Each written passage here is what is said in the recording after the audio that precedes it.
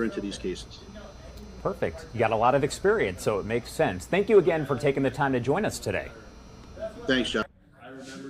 All right, meantime, we have remarkable news regarding Buffalo Bills player Damar Hamlin. Just take a look at this tweet here. It reads, Damar Hamlin FaceTimed into our team meeting today to talk to players and coaches. What he had to say to the team, love you boys.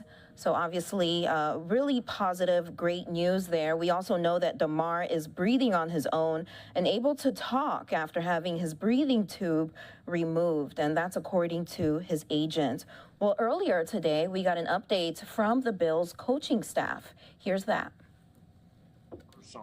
Dave Stigler, Mike McCarthy, Brandon Terrell, and Brian Reed. Those guys, amazing work, in such a stressful moment. And then when they got Damar to the ER, the first people, putting hands on him, Dr. Alex Saavedra and Dr. Brown and Finney. The trauma team, Dr. Val Sams and Dr. Eileen Donovan. And then the ICU people that a lot of these people, we were interacting with when we went back there to visit Damar from the time he was in there and we could first see him till, I left yesterday. Dr. Betty Sway, she wants no credit, but she did a heck of a job. Claire Deglow, probably spent the most time with Claire. She was the day nurse. Unbelievable poise watching her work. Brianna Ruhlman, Caleb Boehner, and Molly Lincoln. So there's many others, but I'd be remiss if you know any of these people, you're in Cincinnati, take care of them and thank them. They are heroes. Roger Goodell, Roger's in a tough spot. He's the commissioner of the league. He's got all sorts of things going on. He called every day. And I know he sent a text to Mario, but he's got a lot going on. He literally called every day and has called, texted with me today. So appreciate him, Troy Vincent and Donna Ponte. The Cincinnati Bengals, Mr. Brown, his organization, anything we needed from hotel rooms to meals, they were just leading the way. Zach Taylor, I know Sean's talked about Zach, but Zach and Darren Simmons came over even before while Sean was still there, waiting to see, how Damar was going to do once we got him, into the ER. And Zach's wife, Sarah, she came over and brought meals the first night and just so authentic. It was just, it was very touching. The city of Cincinnati, all sorts of people, prayers, sending things.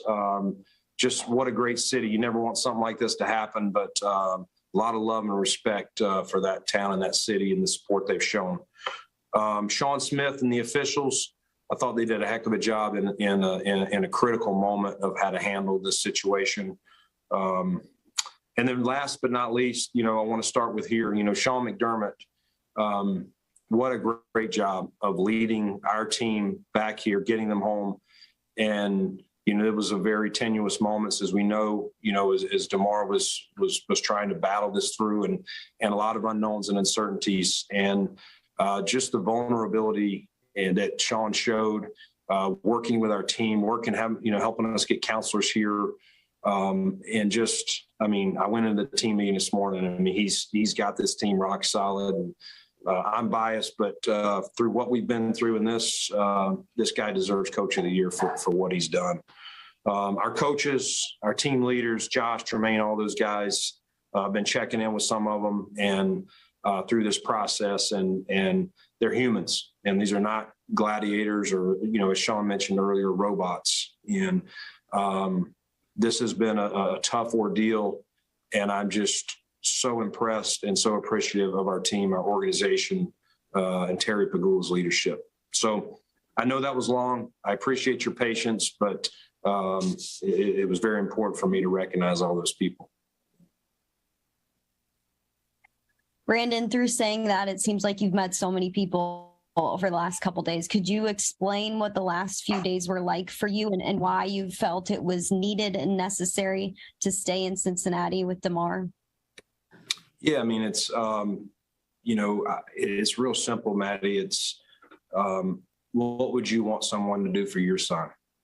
And I got 2 boys, and, Sean wanted to stay as well, in fairness to him. And we were trying to figure it out. But as we're dealing with this in minutes, trying to make these decisions, we decided it was, we are the leaders, and he needs to lead these coaches and this team and help these guys get through back here, because we don't know how long this is going to be.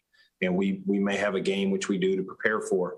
And so we divided it up, and I said, let me stay here. Let me support here. We'll work this out. And that's why I love Sean. He's we were able to work this through, and he did a great job there. But it was a roller coaster, Maddie, but just seeing his parents and the strength that they shown through this time, and different friends and family that showed up, it was great to see and learn more about DeMar. Obviously I knew who he was through the draft process, and then just getting to know him this last year and a half. But you learn so much more, and you see why he is who he is by, spending time with Mario and Nina. It's just so impressed with the medical team too. Just these people, yes, they're medical people, but their bedside manner, their care, hugging us and seeing tears out of their eyes. I mean, there's going to be a huge party when DeMar gets out of there. And that's the only part I'm sad that I'm not going to be able to see him walk out of there, but I'm going to be so thrilled when we get him back here. What was it like to be there and see the support roll in from across the nation and across the world, and really see that GoFundMe number go up to well over 7 million now? Man, it was, Tabani was keeping up with that, and just like, hey, man, he's at 3-point this, he's at 4-point. And I was just like, and, we were laughing with his mom. You try to have some laughable moments in there. And we were laughing. She's like, man, he just wanted $2,500 for this thing.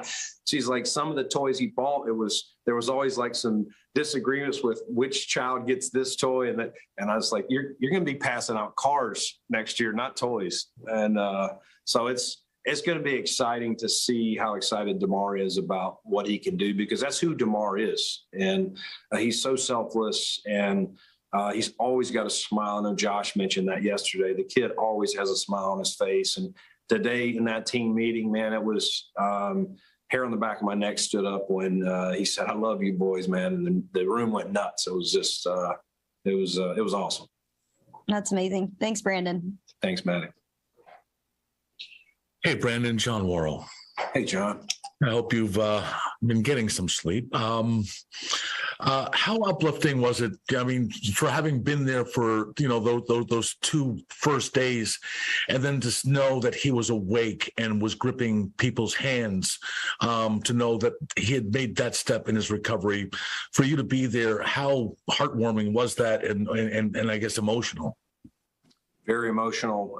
When anyone that's had loved ones in life-threatening situations, the docs explained it to us. They said it's going to be 2 steps forward, 1 step back, so, and they're always giving you best case, worst case. So there's always ups and downs. And, that's where we wanted to just try and bond together with the family and help each other through it. But it was such positive news, I would say 2 days ago. And then yesterday, walk in there at 7 a.m, and Dr. Knight comes in and is like, you're not going to believe it. Like, he's responding to commands. He's given us, he's still intubated, but he's given us, the signals with his hands, and he's nodding. And, I wanted to go back there then. He's like, hey, we're going to talk through a few things where we're at. But we got back there around 8, Tabani and Nate and myself, and just able to hug him, and the grip strength that he had. I told Mario, I said, I'm not a crier, but man, it was emotional, and a lot of grown men in there crying yesterday. But it's something I'll never forget. And just one last thing, just as difficult and trying and then uplifting this week has been, I know you've probably had to have your GM hat on in dealing with the business of the NFL and this game. And I know a lot of this is about DeMar, but just I just need to ask, were you the point person on dealing with Troy and the NFL on the game being canceled, and just what your thoughts are on just how this whole seating thing is coming out? Yeah, I mean, we didn't get involved with that part of it. We basically just John left the game and just said, listen, we can't play. You guys have to decide what it is. They did keep me and Terry in the loop of some of the things that were being discussed, but we didn't really weigh into what our thoughts were. For the most part, it was really just, these are some of the scenarios. And, I know what came out last night, but it still has to be voted on and approved. So we'll see where that goes today. I perfectly understand. I had to ask the question, but all the best to you, and just the news on tomorrow is so fantastic. Yes, it is. Thank you, John. Hey, Brandon, it's Bove. You were obviously closer to the situation than most anybody was. You, his family, and some other staff members. I think yesterday, the Zoom call with the doctors was probably when most of the outside world finally got peace of mind and knowing that he might be okay. Was there a moment for you where you had that moment of thinking, wow, he might get through this? Yeah, I would say... All right, and that was an update there from members of the coaching staff regarding Buffalo Bills player Damar Hamlin. Meantime, we want to show you this weekend, the Buffalo Bills will be wearing Damar Hamlin's number, that number 3 you see there on your screen. The team will be playing against the New England Patriots, and there will also be a number of tributes for Damar Hamlin across the NFL during week 18. We'll be back after a short 2-minute break.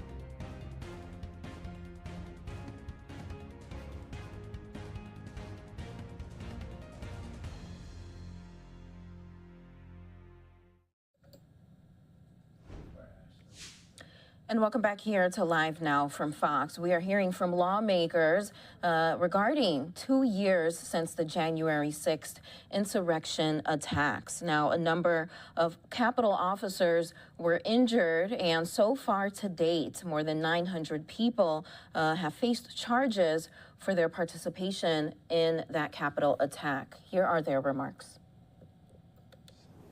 Protecting the Congress, the Constitution, and the country.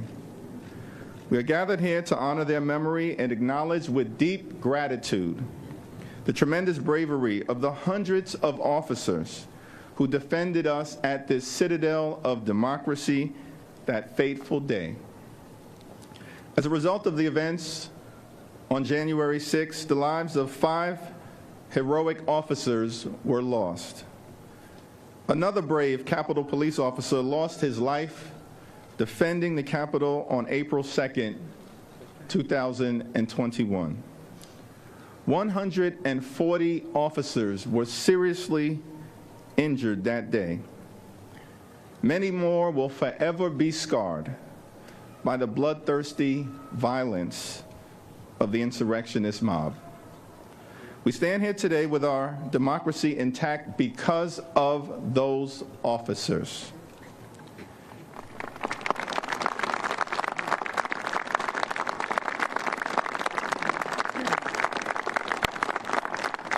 The violent insurrectionists stormed the Capitol and attempted to halt the peaceful transfer of power, a cornerstone of our republic.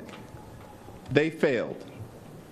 They failed because of the bravery and valor of the United States Capitol Police and the Metropolitan Police Department officers who fought heroically to defend our democracy. We will never forget their sacrifice, and we will never forget this day. It is now my honor to yield to our Speaker Emerita, who led the House of Representatives on that fateful day with strength, courage, and resilience, Nancy D'Alessandro Pelosi.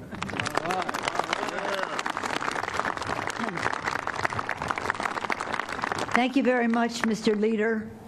Thank you for having your first official public act be one to be a moment of reflection, a time of reflection and gratitude to our heroes. I associate myself, as I'm sure all of our colleagues gathered here, with your remarks and singing their praises. The January 6th insurrection shook our republic to the core. For many in the Congress and across our country, the physical, psychological, and emotional scars are still raw. Yet from the unspeakable horror sprang extraordinary heroism. Law enforcement heroes confronted the insurrectionists to protect the Capitol, the Congress, and our Constitution. And it's with great respect and admiration that we are joined by the families this morning. Thank you to the families for considering us worthy to share your grief, to honor your loss. When we had the gold medal ceremony, the highest honor the Congress can bestow, I said at that time, your acceptance of that gold medal in honor of your family members' courage brought luster to the medal. We always pray for God to bless America, and He certainly did with the heroism of these heroes. As we mark this solemn day, let us draw strength and inspiration from the timeless words of President Lincoln. In his message to Congress he offered in the heat of the Civil War, he said, "We cannot escape history," and he called upon Congress to honor our sacred duty to nobly save or meanly lose the last best hope on earth, which he believed was American democracy. That is our task today, too, so help us God. And then now we will, in short order, hear from the families of our heroes, and we thank them for their sacrifice, for their patriotism. We will always carry the memory of their family members in our hearts. And our tribute is also to those who suffered psychologically and otherwise, protecting our democracy. I thank all of our colleagues for joining us here on the steps of the Capitol, but we always carry this memory in our hearts. Thank you.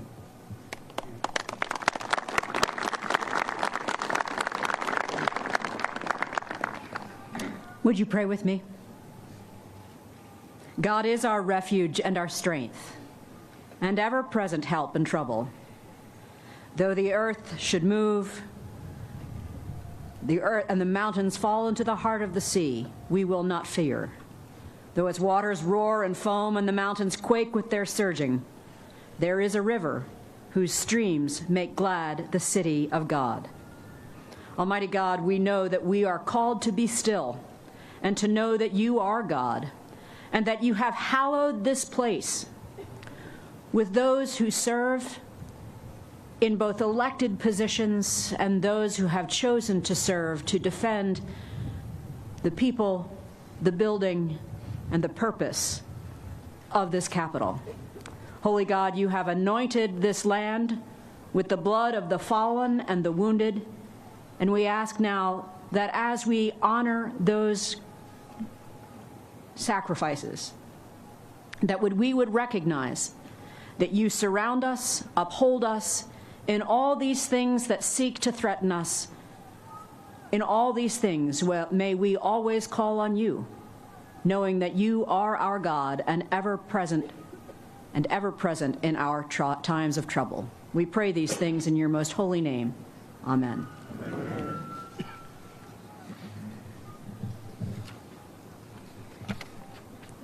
Now invite the families and loved ones of the officers who are no longer with us to read their names.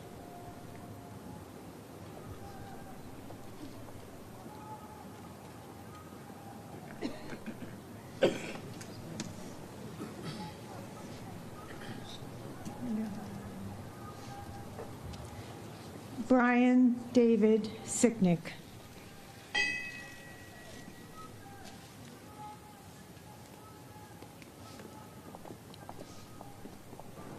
Howard Charles Liebengood.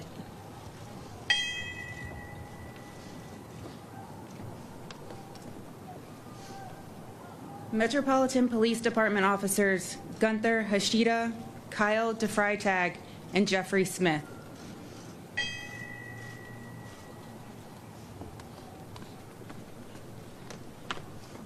Officer Billy Evans.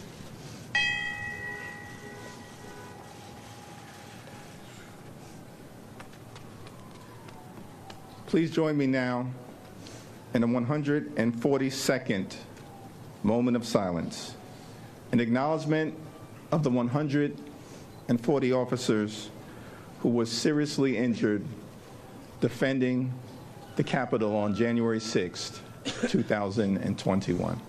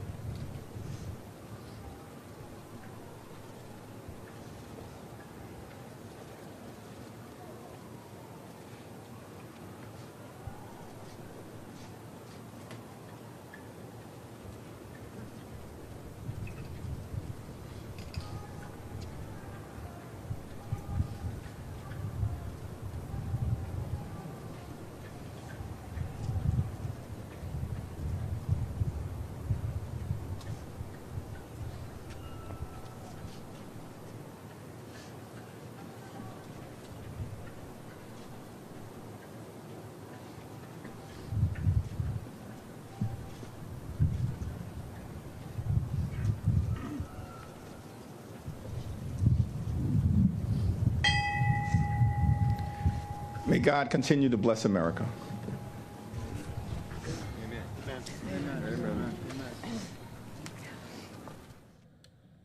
All right, and that ceremony held there on the Capitol steps to mark 2 years since the Capitol riots. Meantime, we also heard remarks from President Biden earlier today, and medals were given to some of those who defended the Capitol building on that unforgettable day. Here's a portion of that ceremony.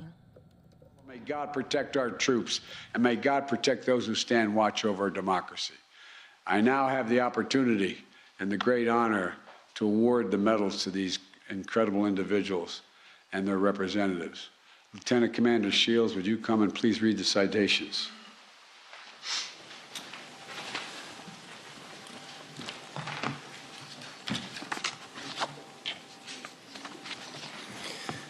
The Presidential Citizens Medal recipients: Jocelyn Benson,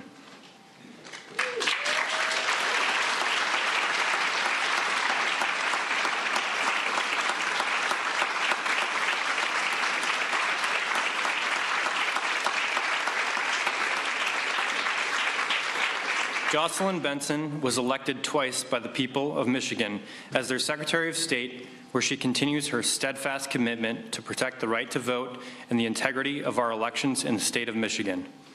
In 2020, she administered an election with record turnout and certified the results in the face of unprecedented pressure and threats, including armed protesters outside her home. We, the people, honor the undaunted and unflinching Michigan Secretary of State, Jocelyn Benson, who continues her exemplary public service to advance free and fair elections in our nation.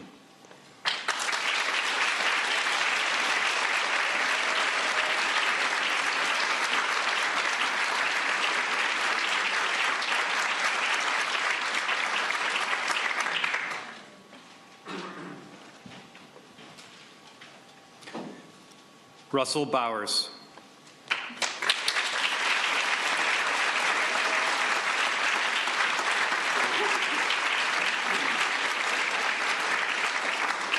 An artist, rancher, and fourth-generation Arizonan, Rusty Bowers represented the people of Arizona for almost 2 decades, rising to become Speaker of the House. In a dire hour of our democracy, he put country before party by refusing attempts to decertify the 2020 election and overturn the will of the people. He endured menacing protests, including at his home, and eventually lost an election because of his courageous actions. We, the people, honor Rusty Bowers, a public servant guided by a deep faith and unbreakable oath to God, family, and country.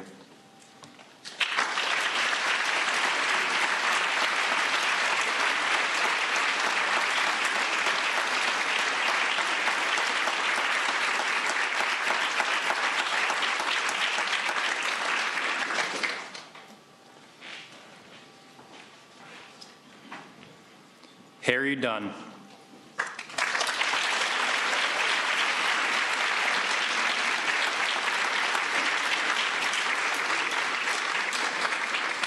A champion college football lineman, Harry Dunn has put his protective instincts to a higher purpose as a U.S. Capitol Police officer. On January 6, 2021, he rushed to protect injured fellow officers fighting back insurrectionists. His powerful testimony describing violence and stinging racism laid bare the day's facts for history, and his advocacy on behalf of officers battling lasting trauma is helping to ease the stigma around mental health in our nation. For defending the citadel of our democracy and for seeking truth and healing, we the people honor U.S. Capitol Police Private First Class Harry A. Dunn.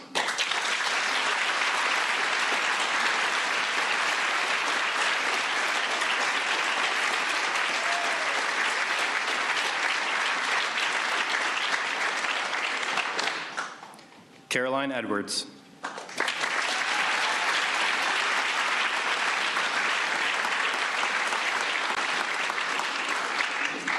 The granddaughter of proud military veterans, Caroline Edwards left a corporate career to follow in their footsteps, serving our nation. On January 6, 2021, she helped stop advancing insurrectionists. All right, a number of people being honored there by President Biden. Again, today marks 2 years since the January 6th Capitol riots. We're going to take a short break. We'll have more in just 2 minutes.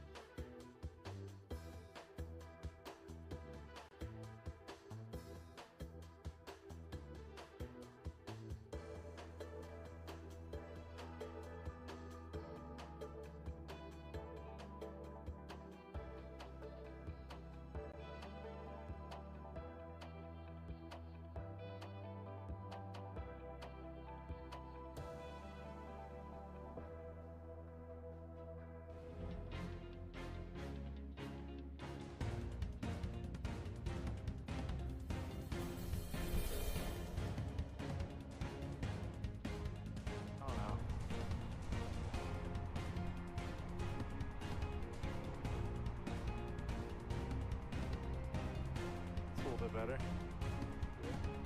Yeah. Can you see the cord behind me? It's good. And welcome back here to Live Now from Fox. Well, here's a beautiful Live Now look at the coast of California. Many people there dealing with the aftermath of a massive winter weather system known as the bomb cyclone, and it just wreaked havoc across California. For the latest on the weather conditions there, we want to go to Fox Weather's Max Gordon. Hey, Max, how's it looking out there? Hey there, Shirley. Well, here in Southern California, weather is pretty beautiful today. We've got blue skies, temperatures in the low 60s. Angelinos are soaking up the sun after multiple days of rain here after that bomb cyclone really lashed the West Coast.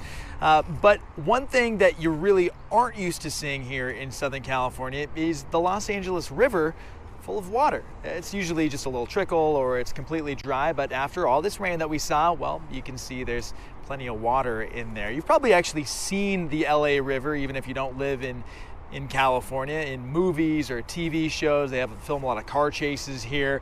So it's pretty unique to actually see it with water in it. Now, in some cases, the heavy rain became life-threatening here in Southern California. A man had to be rescued by helicopter after he became stranded on an island in the Ventura River. Residents in Silverado Canyon in Orange County were left to clean up after the rain caused flooding and mud and debris flows, damaging a home. That's an area near a burn scar and has had trouble in the past since there isn't much vegetation to hold the soil in place. Now, 2 dogs also had to be rescued from a creek in Santa Barbara County. Firefighters used ropes and poles to reach the 2 pooches, who were eventually reunited uninjured to their owner. Now, the storm also brought lots of snow to the mountains of Southern California, as much as 2 feet of snowfall on Mammoth Mountain in a 24-hour span, much to the delight of skiers and snowboarders here in SoCal. But if you're a fan of the beach, you were out of luck. Large surf prompted beach closures throughout the Southland. A surf advisory will run until 6 p.m. local time. It's a lot larger than I want to paddle out to, and obviously everybody else too, because there's nobody out. And usually this place is packed. Yeah, a bad time to be paddling out if you're a surfer. I'm a surfer myself, actually, and I am actually going to be staying out of the water right now, not only because the surf is so high and pretty dangerous, but also because of all the runoff in the ocean right now. You know, all the water's got to go somewhere, and a lot of it is collecting dirt, debris, and some nasty bacteria, so probably a good idea just to stay out of the ocean for the next day or so. Back to you. All right, Max, thanks so much for that update. We appreciate it. Yeah, thank you. All right, meantime, LiveNOW's Josh Breslow spoke with a meteorologist at Fox 5 New York regarding this massive winter storm that obviously impacted a number of people in California. Here's that interview. This bomb cyclone, being called Pineapple Express, has claimed 2 lives over in California. So there are a lot of questions about exactly what this is. I did want to bring in our expert here, Fox 5 DC's Matthew Capucci, to help kind of break it all down for us. Thanks for being here as always. Hey, good morning. Good to see you. Good morning. So what exactly is this bomb cyclone, Pineapple Express, whatever you want to call it? Yeah, we've heard so many different terms, but they're actually all kind of different ingredients to a larger puzzle. So a bomb cyclone is a low-pressure system that rapidly intensifies. We talk about lows all the time. You know, lows tend to bring inclement weather, and we have about 270 lows every year that cross North America. What happened, though, was that a very strong low bombed out or quickly strengthened north of Hawaii. In doing so, its air pressure plummeted so much that it was basically backing in air from all sides. Because of that, it entrained a strip of deep tropical moisture, just very humid air from near Hawaii, tugged that strip all the way eastwards into California. So now you have this roughly like 2,000-mile long corridor, very narrow corridor, but a long corridor of moisture that streamed from near Hawaii into California. We call that an atmospheric river. And because it came from roughly near Hawaii, we call it the Pineapple Express. So that atmospheric river was what steered to California, gave them all the moisture, all the precipitation. You know, and we've seen a barrage of these things. Just last week, for example, San Francisco saw their second wettest day on record since 1840, with 5.46 inches of rain falling. Now they got another 1.71 inches out of this atmospheric river, and there are at least 3 more likely to come in the days ahead. But they saw winds gusting to about 60 miles an hour there, which was their 5th strongest gust since, I believe, the 1948 era. So it's been a pretty significant storm. 2 people lost their lives, about 200,000 people lost power as well. And Matthew, I feel like we just had you on a few weeks ago to talk about a bomb cyclone that was over there toward the Northeast. Now we have this one in California. Do we see this many of them on a normal basis? So we actually do. I think they're getting more media attention these days. But the big thing about a bomb cyclone is just how quickly it strengthens. So the premise behind a bomb cyclone is that its air pressure, the minimum air pressure, drops 24 millibars in 24 hours, 24 out of roughly 1,000. So that's like 2.4, 2.5% of the atmosphere's ambient mass. That difference in how much air there is in the middle versus the outside is that discrepancy that causes like the wind in general, because air will always go from an area where there's more air to less air. It's like a natural balancing act. So that's what makes the winds. I think this year they're getting more attention because it seems like lows are bombing out in places that wouldn't be quite as typical. Ordinarily, we have low pressure bomb out near something called a baroclinic zone, which sounds like a big scary term. Basically, it just means a surface temperature contrast, a clash of air masses, which we ordinarily get off the East Coast near the Gulf Stream, which is why we see so many like nor'easters and big storms on the East Coast. But to get them off the coast of California, to get them over the Great Lakes, it's been a year featuring a lot of bomb cyclones. For sure. So what happens next with the system? Where is it going, and what is it going to bring to people out west and maybe toward, I guess, the center of the country? Yeah, so the good news is the apparent low pressure system kind of curved northwards into Oregon and eventually sort of fell apart and weakened, but the moisture it had still moved inland, still dumping snow and other showers over the not only Four Corners, but the Intermountain West. But my bigger concern for California is that that's just one of a string of these atmospheric rivers. You know, San Francisco saw 11.6 inches of rain during just the month of December alone. Now they've gotten a lot more since, and they'll continue seeing this pattern. And so I'm forecasting another atmospheric river to come in Saturday into Sunday. Then like a meager one, then a big one Monday into Tuesday. Big enough to the point that I'm flying out there for it, which should tell folks something. And they'll see another one late in the week. And, it's good from a water resources standpoint because obviously California's been dealing with flooding. About 80% of the Golden State was under a severe or worse drought. But it's problematic because too much of a good thing too quickly can cause big-time impacts as we're seeing. All right, Matthew Capucci, as always, thank you so much for breaking it down for us. We appreciate it. Good to see you. This bomb cyclone. All right, and that storm has claimed the lives of 2 people and has caused damage throughout Northern California. Here's more on that. California is getting a chance to dry out before another round of storms pummels the state. Up and down the coast on Friday, crews were out restoring power and clearing debris from a powerful bomb cyclone. The storm stirred up strong waves that damaged piers and flooded coastal communities. Hurricane-strength wind gusts left thousands of customers without electricity. High winds with saturated ground, that makes the trees more vulnerable to failures. Stay away from the power lines, call 911, and then let the city officials and the utility crews come out and deal with it. In the San Francisco Bay Area, the storm killed at least 2 people, including a 19-year-old woman whose car slammed into a utility pole on a flooded road. And 2-year-old Ion Tokini died after a falling redwood tree slammed into his family's mobile home in Sonoma County. They're devastated. I mean, it's an absolute nightmare that it could happen to any family to lose a child. Meanwhile, Californians are now bracing for more wet weather beginning tonight and running through next week. The National Weather Service predicts most places will see 2 to 4 inches of rain, while some mountain areas could see more than a foot of fresh snow. The system is also threatening to cause flash floods, power outages, and mudslides. The ground's incredibly dry, so once it gets saturated, those things come down pretty easily. Officials are urging residents to prepare for flooding and to stay off the roads if they can. In Sausalito, California, Claudia Cowan, Fox News. All right, you're watching Live Now from Fox. We'll have more top stories after this short break.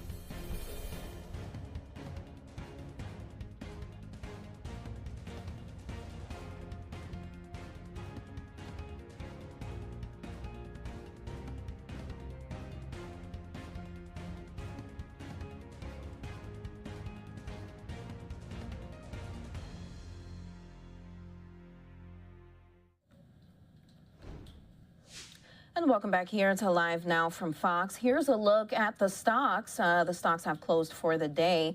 The Dow ended in the green, up 700 points. So some good news there for investors. Meantime, we want to go ahead and switch gears to international news with the latest Pentagon press briefing. Here's that.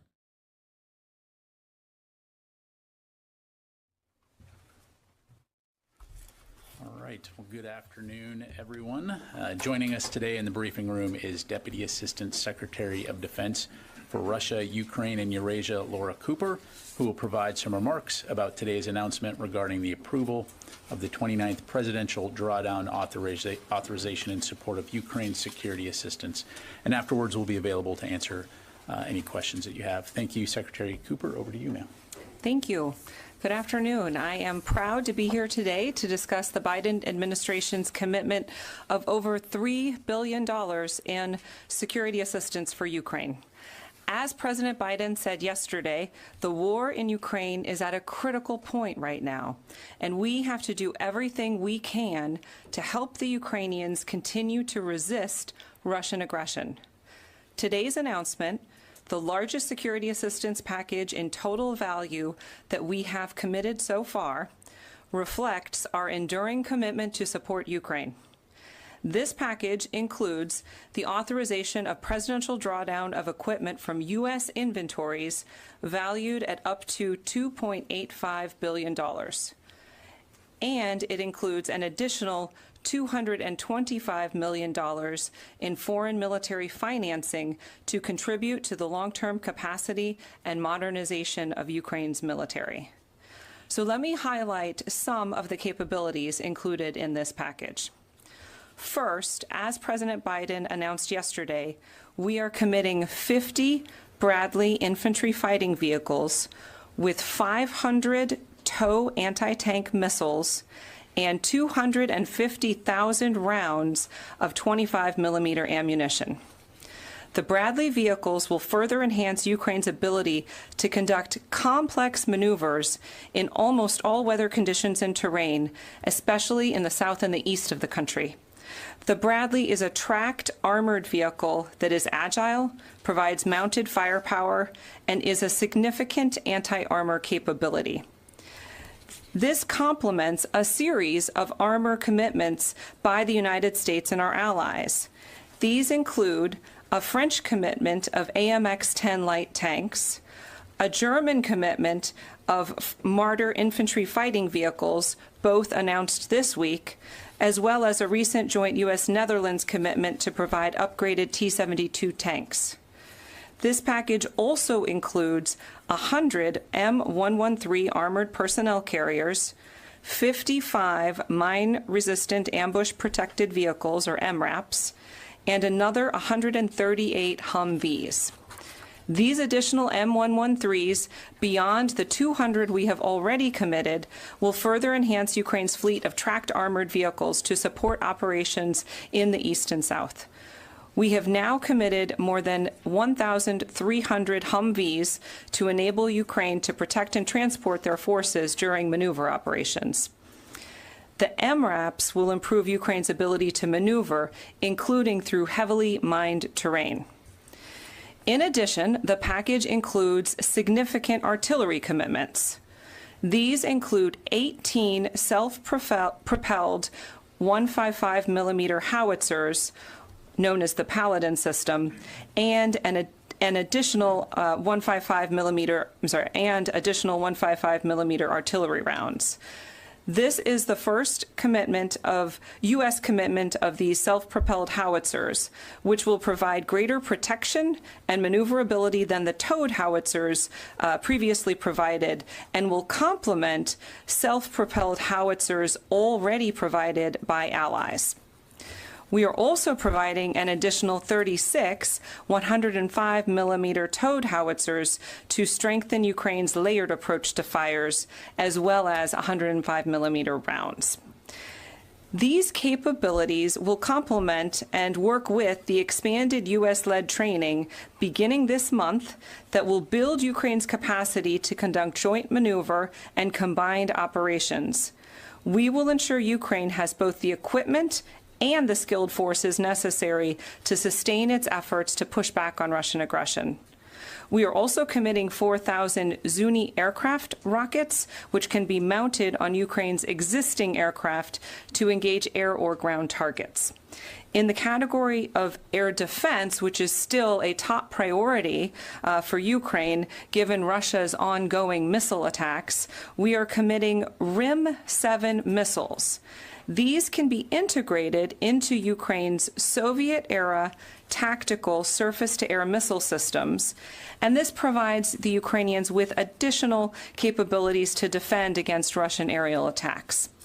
We will continue to support Ukraine's urgent requirement for air defense capabilities to defend against Russia's brutal attacks, which, as you noticed, continued throughout the holiday season.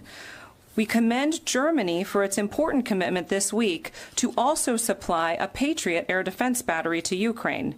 This will supplement the U.S. donation of a Patriot battery announced in December. On the ground in Ukraine, we continue to see intense fighting during this winter, especially in the east around Crimea and Bakhmut. Ukrainian forces are showing an undiminished will to fight to defend their country. Ukraine will continue fighting through the winter with the backing of a large coalition of nations, and we continue to encourage allies and partners to make additional donations to bolster Ukraine's combat and air defense capabilities. The United States has now committed more than $24.2 billion in security assistance since Russia's full-scale invasion last February, and we will continue to support Ukraine for as long as it takes. Thank you, and I look forward to your questions. Thank you very much, ma'am. We'll start with Associated Press, Lita Beldor. Hi, thanks a lot. I guess a question on the Bradleys. A lot of critics would say that it's taken too long for the U.S. and the West to send the Bradleys, and complain that the U.S. has not sent tanks yet. Can you address that and the reluctance to send sort of an Abrams tank? And then just a quick thing, when do you expect the training on the Bradleys to begin? Where will that take place? And when do you expect them to arrive? Even though you don't want to give a specific date, generally, when do you expect them to arrive? Sure. Thanks, Lita. So in general, I want to emphasize again that we are always looking at what Ukraine needs and providing them what they need when they need it. And their battlefield needs have evolved over time. One of the considerations that we look at is certainly the capability that an item of equipment would offer. But we also have to look at things like maintenance and training, sustainment, and cost plays a factor certainly at times. In the case of the Bradley, what you are seeing is a recognition that this is the right time for us to provide this armored capability. This is the right time for Ukraine to take advantage of its capabilities to change the dynamic on the battlefield. And from a maintenance and sustainment standpoint, and this is really important, the Ukrainians have demonstrated a lot of growing proficiency in maintenance and sustainment, both within Ukraine and relying on new systems that we have set up with our allies and partners to provide what we call telemaintenance in many instances. So at this point, the Ukrainians really are set up for success once we are able to train them on the system. And I think it's important to note that this also comes at the auspicious time that we are expanding our training program. Many of you have heard about our launch that will happen later this month of new combined arms training. So we will be able to enable the Ukrainians to take advantage of this capability. And again, not just actually to employ it on the battlefield, but to maintain and sustain it. And in terms of your question about the timing, it'll take a couple of months, basically, to get this capability fielded, to get the Ukrainians trained. That new training program that we're starting, it's roughly a battalion's worth of forces at a time, so roughly 500 soldiers over the course of roughly a month, and we're adding on the Bradley training. But the tank capability that you reference, this is something that we absolutely agree that Ukraine does need tanks. It's one of the reasons that we partnered with the Netherlands to refurbish a number of T-72 tanks that are already arriving on the battlefield. But we have to be cognizant of maintenance and sustainment considerations with tanks, and certainly we know that the Abrams tank, in addition to being a gas guzzler, is quite challenging to maintain. So we want to look across the board at the range of tank capabilities and see where we can all support Ukraine. But again, we're already doing that with the T-72 tanks, and now we see France also with their light tanks. Thank you very much, ma'am. Let's go to Bill. There's a lot of talk about a potential new Russian offensive. I'm wondering, do you think that's possible if, without a second mobilization? What would it take for Russia to stage another major offensive? And also, what do you read into the offer, the ceasefire offer from Putin? Do you think that was just a ploy? Do you think the Russian forces are looking to reset and try to buy time? Thanks. I'll take the second part first, Phil. So in terms of the statement by Putin about the ceasefire, I can tell you we see fighting today in Ukraine, even though technically we're in the ceasefire window. So even if you thought that this was just a propaganda ploy, on the ground it's not playing out. And in terms of this notion of arrest and refit, certainly we do assess that Russian forces are in dire need of rest and refit. But the short span of time for this ceasefire is not consistent with that. So once again, it's a statement from Putin that we have to take with a grain of salt. This is the same man who said he would not invade Ukraine. So in terms of your broader question, though, about what we can expect to see on the battlefield in the kind of near to midterm, I think you will see Russian forces, trying to advance, trying to mobilize what they can.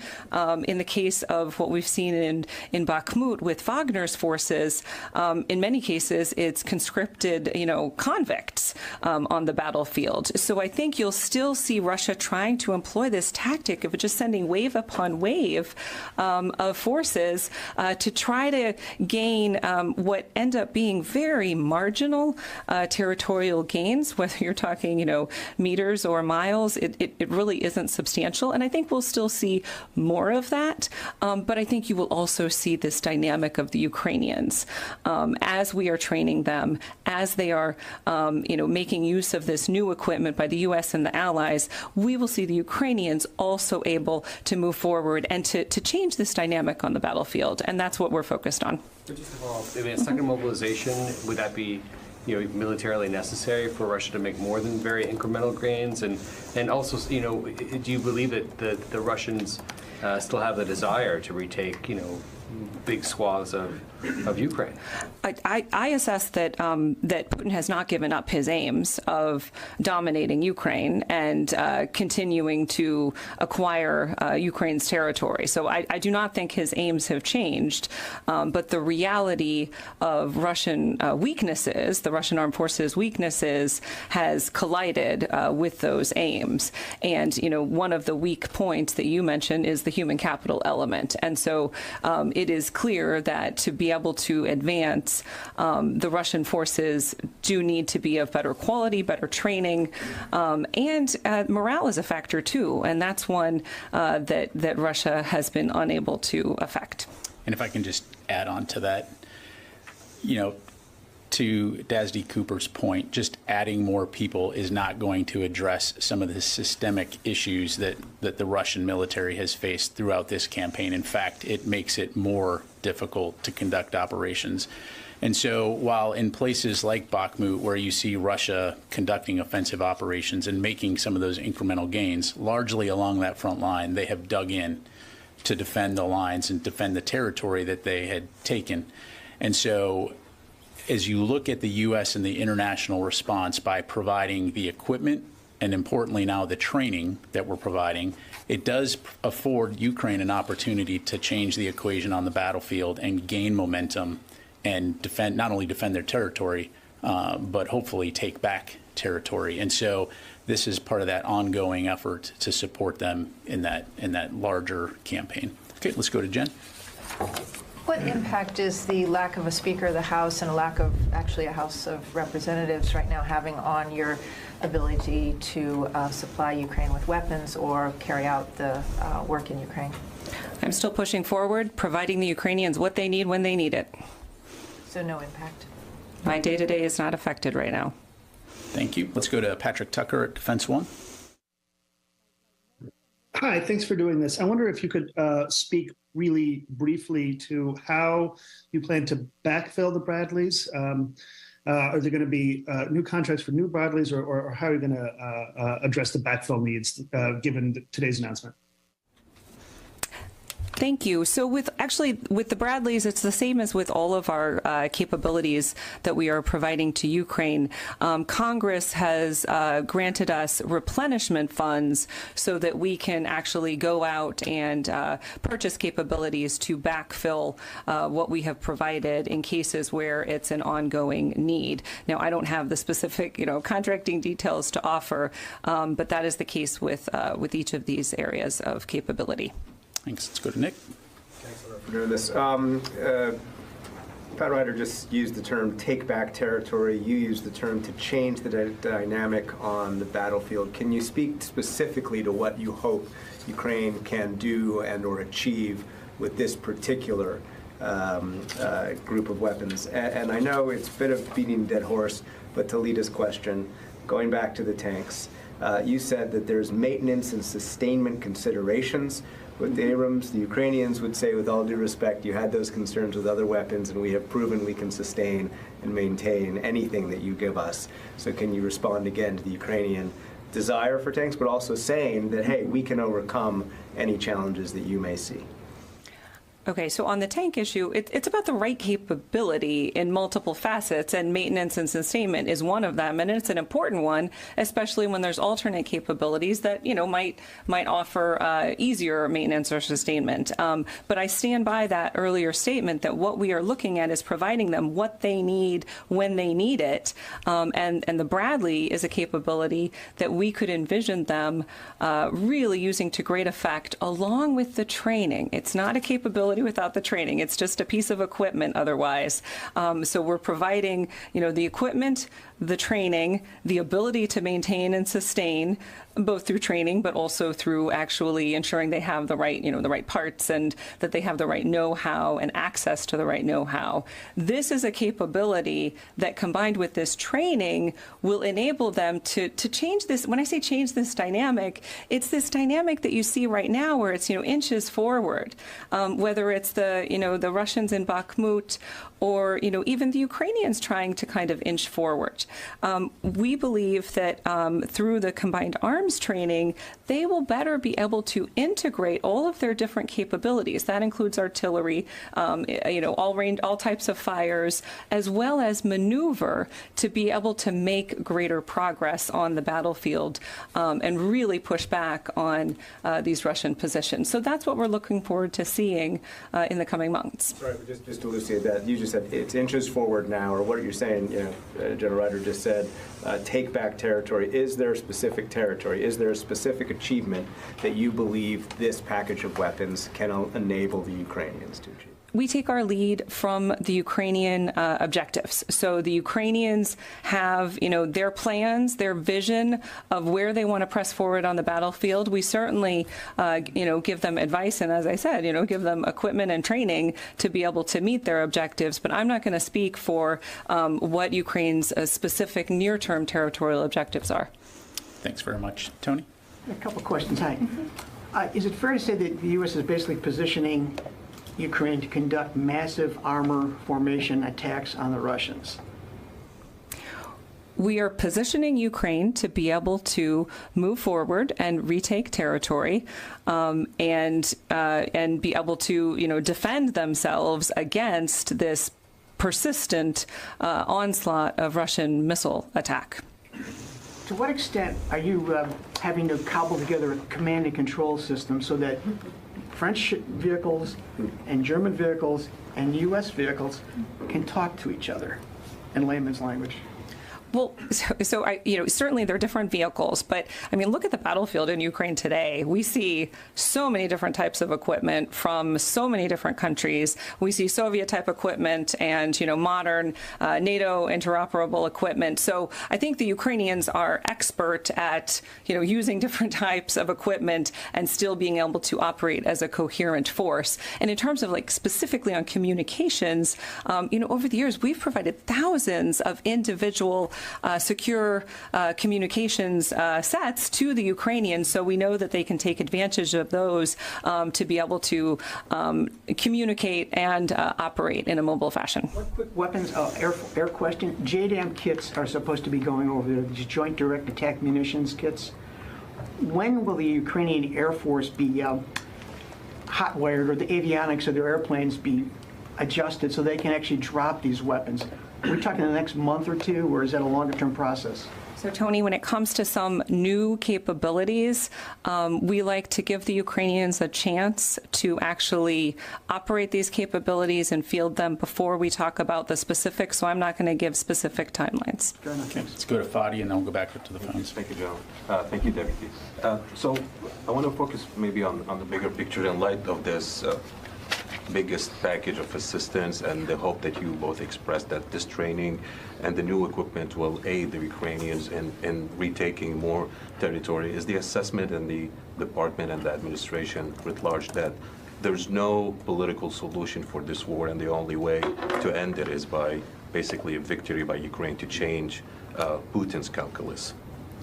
We've said before, and I'll reiterate it, that our focus is on giving the Ukrainians the strongest possible position at the negotiating table when they choose to move forward with negotiations, and they are in the driver's seat with that. Does the U.S., with all these commitments and billions of dollars from taxpayers, have any say in these negotiations, whether to create incentives for Ukraine when the time is right, or it's ultimately only Ukraine's decision? Again, Ukraine is in the driver's seat with negotiations, and we are here as their supportive partner. And Fadi, to your point, I mean, this, at least from a U.S. government standpoint, this is an interagency process, right, which includes bipartisan support from Congress, the elected representatives of the people on that note. But again, if you step back and you look at the consequences of not supporting a country like Ukraine that was illegally invaded, what precedent does that set, and how expensive would it be to have to address the kind of world we would live in should we not support Ukraine in countries like that? So, all right, let's go ahead and go out to the phones here. Just a quick follow-up. I mean, these are two different... All right, officials there with the Pentagon announcing additional military assistance for Ukraine. That includes nearly $3 billion there to help them in their fight against Russia. Now, this comes as Vladimir Putin has ordered a 36-hour ceasefire against Ukraine. And speaking of, we wanted to show you a LiveNOW look in Moscow, Russia. Happening right now, people of the Orthodox Christian faith are attending Mass. Today is Christmas Eve, and what you see right now is Mass in Moscow, Russia, at the Cathedral of Christ the Savior. And traditionally, this is attended by Russia's top officials, including the mayor of Moscow. Now, President Vladimir Putin usually attends a local church, and that information is not disclosed in advance, obviously not to disclose his location for security purposes. Let's just listen in a little bit here on LiveNOW from Fox. Ныне Слово стало плотью и обитает с нами, полное благодати и истины. Господь близко, мои дорогие. Не будем никогда забывать об этом и не будем унывать. All right, so obviously that Mass there in a different language. This is in Moscow, Russia, at the Cathedral of Christ the Savior, and people of the Orthodox Christian faith attending Christmas Eve Mass. Well, we're going to take a short break. We'll have much more in just 2 minutes.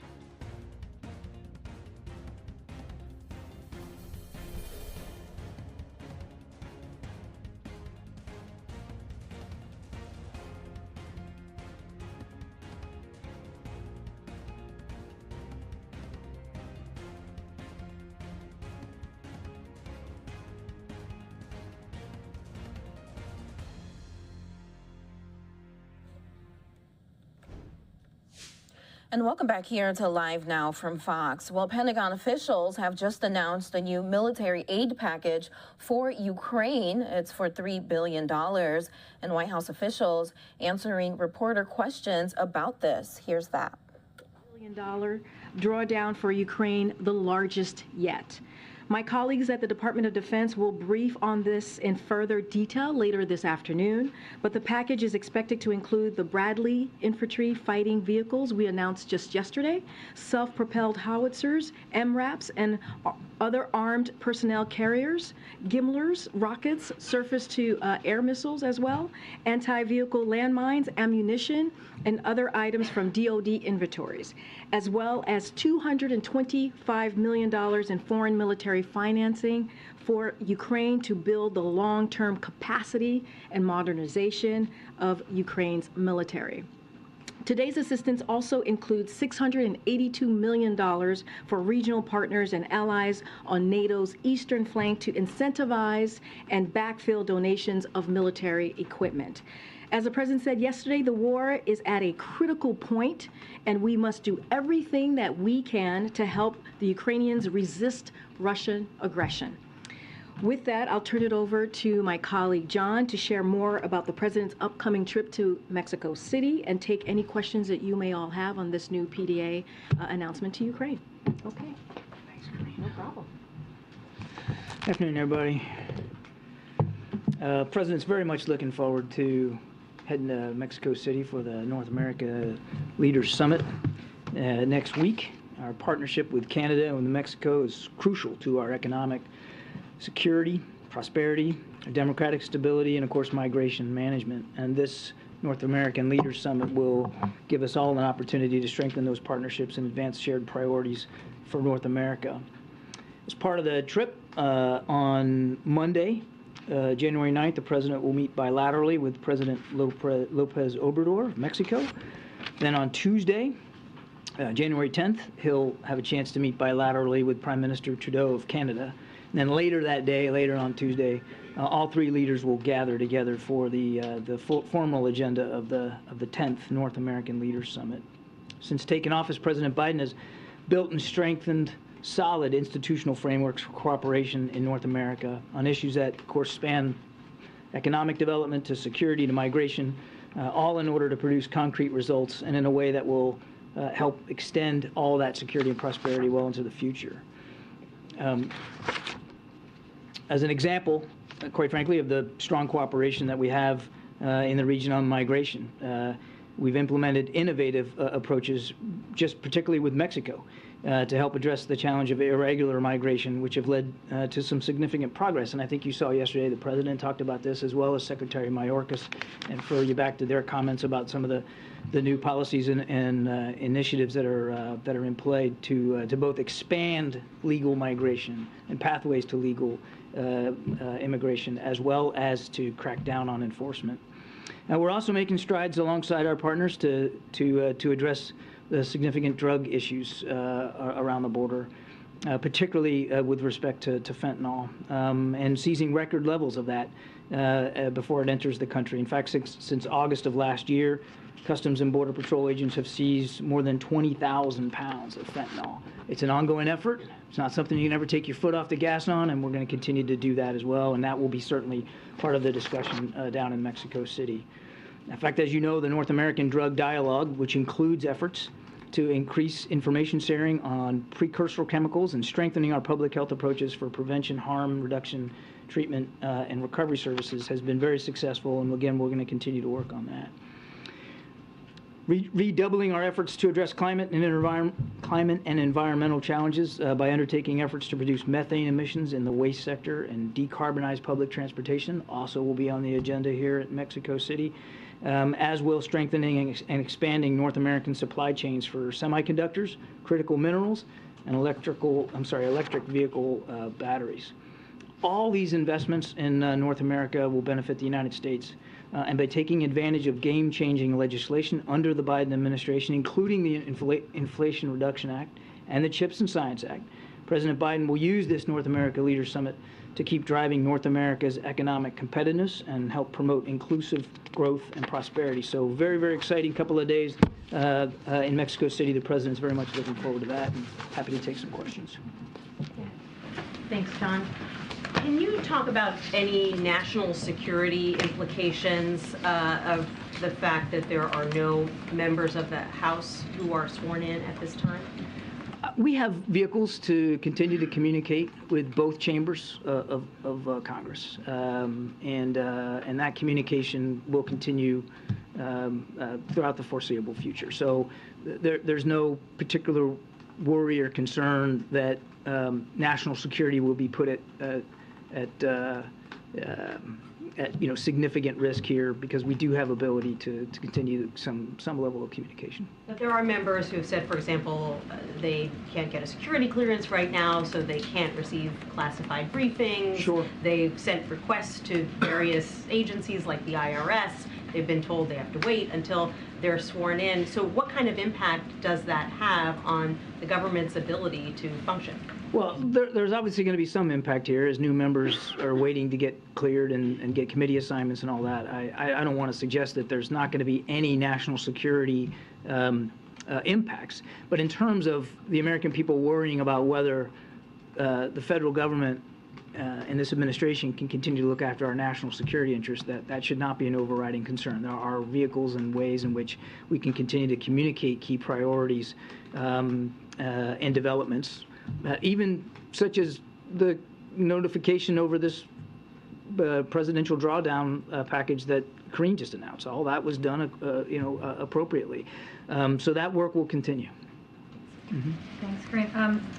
Can we talk about why is now the right time to send Bradleys to Ukraine? Obviously, the Ukrainians have been asking for them for some time. Is there any kind of new security threat that's motivating this? So the aid that we provide Ukraine from a security perspective is very much in keeping with two things. One, the needs that they have in the moment and our ability to provide those capabilities to them, but also taking a look at what the fight is likely to be going forward. Now, in recent weeks, we've all been very focused, rightly so, on what was going on around Kherson down in the south. But the fighting in the east, particularly the Donbass region, has been particularly vicious in recent weeks. And we see every indication that the Russians continue to want to propagate their efforts in the Donbass, particularly around Bakhmut. And we've talked about that, I think, at some length. And that area of Ukraine, it's a lot of farmland, a lot of open ground, and it lends itself well to the kinds of capabilities that are in this particular PDA package. And the Bradley fighting vehicles are very significant in terms of being able to do what we call combined arms maneuver warfare. You might remember the Pentagon just recently said they're going to start training at a battalion level Ukrainian troops outside the country on combined arms maneuver, because that's really what they need to help continue to improve their ability in that area of Ukraine. So it's very much tied to the war that we're seeing on the ground right now and what we anticipate we'll see throughout the winter months.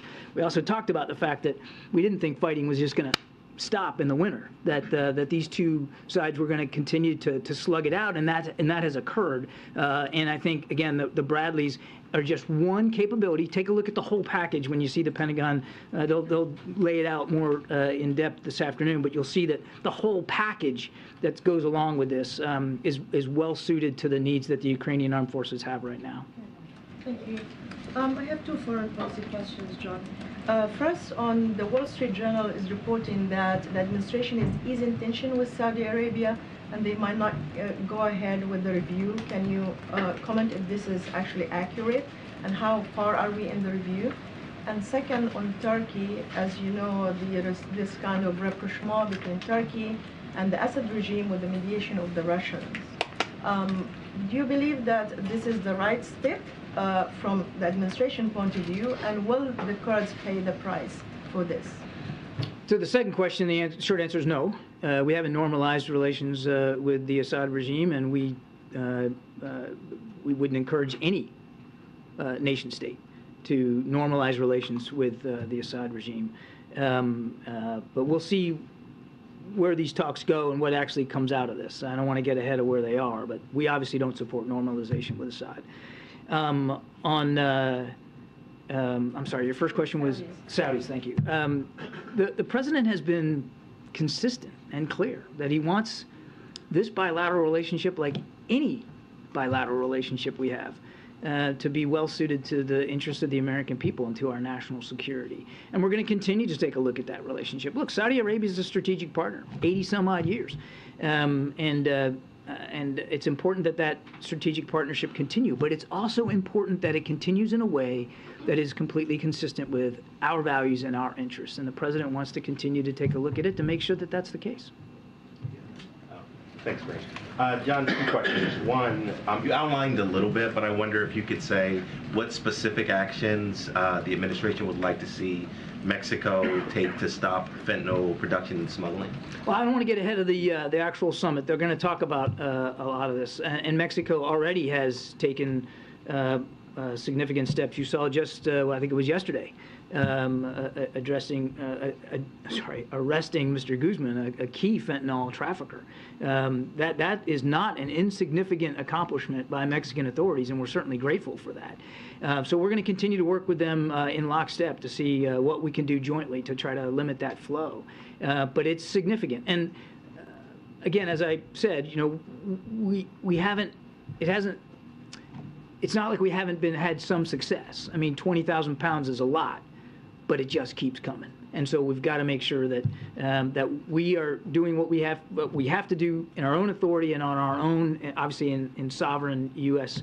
territory, but that we're continuing to work with Mexico and partner with them. Just one follow-up. Was the U.S. involved in any way in Guzman's arrest? And is there a push for him to be extradited? This was a Mexican operation, and so I'll certainly let the Mexican authorities speak to that, and I'll refer you to DOJ on extradition issues. That's beyond my scope. Thank you, Kareem. John, with the new parole program that you guys announced yesterday, is there any risk that because now those who don't qualify for the program, they won't have any incentive to turn themselves in, as a lot of people have been doing when they illegally cross the border, and that could increase the number of gotaways? First, I would definitely refer you to DHS for more detail on this. What we're trying to do with this new parole program, because we watched how it worked with Venezuela, by putting in place a process where a legal pathway was available, we were able to reduce by 90%. Venezuelans who were trying to come into the country illegally. So we have some tangible results here that we can apply now to these additional 3 countries that Secretary Mayorkas talked about yesterday.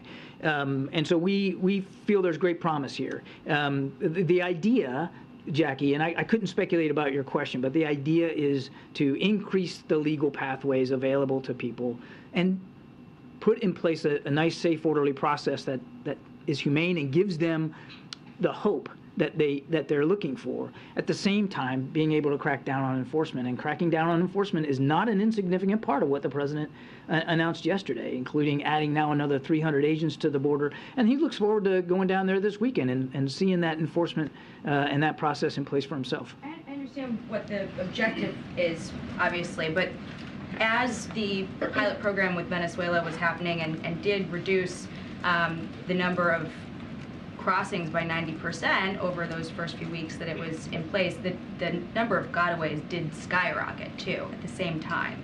And so my question is, does the fact that if you cross illegally, it makes you ineligible for this program, does that now disincentivize people to turn themselves in and then make part of this problem harder? It's difficult for me to get in the mind of every individual that may have already crossed over illegally. What they ought to know is that we are going to be making sure that we're increasing our ability to enforce these policies and to crack down on illegal entry. And I'm sorry? With more agents, or? Yes, I mean, obviously, the president's going to order another 300 to the border, and he's working in lockstep with Secretary Mayorkas on whatever other avenues might be appropriate in terms of better enforcement.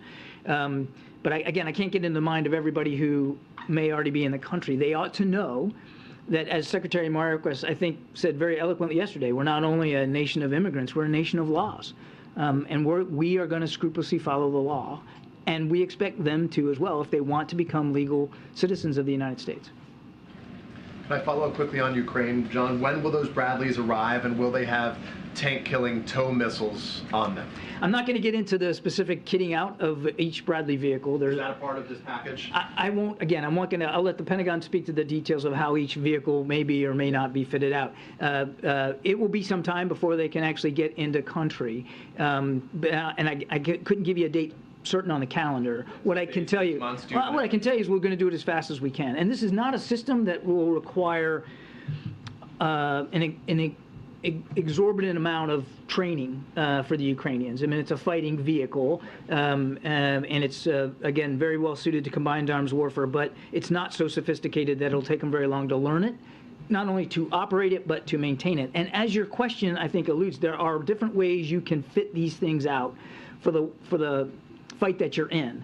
And I don't know, and again, I'd refer to my Pentagon colleagues, I don't know that they've made all those decisions per each vehicle just yet. You just asked, you were just talking about training, just to follow up on that. On Patriot missiles, has that training begun in earnest somewhere in Europe? They wouldn't identify the third country in which it would occur, but has that training begun of the Ukrainians who would use I'm not aware that the training has actually begun. I certainly would refer you to the Pentagon for specifics on that.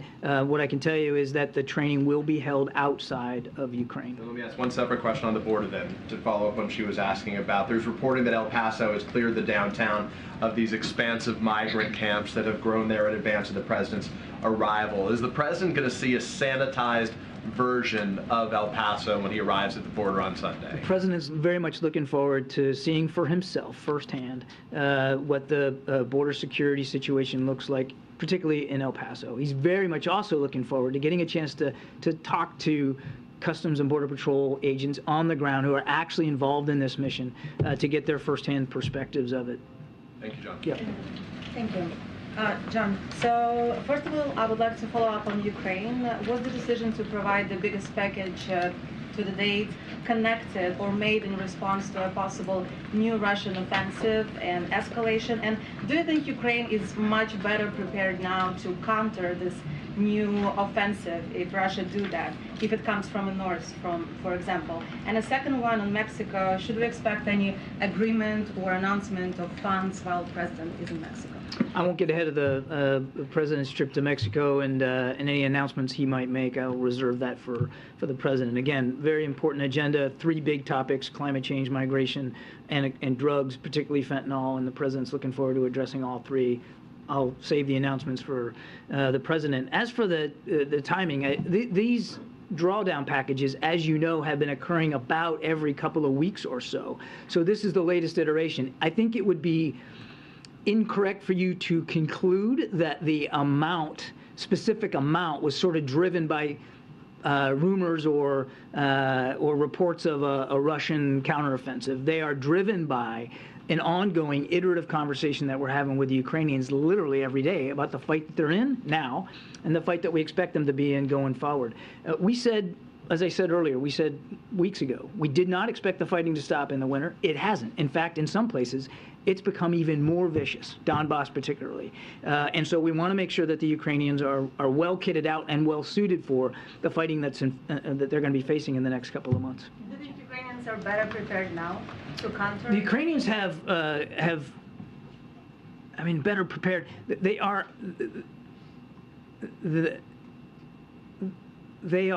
and have been able to maintain a quite impressive level of readiness for what they're facing.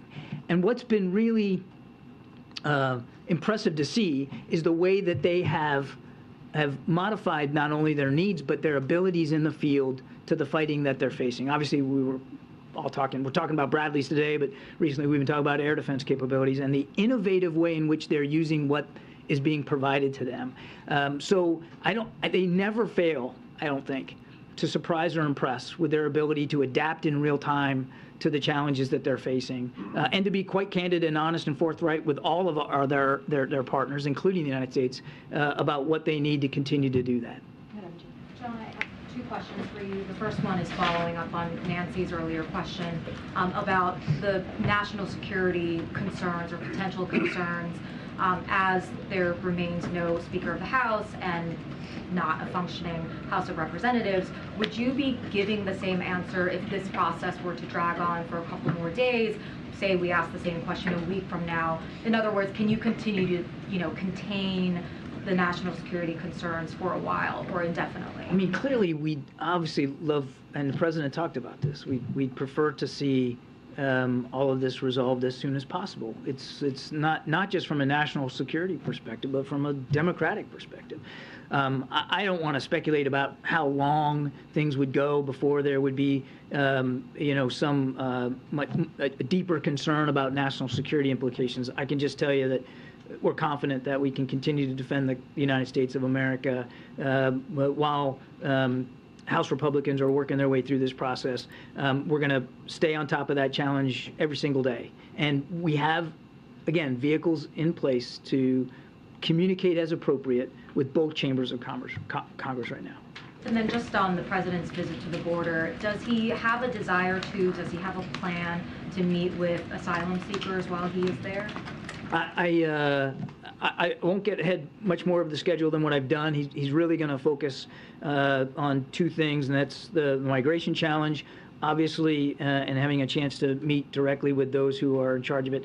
The other thing I failed to say when I was talking to Jackie and Peter was that he also wants to focus on the flow of fentanyl, too. So I think you'll see him have opportunities to take a look at that and learn a little bit more about what we're doing on the fentanyl side. So he may meet with some asylum seekers. I don't have anything more on the schedule to speak to with specificity. So John, just following up on the border, I spent a long time covering immigration stuff during the Trump years. I never saw more damning quotes from immigration advocacy groups and human rights groups during the Trump years as I saw yesterday towards this administration. Just reading one to you, Eleanor Acer, who's one of the leading advocacy people, heads up a refugee group, called what the president did yesterday a humanitarian disgrace. And that was echoed across the board in literally scores of emails I got from every humanitarian group. What does the administration say to the overwhelming consensus from people who advocate on behalf of asylum seekers and refugees and migrants that what the president did yesterday was a humanitarian disgrace? Well, obviously we take a different view.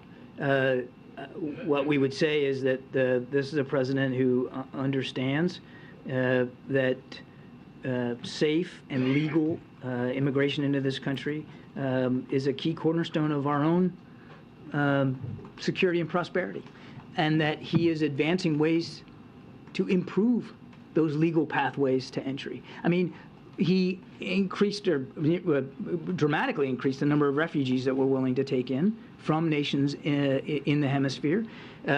He also improved the process by which people seeking asylum can do that in, again, a legal, safe way. And we're also obviously have to make sure that that it's legal migration we're focused on, and that the illegal migration is curbed as best as we can through more. All right, so officials there announcing new aid package, a military aid package for Ukraine. That's $3 million. They also were speaking on President Biden. He will be visiting the border this weekend, specifically on Sunday. Well, we want to keep things moving here on Live Now from Fox. Here's a Live Now look at the Capitol. It's the fourth day of voting. The House members have been voting who will become the next Speaker of the House. And the House has adjourned until 10 o'clock tonight. For more on that, we want to bring you the latest from Fox 5 reporter Linda Schmidt. Hey, Linda, how are things going and what is the latest? Yeah, hi there, Shirley. First of all, I have to say this about that shot that you just showed from the U.S. Capitol. Beautiful shot, but a lot of chaos going on inside that building for 4 days this week, and today was no different. There is a lot of drama going on. However, today, Kevin McCarthy, he made some major progress. What he was able to do is in the voting round, the 12th voting round and the 13th voting round, he was able to convince 15 hardline Republicans who had not voted for him at all this week to switch their votes, and they decided to support him. Now go ahead and take a look at this video of what was going on here earlier today. Once again, this is huge progress, but it is still not enough votes to become the House Speaker. So the House then voted to adjourn until 10 o'clock tonight to give McCarthy more time to convince more holdouts to change their votes and support him. Now, in order to get the far-right conservatives to flip their votes, McCarthy had to agree to some of their demands. One of the demands would reinstate a rule that allows a single lawmaker, instead of several, to call for a vote to remove him as Speaker, which actually would weaken his position as House Speaker, but he agreed to that. Florida Congressman Matt Gaetz continues to say he will never vote for McCarthy, but when he got up to speak today, many Republicans walked out in protest. Here's Matt Gaetz. Mr. McCarthy with power, because we know who he will use it for, and we are concerned it will not be for the American people. Now, many of the Republicans, they are just fed up for what they call a spectacle going on in the House this week. And now here is Congressman James Comer of Kentucky when he was speaking earlier today. Kevin McCarthy, the forgotten working men and women's voices will finally be heard and represented.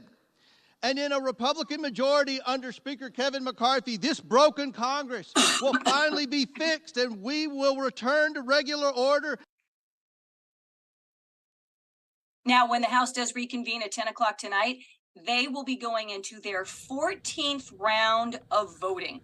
Number 14. So hopefully that's going to be the lucky charm. At least that's what Kevin McCarthy is hoping, and the majority of the Republicans who are supporting him. Shirley? And Linda, what does this stalemate mean for newly elected members of Congress who haven't even been sworn in yet, or staffers? Well, see, that's just it. All of this that's going on, it is delaying Congress being able to do the business of the American people. No one can be sworn in. All of those people who were elected into office back in November, they cannot be sworn in until a House Speaker is selected. So, of course, everyone is anxiously waiting for that to happen, but that can't move forward. And then Congress cannot begin the process of governing the country in the new year here in 2023 until a House Speaker is selected. But there is some word that possibly, I mean, the belief tonight is, at this point, is that he's going to be voted in as the House Speaker. There are two congressmen who were not there today, who are going to be back in D.C. tonight, and they are voting for McCarthy. And then the belief is there are two other holdouts who will switch their votes as well, and then that will give him the number of votes he needs to be the House Speaker. All right, we will wait and see what happens tonight. Linda, thank you so much for that breakdown. My pleasure. Have a great weekend. You too. Thanks. All right, we'll be back in just 2 minutes with more top stories from across the country.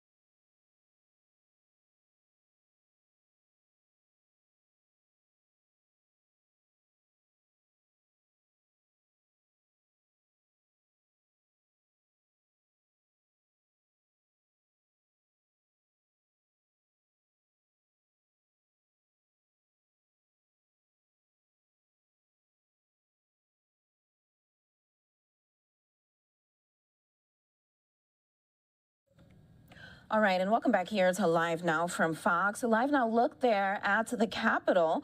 Well, the U.S.-Mexico border of city of El Paso is preparing for a visit from President Biden after a historic rise in illegal border crossings. We want to bring you more on this.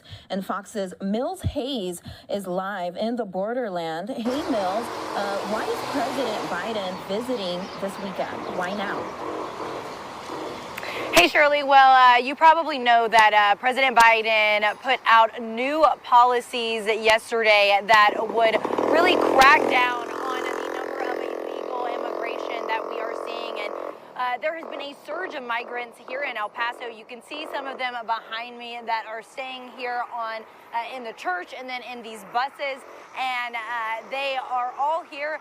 A lot of them we've spoken with that are just looking for a better life. But we also spoke with a lot of volunteers that say they want President Biden to come and see this for himself. And many have been saying that there needs to be some sort of immigration reform for years. We have a system that was made 60 years ago. For 60 years, for a country that in the 50s, we're now in 2023. We need a new immigration system. That was immigration attorney David Haro, who says that it's almost impossible to get asylum in the U.S. He's seen an increase of migrants looking for his help to navigate the system here. In December, the city of El Paso was seeing over 2,000 people crossing a day. According to the city's migrant dashboard, that number has now come down to under 1,000 a day. Biden announced a policy that would allow 30,000 migrants from Haiti, Cuba, Nicaragua, and Venezuela to come to the U.S. for a 2-year period if they have money to get a plane ticket and have a sponsor, download an app, and can pass a background check. If any of these migrants cross illegally, they will be returned to Mexico and not be eligible for asylum. Blake Barrow is the CEO of Rescue Mission of El Paso, and they opened up a new shelter to house the growing number of migrants just a couple of weeks ago. It sounds to me like we have taken this humanitarian crisis that we had in the United States and we're exporting it to Mexico in a place where the government there has much less capacity to care for people. Barrow tells me he's concerned that this policy isn't necessarily fixing the problem, but putting it off to Mexico, where he says some of those migrants would be in more danger over there than they would be here in the U.S. So here in El Paso, we are just awaiting for the president's arrival come Sunday. Shirley? All right, Mills, thanks so much for that update. We appreciate it.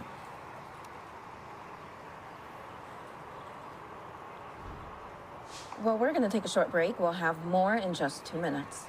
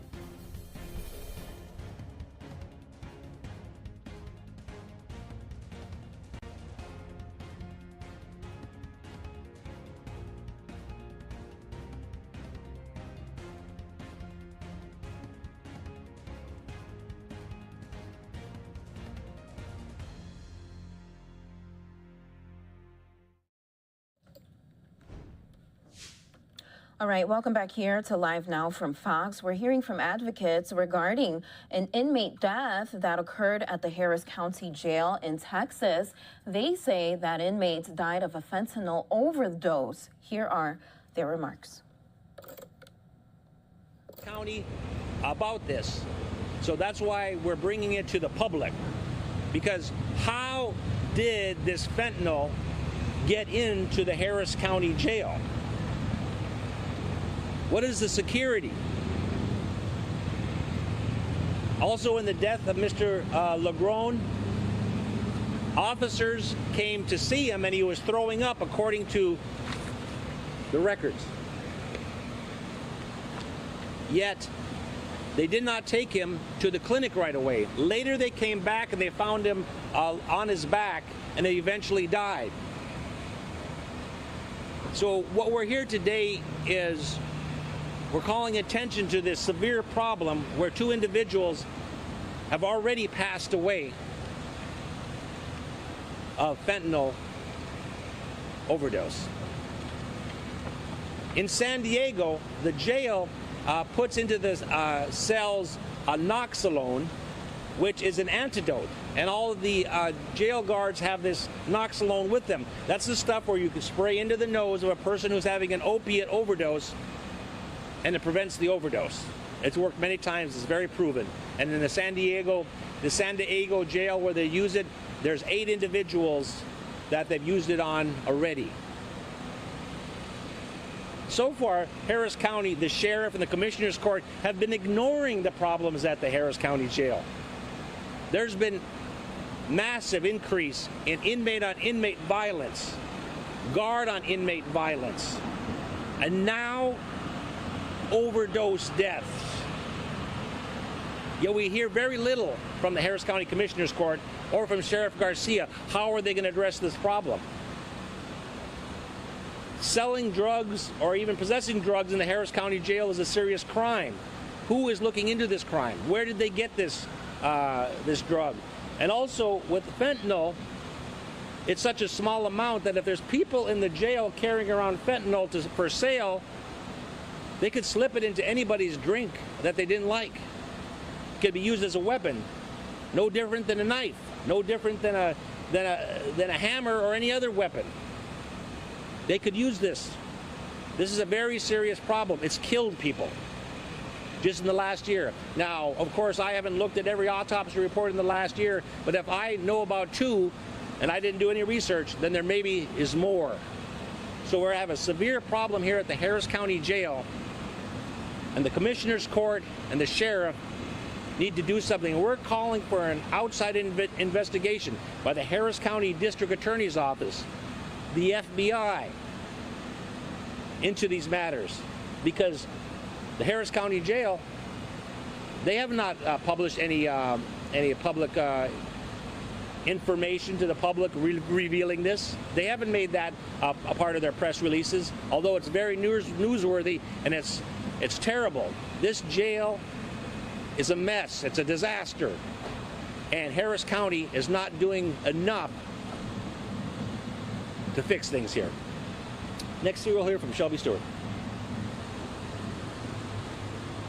My name is Shelby Stewart, S-H-E-L-B-Y, S-T-E-W-A-R-T. I spent 10 years supervising the Houston City Jail and 19 years working as a Houston police officer. When you have inmates being killed in an institution, when you have illegal drugs killing people in that same institution, the public has a right to know how and why it occurred. The families deserve justice, and we may need the Department of Justice to come in here and do this investigation. Thank you. Next one here from Cynthia Cole. Happy New Year. My name is Cynthia, C-Y-N-T-H-I-A Cole, C-O-L-E. I am the Executive Director for the American Federation of State County Municipal Employees. We represent detention officers and service workers that will actually work in the jail. But let me just say this. Why are we not surprised at any kind of drug activity? Fentanyl is a drug. You get arrested to come to jail because you're soliciting, selling, or participating in illegal substance purchasing. So then we have an individual who is inside of the jail who has now had access to an illegal substance and dies. The public says they were already in jail. Why should you care? You should care because that was a human being. You should care because someone identified that that human being was having a reaction to something. And you should care that nobody did anything to find out what was going on until after the person was dead. I'm not going to say we got to do better because that has been something that has been said. What I am going to say is this: care about humanity. The problem isn't always on the outside. The problem could be on the inside. But if nobody is taking care of the problem, guess what? It's still there.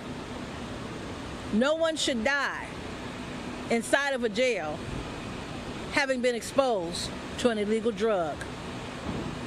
There should be an outside investigation. There should be people held accountable, and there should be some immediate federal investigation to stop the problem. Thank you. Next we'll hear from the nephew of Mr. Legrone, Delbert. Delbert. My name's Delbert Bowen. Jim was my uncle, and I got a call on the 31st saying that he was unresponsive, and basically all they told me. I just found out recently that he overdosed in the Harris County Jail. I just want to know why and how, and what they're going to do to fix it. I have a lot of cousins and nephews, and they're calling me. Have you heard anything? Have you heard anything? I have no answer for them. I can't get it from Harris County, so I have to ask somebody else to help me get the answers. So anything y'all can do to help me out, get the answers I need to know so I can explain. I have to send an autopsy report to his sister that wants it. She lives in Oklahoma and she's not very well, and I have no answers for her. And I don't know what to tell her. I don't want to send her that without having an answer. Why or how? It's bad. It's bad. It needs to be fixed. Well, thank you very much. Do you have any specific questions of any of the speakers here today? Yeah. You know, contraband slips into the jails all the time, jails and prisons all the time. I thought that when somebody's brought into jail, they're checked for different types of contraband before they even make it to the jail here. What's being done as far as checking inmates before they're locked up in jail? Well, of course, the Harris County Jail always checks everyone and takes all their clothing and so forth. But both of these instances that we know about, the person had been in jail for a while. With Mr. Legrone, it was 5 days, and in another instance, it was much longer. So they didn't. It's very unlikely they brought it in. They got it once they were here. So there are other ways to increase the amount of searching of an inmate. But we don't know exactly where this came from. Did it come from employees? It's possible. So what would they need to do is they need to do a thorough investigation that we're looking for to find out what the sources are of this fentanyl that is and other drugs that are in the Harris County Jail. What was he in there for? I don't recall what he was in there for. How long has he was there for? I'm not certain what he was in there for, but it was like his fifth or sixth day that he passed away.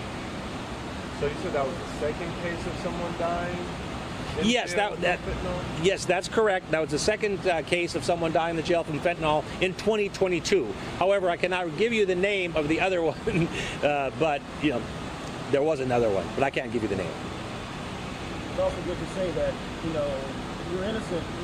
Most of the people that's in Harris County have not gone to court yet. They're just waiting a trial. They can't afford bail. So. 60% of the people that are in the Harris County Jail have not yet had their day in court, and their case has not been taken care of. They are innocent, presumed innocent, until found guilty.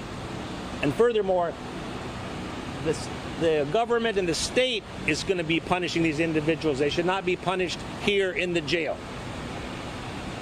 Anything further? I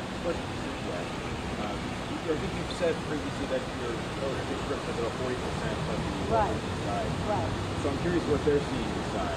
Well, what they're seeing inside is a number of things. But one of the things, oh, I'm sorry.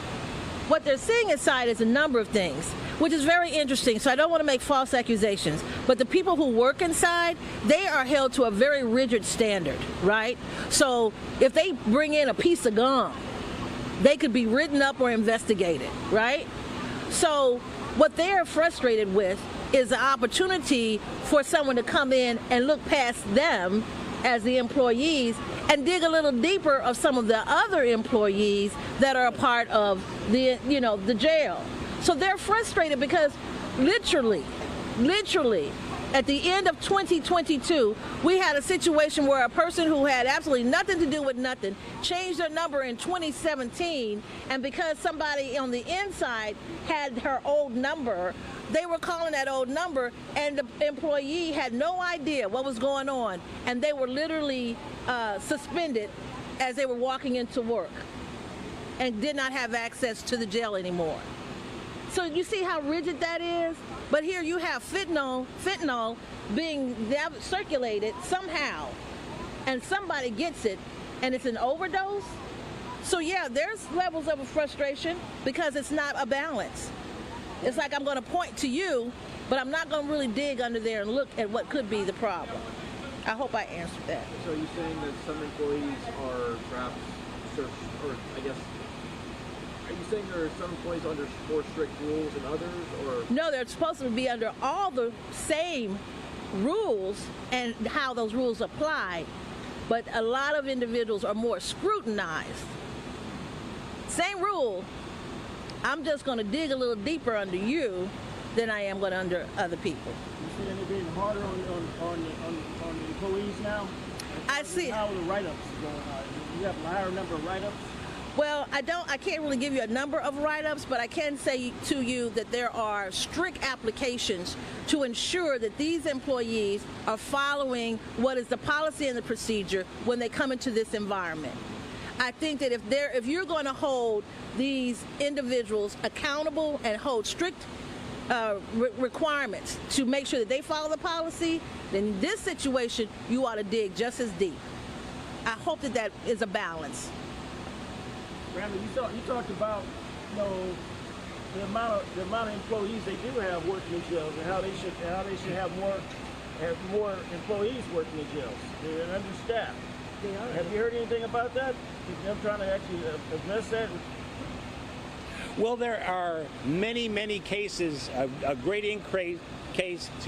There's been a great increase in inmate-on-inmate violence, as well as indications of an increase in guard on inmate violence. And it's the sheriff himself has said last year that there wasn't enough employees at the Harris County Jail to take care of adequately the individuals, and we see that in a lot of cases. I have the case of Fred Harris, the 19-year-old, 98-pound kid who was murdered by a 240.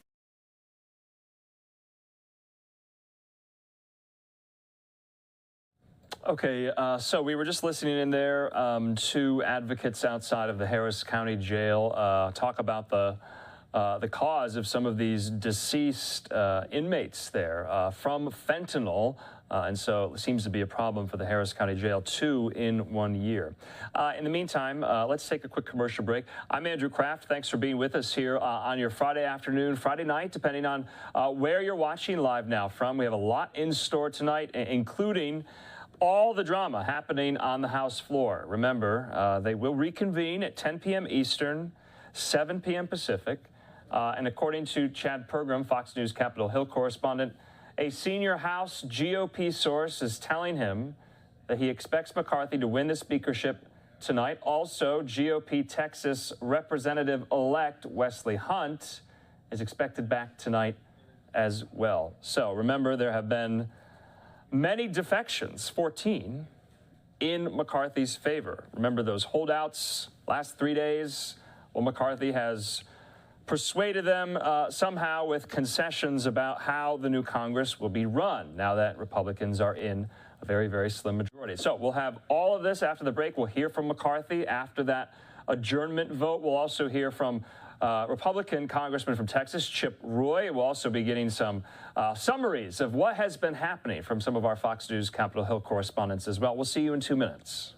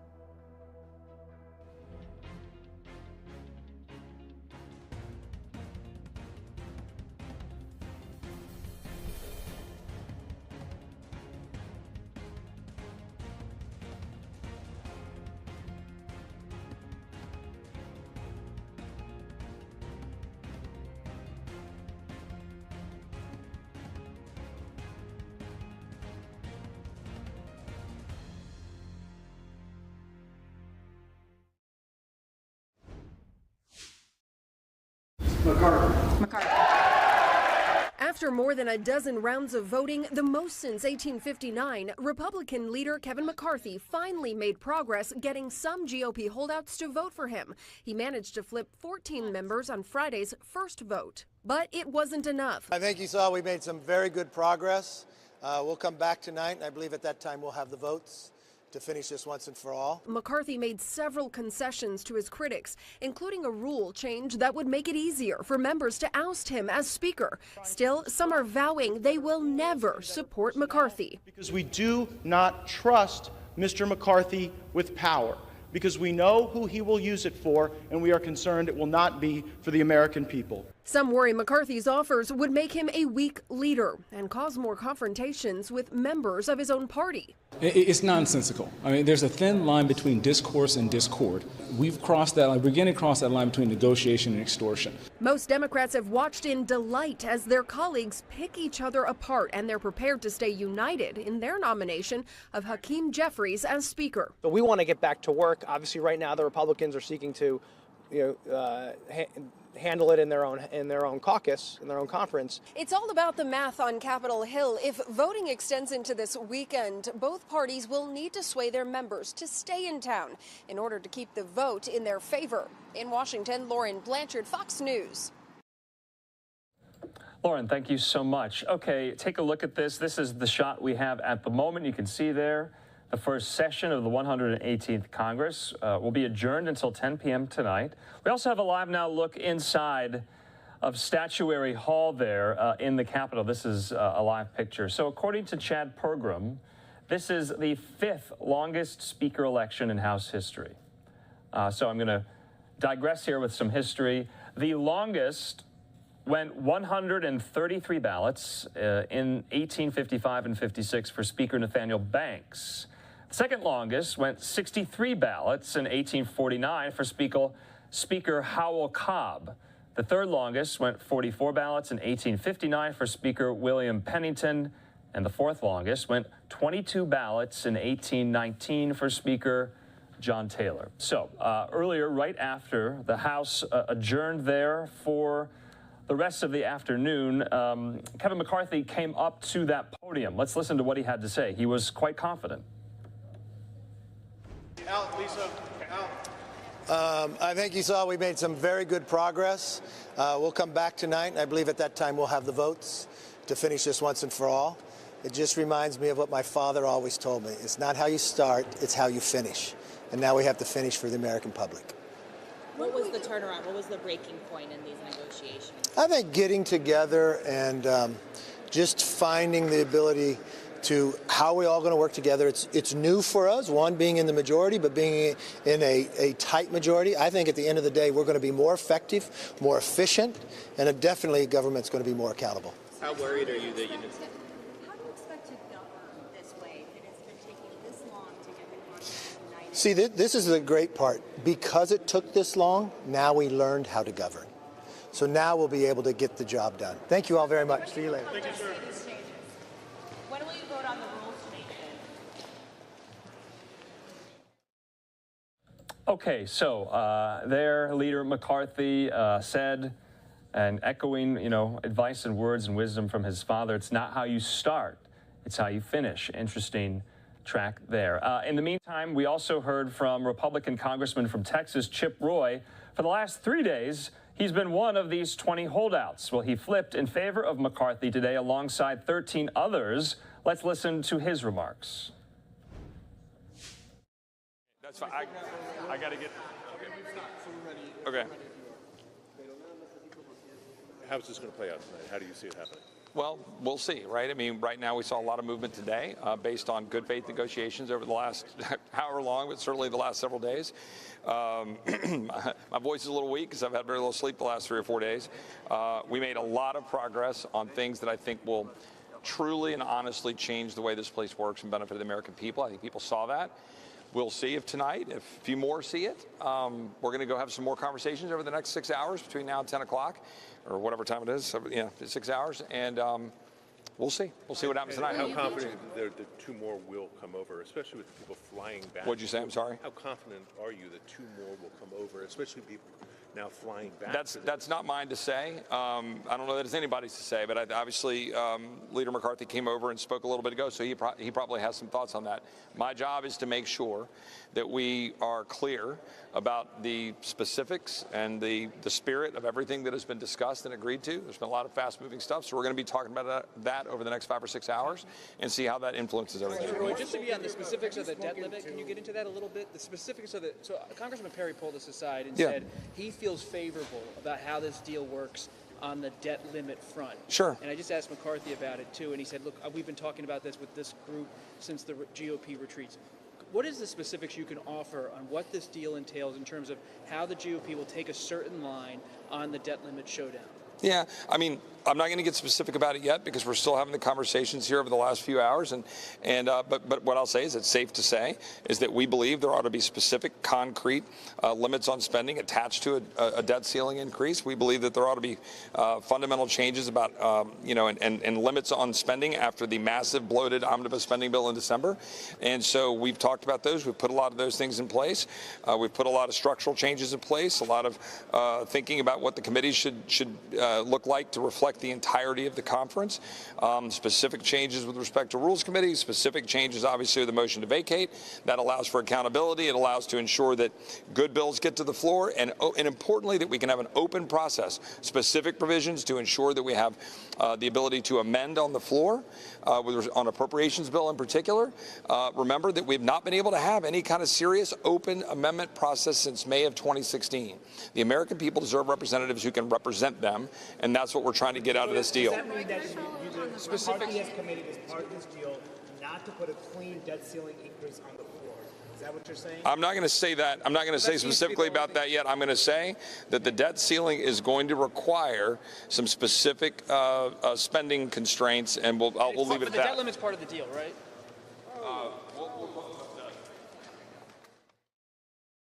Okay, Chip Roy, I guess, doing his best to elucidate what concessions McCarthy has made. What is in the deal? Okay, let's go out to this tweet from Chad Pergram. He says, a senior House GOP source says he expects McCarthy to win the speakership tonight. GOP Texas Rep-elect Wesley Hunt, is expected back tonight as well, and he will back McCarthy. Now, remember, they're not operating on a full 435 members. There's about 2 or 3 who have not been there. So it's kind of fluctuated between 432, 433, 431 members. And so that changes that 218 threshold, remember. Okay, let's go out. We have 3 live looks right now. We're waiting for the House to reconvene, obviously not for a couple of hours yet. There, the mic is set up in Statuary Hall in case any member steps up to offer remarks, and a beauty shot outside of the U.S. Capitol. Fox News White House correspondent Jackie Heinrich has some really great reporting from some excerpts of the deal McCarthy has struck with some of these holdouts to get them to change their vote in his favor. Part of the deal he's agreed to pertains to budget controls. Others pertain to rules like the motion to vacate, which was lowered to 1. Remember, a few days ago, it had been at 5. Now it has been lowered to 1. What that means, essentially, any member can recall whoever the speaker is with a vote of 218 on the floor. So, say, for example, if I'm a member of Congress, I don't like how McCarthy is doing the job, I can call a vote. It's called a motion to vacate the chair, and the House will have a full vote on whether to strip McCarthy of the speakership. So that would significantly weaken his power. That is in the deal, though. Also, committee makeups. The House Freedom Caucus wants 3 of 9 seats on the powerful House Rules Committee. It decides which amendments in legislation are either accepted or rejected. Right now, the agreement is that McCarthy would select 1 House Freedom Caucus member, and the House Freedom Caucus would then select the other 2. So now, Republican moderates are not balking because the House Freedom Caucus has promised that they would not use the motion to vacate improperly because they'll have no incentive because they have more seats on these committees that they wanted. Other excerpts of the deal. House Republicans will adopt a fiscal year 24 budget resolution that balances the budget within 10 years, including long-term reforms to the budget process and mandatory spending programs, and caps fiscal year 24 spending at enacted fiscal year 2022 levels or lower. Now, how to read this, especially the sections pertaining to Social Security and Medicare reforms. The short answer, apparently, according to these excerpts, is the agreement says we're going to pursue a budget that balances within a 10-year window, and that will include mandatory spending reforms because you have to in order to balance the budget. But details of all of that is for our members to decide through regular order. The agreement does not contemplate those specific policies. Social Security and Medicare are on their way to collapsing. Something is going to have to change according to these members who struck this deal. And they say, look to budgets we passed last time we were in the majority, billions of dollars of reforms to mandatory spending. Remember, Social Security and Medicare, they're in that mandatory spending column. Members say until 90 days ago, the government was operating at $1.41 trillion for base discretionary spending. That's what we committed to going back to. So, Jackie also notes that McCarthy's offer could set up a potential national debt default, House Republicans agreeing to a resolution that refuses to raise the debt limit without other conditions to reduce and cap growth of spending. McCarthy allies believe they can get around this because any bill will be brought to the floor in regular order, and if the Speaker ever refuses to bring a necessary bill to the floor, like a Senate debt limit bill, part of the House rules includes a discharge petition, which would allow 5 members to band together and force the floor vote. So this all will matter in September. Remember when the last Congress left for Christmas, they passed that $1.7 trillion omnibus spending bill to fund the government through next September. Now, once September hits, there's going to have to be a big fight over government spending like there was just a couple of weeks ago. There's also going to be a fight over raising the debt ceiling as well. And we know how Republicans feel about that. And that could trigger, government shutdowns, government defaults on debt. Who knows? Okay. In the meantime, we do want to give you still more and more context. I hope I did that Justice there. I know it was somewhat confusing, but it's very arcane. There's a lot of parliamentary procedure involved. There's a lot of rules, but we'll do our best here to kind of clarify a lot of these complex things. In the meantime, my colleague Josh Breslow spoke to a professor emeritus at Florida State about this speakership bid vote ballot drama. Have a listen to this conversation. Look at the U.S. Capitol, where around noon Eastern time today, we expect the House to gather again and have yet another vote, or maybe a few votes, to determine who will be the next House Speaker. Today, I believe, is day number 4. Dr. Darrell Paulson, the professor emeritus at University of South Florida, joins us live right now to help break down what's going on and what happens next. Thanks for being here. Happy to be here, Josh. So first off, I asked the question of what is going on and why is it happening? What's going on is a mess. It's something that hasn't happened in a century, so we're trotting on new grounds here.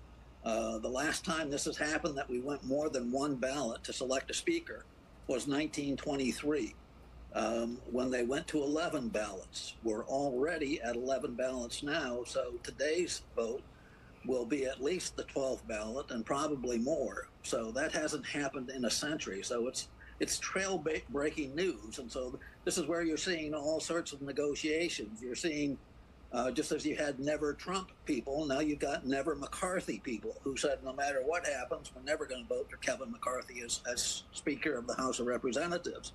You have others who say, well, if he makes enough concessions to us, which means basically the Freedom Caucus and the most conservative members of the Republican group, then we might consider voting for Kevin McCarthy.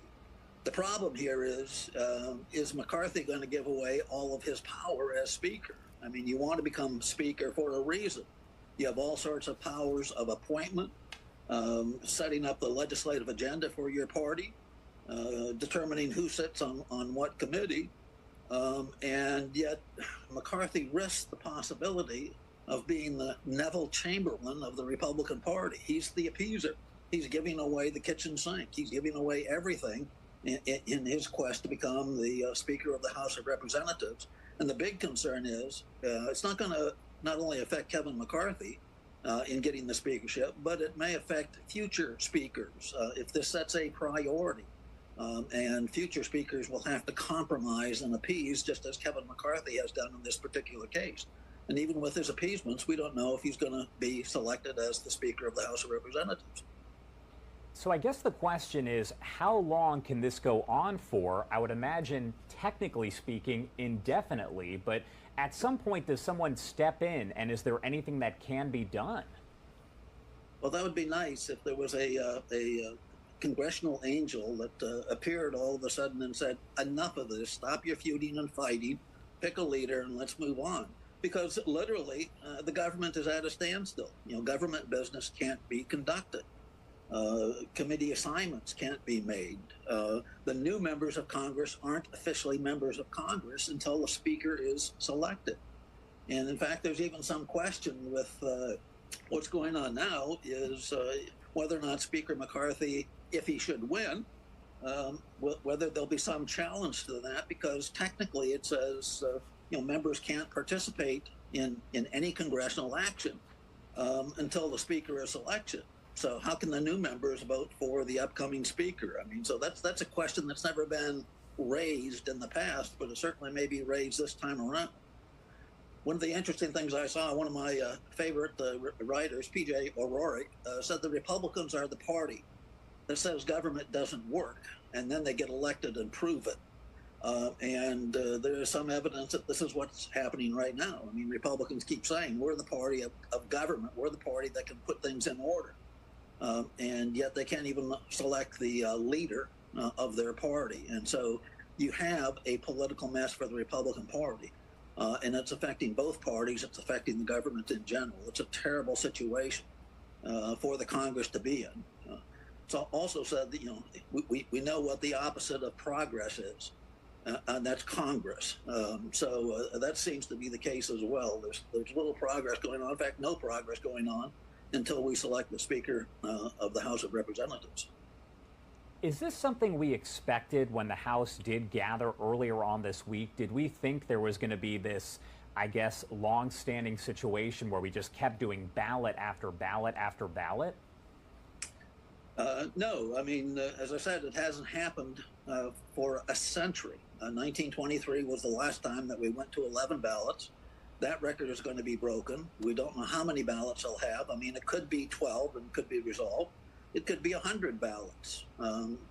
In presidential selection process, we know they've gone to over 100 ballots in selecting the presidential nominee of a party in the past. So that's a possibility. We just don't know what's going to happen. It's new territory.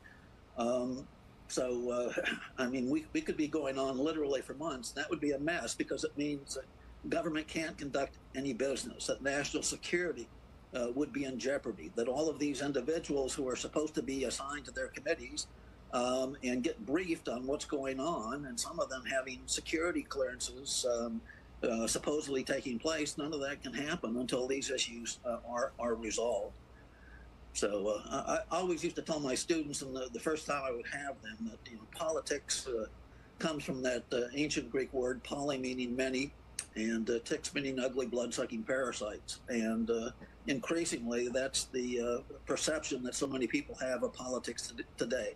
Government just doesn't work. And that's what the conservatives are arguing, the Freedom Caucus, supposedly. They're saying government doesn't work. We've got to change things. But I'm not sure that their idea of making government work is what most people want when they talk about a functioning government. It may be counter to what I think a lot of people are talking about. Should 20 people be able to control 435? I mean, that's a real question. I mean, you've got Lorraine Bobbitt, however you pronounce her name, on the floor of Congress saying, obviously, Kevin doesn't have the votes, so he ought to give it up. But the Freedom Caucus has 20 supporters. Why should 20 control, the 222 Republicans in the Congress? It makes no sense. If you're talking about majority rule, 220 ought to have predominance over 20 individuals who want to insert their way. That's not the way it's working right now, but some kind of negotiation. Obviously, they talk about a compromise candidate. If McCarthy's not going to work, first of all, will he give up his quest to be Speaker because it's something that he's always wanted? And secondly, if he agrees to give up his quest to be Speaker, who's going to fill that void? And a number of names have been talked about, but I'm not sure that any of them are more acceptable than Kevin McCarthy. All of them have liabilities as candidates, if they should run for the Speaker of the House of Representatives. And one question, we know that Hakeem Jeffries has received the most votes based, of course, on the Democrats voting for him and, selecting one person specifically. Is it possible that he becomes Speaker of the House as a Democrat? Yeah. Well, I mean, there's all sorts of possibilities because when you don't have a candidate who gets a majority of the vote, and theoretically to be Speaker of the House of Representatives, you need 218 votes or a majority plus one of the membership of the House. There are 435 voting members in Congress. So 218 would be the operating number to be selected as Speaker. But you could have other factors enter in. It could be that a number of these individuals decide either to vote present or simply don't vote. And so the number goes down from 435 to perhaps 430 or 425.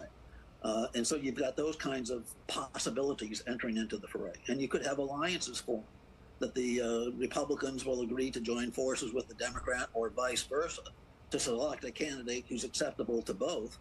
But in this area of highly partisan times, it's hard to envision, Republicans working with Democrats or vice versa. So I think it's up to the majority party first to have a shot at trying to come up with their candidate for Speaker and doing it in a rather quick fashion. And if they can't do it, then there's going to be a lot of pressure for, well, let the other side have a shot at it, because clearly the Republicans are incapable of selecting a leader of their party. If they can't even select their own leaders, do we want them to govern the country? So, as you mentioned, the question does become whether Kevin McCarthy will give up or if he's just going to keep on going, and then again, how long this is going to go for. Is it possible that President Biden can step in? Does he have any power here to do anything? No. And that's the very quick answer. I mean, there is a separation of powers, obviously, and I don't think Congress would like the president to mess in determining the leadership of Congress, just as the president would be upset if Congress told him, well, you've got to appoint this person as cabinet secretary, secretary of defense, or secretary of state, or whatever. So it's up to Congress to resolve the problems of Congress. And one of the strange things is 10 years ago, Kevin McCarthy got more votes for speaker than he's getting today. And at that time, 10 years ago, McCarthy was a member of the minority faction in Congress. The Republicans were the minority. And yet he still got about 10 more votes that he's getting today. So you've got these 20 individuals who are just dug in and refuse to compromise at all.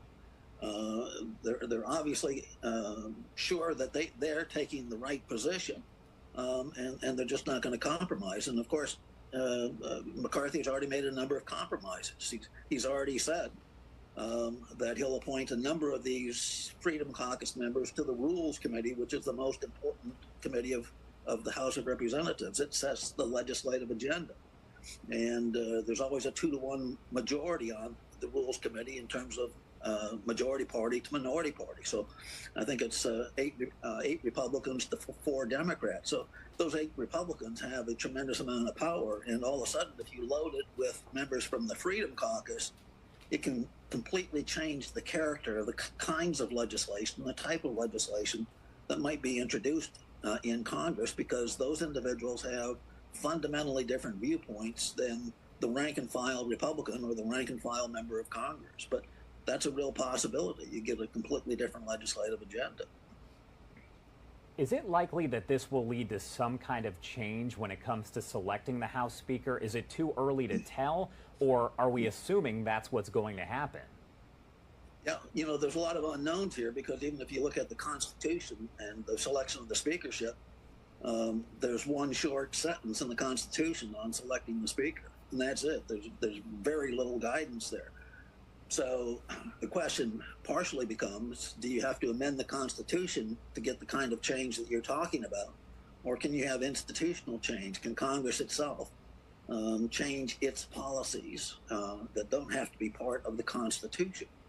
And that would be a constitutional battle, because others would say, no, we have to abide by the Constitution, even though the Constitution doesn't provide any guidance. But, that's oftentimes when you get reform, when you get this deadlock. And you simply can't get people to move or budge or to compromise at all, then you have to change the system. And, I think the American public is becoming increasingly frustrated with how Congress operates, or in this case, doesn't operate, and so wants them to change things just so they can do the business of the people and serve the people. They're supposed to be the servants of the people, and yet they can't serve the people because they have no power to do anything until the Congress elects a Speaker of the House of Representatives. All right, Dr. Darrell Paulson, as always, thank you so much for that great insight, helping to break it down for us. Anything else that you do want to add before we let you go? No, I think what you're seeing is just an artifact of the challenging times that we've been in for the past 15 years. I mean, we've talked about the growing partisanship in politics, and this is a prime example. I mean, you wouldn't expect the partisanship to exist within one party. I mean, you might think, well, there's going to be a deadlock between the Republicans and the Democrats, and you see the Democrats have been very unified. They love the fact that Republicans look quite foolish, quite frankly, in not being able to select a speaker when they've got the majority.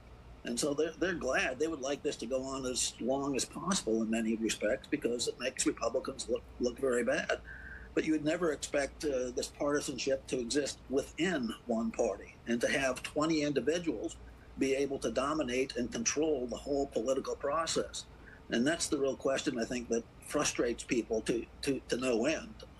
Even if they consider themselves in alignment with the views of the Freedom Caucus, they want Congress to do what they're supposed to do, and that's to conduct the business of the people.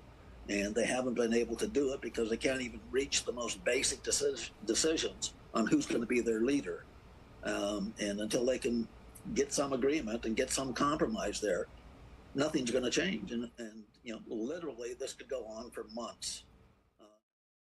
Okay, we thank Professor Paulson there with my colleague Josh Breslow explaining what is happening on Capitol Hill. I want to put up this graphic we've made for you just to kind of explain some of the voting scenarios based on, full attendance and, members of Congress-elect who are missing. It is the weekend. Some have to go home. Some had doctor's appointments, what have you. So if it's a full attendance, 435, which we're not expecting it's going to be, that, of course, is that 218 number. Same with if one representative is missing, still 218 as well. But then you can see it goes down in number. And we've also heard maybe some of these holdouts might vote present. That's neither a yes nor no. So that would change the balance there for McCarthy to get to his magic number.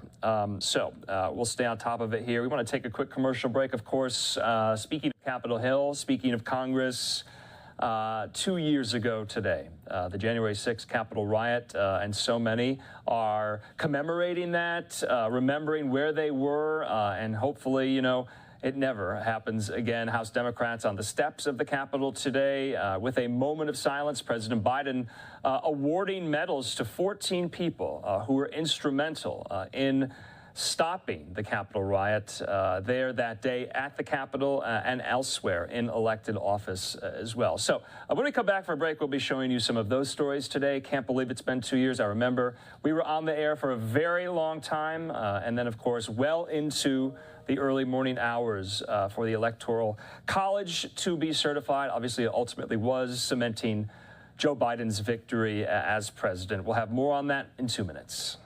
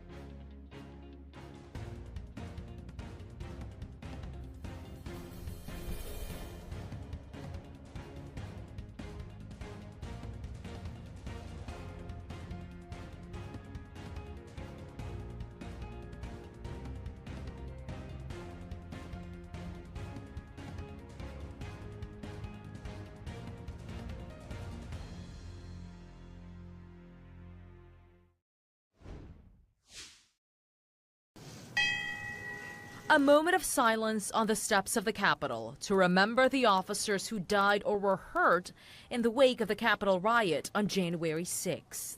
We stand here today with our democracy intact because of those officers. At the White House, President Biden awarded 14 people with the Presidential Citizens Medal, one of the country's highest civilian honors.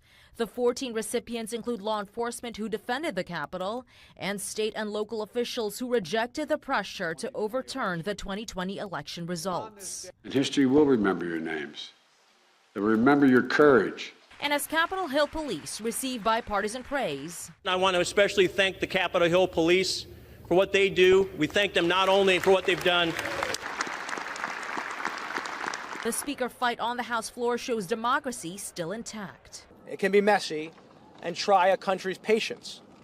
But we must never forget the dark days we've been through. Since the riot, the January 6 House Select Committee has completed its investigation into the attack.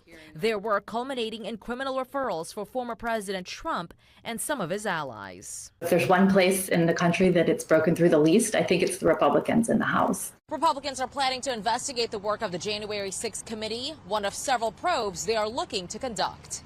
In Washington, Matha Rivera, Fox News.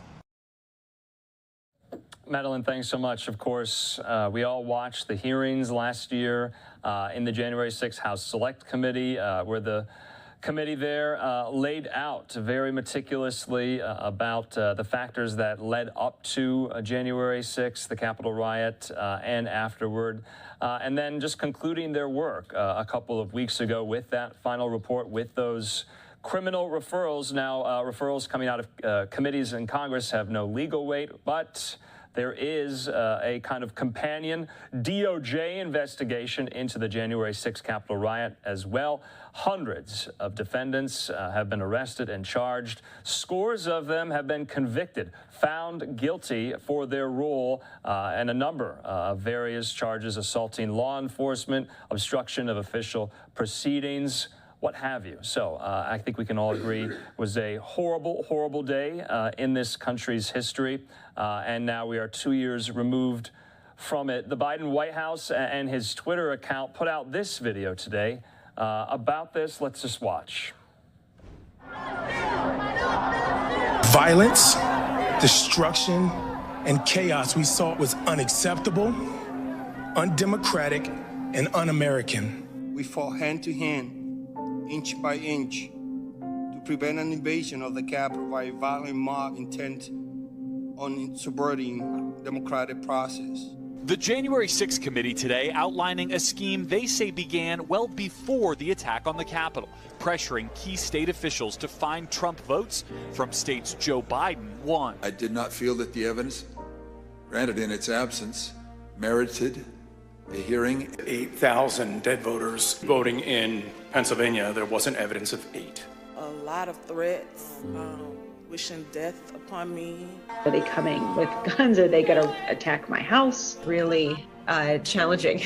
But he targeted me, Lady Ruby, who stand up to help Fulton County run an election in the middle of the pandemic. It was carnage.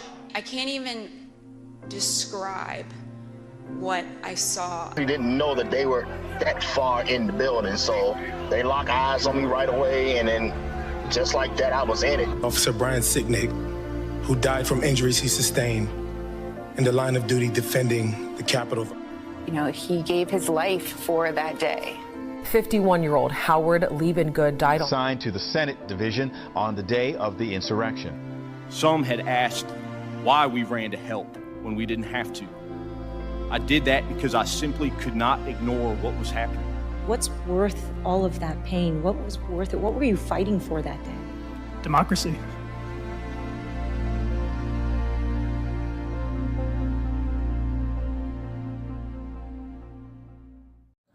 Okay, so that was put out by the Biden White House's Twitter account today, giving the Presidential Citizens Medal to 14 people. We'll show you some of that ceremony a little bit later on. What we want to do right now is show you on the Capitol steps today, House Democrats speaking out about this anniversary and holding a moment of silence. Let's watch.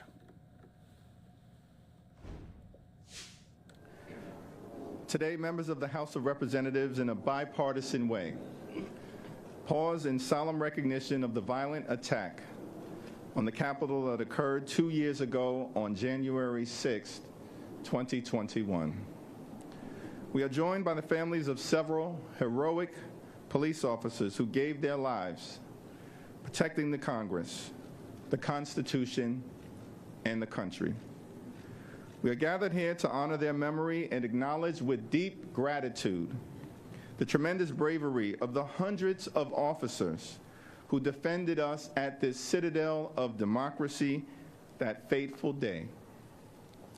As a result of the events on January 6th, the lives of 5 heroic officers were lost. Another brave Capitol Police officer lost his life defending the Capitol on April 2nd, 2021. 140 officers were seriously injured that day. Many more will forever be scarred by the bloodthirsty violence of the insurrectionist mob. We stand here today with our democracy intact because of those officers.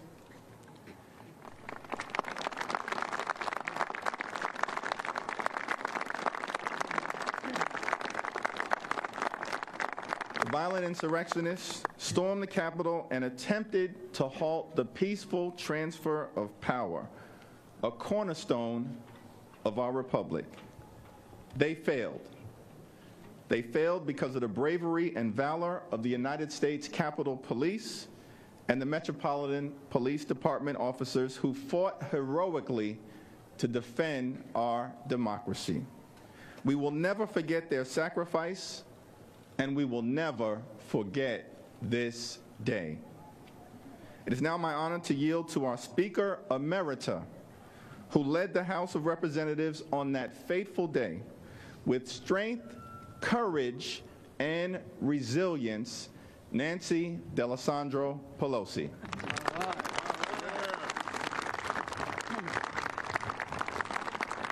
Thank you very much, Mr. Leader. Thank you for having your first official public act be one to be a moment of reflection, a time of reflection and gratitude to our heroes. I associate myself, as I'm sure all of our colleagues gathered here, with your remarks and singing their praises.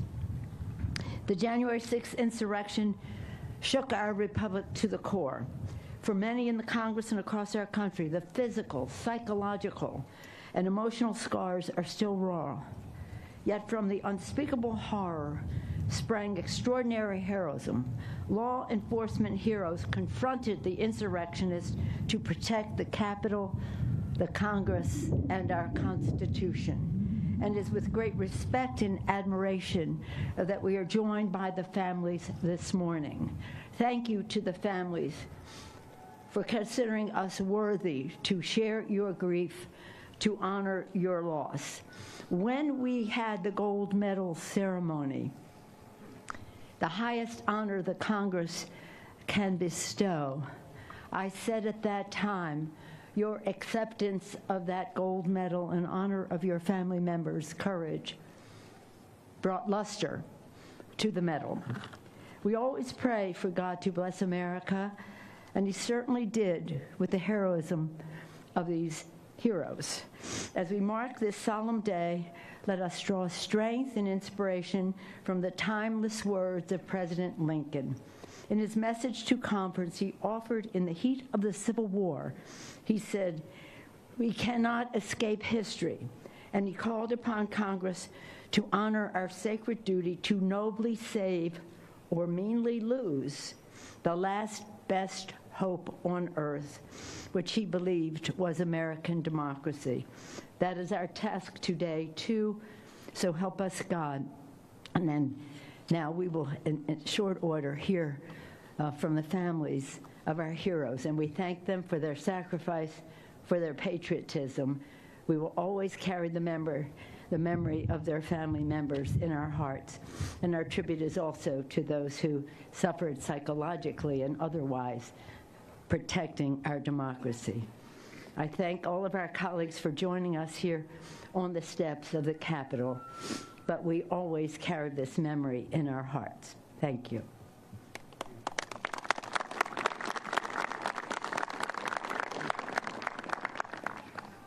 Would you pray with me? God is our refuge and our strength, and ever-present help in trouble. Though the earth should move, the earth and the mountains fall into the heart of the sea, we will not fear. Though its waters roar and foam and the mountains quake with their surging, there is a river whose streams make glad the city of God. Almighty God, we know that we are called to be still and to know that you are God and that you have hallowed this place with those who serve in both elected positions and those who have chosen to serve to defend the people, the building, and the purpose of this Capitol. Holy God, you have anointed this land with the blood of the fallen and the wounded, and we ask now that as we honor those sacrifices, that we would recognize that you surround us, uphold us in all these things that seek to threaten us. In all these things, may we always call on you, knowing that you are our God and ever present in our times of trouble. We pray these things in your most holy name. Amen.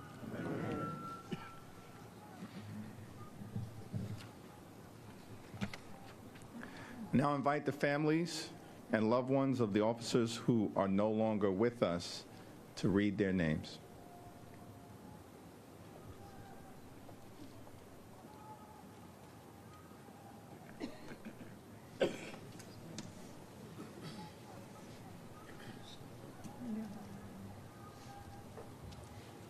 Brian David Sicknick.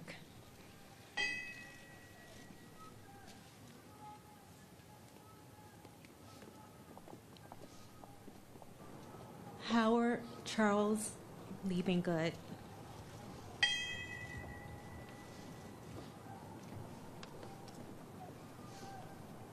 Metropolitan Police Department officers Gunther Hashida, Kyle DeFreitag, and Jeffrey Smith.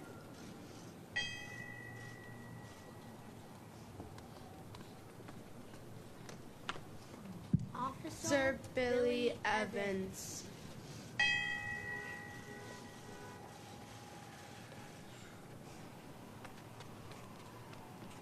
Please join me now in a 142nd moment of silence, in acknowledgement of the 140 officers who were seriously injured defending the Capitol on January 6th, 2021.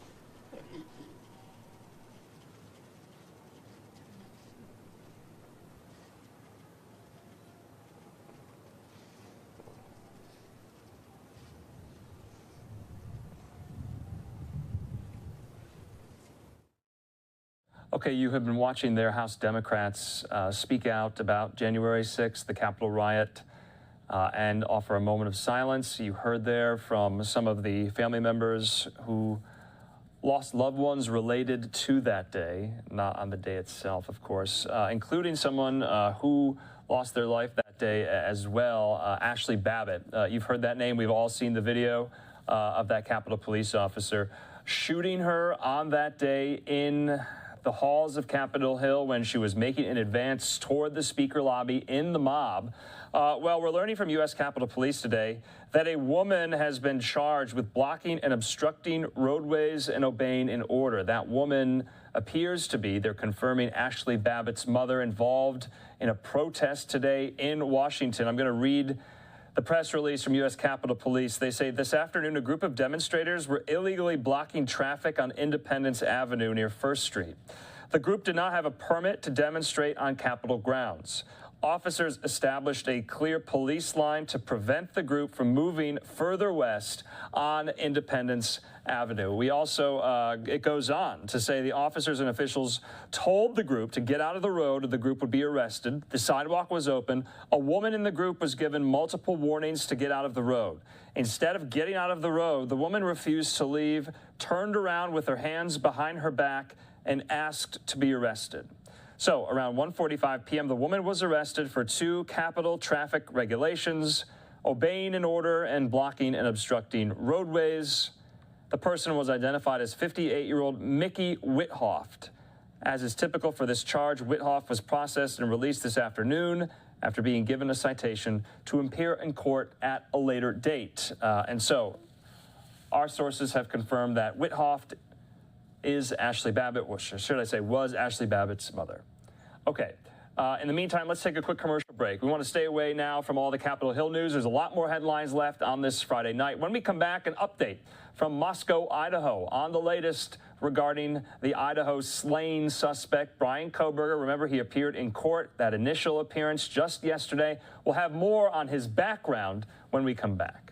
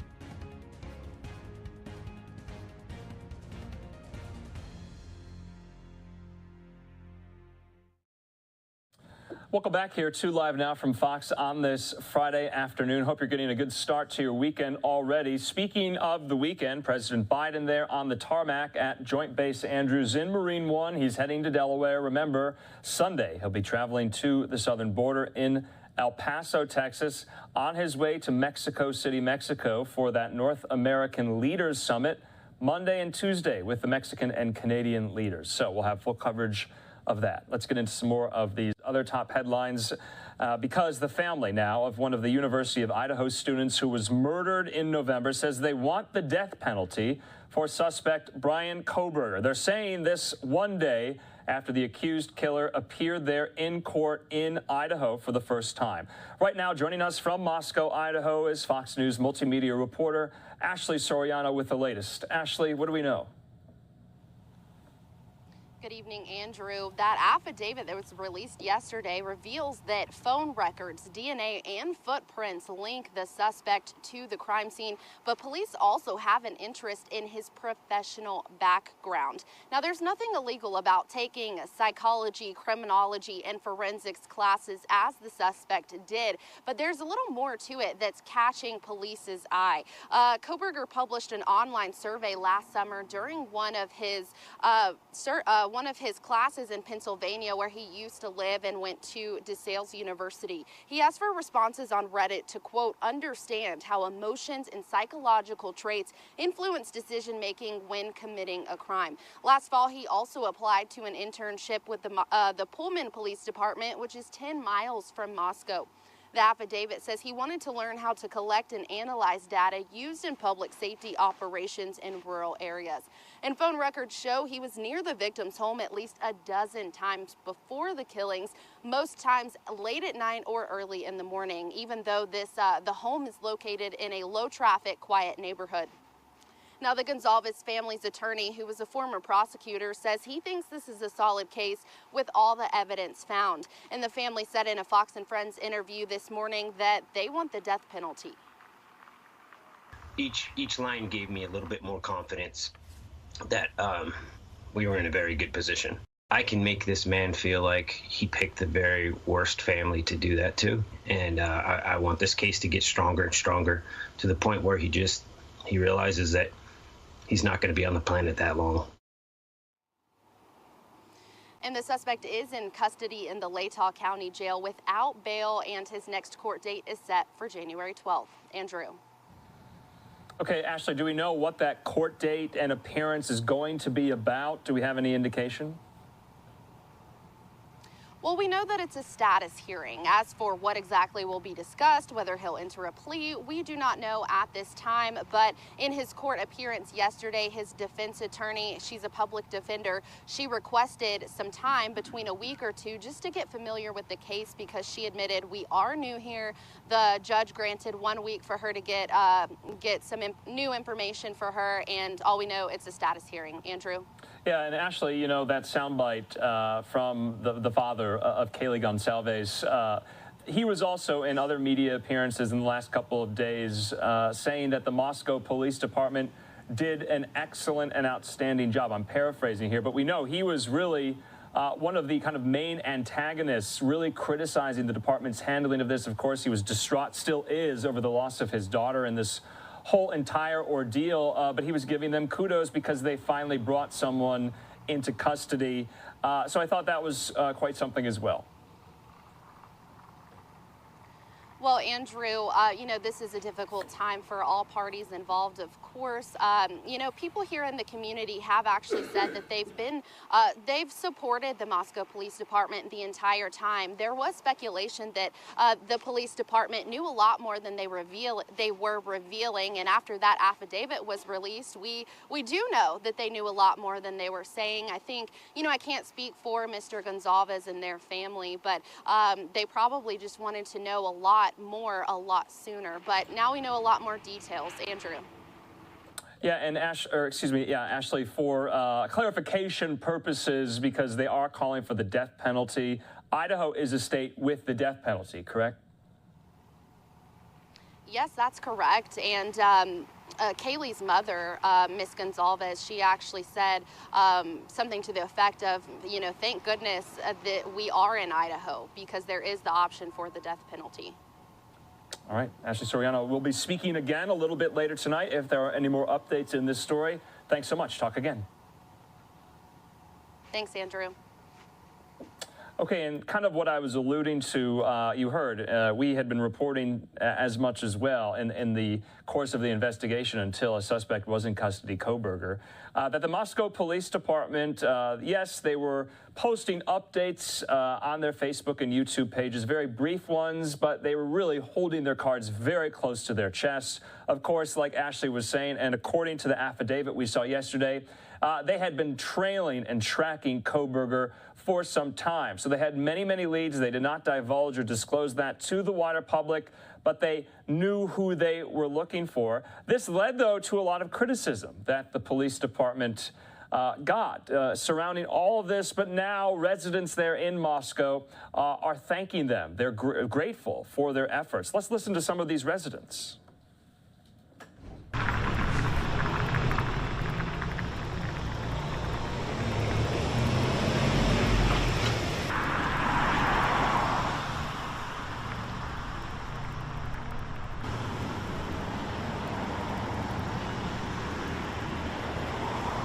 Well, I think they got a lot of flack for keeping their cards tight to their chest, which I always felt like that's what they were doing.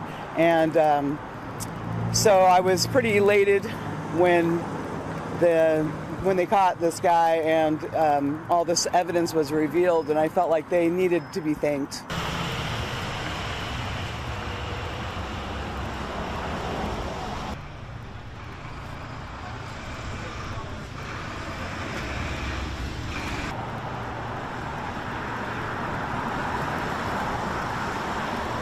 It's been a big deal. I mean, I'm a little emotional just talking about it. You know, the students here are family to us.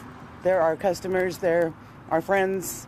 And it was such a tragic, horrible thing that happened that it affected us all very deeply.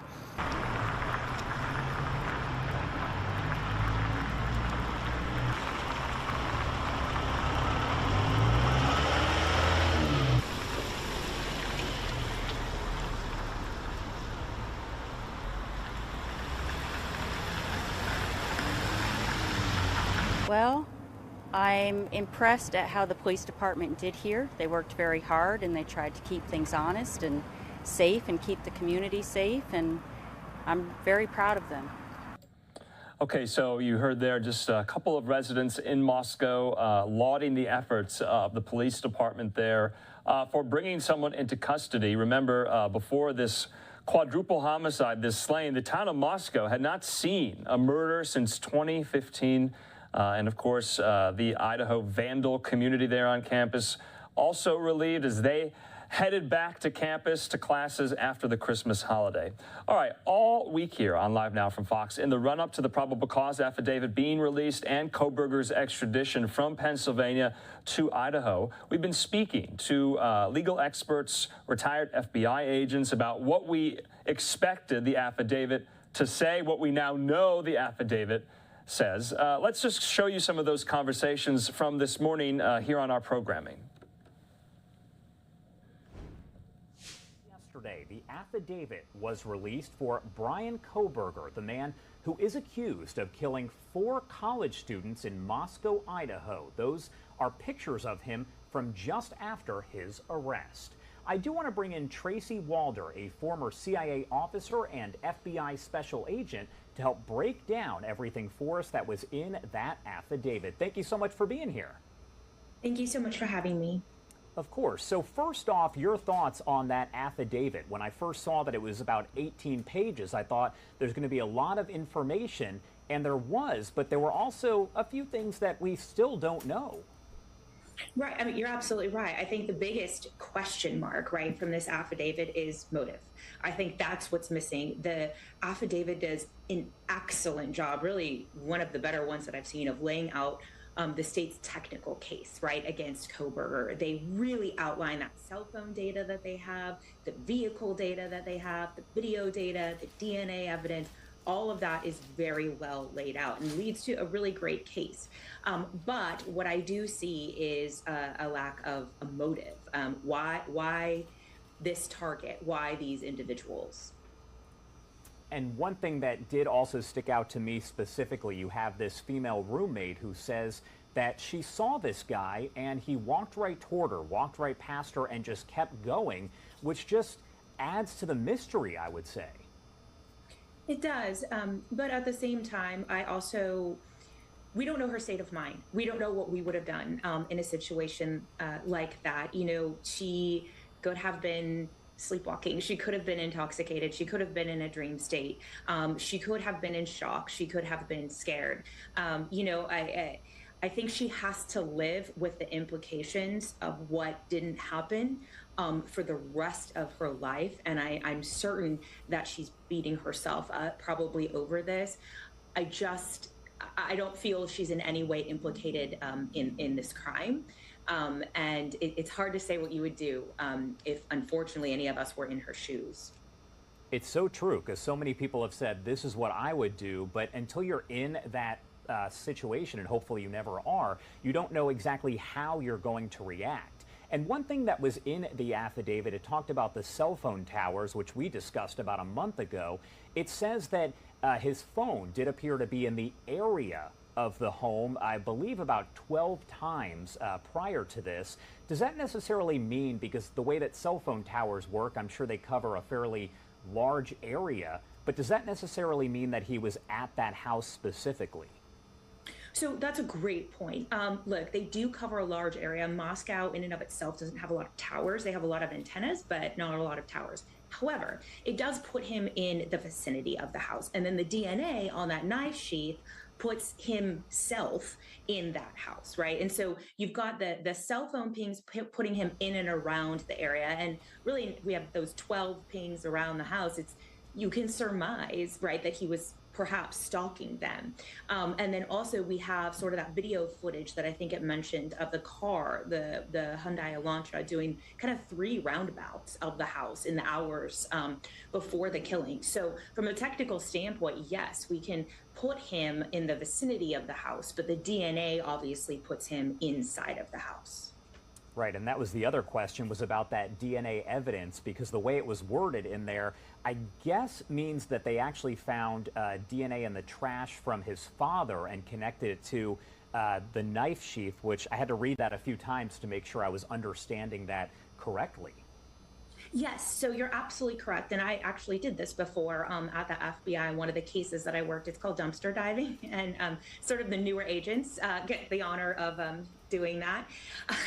Once you put your trash out on the sidewalk, it's public. And so the FBI doesn't need a warrant to go in and get that. And so what they probably did was they found that knife sheath. They tested it for DNA, found DNA, but the DNA wasn't in the system. So that's when they went ahead and did that genealogical testing and were able to sort of narrow it down to someone in that family.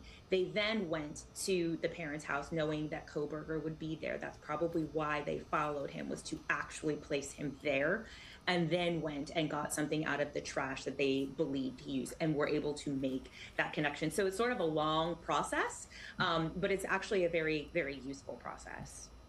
So there are still a lot of questions here. What specifically comes to mind that we still need to know? I would first off say probably motive at this point.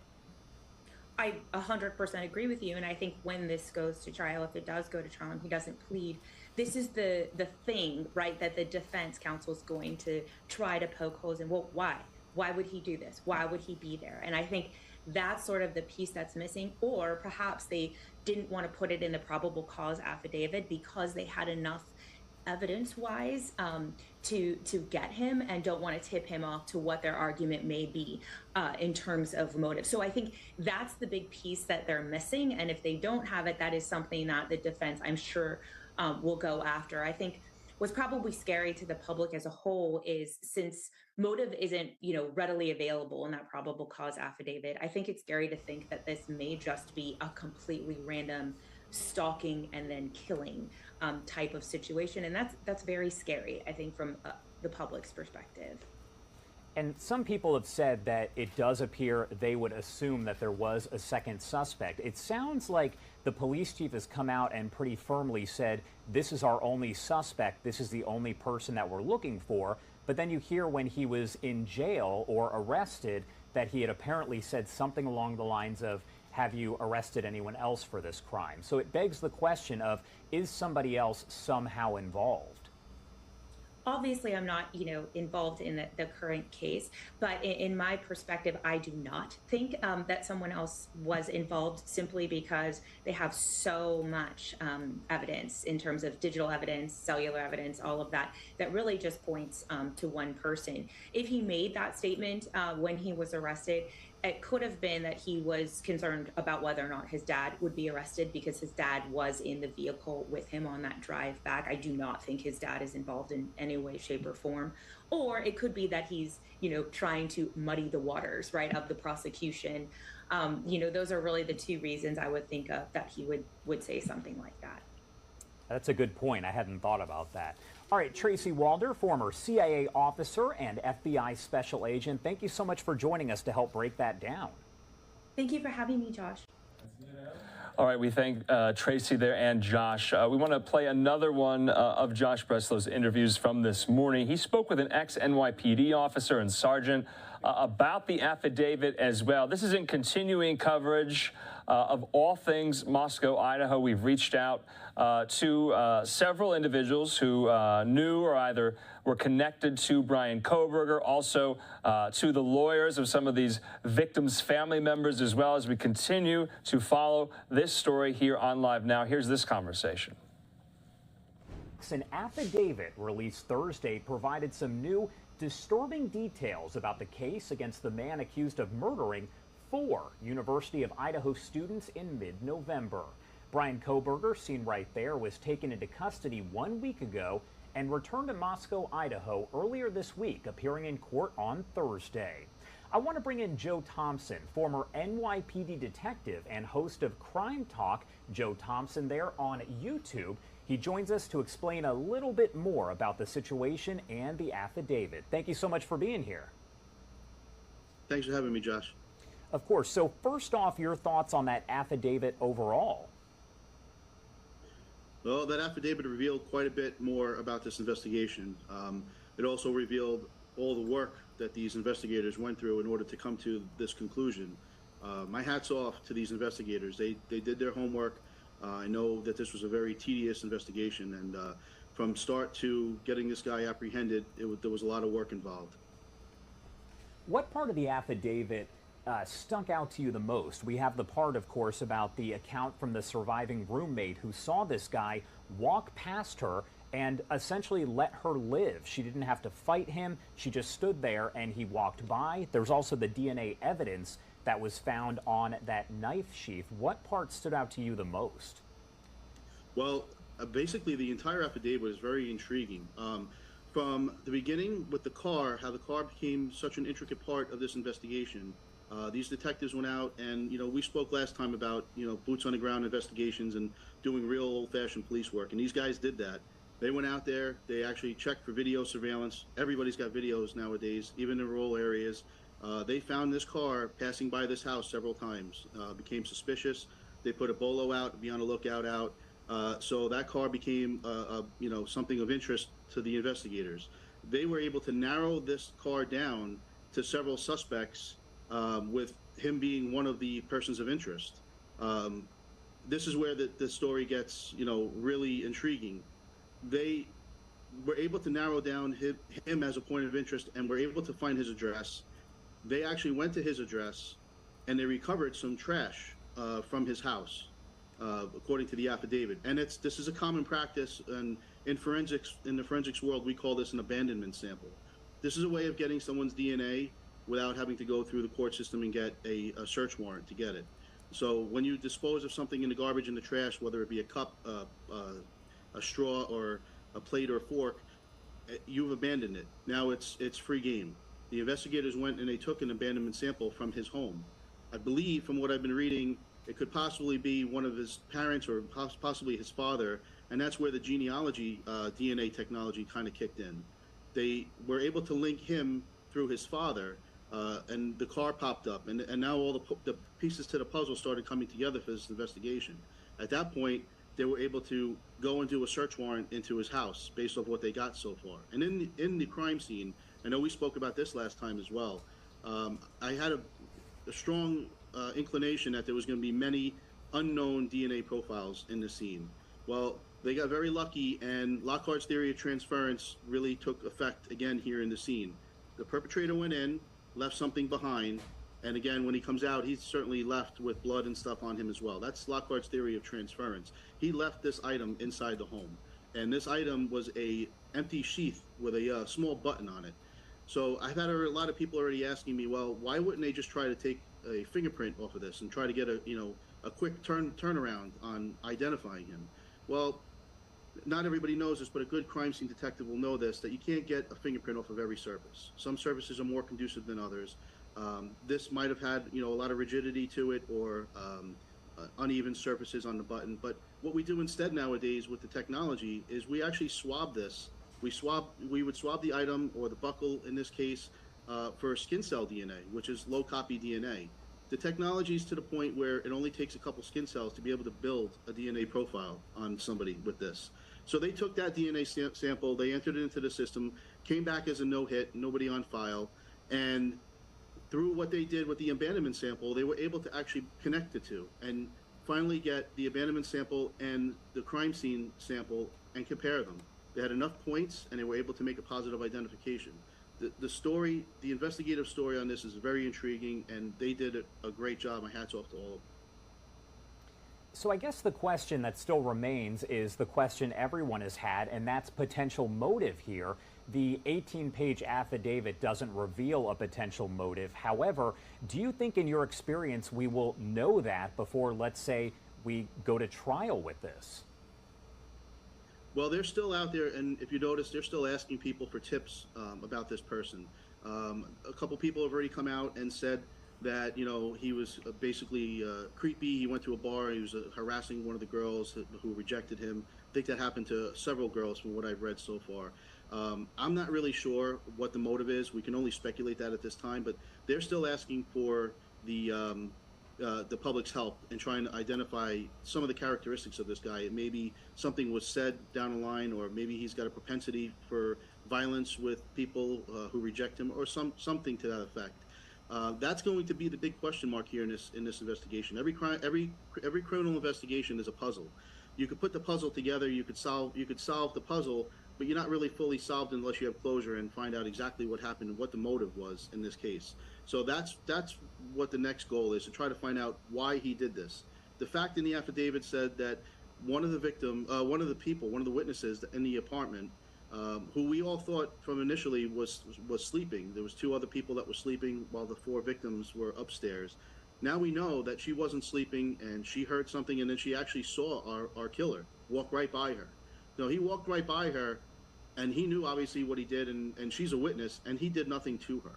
So in my mind, it says this is most likely a targeted attack. But now we got to find out why this was a targeted attack, and that's where the public's going to come in, and hopefully something is released down the line. Maybe somebody comes forward and says, yeah, this guy really, gets like this, and maybe he saw them at the bar. But there was one other question mark in my mind. I don't really know what the nexus is between him and these four victims. I know that night in question that the incident occurred, two of the victims were at a frat party while two of them went to a bar. They weren't all together until they came back to the house sometime early in the morning. So I'm not really sure where the nexus comes in between him and all four of them. But I'm sure we will find more out as time goes on with this investigation. For sure. And is it strange to have police still asking for tips once they have made an arrest, or is that a fairly normal procedure? Well, again, I think they're just looking for motive here. You don't need the motive to put this guy in the crime scene with the DNA. We know he was there. DNA is going to be indisputable for him at this point. Now we just got to try to explain it to the jury, maybe a motive of why he did what he did. Sometimes you don't always get a motive, but the crime still happened. My prediction is he's going to wind up getting convicted on this, and that's going to be it for him. But we still need to find out the closure of this and find out why he did what he did to these four victims. In your experience, do most of the cases like this actually go to trial? Is there a guilty plea earlier on, or does it really just depend? Well, it really does depend. I mean, he's facing possible death penalty over there in Idaho, so it depends on what angle they're going to try to fight this with the defense attorney, and how good the defense attorney is. I've testified hundreds of times, and I can tell you that every case is a little bit different. You can't predict if they're going to try to fight it or if they're going to take a plea deal on something like this. So I guess we're just going to have to wait and see.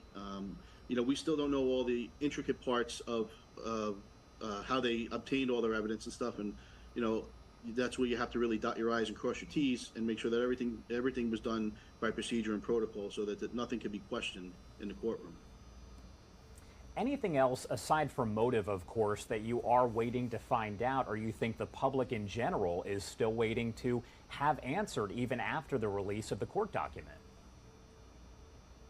Well, I think motive is really the number one thing that we're all going to be waiting for here. You know, there's a lot of other talk, you know, that the FBI wanted him stopped on these 2 traffic stops that I'm hearing about. And I watched the body cam video of one of the stops, and I think what they're talking about is the FBI probably had that bolo out, to be on a lookout out. That goes out to all law enforcement, and if they see a car matching this description, you know, if they have a reason, they'll pull the car over and try to identify things. But, you know, I question that a little bit too, because they said that the FBI wanted to get a glimpse of his hands. Well, that's a very smart thing to do, because in a lot of these cases, like I said earlier, you know, the perpetrator tends to cut themselves on a knife, whether it's the hand that they're using or the opposite hand from struggling around. But nowhere in that stop did I see the officer tell our perpetrator here to please put your hands on the steering wheel, put your hands where I can see them. There was nothing like that done. So that makes me think that maybe that's not the reason for the stop. That could have just been a coincidence. Are you surprised to see a gag order issued by the judge, or is that fairly standard procedure in a high-profile case like this one? Yeah, that is definitely a standard procedure. They don't want too much of this getting out.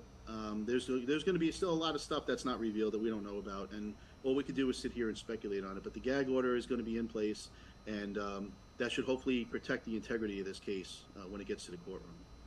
I don't know if you can speak to this, but what would happen if someone were to violate that gag order? Because I know that there was talk about a law enforcement source may have given the information about the Indiana police being told to stop him and get video of his hands, which would have been after the gag order had been issued. So what kind of penalty could there be? What would happen? Well, it all depends on what it is that's actually spilled out there. If it's something is spilled out there that could be taken into question, I mean, you could destroy the integrity of your case, and this case could wind up getting thrown out as a mistrial or something. So they're going to do everything they can to try to, you know, keep everybody hush-hush about this and bring this into the courtroom and not have anything released to the public. I mean, these cases get, you know, they get very, very complex, and especially when you're talking about DNA, low-copy DNA comparisons, you know, the legality of taking an abandonment sample from somebody's trash. I mean, all these things are question marks, and they're going to be answered in the courtroom. So if somebody comes out and says something, you know, stupid, you know, that could really jeopardize the entire case here. Your thoughts on the judge saying yesterday, no bail, he is not getting released at all. I would imagine that in a case where you're talking about a quadruple homicide, there are 4 murder victims here. They probably don't give bail or set a bond pretty much ever, I would imagine. Well, yeah, it doesn't sound like they're anything like New York City, thankfully. So this guy is not going to be going anywhere anytime soon. I mean, you know, he committed a horrendous crime, and he's going to be there for the duration until this is all sorted out. And again, my prediction is there'll be a criminal conviction if everything is on the up and up from everything that I've been reading so far. All right, Joe Thompson, thank you so much for joining us. Anything else that you do want to add before I let you go here? No, I would just actually one last thing, just to tell the public to make sure that you, if you know this guy, if you've seen him, certainly let authorities know. I mean, everybody wants to know. I mean, especially the families, to get a little bit of closure, what the motive was. You know, what was this guy thinking? Why did he target these 4 people and leave the other 2 people alone? That would be the one thing that I would certainly want to know, and I'm sure everybody's thinking the same exact thing. And just one last thing, I will be talking about this case and other high-profile cases on my new YouTube channel. Just Google Crime Talk with Joe Thompson, and it'll pop right up, and we'll get a little bit deeper into these cases. Perfect. You got a lot of experience, so it makes sense. Thank you again for taking the time to join us today. Thanks, Josh. I appreciate you having me. Talk to you soon. Okay, great conversation there. And remember, police are still asking the public for any information they have regarding Brian Kohberger so they can, fully complement the case as prosecutors will eventually be taking this to trial. I'm Andrew Kraft. I want to thank you for being with us here on your Friday night. We're going to take a quick commercial break. LiveNOW looked there at the U.S. Capitol 2 years ago, of course. We all know what was transpiring there in the halls of Congress. A day, really, that is historic, that is infamous. It's been 2 years since the January 6th Capitol riot. We'll be talking about, what questions I still have, some of our guests still have about that day. Is it time to move on? So many members of Congress was marking this day today. The committee on Capitol Hill wrapped up their work before the new year, and so the DOJ investigation continues apace. We'll also be touching on everything happening there today with the speakership drama. Can Kevin McCarthy get the required votes he needs to lead the House? So all that and more after the break.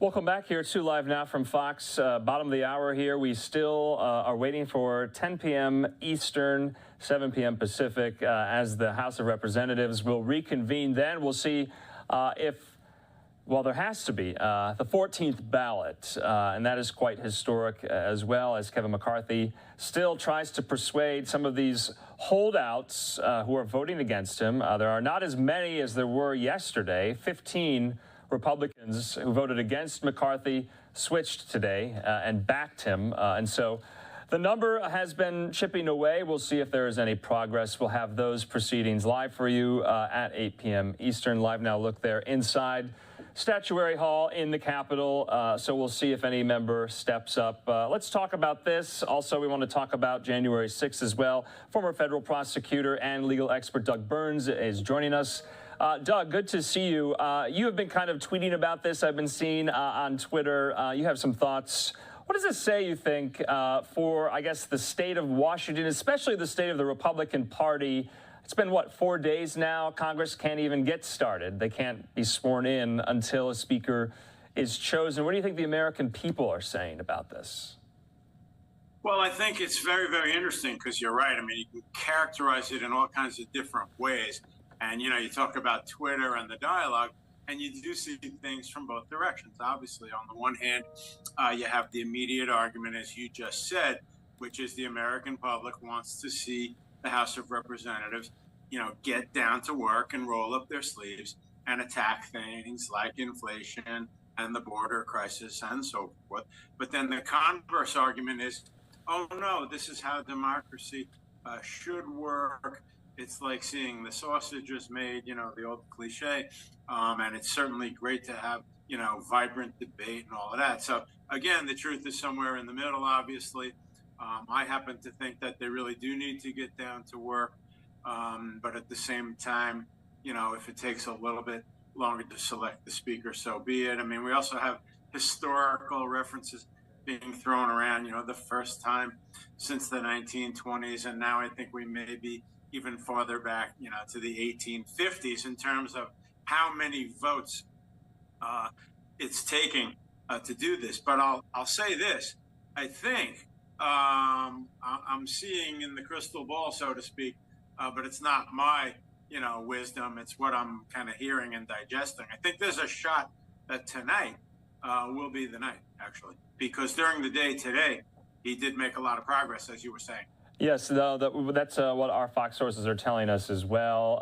And senior GOP leadership aides have said as much to some of our reporters on Capitol Hill that they expect it will be clinched tonight. Yes, Doug, you know, the historical, I guess, trivia is somewhat fun, but to the American people, does this look like disarray? I mean, the reason this has not happened so much in our nation's history is because you've had very powerful leaders in the parties, especially there in the House, who can wrangle their members, who can, I guess, put the boot down and control them where we don't see these fights happen, at least within parties themselves, like we're seeing within the Republican Party.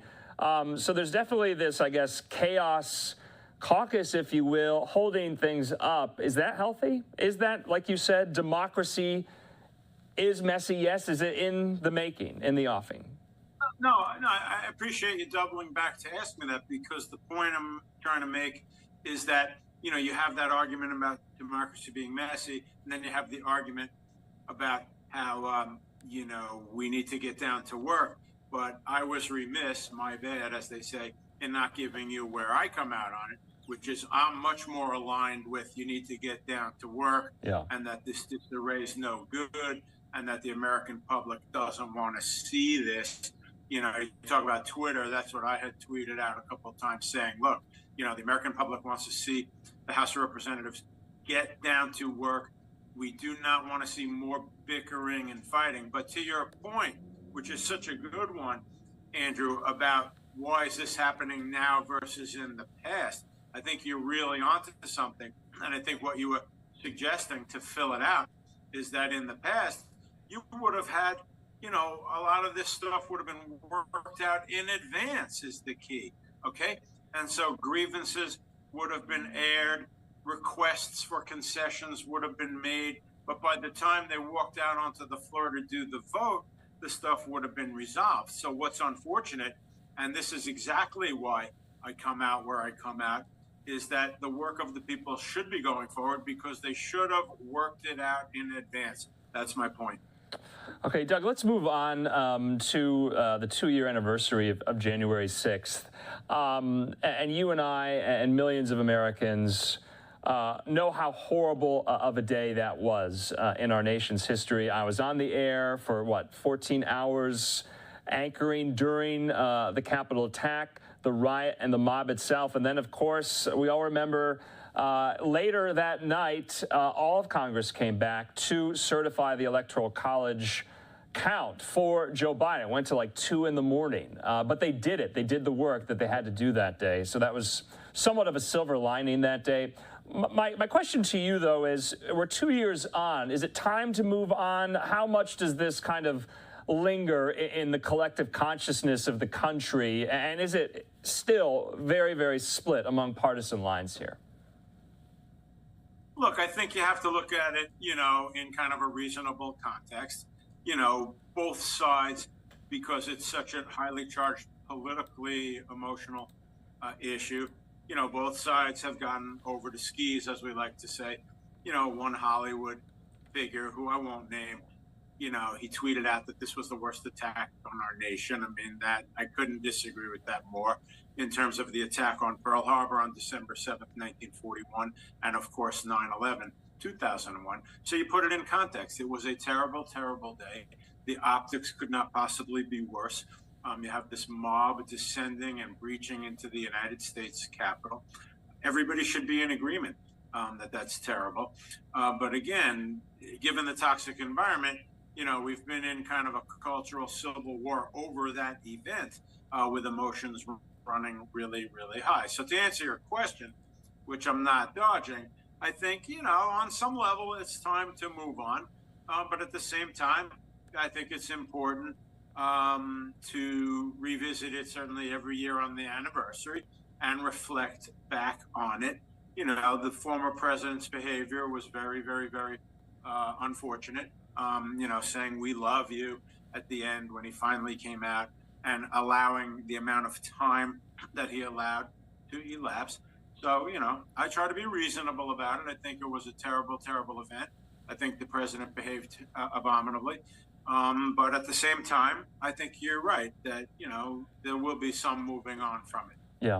I'm going to answer my own question, too, because in the 2 years since, in the interim, there have been kind of periods of collective reminding of January 6th because the committee just wrapped up their work. They issued their final report. They had hearings, 9 of them, lasting hours at length. And so many had, maybe wanted to move on from January 6th, but it kind of was always popping back up again in the news because of the committee's work. And we both know the kind of the battle royale that went out amongst Democrats and Republicans in the House to see what type of committee would be formed and who would sit on it. And we ultimately knew that it was kind of lopsided, 2 Republicans, the rest Democrats. And so then again, you say, we should maybe be moving on from this, but there's still more and more investigations going, especially the big one at the Department of Justice. Hundreds of people, Doug, have been arrested for their role on January 6th. The trials are still happening. The convictions are still being got. We still don't know an answer yet about what ultimately will former President Trump's criminal liability, if any, would be. You and I were kind of alluding to maybe some of his moral liability and culpability, but these questions are still alive 2 years later. No, there's no question. I mean, you make a very important point, obviously, which I kind of overlooked for a second, which is, the criminal situation is ongoing. That is not going to, we can't move on from that. It's going to take time to resolve that. That's A. And then B, the Department of Justice, has an investigation. So that's going to continue on. On the political landscape, obviously, the Democrats knew and know that with the House changing majority to Republican, that the focus on the issue is obviously going to lessen to a great, great extent. They knew that. And that's why, they've wrapped up their committee. On the committee, I said to you many times, and I'll repeat it, let's not mix apples and oranges. If I tell people that as a trial lawyer for 37 years, I find it beyond unfortunate to have any proceeding where only sort of one side makes their presentation and you don't get the other side. People are a little too quick to say, oh my God, I can't believe he's defending, Trump or something like that. I never said that. It has nothing to do with that. I'm just saying if you're going to have any proceeding, even one where it's fairly clear that there were lots of problems and liability, you have to have the adversarial process. 2 lawyers or 2 sides butting heads, making the best arguments that they can think of with the facts that are in front of them, that's a good way to start honing and getting toward the truth. So I thought it was unfortunate the way they did it. If you think about it, they would have been so much better off. I told you this one time, and I think it resonated a little with you, which is if you have a really good case, any lawyer is going to tell you, not only do you not object to having the other side there to defend it, you welcome it because you're going to prevail with the good case. So actually, now that we have the wisdom of retrospect and a little calm Monday morning quarterbacking, the Democrats would have been much better off having it be sort of adversarial, because I think they probably would have made all of the compelling points that they had. Yeah. Doug, let's talk about maybe some of the things you and I still, want to figure out, the questions we still have about, what led up to that day, what happened that day, the response, what have you.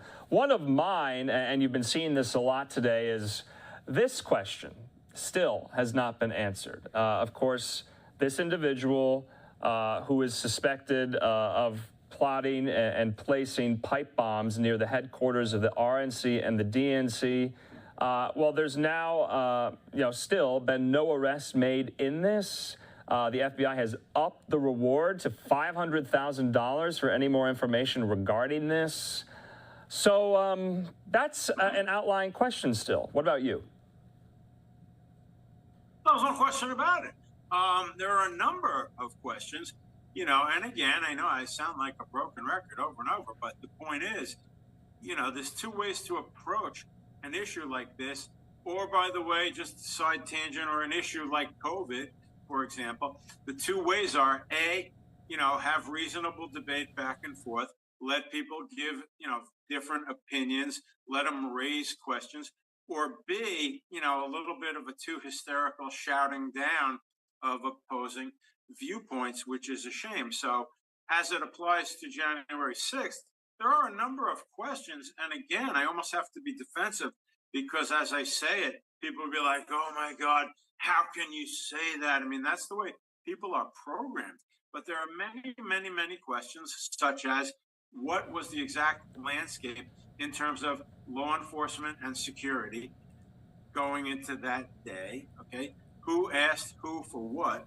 Did any politician ask other politicians for help or reinforcements? These are all issues, but again, it's so toxic that the faces redden and they're like, this guy is unbelievable the way he's going against what actually happened. It's really been very interesting for me, quick pontification, as a lawyer who's always dealt in both sides making their points, as I said earlier, and a judge or a jury trying to resolve it. It's very interesting for me to see people just kind of shouting down opposing points. So again, to repeat your point, lots of questions about exactly what took place. The pipe bomber right there, we need to know exactly what happened with that. And we need to know some of the ancillary security questions if we can find those out. But it doesn't change what happened. It was a terrible, terrible event, a horrible breach of our Capitol, horrible optics for other countries to see. None of that changes my view. I'm just saying you should have an open-minded approach toward trying to really find out as much as you can about what really took place. Right. Doug, I reported this earlier, according to U.S. Capitol Police, but in addition to the moment of silence that was held on the Capitol steps today with only House Democrats, there were some protests going on as well. According to the U.S. Capitol Police, there were some arrests made because of those protesters who were illegally blocking traffic. And one of those who was arrested, a woman, 58-year-old Mickey Withoft, the mother, Doug, of Ashley Babbitt, was arrested today protesting. We know Ashley Babbitt. We've seen the video. She was shot and killed inside the halls of Capitol as she, you saw a lunge there towards the speaker lobby. And Ashley Babbitt's, I guess, cause on the very far right has been, kind of into this martyrdom almost. And that is, I think, what, at least in my opinion, we have to remember about those who showed up on January 6th. And there were a lot of them who just attended the rally, the Stop the Steal rally on the Ellipse. But then a lot of those did storm the Capitol. They were our fellow Americans. You were kind of juxtaposing this with other, key points in our nation's history. Pearl Harbor, 9/11. These were our fellow Americans on January 6th. And so it's kind of hard to grapple with. Oh, no, that's a valid distinction for sure. But again, given the unbelievable destruction at Pearl Harbor and 9/11, just in terms, in criminal law, very often, and maybe it's unfortunate, maybe not, we look at, how many people were injured, how many people were killed, in terms of the seriousness. But you make a good point, which is, yes, when our own people are doing that, now you're talking more cultural civil war. Is that a baby step toward an actual civil war? So you make a compelling point. But again, emotions run very, very high. The political stuff can get very, very intense. There's lots of complaints about the way the defendants, have been treated in the case, and I don't need to get all in the weeds on that. But you can get all kinds of hot button rhetoric about people detained there on what, at least in some of the cases, could be characterized as sort of a trespassing theory. And then as the faces redden, they can say, well, how would that type of defendant be treated in New York City, for example? And those are sort of viable points. So the emotions are running high all around, but where I come out is like you, I believe, speaking for you, horrible, horrible event. People have been held to account. There have been hundreds and hundreds of charges and indictments, and it'll be remembered, each time on the anniversary. But I did not like the way the committee handled the matter at all. Yeah, and of course, Doug, just final point, we'll await Special Prosecutor Jack Smith and, his ultimate decisions on, who to charge, how to charge in the January 6th Capitol riot probe there. Merrick Garland, the Attorney General, kind of delegating that work to him, and this could go on for some time. So we'll see what he ultimately decides. We'll see how much, I guess, cooperation between the committee and the probe at the DOJ will be, at least with regards to documents, testimony, media exhibits, and the like. Doug Burns, as always, we appreciate your time. It's good to see you. Just final word on this. I don't want to harp too much on January 6th today. We're 2 years out from it. Final word. No, the final word is your final word, which is it's going to be extremely interesting to see how the DOJ, through the special counsel, Smith, brings us to a resolution in terms of a DOJ matter. That's going to be extremely interesting to watch. Okay, Doug, we appreciate your time. Have a good weekend. We'll talk again. You too. Thank you. Okay, in the meantime, let's just take a quick commercial break. Hope you enjoyed that conversation there. When we come back, though, we'll still be talking about January 6th, because today in the East Room of the White House, President Biden awarded 14 individuals with the Presidential Citizens Medal for their role in kind of thwarting some of the attacks on January 6th at the Capitol that day, both in person and electorally in their offices as well. We'll have that in 2 minutes.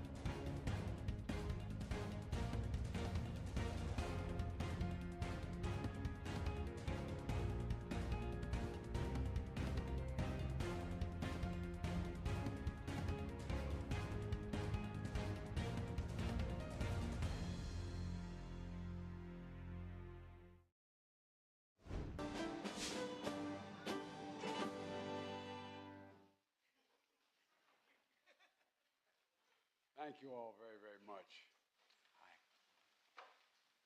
2 years ago, on January the 6th, our democracy was attacked. There's no other way of saying it.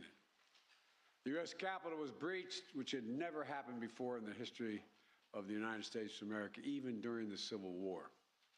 A violent mob of insurrectionists assaulted law enforcement, vandalized sacred halls, hunted down elected officials, all for the purpose of attempt to overthrow the will of the people and usurp the peaceful transfer of power. All of it was fueled by lies about the 2020 election.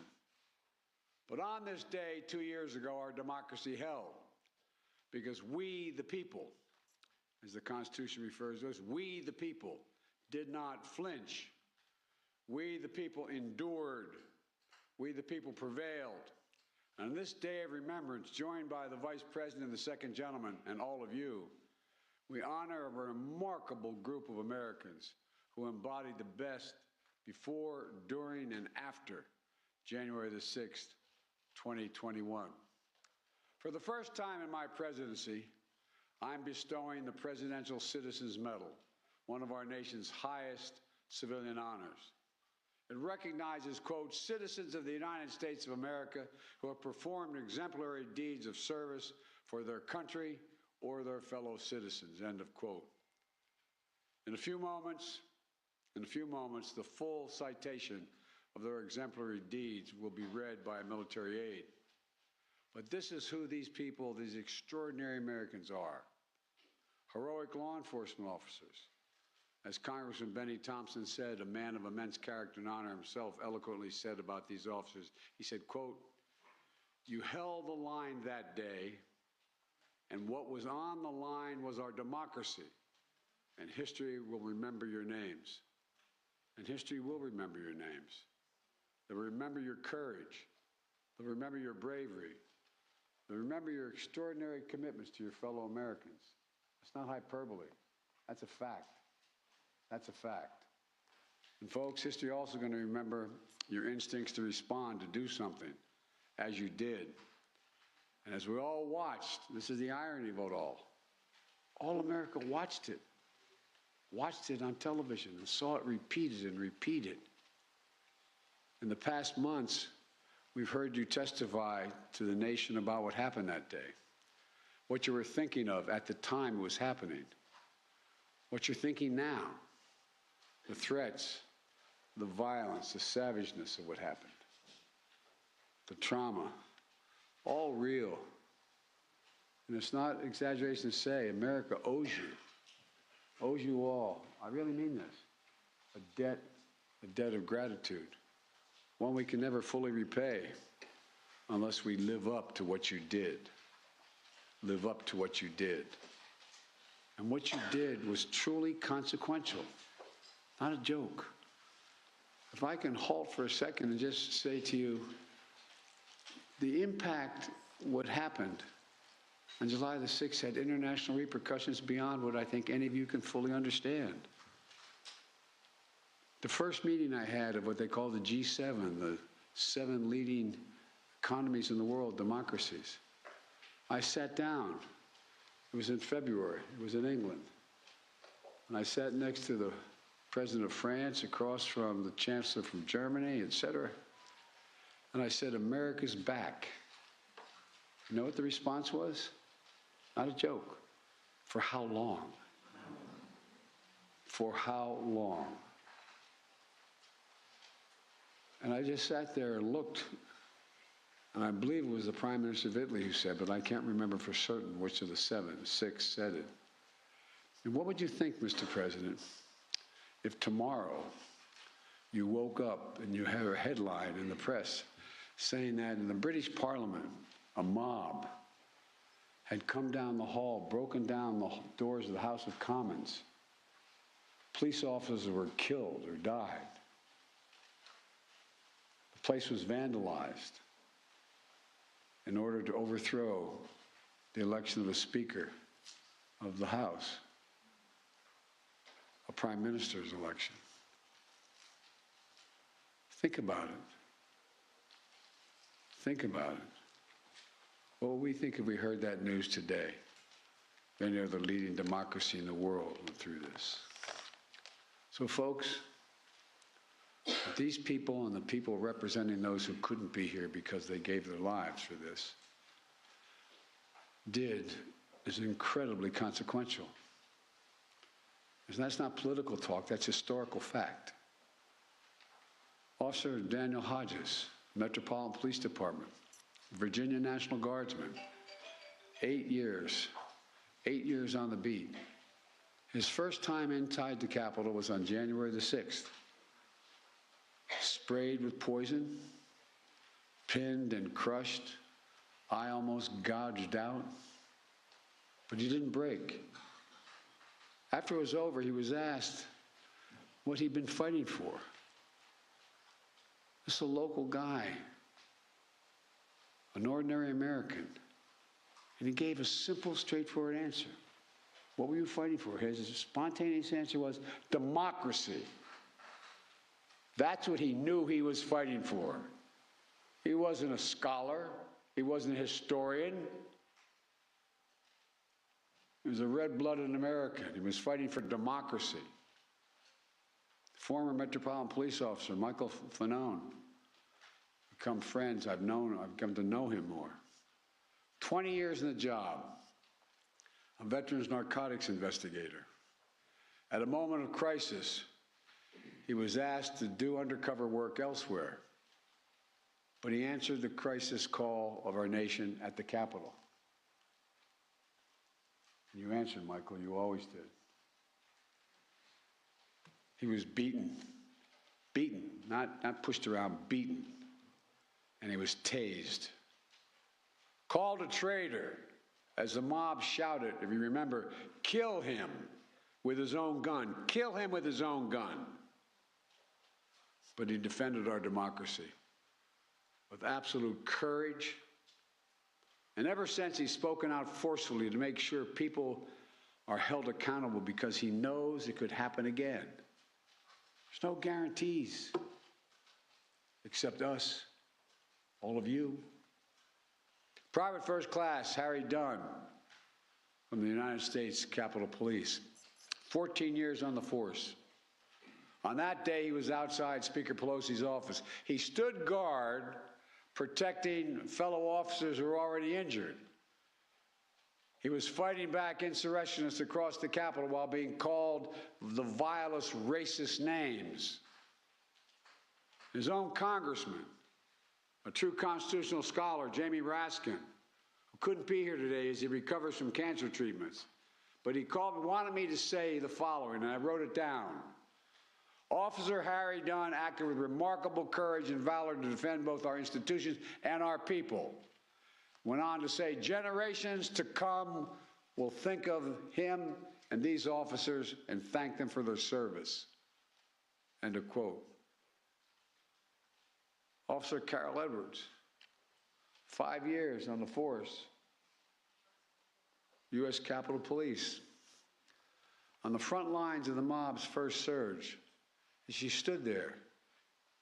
She said, and I hope I'm correctly quoting you, she said, it looked like a movie. It looked like a movie. Sometimes in crisis, things look surreal. It looked like a movie. Knocked unconscious with traumatic brain injury.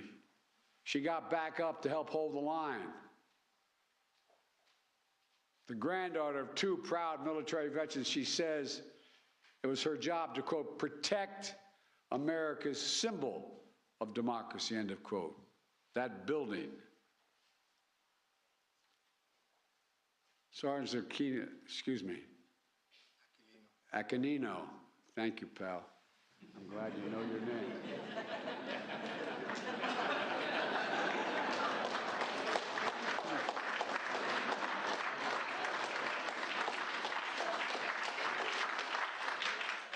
He can call me President Biden from now on if he wants.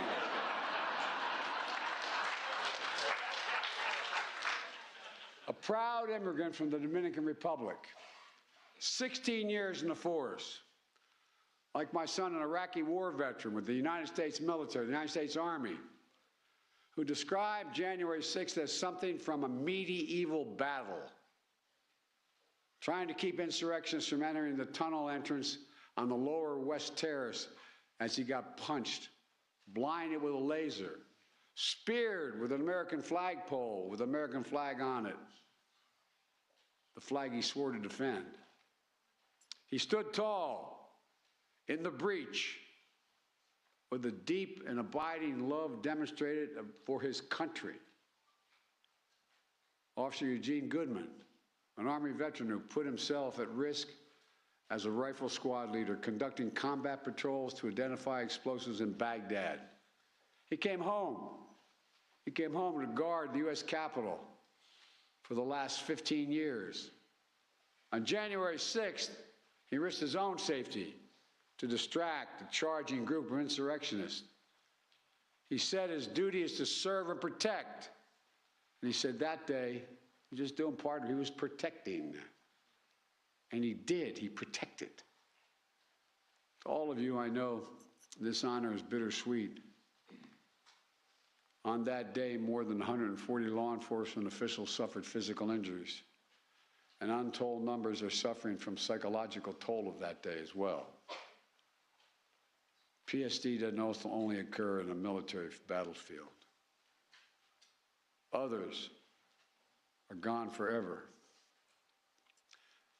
And I said earlier, if I can hold a minute here, I said earlier, you know, for those who lost someone on that day, they're proud as the devil that their kin are being honored.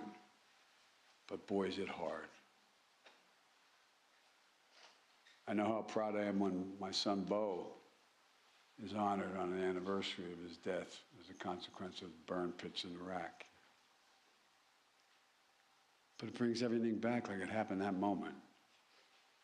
So to all the families here who lost someone, my heart aches for you, and I want to thank you for having the courage to be here today so the rest of America can know what your kin did, including Capitol Police Officer Brian Sicknick, who will be receiving this medal posthumously.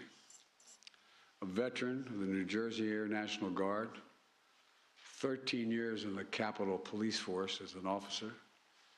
He lost his life after protecting the citadel of democracy.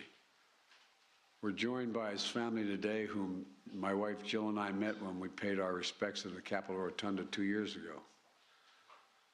I know you're proud of the honor being bestowed on Brian, but I also know this difficult moment because it brings back everything as if it happened this very day. But thank you for being here. And thank you for letting us remember Brian. Thank you. Capitol Police Officer Howard Liebengood is receiving this medal posthumously.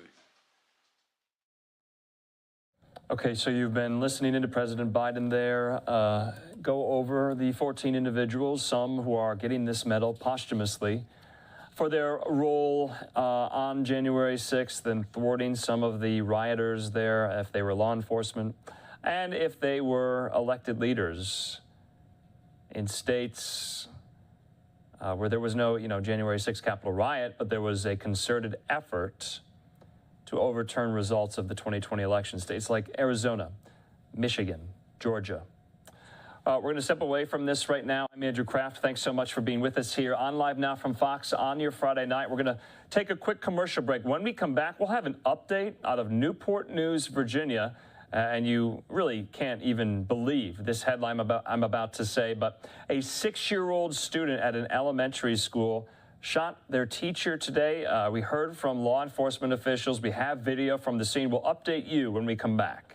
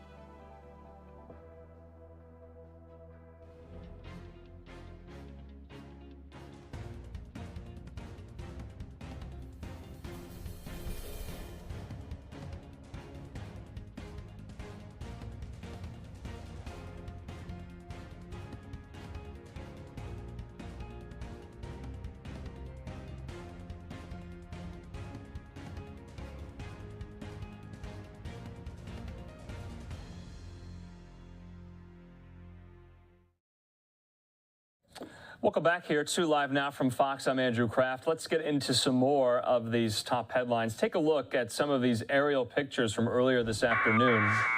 You can see there, this is outside of Rich Neck Elementary School in Newport News, Virginia, where a 6-year-old student shot and wounded a Virginia teacher during an altercation inside a first-grade classroom. That's according to police and school officials there in the city of Newport News. No students were injured in the shooting. The teacher, a woman in her 30s, suffered life-threatening injuries. Newport News Police Chief Steve Drew told reporters that her condition had improved somewhat by late afternoon. Police said the child had a handgun in the classroom and that they took that student into custody. Parents and students were reunited at a gymnasium door, according to Newport News Public Schools. There you see law enforcement on the scene. Earlier this afternoon, you saw so many police, onlookers, bystanders, parents, family members there beyond that yellow police tape, waiting to be reunited with their loved ones and their children. Newport News is a city of about 185,000 people in southeastern Virginia, known for its shipyard, which builds the nation's aircraft carriers and other U.S. Navy vessels. Rich Neck Elementary has about 550 students. It's a K-5 institution. That's according to the Virginia Department of Education's website. School officials have already said there will be no classes on Monday after the weekend. So this is overhead earlier this afternoon, where police said and school officials said a 6-year-old in a first-grade classroom shot and gravely injured his teacher, a female in her 30s. The 6-year-old was taken into custody. Right now, let's listen in to some of these law enforcement officials, city officials, and school officials. Police held a press conference earlier tonight. Let's watch. I'll sort of keep my comments brief. Newport News is it's a community. We are going to succeed or we're going to fail together. Today, I could not be prouder of our public servants who were here very, very quickly. The outer cordon, inner cordon were established. Can I be more proud of the police force, the sheriff, the entire fire department, my colleagues that stand behind us, the superintendent, the school board, Lisa, our delegates that are here. Newport News is a strong community, and we are always going to be together. It hurts my heart. After this, I'm going to go to the hospital and talk to the family and spend the night there. But it's a dark day for Newport News. We're going to learn from this, and we're going to come back stronger. So I'll take some questions at this time. This is the youngest we've seen in a very long time. Yes. So right now it's still raw right now. But I will tell you is there's going to be a full after action, not only from internally of the city council, the school board, and others, but we are going to ensure that we have the right steps and policies so this doesn't happen again. Mayor, do you? What I really say is today our students got a lesson in gun violence and what guns can do to disrupt not only an educational environment but also a family, a community. And I reiterate what the mayor said, that Newport News is a very proud community. We pride ourselves in working diligently to provide a safe learning environment for all students. The efforts we saw today by our faculty were admirable, and the response that it took to get our kids, make sure our kids were safe, make sure our parents were reunified with the students in as timely as we could make it. We don't plan for these incidents, but we do plan to have plans to make sure our schools are safe. We need the community support, continued support, to make sure that guns are not available to youth. And I'm sounding like a broken record today because I continue to reiterate that we need to keep the guns out of the hands of our young people. This is evidence today that these are the things that happen when we have access to weapons. I cannot control access to weapons. My teachers cannot control access to weapons. What we have to do is we have to make sure that is also a clear message that comes out of a situation of this nature. We do respond to whatever we have come on campus, but again, it comes on campus because of access in the community, and this is not a Newport News problem. It's a bigger and broader problem than what we're seeing today. Okay, so you were listening in there to the school superintendent, to the mayor of Newport News, as we were looking over. Sorry about that audio. Looking over these aerials earlier there at Rich Neck Elementary School this afternoon. We just want to repeat some of these facts of this story where a 6-year-old student shot and wounded his teacher, a woman in her 30s today. She's on the mend, she's improving, but she suffered life-threatening injuries. And the 6-year-old, the child, has been taken into custody, had a handgun in the classroom. Police also added that the shooting was not an accident. And so you can just not even imagine the thought that goes through parents' minds when they get alerted to something like this at their children's schools. We've seen it time and time again. And we'll keep you updated if we learn more about what led to this today, where that 6-year-old got a handgun. School will not be in session Monday after the weekend. All right, let's take just a quick commercial break. I'm Andrew Kraft. Thanks so much for being with us. When we come back, we're going to give you updates on the Buffalo Bills safety, Damar Hamlin, his recovery. It's improving ever more so. We also heard from Buffalo Bills officials today. There's also some confusion about now what the rest of the NFL season is going to look like now that this game will not be played at all. More on that in 2 minutes.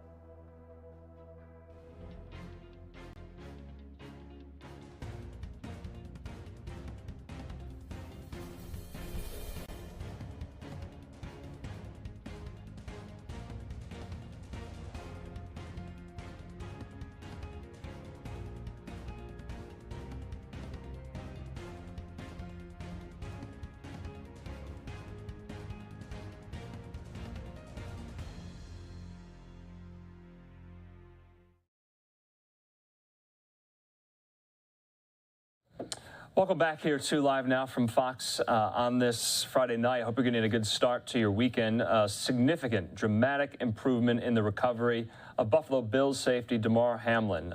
Remember Monday night, of course, we've been following this story all week. He collapsed on the field after suffering cardiac arrest and has been in the hospital in the ICU ever since. Take a look at this tweet, though, put out by the Bills organization on Twitter, saying Damar Hamlin FaceTimed into our team meeting today to talk to players and coaches. What he said to the team, quote, "Love you, boys," with that heart that he's been making with his hands for so long. We did hear from team officials today with an update on his condition. Let's listen, and then we're going to give you more information on what exactly will happen with the rest of the NFL season and schedule now that this game will not be replayed. Dave Stigler, Mike McCarthy, Brandon Terrell, and Brian Reed. Those guys, amazing work, in such a stressful moment. And then when we got, when they got Damar to the ER, the first people, putting hands on him, Dr. Alex Saavedra and Dr. Brown and Finney. The trauma team, Dr. Val Sams and Dr. Eileen Donovan. And then the ICU people that a lot of these people, we were interacting with when we went back there to visit Damar from the time he was in there and we could first see him till, I left yesterday. Dr. Betty Sway, she wants no credit, but she did a heck of a job. Claire Deglow, probably spent the most time with Claire. She was the day nurse. Unbelievable poise watching her work. Brianna Ruhlman, Caleb Boehner, and Molly Lincoln. So there's many others, but I'd be remiss and if you know any of these people, you're in Cincinnati, take care of them and thank them. They are heroes. Roger Goodell, Roger's in a tough spot. He's the commissioner of the league. He's got all sorts of things going on. He called every day, and I know he sent a text to Mario, but he's got a lot going on. He literally called every day and has called, texted with me today. So appreciate him, Troy Vincent and Donna Ponte. The Cincinnati Bengals, Mr. Brown, his organization, anything we needed, from hotel rooms to meals, they were just leading the way. Zach Taylor, I know Sean's talked about Zach, but Zach and Darren Simmons came over even before, while Sean was still there, waiting to see, how DeMar was going to do once we got him, into the ER. And Zach's wife, Sarah, she came over and brought meals the first night, and just so authentic. It was just, it was very touching. The city of Cincinnati, all sorts of people, prayers, sending things. Just what a great city. You never want something like this to happen, but a lot of love and respect for that town and that city and the support they've shown. Sean Smith and the officials, I thought they did a heck of a job in a critical moment of how to handle this situation. And then last but not least, I want to start with here, Sean McDermott, what a great job of leading our team back here, getting them home. And, it was a very tenuous moments, as we know, as DeMar was trying to battle this through, and a lot of unknowns and uncertainties, and just the vulnerability that Sean showed, working with our team, helping us get counselors here. And just, I went into the team meeting this morning. He's got this team rock solid. And, I'm biased, but through what we've been through in this guy deserves Coach of the Year for what he's done. Our coaches, our team leaders, Josh, Tremaine, all those guys, I've been checking in with some of them and through this process, and they're humans, and these are not gladiators or, as Sean mentioned earlier, robots. And this has been a tough ordeal, and I'm just so impressed and so appreciative of our team, our organization, and Terry Pagula's leadership. So I know that was long. I appreciate your patience, but it was very important for me to recognize all those people. Brandon, through saying that, it seems like you've met so many people over the last couple of days. Could you explain what the last few days were like for you, and why you felt it was needed and necessary to stay in Cincinnati with DeMar? Yeah, it's, it's real simple, Maddie. It's, what would you want someone to do for your son? And I got two boys, and, Sean wanted to stay as well, in fairness to him, and we were trying to figure it out. But as we're dealing with this in minutes, trying to make these decisions, we decided it was, we are the leaders, and he needs to lead these coaches and this team and help these guys get through back here, because we don't know how long this is going to be. And we may have a game, which we do, to prepare for. And so we divided it up, and I said, let me stay here. Let me support here. We'll work this out. And that's why I love Sean. He's we were able to work this through, and he did a great job there. But it was a roller coaster, Maddie, but just seeing his parents and the strength that they shown through this time, and different friends and family that showed up, it was great to see and learn more about DeMar. Obviously I knew who he was through the draft process, and then just getting to know him this last year and a half, but you learn so much more and you see why he is who he is by, spending time with Mario and Nina. It's just so impressed with the medical team too. Just these people, yes, they're medical people, but their bedside manner, their care, hugging us and seeing tears out of their eyes. there's going to be a huge party when DeMar gets out of there, and that's the only part I'm sad that I'm not going to be able to see him walk out of there. But I'm going to be so thrilled when we get him back here. What was it? Okay, so that was one of the coaches that have stayed back with Damar Hamlin there in Cincinnati. Now, the Bills will be playing their next game this weekend. We're going to get out of this press conference, and this is what they'll be wearing, the teammates and the players on their jersey this weekend. Take a look at this. They say we'll be wearing a special 3 patch on Sunday for our guy. There will be a number of tributes for Damar Hamlin across the NFL during Week 18. In the meantime, we here at LiveNOW caught up with a on-field reporter who covers the Buffalo Bills, especially what it has meant to him and the organization as they have rallied behind Damar Hamlin for his recovery. Remember, he's breathing on his own. That breathing tube was removed. That was kind of the latest update we got today. And then, of course, at a team meeting today, he FaceTimed in and said hello as much to his teammates, saying, "I love you guys." Let's listen into this interview, though, with LiveNOW's Josh Breslow. Explain what you saw while you were there.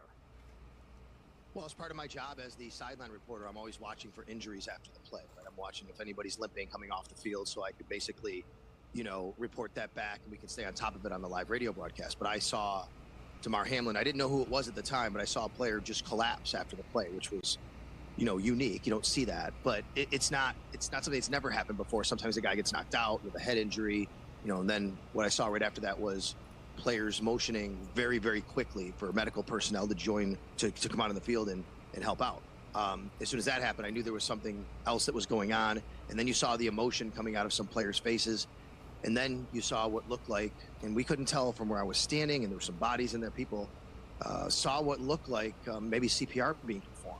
And I kept questioning, like, there's no way. They're not really doing that. Are they right here on a football field? That's, you never seen something like that. But sure enough, we know that that's now what was happening at that time. In 9 minutes, they were performing CPR.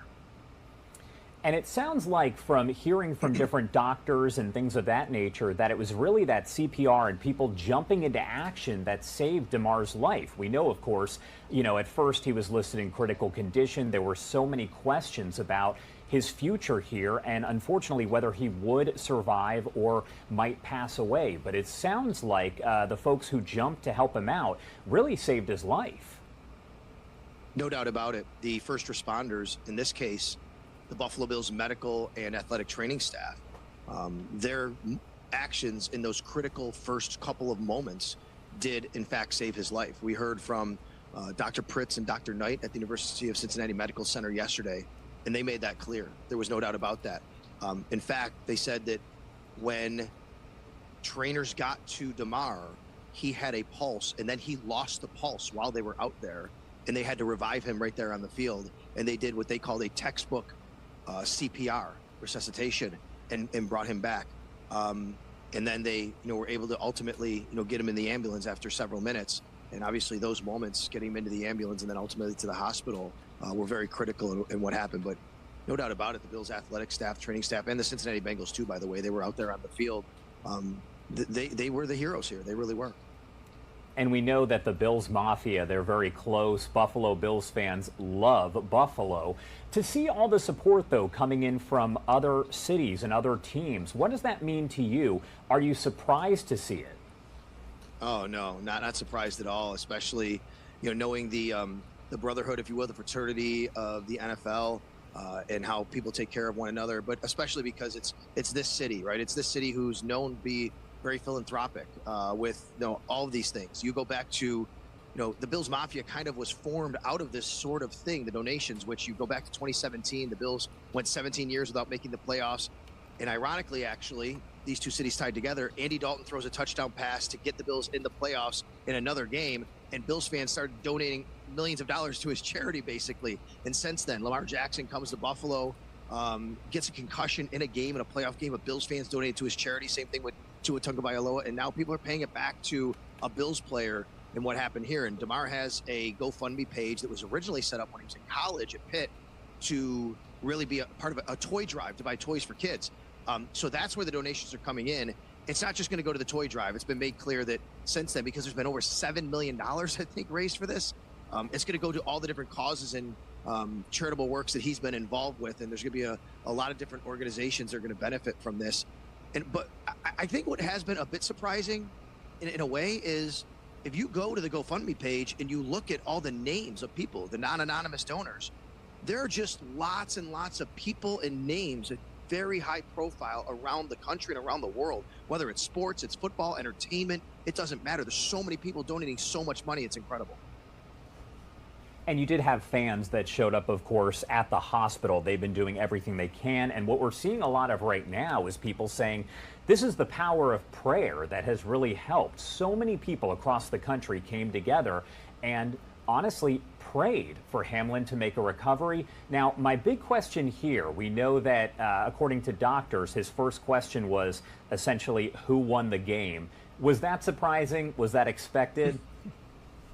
Well, according to his teammates, it wasn't. They expected nothing else. And in fact, I think the way he did it, and just to be clear, doctors did say he didn't ask that question. He isn't talking yet. He was able to write it down. Right. Though. He wrote it down with a pen on a piece of paper. And he's, he's communicating that way. And he wrote, "Did we win?" And apparently the doctors said to him, "Yes, Damar, you won the game of life," which is amazing, right? To talk like that and to say something like that. As far as, people coming together and, the power of prayer and positive thought, whatever it is that anybody, is trying to do to get them through this and to help Damar get through this. We know that something's working. Something's working because Damar is, as doctors said, making significant improvements. His neurological functions are intact, which is amazing to hear. And, I think that it was a really, really important day yesterday at One Bills Drive in Orchard Park. I was down there to know that the players and the coaches know this and allow them to kind of get back to getting back on the football field and not having to think about, Damar being in this state and knowing that he's recovering and making progress. And so obviously the next game is going to be Sunday when the Bills take on the Patriots. Do you think that's a game that I guess Damar will even be able to watch? And should he be watching that right now or really just focused on recovering? I would be the wrong person to ask Josh. I'm not a medical expert. I don't know how that would impact him in any way. I don't know what, I'm not in the hospital with him, what his situation is. I know that it's going to be a pretty amazing scene inside Highmark Stadium in Orchard Park on Sunday with the emotion and the fans.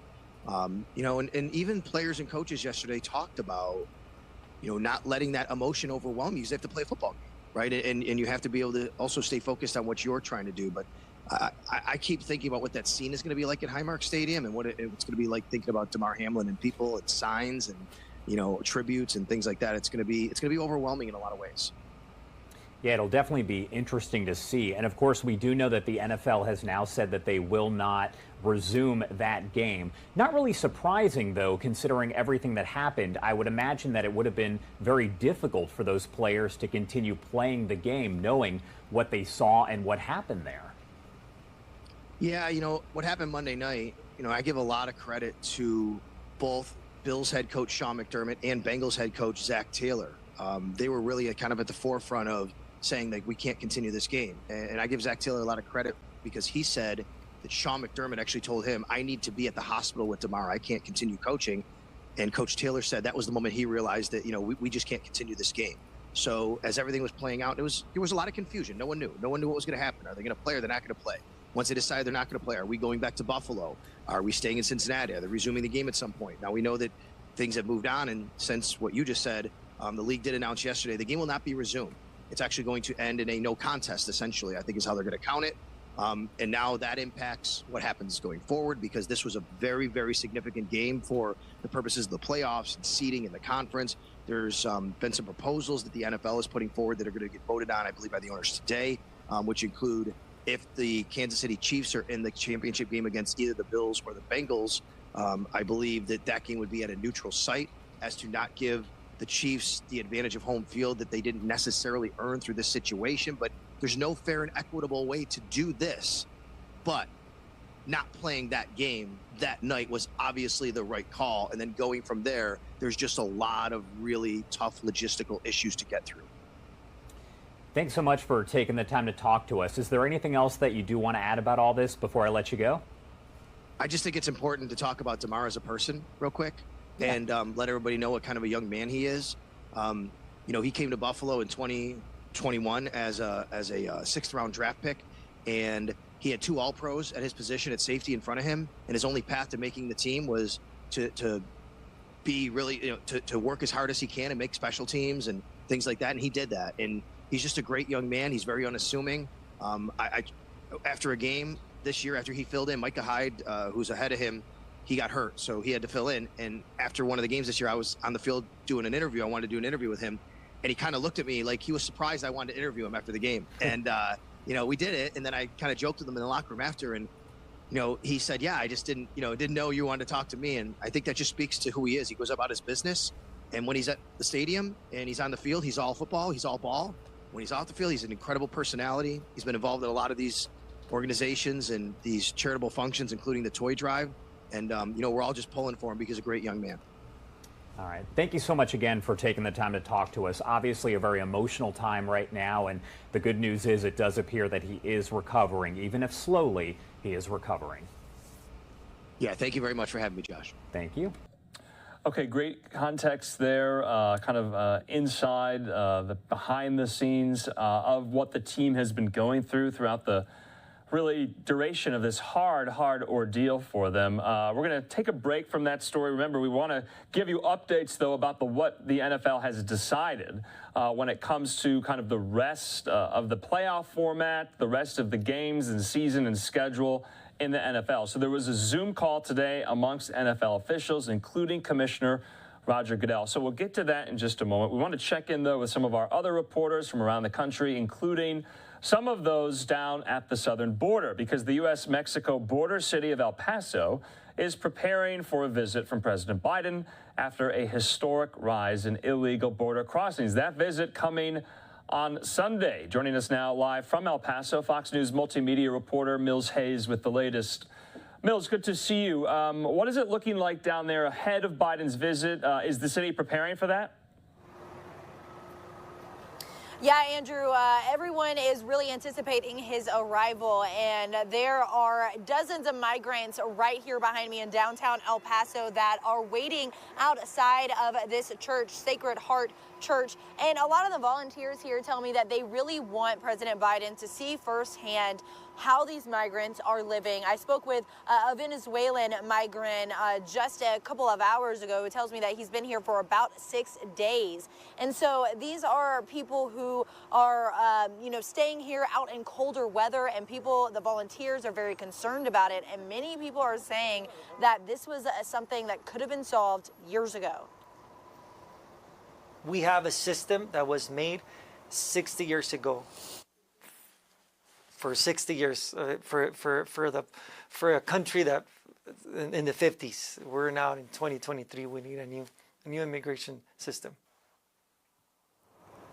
That was immigration attorney David Haro, who says that it's almost impossible to get asylum in the U.S. He's seen an increase of migrants looking for his help to navigate the system. In December, the city of El Paso was seeing over 2,000 people crossing a day. According to the city's migrant dashboard, that number has now come down to under 1,000 a day. Biden announced a policy that would allow 30,000 migrants from Haiti, Cuba, Nicaragua, and Venezuela to come to the U.S. for a 2-year period if they have money to get a plane ticket, have a sponsor, download an app, and can pass a background check. If any of these migrants cross illegally, they will be returned to Mexico and not eligible for asylum. Blake Barrow is the CEO of Rescue Mission of El Paso. They opened up a new shelter to house the growing number of migrants just a couple of weeks ago. It sounds to me like we have taken this humanitarian crisis that we had in the United States and we're exporting it to Mexico in a place where the government there has much less capacity to care for the people. Barra tells me he is concerned about these migrants returning to Mexico because he feels like it's more dangerous over there than it would be here in the U.S. And here on the ground in downtown, many of these volunteers say that they are really, really eager for President Biden to be down here. They are hoping, or one of their biggest fears is that he may only see part of the problem down here and not people sleeping on the streets and the real reality of the situation down on the ground in this city. Yeah, Mills, it looks like, very, very busy behind you. Give us a sense. So, are these illegal migrants there on the sidewalk? Will they just, stay there overnight on the sidewalk? There's a lot of nonprofits like you kind of profiled there getting them help, but there's still a lot on the streets, too. Yeah, there's multiple nonprofits that are helping out. Actually, at this church right here, I'm told that the women are sleeping inside the church, and you can't see it, but over to my left, there's a bus that the men are sleeping in. So not necessarily the most comfortable situation at all, but there are also some other shelters that are a couple minutes down the road where it's just a bit larger buildings, and these migrants are sleeping on cots. So thankfully they are out of the weather. But when I was speaking with some of the migrants earlier, I actually was using my phone to use Google Translate and go back and forth talking with them. And a lot of them, are trying to leave El Paso to go to other cities. The one I spoke with was trying to get to Denver, but a lot of them lack the resources and funds to get there, which is, it's concerning because a lot of them are kind of stuck here until they figure out how they're going to get somewhere else. All right, Mills Hayes, great reporting there. Mills, we'll check in again. Thanks so much for bringing us this story. Thanks, Andrew. Okay, one more immigration-related headline. Remember, we'll have special live coverage on Sunday when President Biden visits the southern border. We don't really have an idea yet of the itinerary, of who he'll be speaking with and meeting with, where he'll be going in El Paso. We'll hope to get those details to you over the weekend. I want to put up this tweet. This is a photo of an order. Let's go out now to Florida by Governor Ron DeSantis, who has now activated the National Guard in response to 90 Cuban migrants who were apprehended after a series of 5 landings in the state. So you can see there, this is the executive order. Ron DeSantis, Florida governor, activating the Florida National Guard to deal with the influx of migrants, specifically ones from Cuba coming into the state of Florida. So this is kind of a bi-coastal problem, and we'll see what President Biden has to say about it on Sunday. All right, let's take a quick commercial break. When we come back, let's get into the Damar Hamlin story yet again, but this side, from this angle, about the NFL schedule going forward. After we learned just yesterday that NFL officials are not rescheduling the game. The game will be canceled. That was being played Monday when we all watched Buffalo Bills safety Hamlin collapse on the field from a cardiac arrest. So we'll see how this is going to impact or interfere with the rest of the postseason playoff schedule. More on that in 2 minutes.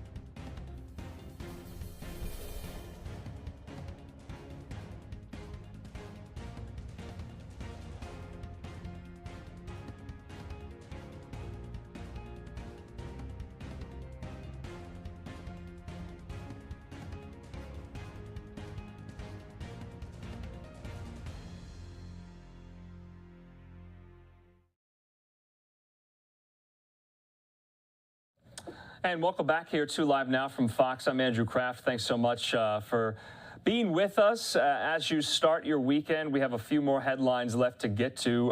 Let's talk, though, all you NFL fans out there are probably curious what's going to happen now that this game, it was Game 17 for these two teams. It's not going to be played anymore. It was canceled. It's not being rescheduled. So NFL officials got on a Zoom call today. Take a look at some of this video.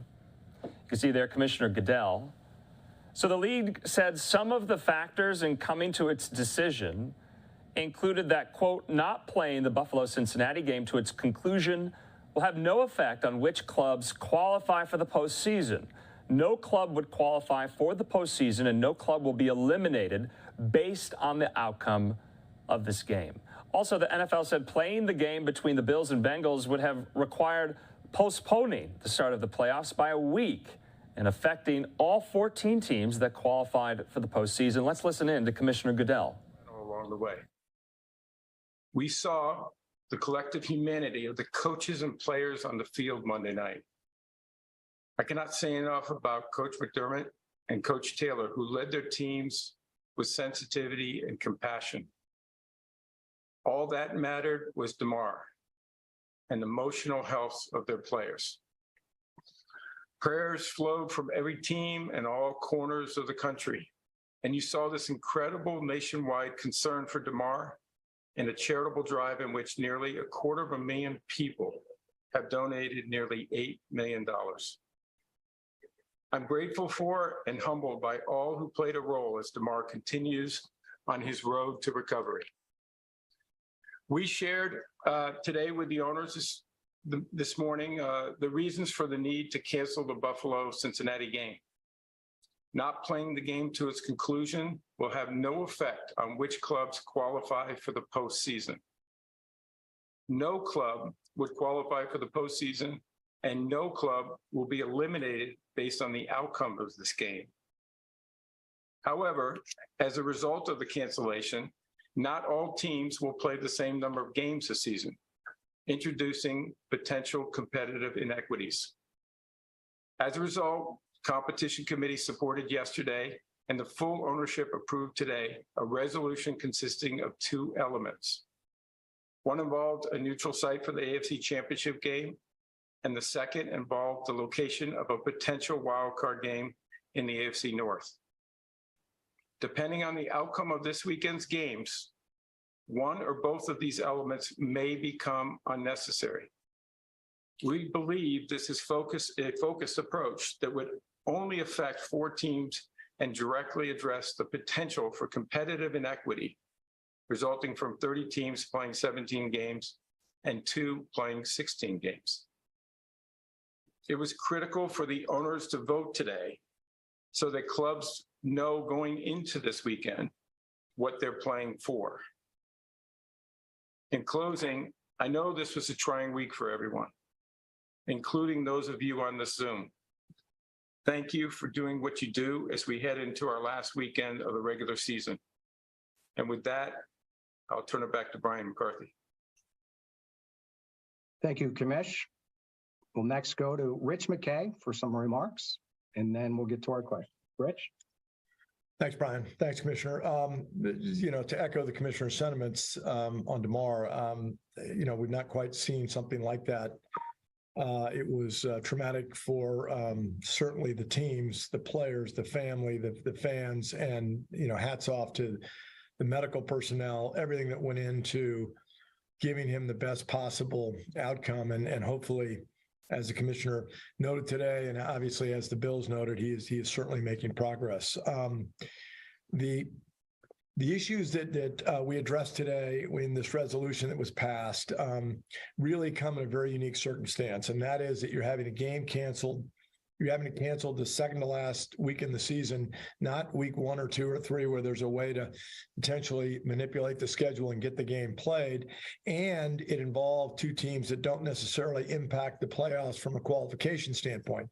Nobody would be, to the Commissioner's point, disqualified by this game not being played, nor would they qualify by this game not being played. It really got down to seeding. And that's what this tried to address. And so there were 2 elements to it. The first element was what I'll call the neutral site element. The neutral site element just said that if two of the three teams that play, I should say two teams that play in the AFC Championship game could potentially have been the number one seed had this game been played, then the game would move to a neutral site. Michael North will be on the call. We've got charts that can show you how that could possibly happen, but you're really talking about three teams, right? You're talking about Buffalo, you're talking about Kansas City, you're talking about Cincinnati. And there are a couple of situations that could occur where any one of those three teams could have been the one seed. And if two of those teams that could have been the one seed end up playing each other, it would be a neutral site game. That's element number one. And I'll go to element two. Element two really involves two specific teams, one Cincinnati, one Baltimore. Because you're in a situation where Baltimore is going to have played one more game than Cincinnati, and you're getting into a situation where they actually are going to play this weekend. It's hard to figure out. There's no perfect equity result here. But what we recommended and what the membership passed was allow this game to obviously have the ultimate meeting this weekend. If Cincinnati wins, no change. The seeding is as it is. If Cincinnati does not win, then Baltimore will have beaten Cincinnati twice and won't have a chance to have the championship of the division because Cincinnati has played one less game. So the proposal was that Cincinnati remain the 3 seed in that instance, but there's a coin flip to determine the home field in the event that Baltimore wins this weekend. A lot of discussion. There were a couple amendments proposed that would have split the proposals. Those amendments did not pass. So that's the background. We voted to pass it. So resolution G1, which you probably have a copy of now, passed and will be in effect. We needed to do it today, to the commissioner's point, because tomorrow starts football, and we need to be ready for that. People need to know what the rules will be for this weekend, and more importantly, for the seeding in the playoffs. So that's why it was passed today. With that, I'll turn it back to Brian. Thanks, Rich. It's now time for questions. If you can look down below, hit your raise hand function, and we'll try to get to some questions here.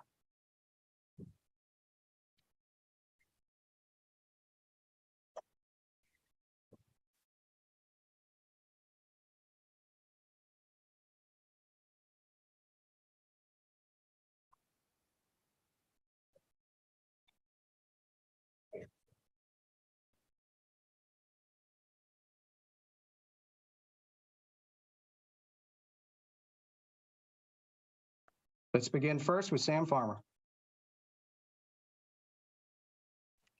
Hi, guys. Thanks for doing this. This could be for Rich or for Mike. What are the criteria for choosing a neutral site? Obviously, the place has to be available, but what are the other? Is there some logistical criteria? Michael?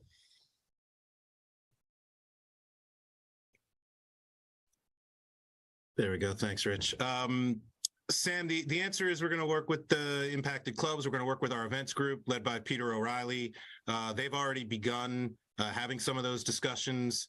Not prepared, I don't think, yet for us to commit to indoor or outdoor or where.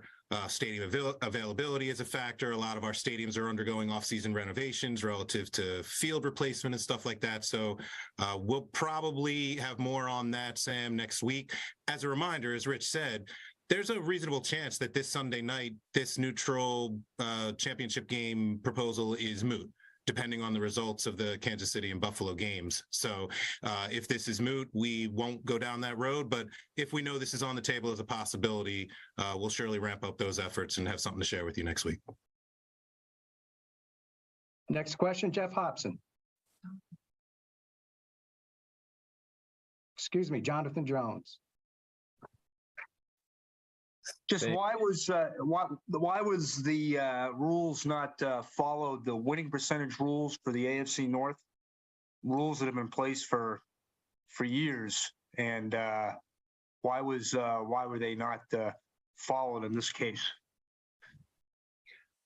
Well, let me start, Jeff, with that. I would say it's not necessarily they weren't followed. It was that you had a circumstance that wasn't necessarily captured. We don't capture everything in every rule and in every policy manual. And sometimes when you face situations, you have to try to make adjustments. And this was one of those adjustments. Not a lot different than in COVID when we were trying to make sure that we got to 272, and we had to do a lot of schedule manipulation, and some teams that were affected were not obviously happy with it, but that was done in the best interest of all 32. And that really was the focus of this, is what's in the best interest of all 32. And that's why this was voted on, and then voted on prior to this week's game, so that all teams would know. Next question, Jonathan Jones. Yeah, thanks, Brian. That was actually my question, but I guess I'll ask the backup, which is the potential coin flip. Has the league thought through what that looks like? Could you just sort of explain what that would look like if that is necessary next week? Brian, you want to get that one? Yeah, it's something, Jonathan, we'll give you more information, most likely in the next several hours here. Stay tuned. Next question, Judy Batista. Next question, Nate Davis, USA Today. For Rich or for Mike, obviously these contingency plans were laid out in the release last night, but one that was not was, if the seeding holds, Cincinnati would play Buffalo in the divisional round. Obviously, they didn't have the chance to win that game. It would have had the head-to-head and the home game against the Bills. Had they, was there any consideration to moving a potential Bills-Bengals divisional game to a neutral site? Yes, there was. And I think the discussion with that was logistically, people weren't comfortable with the idea that you could do that on 5 days, 6 days notice. And that's kind of when made the decision of the least intrusive way is to deal with the championship game when you have time to prepare for it, but not to leave the divisional game alone. And that was discussed at length on the call today amongst ownership. Hey, Rich, I'd also only add that, a lot of the discussion here all week was about how the fact that Buffalo and Cincy never got played, they're going to have a different number of games played relative to Kansas City. But when it comes to Buffalo and Cincinnati playing each other potentially in the divisional round of the playoffs, they have played the same number of games. They've both played 16 games. So there wasn't really a conversation about a coin flip relative to the host site. We'll let that play out on the field this weekend. Both Buffalo and Cincinnati could be the 2 or the 3. However, those seeds solidify on Sunday night, that will determine the host sites for a potential divisional playoff game between those two teams. Mike Florio.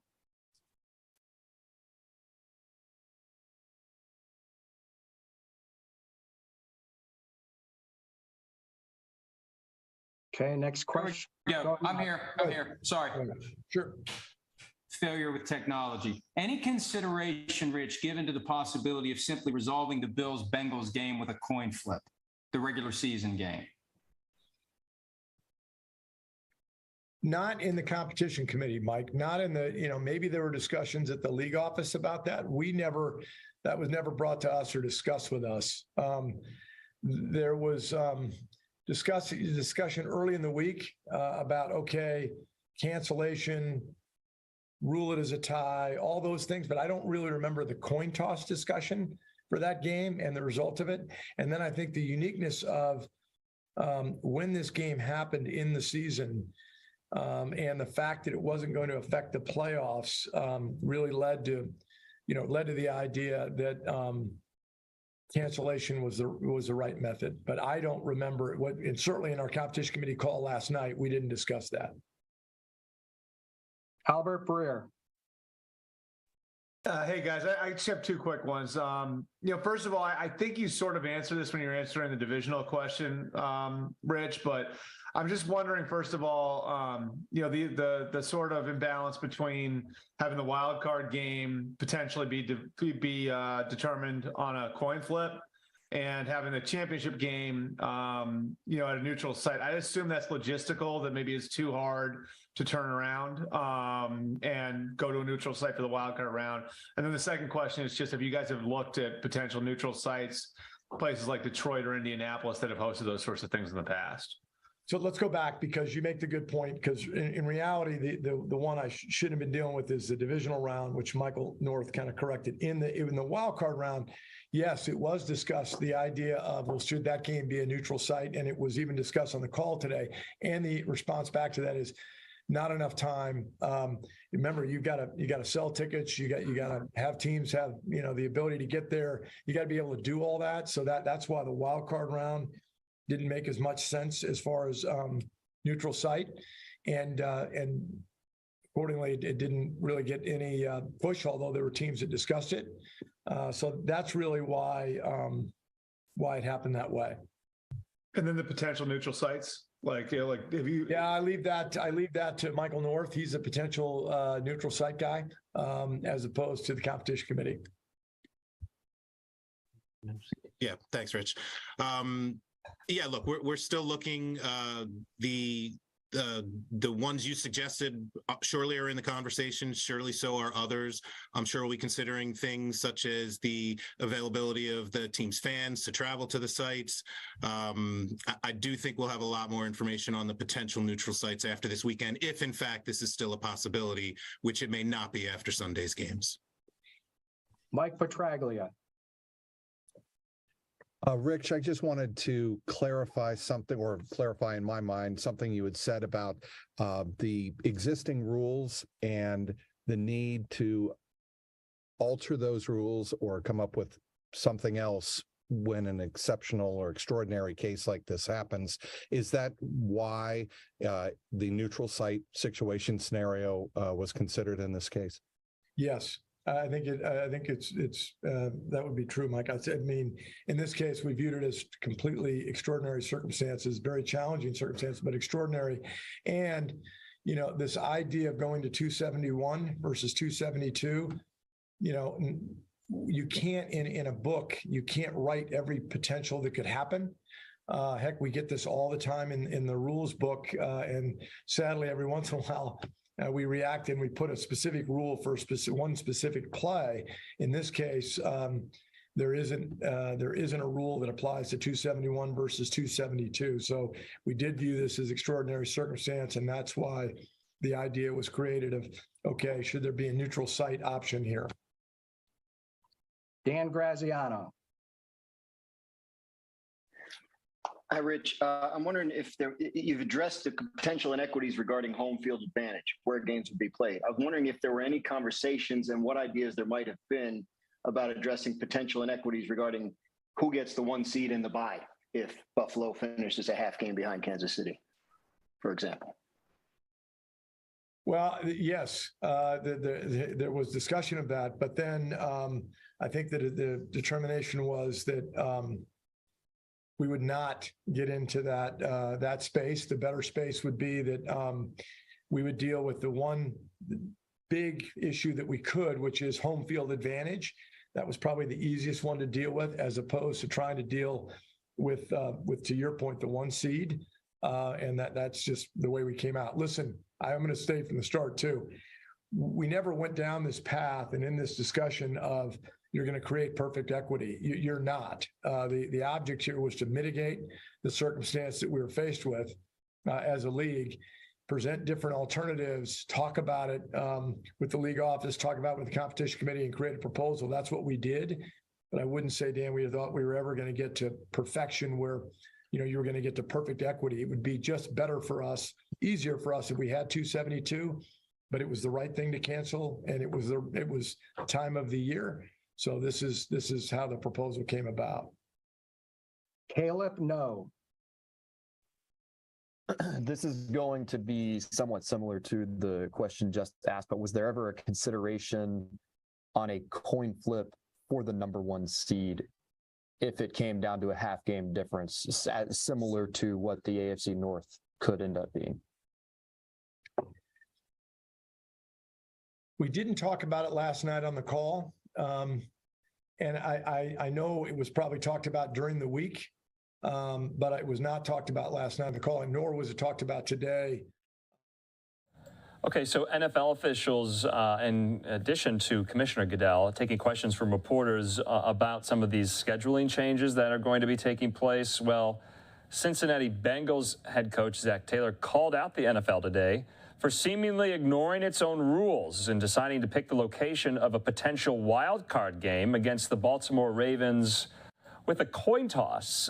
So Taylor spoke to reporters ahead of the NFL's approved resolution, that gives the league the authority to determine the site of a possible matchup between the Bengals and Ravens using the 50-50 odds of a coin toss, despite the Bengals earning home field advantage with first place in the AFC North. Now, Taylor told the Cincinnati Enquirer, quote, "As far as I'm concerned, we just want the rules to be followed." He says, when a game is canceled, you just turn to winning percentage to clarify everything, so we don't have to make up rules. Well, kind of where this city is all focused on this story at the moment, there you can see downtown Indianapolis, Indiana.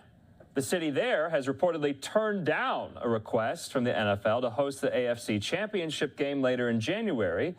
As first reported by the Indianapolis Business Journal, the city declined to host the NFL's penultimate game due to scheduling conflicts. City officials added that the Indy Convention Center already has a packed calendar. Indiana Colts executives also were asked by league officials earlier this week about hosting the game on either the 28th or the 29th of this month. The request came after that Week 17 game between the Bills and Bengals was canceled. The city already has an event on its calendar at Lucas Oil Stadium, the proposed host site. This, official said, would make it nearly impossible for the NFL to host a game there. The already scheduled event, which is a national volleyball tournament, it's hosted by Capital Sports Center. It's called the Central Zone Invitational, is expected to draw as many as 30,000 people downtown. Additionally, the city is expecting a peak hotel room occupancy exceeding 7,000 rooms. That accounts for nearly every room in downtown Indianapolis. So, to which the Cincinnati Bengals are tweeting out this: anyways, bring on the Ravens. So we'll continue to follow this story here on Live Now from Fox. In addition to Damar Hamlin's incredible and very quick recovery there, ever so much. So this is good news going into your weekend. Damar Hamlin, the breathing tube, taken out today, breathing on his own, communicating by writing on that board to his teammates today over FaceTime. Incredible stuff. All right, we're going to take a quick commercial break a little bit after the top of the 7 o'clock hour here. I'm Andrew Kraft. We want to thank you for being with us. When we come back, we'll be getting some more weather updates. Californians still cleaning up after a huge winter weather storm moving through both northern and southern California, bringing torrential rains, flooding, wind, and so many are still picking up the debris, assessing the damage. We'll get a report from Southern California after the break.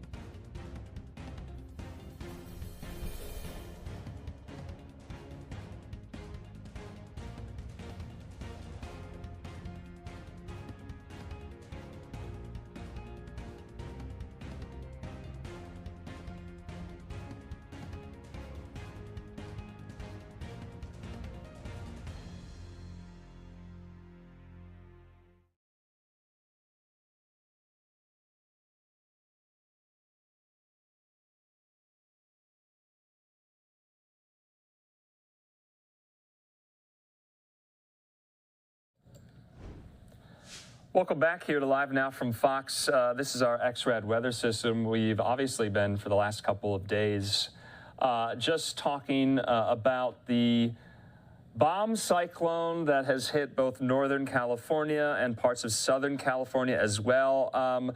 It seems to have dissipated a little as it moved inland, but there are still more and more weather events, especially rain, that's going to come very soon in the next couple of days. Let's just hear from our folks at Fox Weather about this particular threat.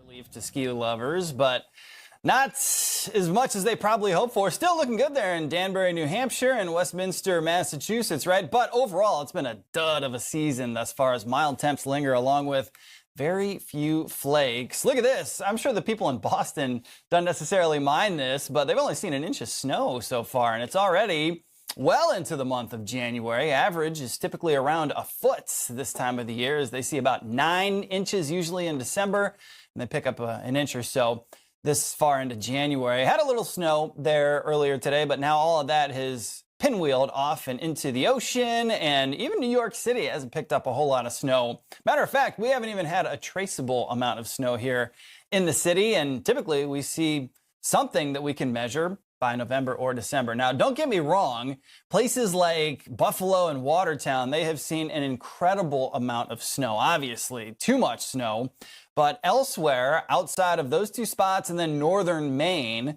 we're seeing a departure from average anywhere from here in New York, 6.5 inches, to that 4.5 inches you're seeing there in Philadelphia. Heck, typically Syracuse has seen over 2 feet of snow already, and we're about 25 inches below average. As of right now, Baltimore, 3.25, 2.25 there in DC.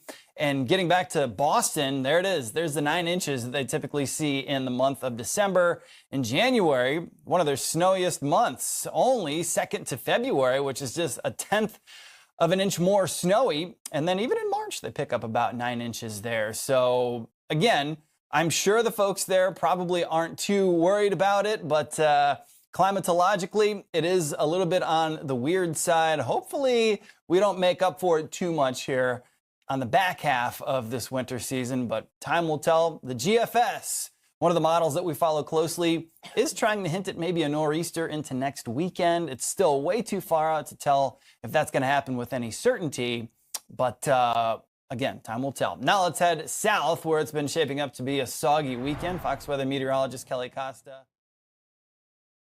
Okay, we thank our folks there at Fox Weather for keeping us up to date nationwide on all these weather events there. You saw a lot of snow there in New England. That's good for the ski resorts and skiers and snowboarders. And then, of course, in the Bay Area in California, expecting more and more rain in the next couple of days. Though, in the meantime, let's get an update from Southern California. Fox 11 Los Angeles reporter Travis Rice is standing by with how Californians are responding to all of this. Travis, good to see you tonight. Who have you spoken with? What have you seen? Andrew, likewise. Well, we've talked to lifeguards today. We've talked to firefighters today. We've talked to a whole lot of people and even some business owners and how they've been dealing with the rain. Of course, the rain has been over now for quite some time. However, we're still seeing the residual effects from the high tides. This actually right here in Seal Beach, this is not a boat ramp. This is kind of the beginning to a park that's basically been submerged by the flooding. And then just over here to your right, this is a restaurant that was actually spared. The water came up to just a few inches before, just because, of course, the waves were coloring outside the proverbial lines today. Another day, another storm mess for coastal cities. The culprit, not rain, but heavy surf. When the big surf comes, yeah, the sand is going to move. Residents say it was somewhat expected, but still surprising to see where the water could go. I took pictures for my kids. They won't believe it. Yesterday it was quite dry, but today you've got a lagoon. In the case of the Beach House restaurant, the view of the water, a little too good. I got here at about 7:30 in the morning, getting ready for the day, and it was fine. There were no issues. And then my partner's brother came running into the restaurant. He said, "Rosie, you're gonna flood." So I ran out there, and sure enough, I mean, it was coming. It was at a really fast pace. They just opened 3 weeks ago, and owner Rose Ritchie says they got lucky where the wet stuff stopped. We were just a few inches here from coming up to our patio. Folks say it comes with the territory, and they'll continue you to be prepared. I don't expect it to be any worse than it was this morning. This is what sandbags are for? That's what sandbags are for, yeah. Again, this area is prone to flooding. They did experience minor flooding a couple months ago when there was a king tide event. And again, they did have some very significant flooding here in the 80s, and that's when they started building up a lot of these berms and even some hills right before the beach houses here. Again, it's technically low tide right now, about 2 hours and change since low tide. But 10:20 tonight, that's when the next high tide is. So the crews here that are trying to drain this little mini lagoon that's appeared in this parking lot have some work cut out for them. Andrew, back to you. All right, Travis, thanks so much. You'll also be what, filling sandbags too, Travis? No? No, I got lucky. I was able to get free calamari at this restaurant because we interviewed them. Even better. Travis, thanks so much. Have a good weekend. You too. Okay, in the meantime, let's just take a quick commercial break. We have a lot more stories left in the next couple of hours here as we get into the weekend. Live Now look there from the White House. We got the jobs numbers for the month of December. We'll bring you those when we come back. Also, of course, the House will reconvene very, very soon here in about 45 minutes, 10 p.m. Eastern, as the speakership goes to a 14th ballot, a 14th vote. Sources say Kevin McCarthy may clinch the role and the bid during this one. That, of course, remains to be seen.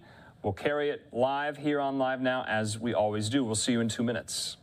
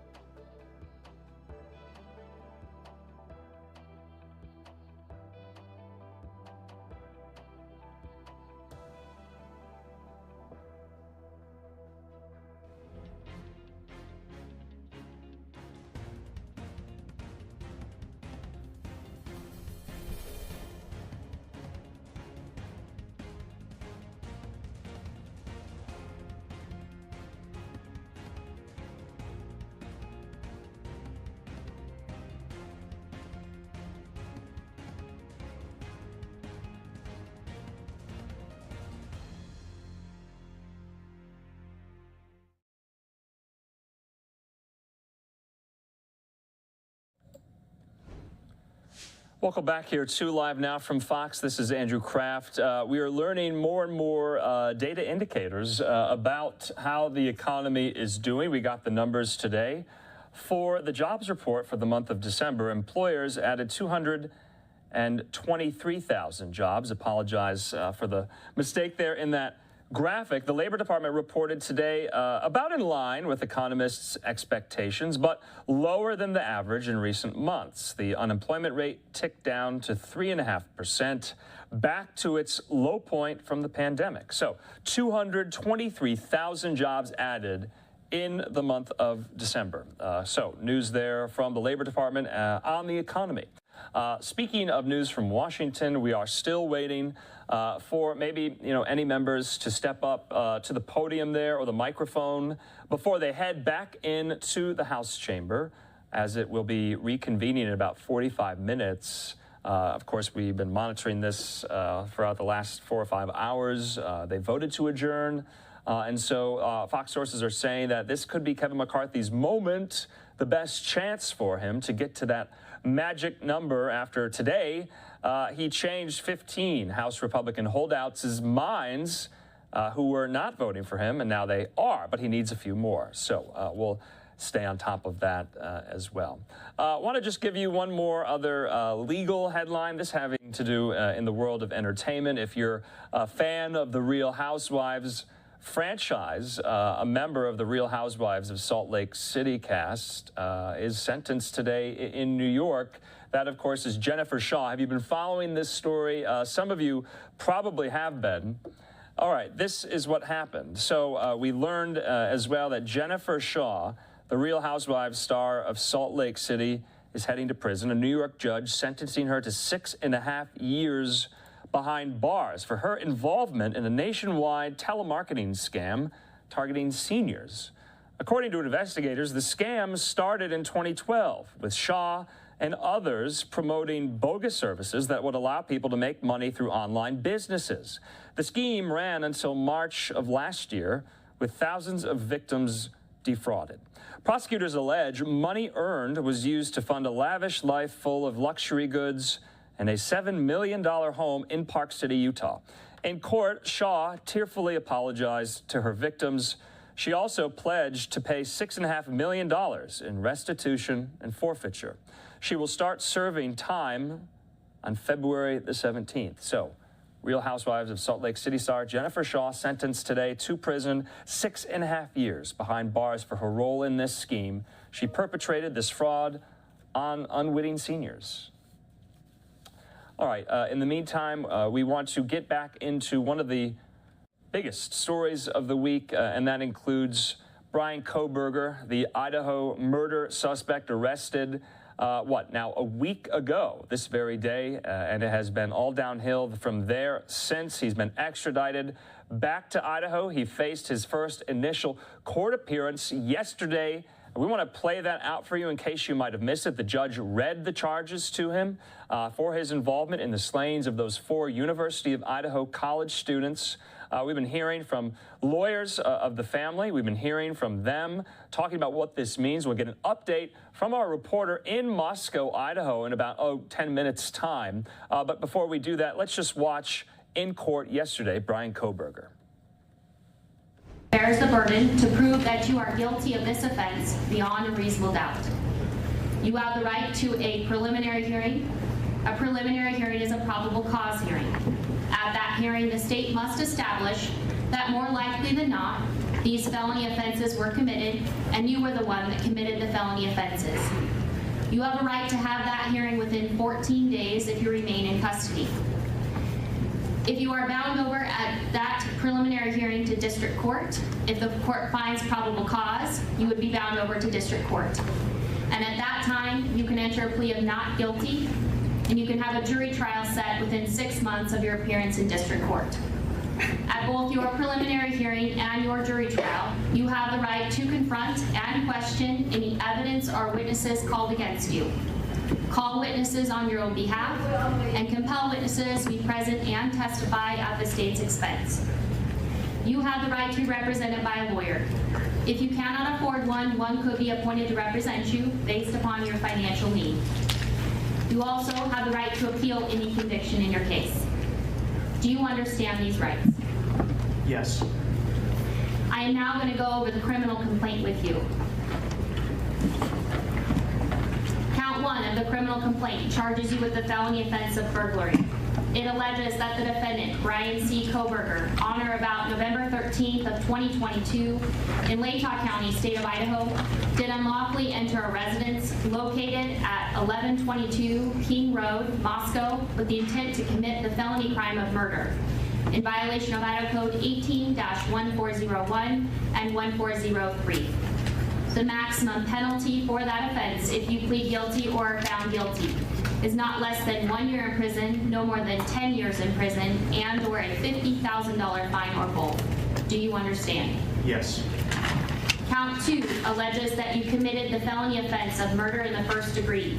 It alleges that the defendant, Brian C. Kohberger, on or about November 13th, 2022, in Latah County, state of Idaho, did willfully, unlawfully, deliberately, with premeditation, and with malice aforethought, kill and murder Madison Mogen, a human being, by stabbing Madison Mogen, from which she died, in violation of Idaho Code 18-4001, 4002, 4003, and 4004.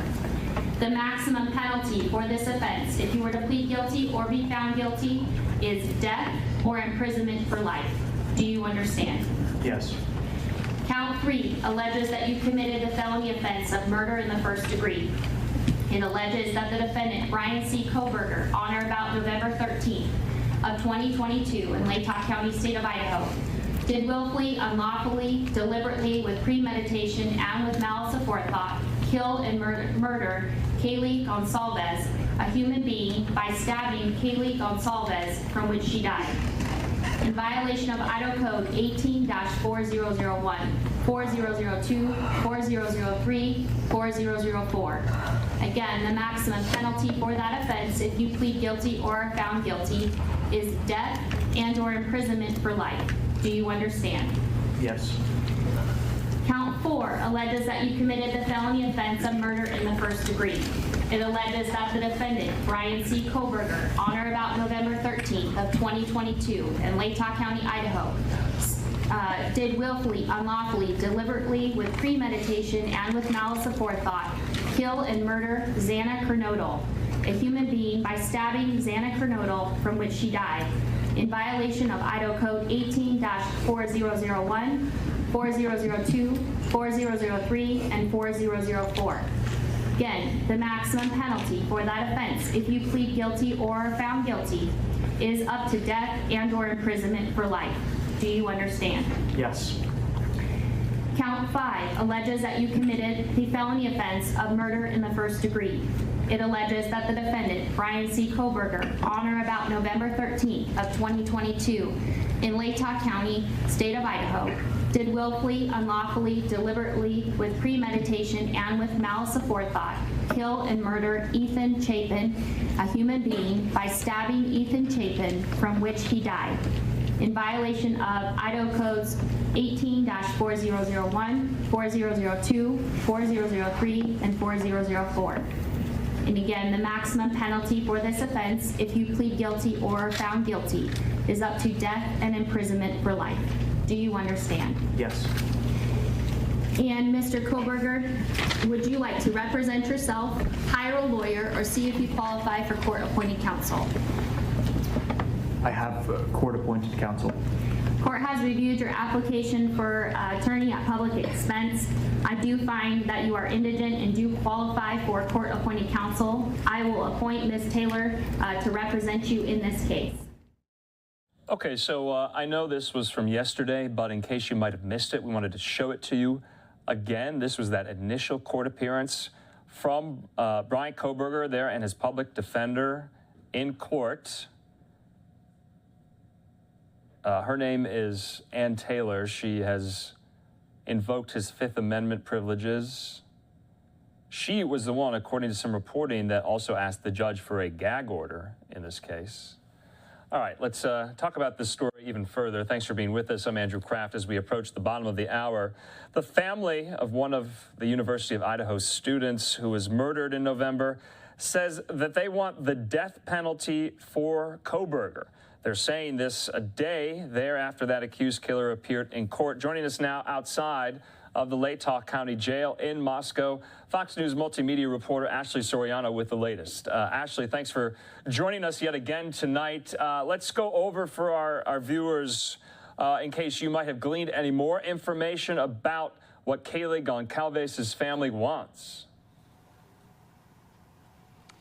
Hey, good evening, Andrew. Yeah, Kaylee Gonsalves' family, they've been the most outspoken of all of the victims' families throughout this entire process. And they did speak with Fox and Friends this morning in an interview saying that, you know, they are for the death penalty. This comes after we finally saw some details in that probable cause affidavit. We now know that phone records, DNA, and footprints all link Koberger to the scene. Again, that's according to the affidavit affidavit. But what I want to bring to your attention, Andrew, is that police had some of Koberger's professional background on their radar. So Koberger was a PhD criminology student. And, you know, it's not illegal to take courses in criminology, psychology, and forensics as the suspect did. But police are particularly interested in some of the activities that he did during his studies. So he published an online survey last summer during one of his classes in Pennsylvania. That's his home state, where he also attended DeSales University in a master's program. He asked for responses on Reddit to, quote, understand how emotions and psychological traits influence decision-making when committing a crime. Last fall, he also applied to an internship with the Pullman Police Department, which is just 10 miles from Moscow.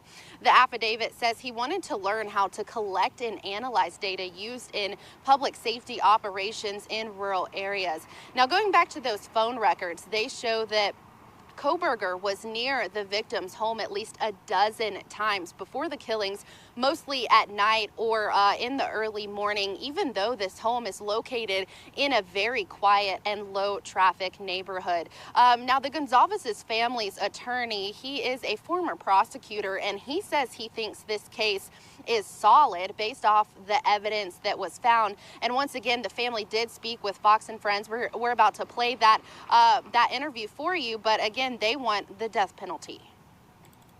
Each line gave me a little bit more confidence that we were in a very good position. I can make this man feel like he picked the very worst family to do that to, and I want this case to get stronger and stronger to the point where he realizes that he's not going to be on the planet that long. The suspect is in custody at the Latah County Jail without bail, and his next court hearing is set for January 12th. Andrew. Okay, Ashley, give us a sense what's happening at the crime scene, because I believe earlier today there were some items, mattresses maybe, that were brought out. They're still kind of clearing it out. What's going on? That's right, Andrew. So you and we spoke earlier today, and we talked about how the house has pretty much remained at a standstill, but we did learn some information I want to share with you. As you just mentioned, some items were loaded up into a pickup truck that does include some mattresses and some other miscellaneous items from the home. But during this cleanup right now, it's, you know, you can see it from the road. It's very visible. That's very different from the first time investigators came in attempting to clean up the scene. They covered it up through a tunnel pretty much and had a very large Penske rental truck. And that cleanup process, the first cleanup process was halted because the suspect had been arrested and the defense team wanted time to take a look at the crime scene. But today, this afternoon and evening, investigators started to load up some items into a pickup truck. So definitely interesting to see what new information we learned from that. Andrew. Yeah, of course, the defense wants to get in there. They're going to have to, you know, collect their own evidence to present at trial, whenever that trial is going to take place. And I was reading as well, there's some reporting to suggest that there is kind of an end point when that location, that home there on campus, will be considered an actual crime scene. That's coming to an end, right? And then who knows what will happen with that house. Yeah, that's right, Andrew. A judge ordered the house to remain a crime scene until February 1st. It's unclear if the judge will extend that, but as of now, February 1st, that house will remain a crime scene. Andrew. Okay, Ashley Soriano there. Thank you so much. Excellent reporting. Not sure if you're staying there through the weekend, but we'll definitely be checking again in with you next week. Thanks, Ashley. Thanks, Andrew. Okay, we're going to stay with this story briefly here because there are a lot of questions circulating as well. Because remember, just last night, if you were watching at this time, we were speaking with legal experts about the timeline, especially the night the murders were committed. Now, questions are arising, and they have abounded about this roommate on the first floor who encountered the suspect Koberger. That, according to the affidavit, we got a physical description and kind of a exchange that That roommate watched Koberger walk out of the sliding glass door there on the first floor, dressed in all black. He had a mask on, and so it was quite shocking for that roommate who witnessed all of that. The affidavit said essentially, and I'm paraphrasing, she froze. But so many are wondering, okay, well, that was at what, sometime 4 in the morning? Why 911 wasn't called till around noon the next day? Take a look at some of this timeline we want to put up yet again. Because you have these questions. I have these questions. You can see there, 4:48, Brian Koberger's phone reconnects to cell networks near Blaine, Idaho.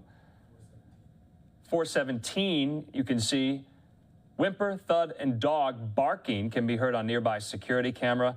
Around the same time, the roommate opens the bedroom door again, sees man with bushy eyebrows, clad in black clothing and a mask, walk past her towards a rear sliding door. The roommate said she then locked herself in her room. And then the last bullet point on this graphic, 11:58 a.m., a 911 call reports an unconscious person at the scene of the killings.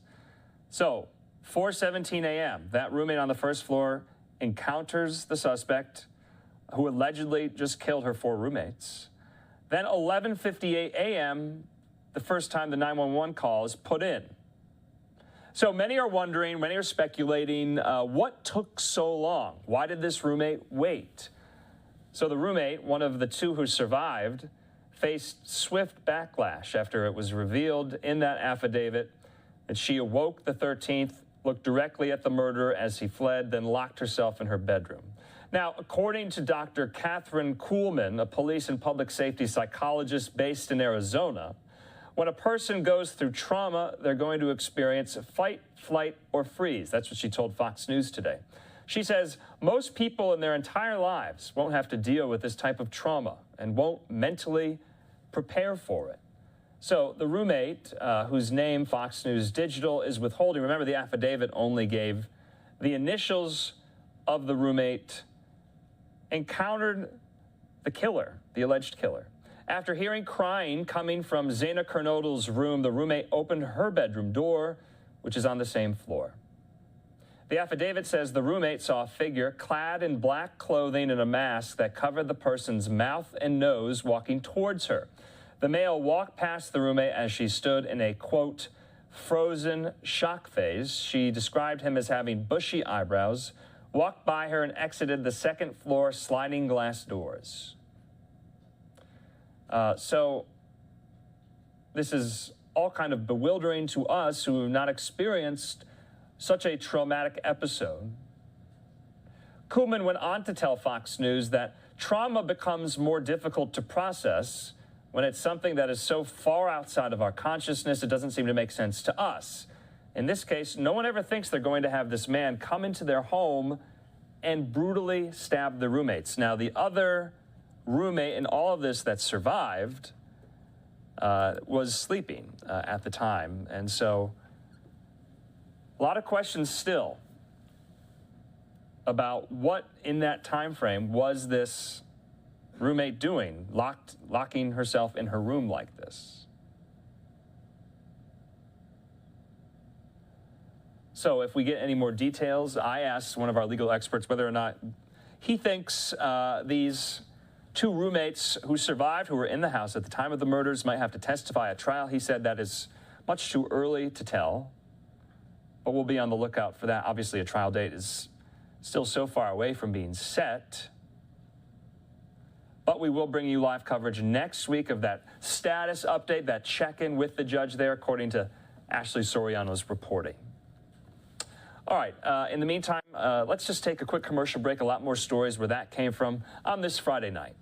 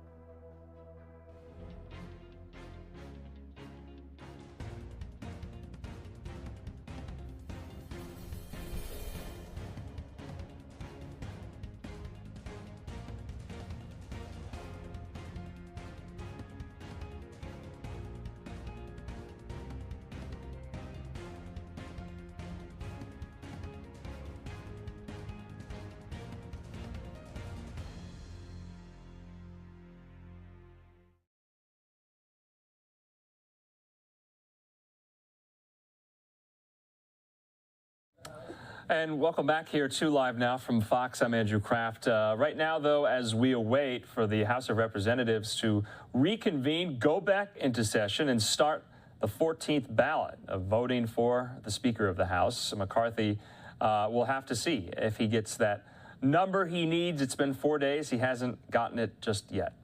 In the meantime, while we wait, let's just hear from the White House. Karine Jean-Pierre, White House press secretary, holding this briefing today. We'll also keep up some shots from inside the Capitol as we await that. All right. So today, the United States will demonstrate our continued enduring commitment to Ukraine's ability to defend itself with the announcement of over $3 billion in new military assistance to Ukraine, including $2.8 billion drawdown for Ukraine, the largest yet. My colleagues at the Department of Defense will brief on this in further detail later this afternoon, but the package is expected to include the Bradley infantry fighting vehicles we announced just yesterday, self-propelled howitzers, MRAPs, and other armed personnel carriers, GMLRS, rockets, surface-to-air missiles as well, anti-vehicle landmines, ammunition, and other items from DoD inventories, as well as $225 million in foreign military financing for Ukraine to build the long-term capacity and modernization of Ukraine's military. Today's assistance also includes $682 million for regional partners and allies on NATO's eastern flank to incentivize and backfill donations of military equipment. As the President said yesterday, the war is at a critical point, and we must do everything that we can to help the Ukrainians resist Russian aggression. With that, I'll turn it over to my colleague John to share more about the President's upcoming trip to Mexico City and take any questions that you may all have on this new PDA announcement to Ukraine. Okay. Thanks, Karine. No problem. Afternoon, everybody. President's very much looking forward to heading to Mexico City for the North America Leaders Summit next week. Our partnership with Canada and Mexico is crucial to our economic security, prosperity, democratic stability, and of course migration management. And this North American Leaders Summit will give us all an opportunity to strengthen those partnerships and advance shared priorities for North America. As part of the trip, on Monday, January 9th, the President will meet bilaterally with President Lopez Obrador of Mexico. Then on Tuesday, January 10th, he'll have a chance to meet bilaterally with Prime Minister Trudeau of Canada. And then later that day, later on Tuesday, all three leaders will gather together for the formal agenda of the 10th North American Leaders Summit. Since taking office, President Biden has built and strengthened solid institutional frameworks for cooperation in North America on issues that, of course, span economic development to security to migration, all in order to produce concrete results and in a way that will help extend all that security and prosperity well into the future. As an example, quite frankly, of the strong cooperation that we have in the region on migration, we've implemented innovative approaches, just particularly with Mexico, to help address the challenge of irregular migration, which have led to some significant progress. And I think you saw yesterday the President talked about this, as well as Secretary Mayorkas, and refer you back to their comments about some of the new policies and initiatives that are in play to both expand legal migration and pathways to legal immigration, as well as to crack down on enforcement. Now, we're also making strides alongside our partners to address the significant drug issues around the border, particularly with respect to fentanyl, and seizing record levels of that before it enters the country. In fact, since August of last year, Customs and Border Patrol agents have seized more than 20,000 pounds of fentanyl. It's an ongoing effort. It's not something you can ever take your foot off the gas on, and we're going to continue to do that as well, and that will be certainly part of the discussion down in Mexico City. In fact, as you know, the North American Drug Dialogue, which includes efforts to increase information sharing on precursor chemicals and strengthening our public health approaches for prevention, harm reduction, treatment, and recovery services, has been very successful, and again, we're going to continue to work on that. redoubling our efforts to address climate and environmental challenges by undertaking efforts to reduce methane emissions in the waste sector and decarbonize public transportation also will be on the agenda here at Mexico City, as will strengthening and expanding North American supply chains for semiconductors, critical minerals, and electric vehicle batteries. All these investments in North America will benefit the United States. And by taking advantage of game-changing legislation under the Biden administration, including the Inflation Reduction Act and the CHIPS and Science Act, President Biden will use this North America Leaders Summit to keep driving North America's economic competitiveness and help promote inclusive growth and prosperity. So very, very exciting couple of days in Mexico City. The President's very much looking forward to that and happy to take some questions. Thanks, John. Can you talk about any national security implications of the fact that there are no members of the House who are sworn in at this time? We have vehicles to continue to communicate with both chambers of Congress, and that communication will continue throughout the foreseeable future. So there's no particular worry or concern that national security will be put at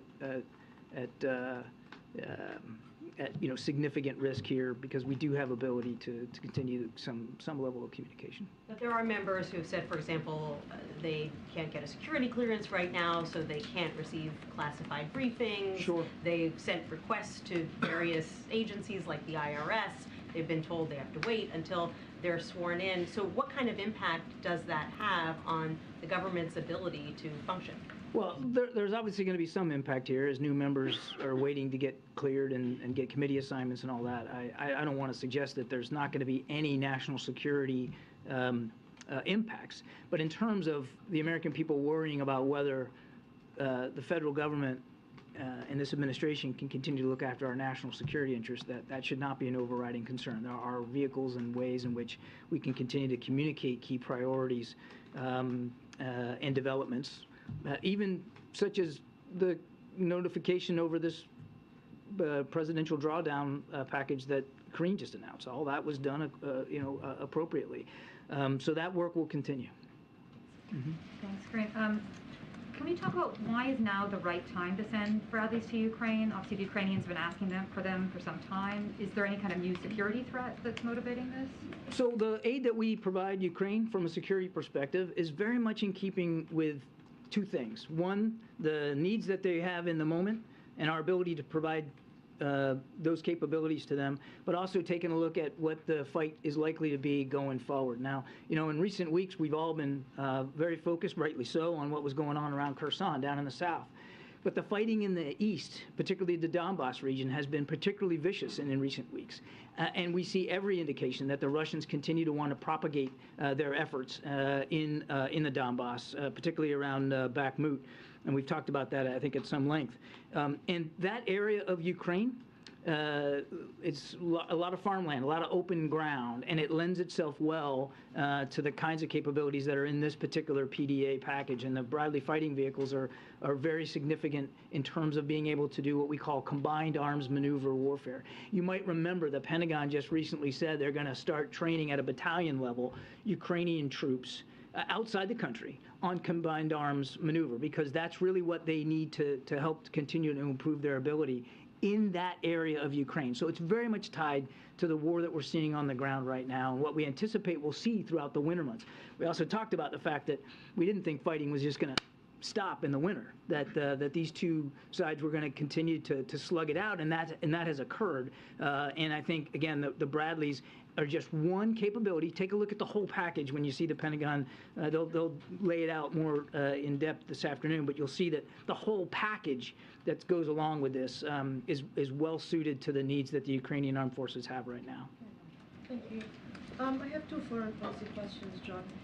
First, on the Wall Street Journal is reporting that the administration is in tension with Saudi Arabia and they might not go ahead with the review. Can you comment if this is actually accurate and how far are we in the review? And second, on Turkey, as you know, there is this kind of rapprochement between Turkey and the Assad regime with the mediation of the Russians. Do you believe that this is the right step from the administration point of view, and will the Kurds pay the price for this? To the second question, the short answer is no. We haven't normalized relations with the Assad regime, and we wouldn't encourage any nation state to normalize relations with the Assad regime. But we'll see where these talks go and what actually comes out of this. I don't want to get ahead of where they are, but we obviously don't support normalization with Assad. I'm sorry, your first question was Saudis, thank you. The president has been consistent and clear that he wants this bilateral relationship, like any bilateral relationship we have, to be well suited to the interests of the American people and to our national security. And we're going to continue to take a look at that relationship. Look, Saudi Arabia is a strategic partner, 80 some odd years. And it's important that that strategic partnership continue, but it's also important that it continues in a way that is completely consistent with our values and our interests. And the president wants to continue to take a look at it to make sure that that's the case. Thanks, Rich. John, two questions. One, you outlined a little bit, but I wonder if you could say what specific actions the administration would like to see Mexico take to stop fentanyl production and smuggling? Well, I don't want to get ahead of the actual summit. They're going to talk about a lot of this. And Mexico already has taken significant steps. You saw just, I think it was yesterday, arresting Mr. Guzman, a key fentanyl trafficker. That is not an insignificant accomplishment by Mexican authorities, and we're certainly grateful for that. So we're going to continue to work with them in lockstep to see what we can do jointly to try to limit that flow. But it's significant. And again, as I said, we haven't, it's not like we haven't had some success. I mean, 20,000 pounds is a lot, but it just keeps coming. And so we've got to make sure that that we are doing what we have to do in our own authority and on our own, obviously in sovereign U.S. territory, but that we're continuing to work with Mexico and partner with them. Just one follow-up. Was the U.S. involved in any way in Guzman's arrest? And is there a push for him to be extradited? This was a Mexican operation, and so I'll certainly let the Mexican authorities speak to that, and I'll refer you to DOJ on extradition issues. That's beyond my scope. Thank you, Kareem. John, with the new parole program that you guys announced yesterday, is there any risk that because now those who don't qualify for the program, they won't have any incentive to turn themselves in, as a lot of people have been doing when they illegally cross the border, and that could increase the number of gotaways? First, I would definitely refer you to DHS for more detail on this. What we're trying to do with this new parole program, because we watched how it worked with Venezuela, by putting in place a process where a legal pathway was available, we were able to reduce by 90% Venezuelans who were trying to come into the country illegally. So we have some tangible results here that we can apply now to these additional 3 countries that Secretary Mayorkas talked about yesterday. And so we feel there's great promise here. The idea, Jackie, and I couldn't speculate about your question, but the idea is to increase the legal pathways available to people and put in place a nice, safe, orderly process that is humane and gives them the hope that they're looking for. At the same time, being able to crack down on enforcement. And cracking down on enforcement is not an insignificant part of what the president announced yesterday, including adding now another 300 agents to the border. And he looks forward to going down there this weekend and seeing that enforcement and that process in place for himself. I understand what the objective is, obviously, but as the pilot program with Venezuela was happening and did reduce the number of crossings by 90% over those first few weeks that it was in place, the number of gotaways did skyrocket too at the same time. And so my question is, does the fact that if you cross illegally, it makes you ineligible for this program, does that now disincentivize people to turn themselves in and then make part of this problem harder? It's difficult for me to get in the mind of every individual that may have already crossed over illegally. What they ought to know is that we are going to be making sure that we're increasing our ability to enforce these policies and to crack down on illegal entry. I'm sorry? With more agents, or? Yes, I mean, obviously, the president's going to order another 300 to the border, and he's working in lockstep with Secretary Mayorkas on whatever other avenues might be appropriate in terms of better enforcement. But again, I can't get in the mind of everybody who may already be in the country. They ought to know that, as Secretary Mayorkas, I think, said very eloquently yesterday, we're not only a nation of immigrants, we're a nation of laws. And we are going to scrupulously follow the law, and we expect them to as well if they want to become legal citizens of the United States. Can I follow up quickly on Ukraine, John? When will those Bradleys arrive, and will they have tank-killing tow missiles on them? I'm not going to get into the specific kitting out of each Bradley vehicle. Is that a part of this package? I won't. Again, I'll let the Pentagon speak to the details of how each vehicle may be or may not be fitted out. It will be some time before they can actually get into country, and I couldn't give you a date certain on the calendar. What I can tell you, what I can tell you is we're going to do it as fast as we can. And this is not a system that will require an exorbitant amount of training for the Ukrainians. I mean, it's a fighting vehicle, and it's, again, very well suited to combined arms warfare, but it's not so sophisticated that it'll take them very long to learn it, not only to operate it, but to maintain it. And as your question, I think, alludes, there are different ways you can fit these things out for the fight that you're in. And I don't know, and again, I'd refer to my Pentagon colleagues, I don't know that they've made all those decisions per each vehicle just yet. You just asked, you were just talking about training, just to follow up on that. On Patriot missiles, has that training begun in earnest somewhere in Europe? They wouldn't identify the third country in which it would occur, but has that training begun of the Ukrainians who would use I'm not aware that the training has actually begun. I certainly would refer you to the Pentagon for specifics on that. What I can tell you is that the training will be held outside of Ukraine. Let me ask one separate question on the border then, to follow up on what she was asking about. There's reporting that El Paso has cleared the downtown of these expansive migrant camps that have grown there in advance of the president's arrival. Is the president going to see a sanitized version of El Paso when he arrives at the border on Sunday? John Kirby, the spokesman for the National Security Council, briefing reporters on a number of different topics, including the latest tranche of military aid in dollars the U.S. is giving to Ukraine. Also about the president's visit to the southern border on Sunday in El Paso. Remember, Live Now from Fox will have live coverage of that event, the president's first visit to the southern border to see the crisis firsthand himself since becoming president. All right, we're going to take a quick commercial break. We're going to stay in live coverage as the House will reconvene in session in about 5 minutes. We'll be back in 2.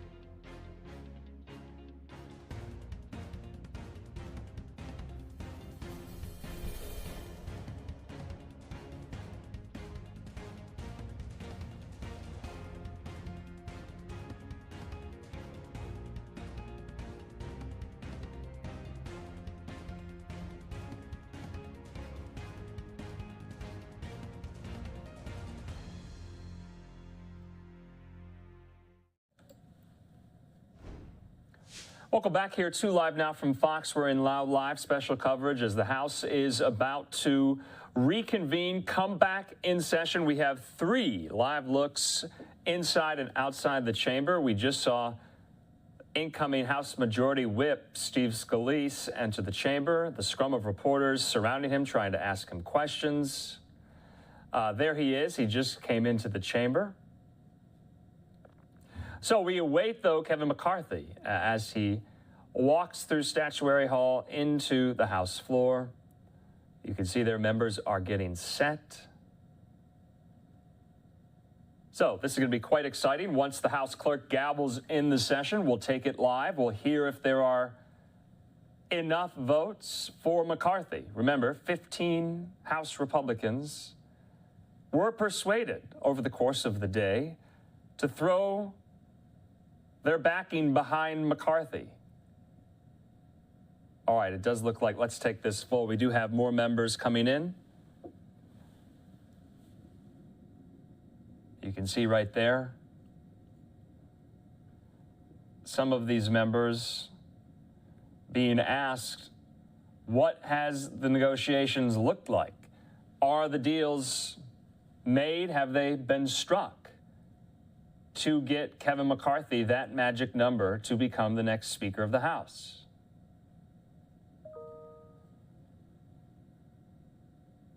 And so this shot is going to be the shot where we see Kevin McCarthy.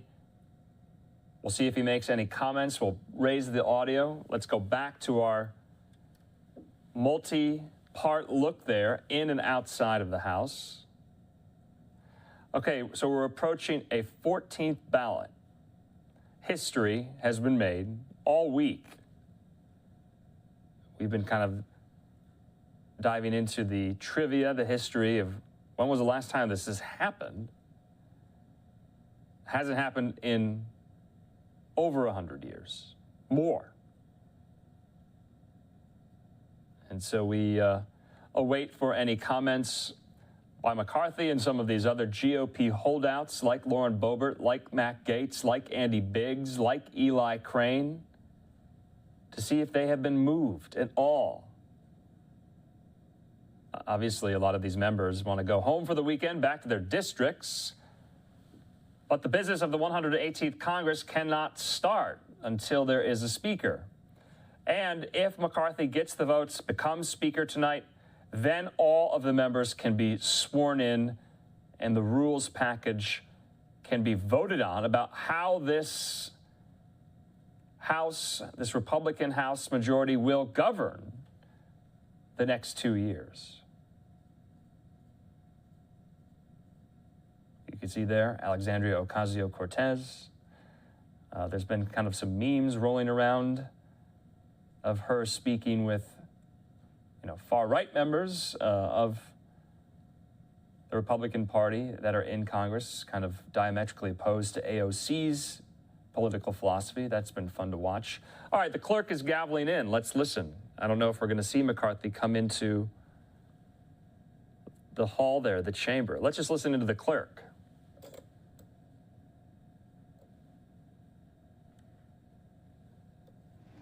The House will be in order. The prayer will be offered by Chaplain Kibben.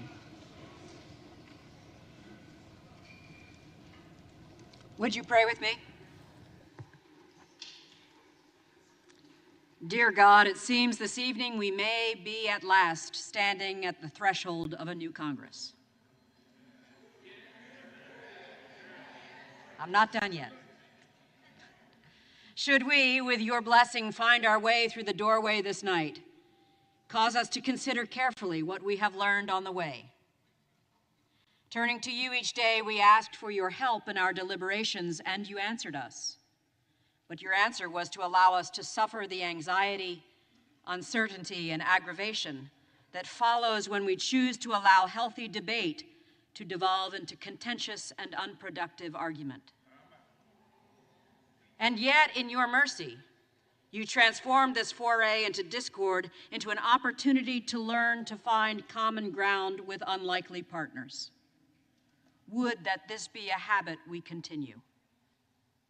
Remind us that while the spirit of dispute can be traced to our government's earliest days, we have served this country best when we sought to reconcile our differences with compassion, kindness, humility, gentleness, and patience. May we be more willing to wield these fruits of your spirit in our future discourse with one another. We pray your continued mercy on us. May your anger with us last but a moment, and your favor a lifetime. And for all that we endure this night, allow joy to come in the morning. In the hope found in your name we pray. Amen.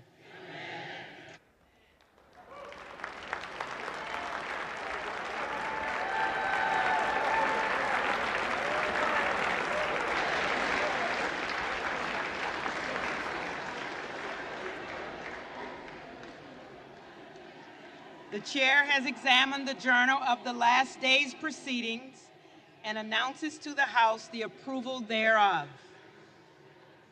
Representatives-elect are invited to join in the Pledge of Allegiance.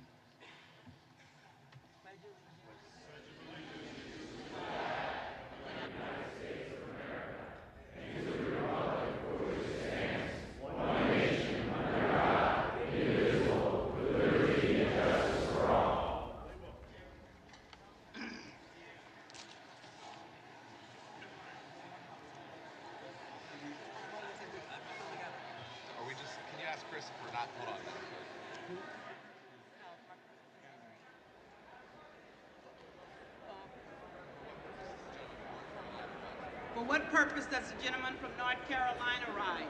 Madam Clerk, I'm honored to rise tonight to nominate my good friend, the gentleman from California, Kevin McCarthy, to serve as Speaker of the House. The gentleman will suspend.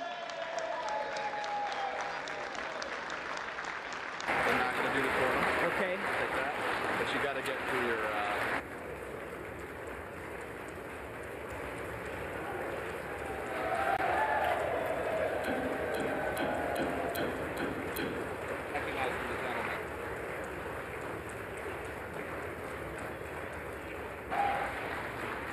The gentleman will suspend. The question recurs upon the election of a speaker, and the tellers will please come forward and take their seats.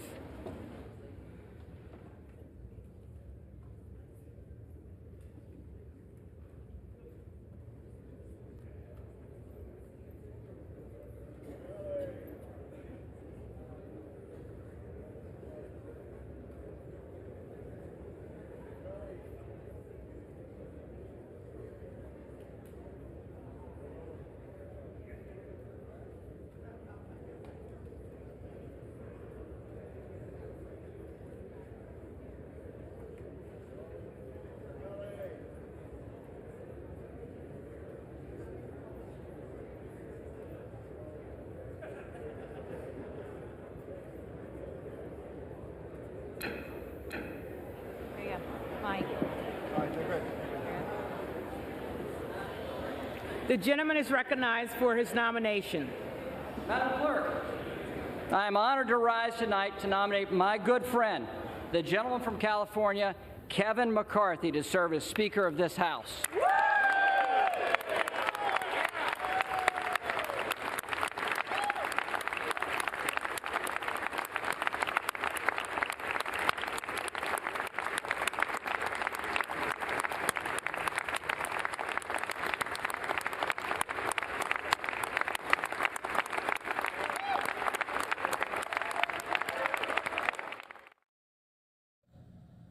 Okay, so you just heard there that representative nominating Kevin McCarthy. We have Kevin McCarthy entering the chamber right now. Let's watch.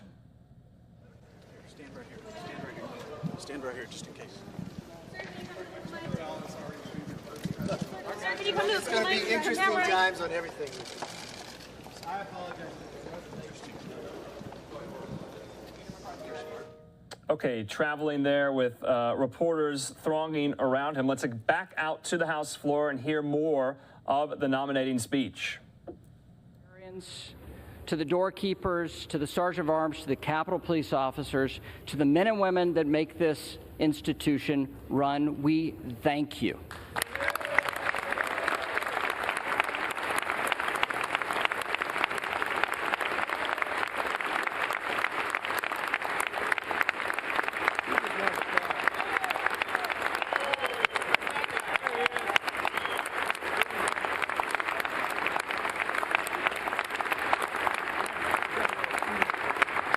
And at this day, and a source of charity, we'd even thank the Capitol Press Corps for sitting on floors.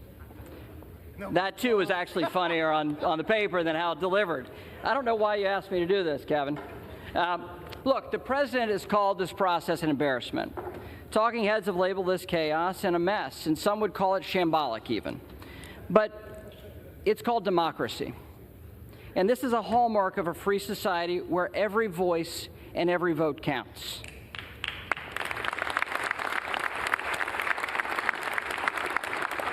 We know it's messy. We know it's messy. But open and transparent debate is what sets us apart from authoritarian regimes. In order to outcompete our adversaries, we must adhere to the principles that make our nation, this nation, our constitutional republic, great. And that starts with a free and open exchange of ideas. And that's exactly what we've done this week. To some, it may have felt like Congress was on hold. But the alternative, a government that assembles with no input from the representatives elected by the people, is a far worse alternative. And these constitutional principles we're adhering to in this complicated process of setting up the House. Over these last few days, Kevin McCarthy has allowed this process to work among House Republicans. And he's empowered members to come together to find consensus on behalf of conservative policy and a greater involvement of all voices throughout our conference.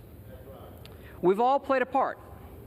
We have all played a part, whether it's the dean or members who've just been waiting for 4 days and voting loyally. It's Kevin's leadership style that's been lacking in this institution for too long.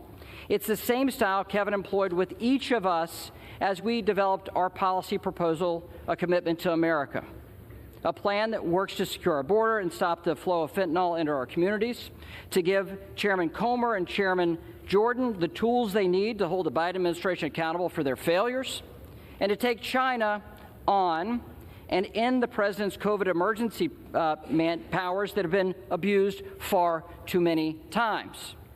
To finally reopen the People's House, empower our standing committees, and get people back to regular order here on the House floor. And countless other conservative solutions that are very powerful and good for constituents in Bakersville or Lincolnton, North Carolina. Madam Clerk, I'm one of the few members left on the Republican side who's had the pleasure of serving with Kevin for the entirety of his tenure in the House. In those years, I've worked closely with Kevin in a variety of different capacities. And, well, he's a good friend. But serving with him in these capacities has meant that I've heard every one of his stories. And the stories of Kevin O's Deli I've heard way too many times. I don't know if you've heard that he won the lottery as well. Those stories, I could recount them chapter and verse. He's a dear friend. But all of you have heard these stories too. And it's also, by my seat, able to watch him on a front row seat as he's grown as a leader. And especially this week, how he's grown as a leader. He knows more about members than they know about themselves. If your spouse is sick, he may send flowers or fruit before I did on that story. But he cares so much about members, not for politics, but because he cares about people. He's unflinchingly optimistic. The glass is always half full. That's been a hell of a trait, especially this week. He's relentless. The man does not quit.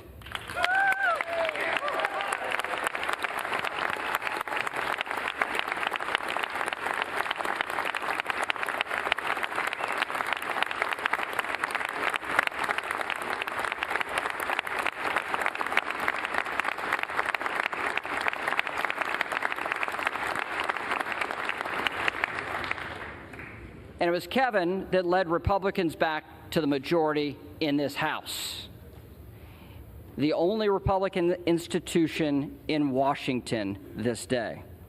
And Kevin has led us through these challenges the last few days. And Kevin is the right person to lead us over the coming 2 years. And that's why, at the direction of the Republican Conference, I advance the name of Kevin McCarthy as the next Speaker of the United States House of Representatives.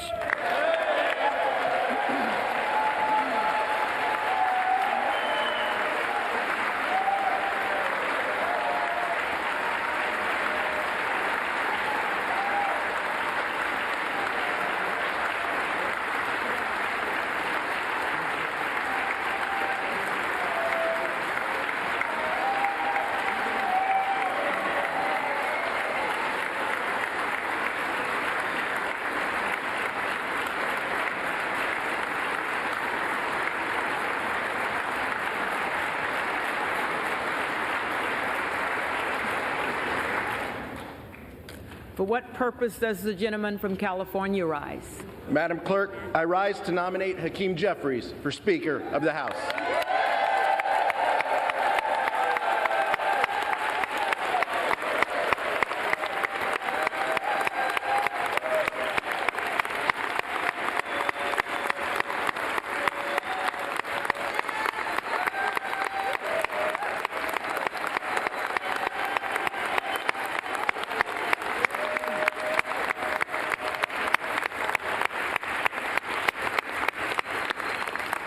The gentleman is recognized. House Democrats are united behind the son of a social worker and substance abuse counselor, a leader who is deeply involved in his community, and a tireless advocate for the least, the lost, and the left behind. He is a voice for the people.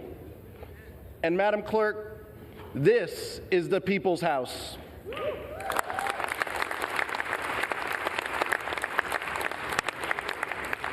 Two years ago today, duly elected members of this body gathered here to certify the results of a free and fair election. And in doing so, we participated in a tradition that makes our democracy a marvel and the envy of the world, a peaceful transfer of power. But this body is more than a ceremonial chamber, Madam Clerk. This is a workplace where hundreds of men and women endure long, difficult hours before they punch out and go home to their families. Where good people come to work each day and maybe steal a quiet moment to themselves to look up at the ceiling or to look at the paintings, the statue of Abraham Lincoln, and to thank God for the blessings of liberty. Because this place is so much more than a chamber or even a workplace. It is, in Lincoln's words, a sign we intend the union shall go on. And I'm not just talking about the members either, Madam Clerk. I'm talking about you and your staff, the custodial staff, the floor staff, the institutional staff, our congressional staff, the sergeant at arms, our beloved chaplain, and the Capitol Police. I'm talking about the people who make this house work, the people who Hakeem Jeffries will never take for granted.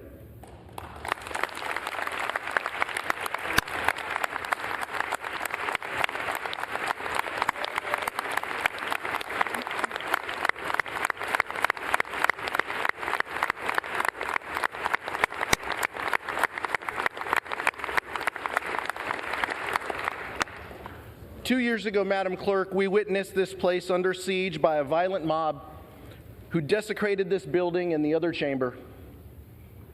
But this feels a little familiar. Today we adjourned amidst utter confusion, only this time we're returning in the dark of night, not to cast a vote to bring this country together and to do our jobs, but one that will set the path toward division and default. So if we are forced to be here this evening because of the chaos and crisis on the other side, it's only fair to point out, Madam Clerk, that the same individuals who fanned the flames of January 6th, who told their followers and their followers' followers that they needed to fight back, and who challenged the swearing in of members based on a bogus claim of fake electors, may well be in charge of the People's House if they can ever agree on who can lead them.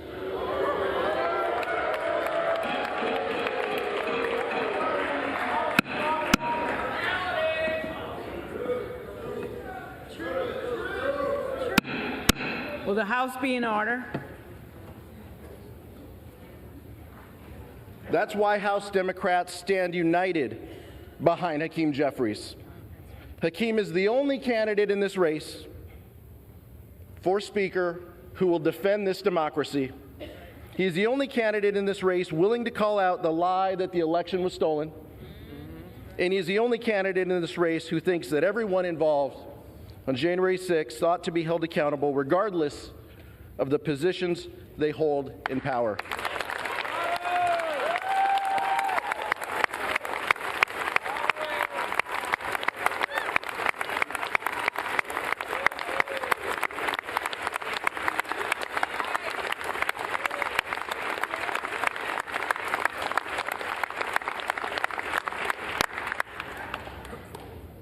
For justice and truth, and in memory of the lives lost on January 6th, I nominate Hakeem Jeffries for Speaker of the House.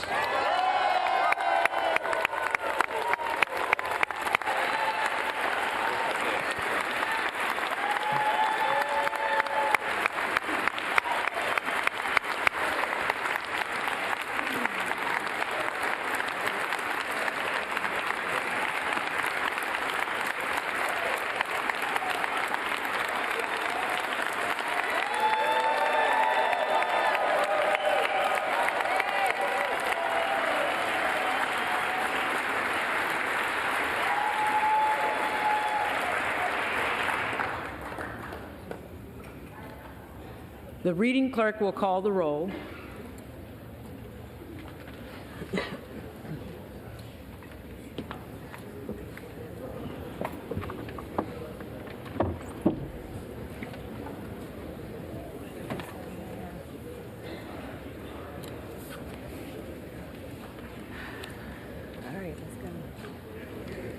Adams.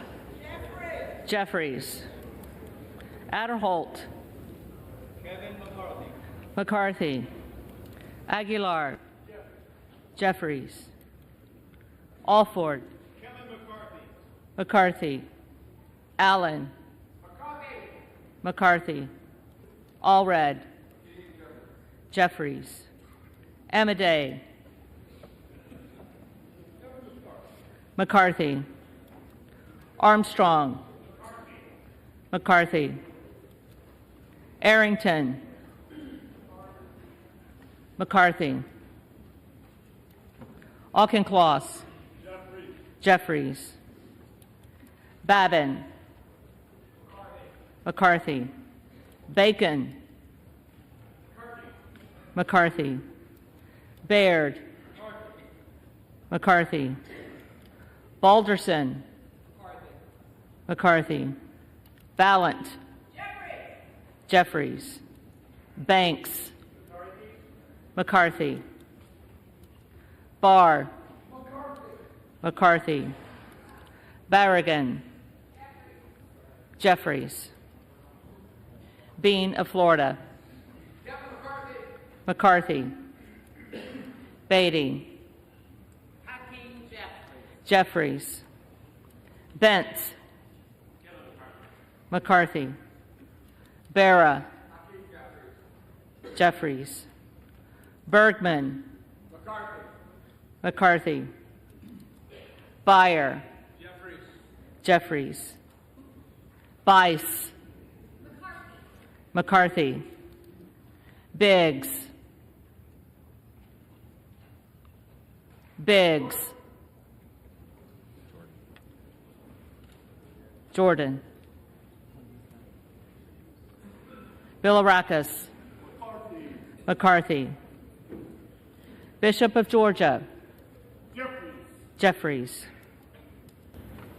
Bishop of North Carolina. McCarthy. Blumenauer. Jeffries. Blunt Rochester. Jeffries. Boebert. Present.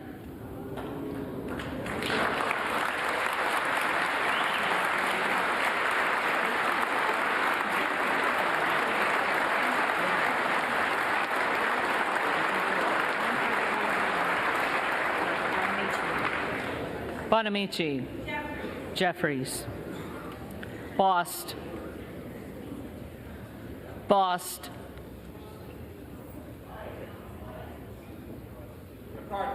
McCarthy. Bowman. Jeffries. Boyle of Pennsylvania. Jeffries. Burkeen. McCarthy. Brown. Jeffries. Brownlee. Jeffries. Buchanan. McCarthy. Buck. Buck. Bouchon. McCarthy. Bazinski. Jeffries. Burchett. McCarthy. Burgess. McCarthy. Burleson. McCarthy. Bush. Jeffries. Calvert. McCarthy. Kamek. McCarthy. Caraveo. Jeffries. Carbajal. Jeffries. Cardenas. Jeffries. Carey. McCarthy. Carl. McCarthy. Carson. Hakeem Sekou Jeffries. Jeffries. Carter of Georgia. McCarthy. Carter of Louisiana. Hakeem Jeffries. Jeffries. Carter of Texas.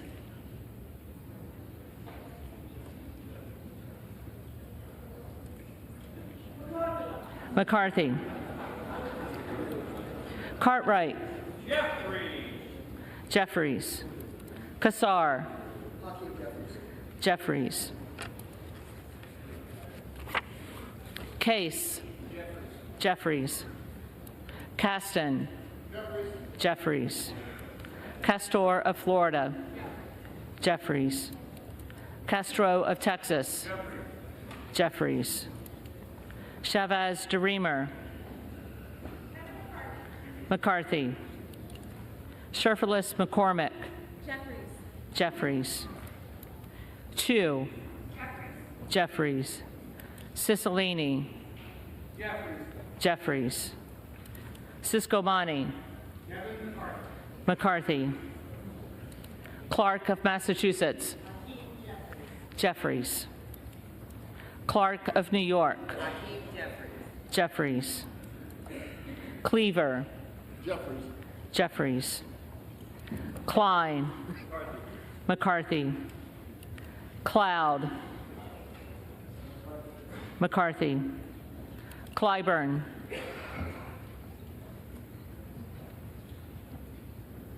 Clyburn.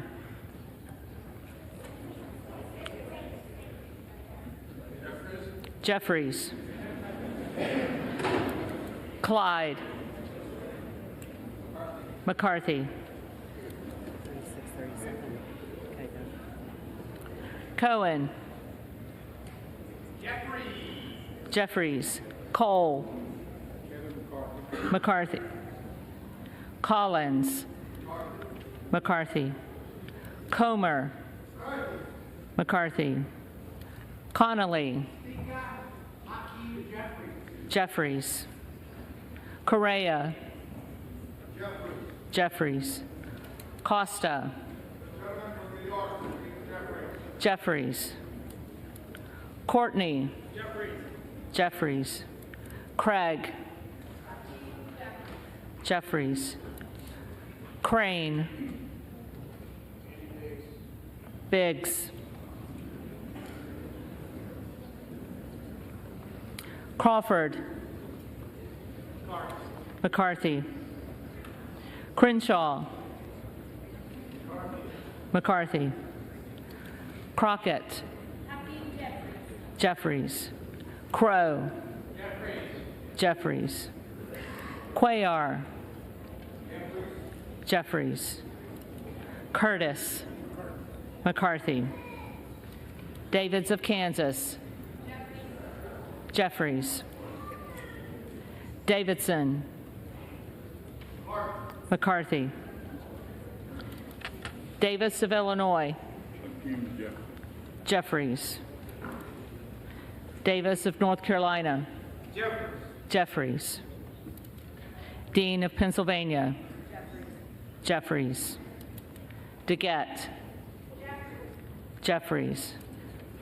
Dela Cruz.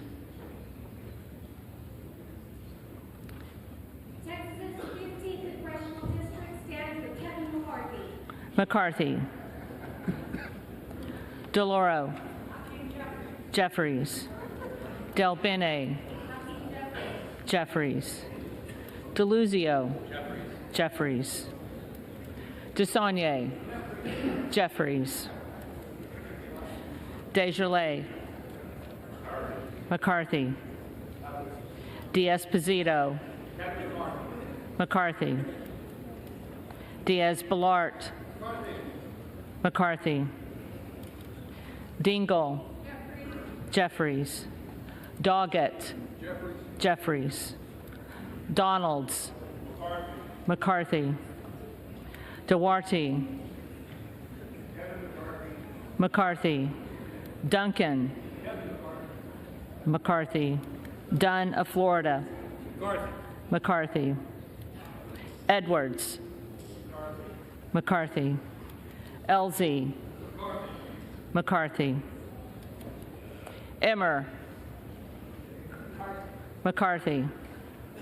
Escobar. Jeffries. Eshu. Jeffries. Espaillat. Jeffries. Estes. McCarthy. Evans. Jeffries. Ezell.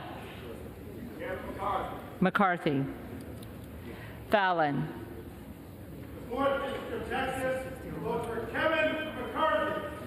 McCarthy. Finstra. McCarthy. Ferguson. McCarthy. Finstad. McCarthy. Fishbach. McCarthy. Fitzgerald. McCarthy. Fitzpatrick. McCarthy. Fleischman. McCarthy. Fletcher. Jeffries. Flood. McCarthy. Foster. Jeffries. Fushi. Jeffries.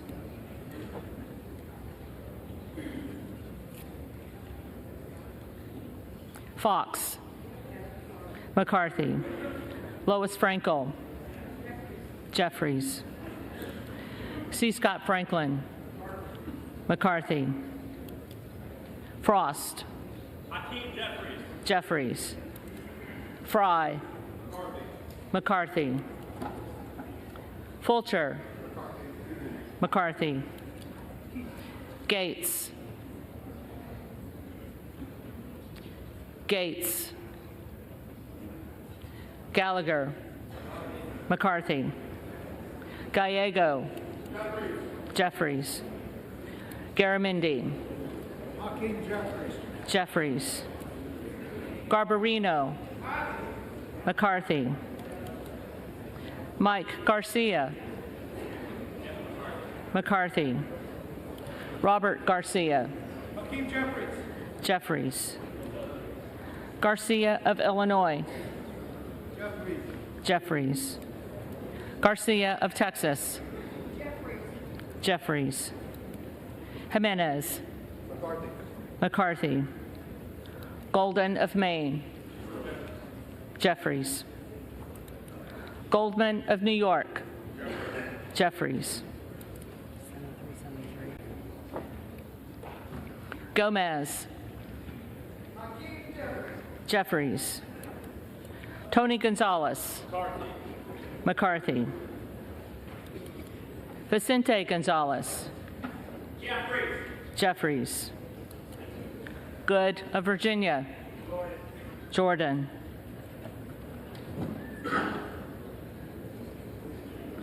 Gooden of Texas.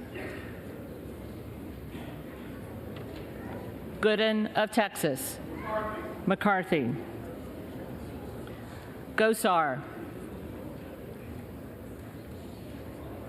Gosar. Gottheimer. Jeffries. Granger. McCarthy. Graves of Louisiana. Graves of Louisiana. Graves of Missouri. McCarthy. Green of Tennessee. McCarthy. Green of Texas.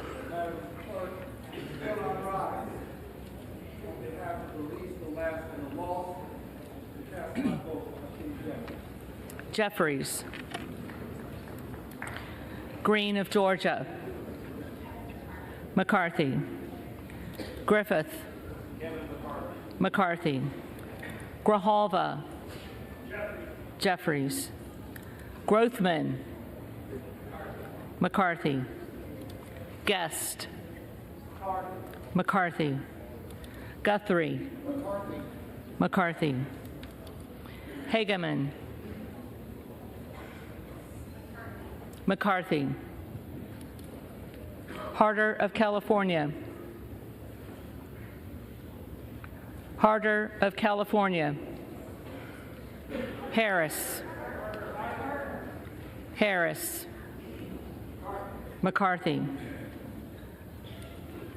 Harshbarger. McCarthy. Hayes. Jeffries. Hearn. McCarthy. Higgins of Louisiana. McCarthy. Higgins of New York. Jeffries. Hill. McCarthy. Himes. Jeffries. Henson.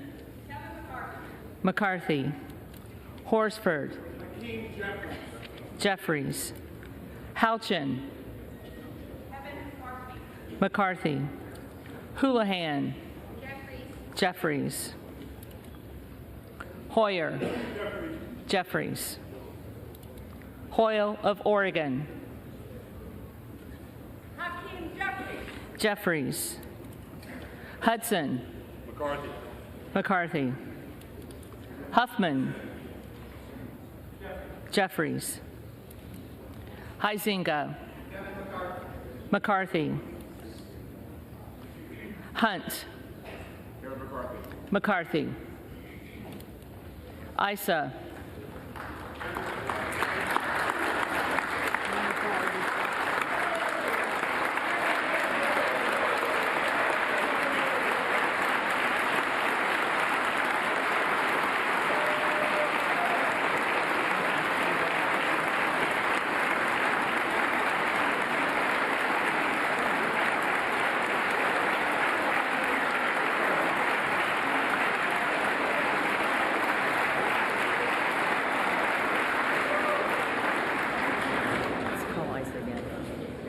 Issa.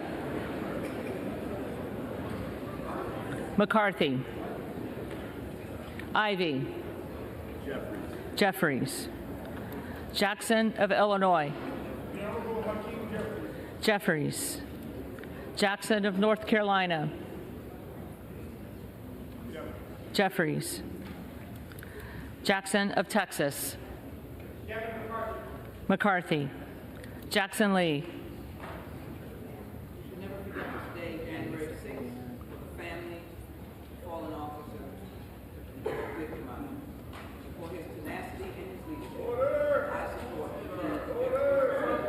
Jeffries. Jacobs. Jeffries. James. McCarthy. Jayapal. Jeffries. Jeffries. Jeffries.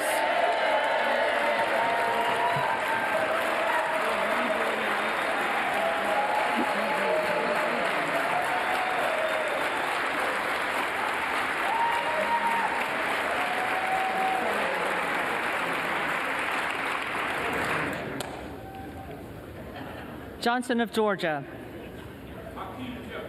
Jeffries. Johnson of Louisiana. McCarthy.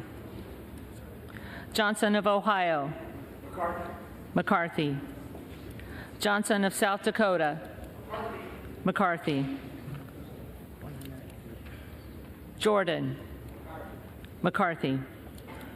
Joyce of Ohio. McCarthy. Joyce of Pennsylvania. McCarthy. Kemlager Dove. Jeffries. Capter. Jeffries. Kane of New Jersey. McCarthy. Keating. Jeffries. Kelly of Illinois. Jeffries. Kelly of Mississippi. McCarthy. Kelly of Pennsylvania. McCarthy. Kana. Jeffries. Kiggins of Virginia. McCarthy. Kildee. Jeffries. Kiley. McCarthy. Kilmer. Jeffries. Kim of California. McCarthy. Kim of New Jersey. Jeffries. Krishnamurthy. Jeffries. Custer. Jeffries. Kustoff. McCarthy. LaHood. McCarthy.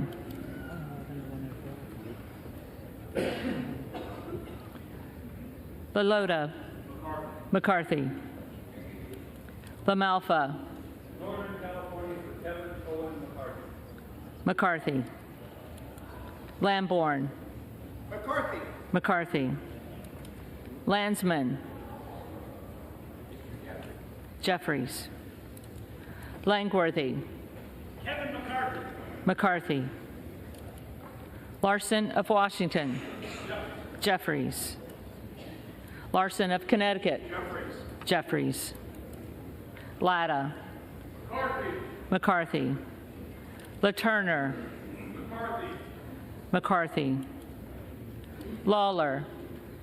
The Honorable Kevin McCarthy. McCarthy. Lee of California. Jeffries. Lee of Florida. McCarthy. Lee of Nevada. Jeffries. Lee of Pennsylvania. Jeffries. Ledger Fernandez. Jeffries. Lesko. McCarthy. Letlow. McCarthy. Levin. Jeffries. Liu. Jeffries. Lofgren. Jeffries. Loudermilk. Kevin McCarthy. McCarthy. Lucas. McCarthy. Lukemeyer. McCarthy. Luna. McCarthy. Luttrell. McCarthy. Lynch. Jeffries. Mace. McCarthy. Magaziner. Jeffries. Maliotakis. McCarthy. Mann. McCarthy. Manning. Jeffries. Massey. McCarthy. Mast. Mast. McCarthy. Matsui. Jeffries. McBath. Jeffries. McCarthy. McCarthy.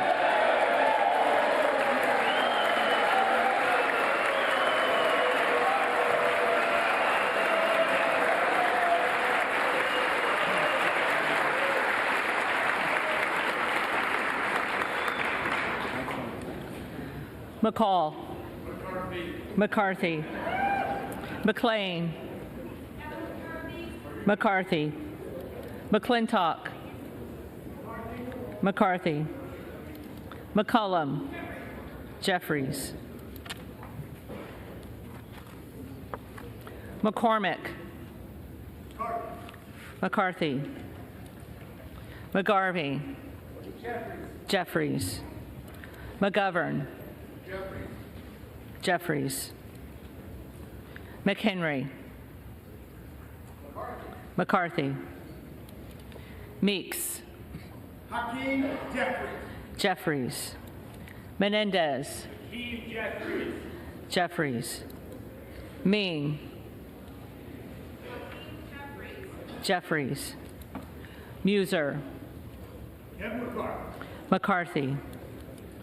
Mfume. Hakeem Jeffries. Jeffries. Miller of Illinois. McCarthy. Miller of Ohio. McCarthy. Miller of West Virginia. McCarthy. Miller Meeks. McCarthy.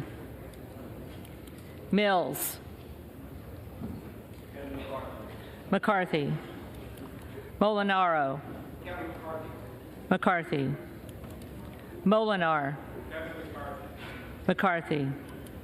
Mooney. McCarthy. Moore of Alabama. McCarthy. Moore of Utah. McCarthy. Moore of Wisconsin. Jeffries. Moran. McCarthy. Morelli. Mr. Jeffries. Jeffries. Moskowitz. Jeffries. Moulton. Jeffries. Mervan. Jeffries. Mullen. Jeffries. Murphy. McCarthy. Nadler. Jeffries. Napolitano. Jeffries. Neal. Jeffries. Nagoose. Jeffries. Nels. McCarthy. Newhouse. McCarthy. Nickel. Jeffries. Norcross. Jeffries. Norman. McCarthy. Nunn of Iowa. McCarthy.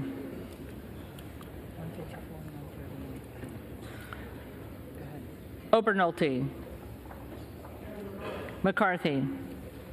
Ocasio-Cortez. Jeffries. Ogles. McCarthy. Omar. Jeffries. Owens. McCarthy. Pallone. Jeffries. Palmer. McCarthy. Panetta. Jeffries. Pappas. Jeffries. Pasquarel. Jeffries. Payne. Mr. Jeffries. Jeffries. Pelosi. Jeffries. Peltola. Jeffries. Pence. McCarthy. McCarthy. Perez. Jeffries. Perry. McCarthy. Peters. Jeffries. Pedersen. Jeffries. Pfluger. McCarthy. Phillips. Jeffries. Pingree. Jeffries. Pocan. Jeffries. Porter. Jeffries. Posey. McCarthy. Presley. Jeffries. Quigley. Jeffries. Ramirez. Hakeem Jeffries. Jeffries. Raskin. Jeffries. Reschenthaler. McCarthy. Rogers of Washington. McCarthy. Rogers of Alabama. McCarthy. Rogers of Kentucky. McCarthy. Rose. McCarthy. Rosendale. Biggs.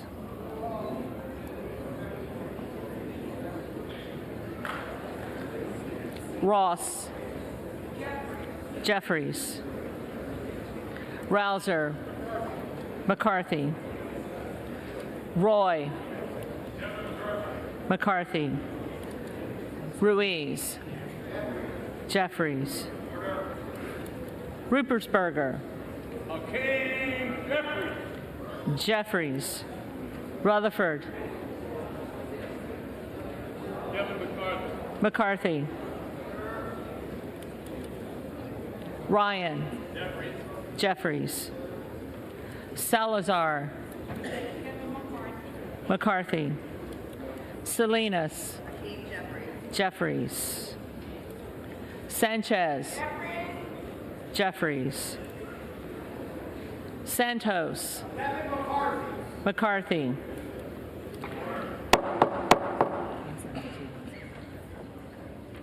Sarbanes. Jeffries. Scalise. McCarthy.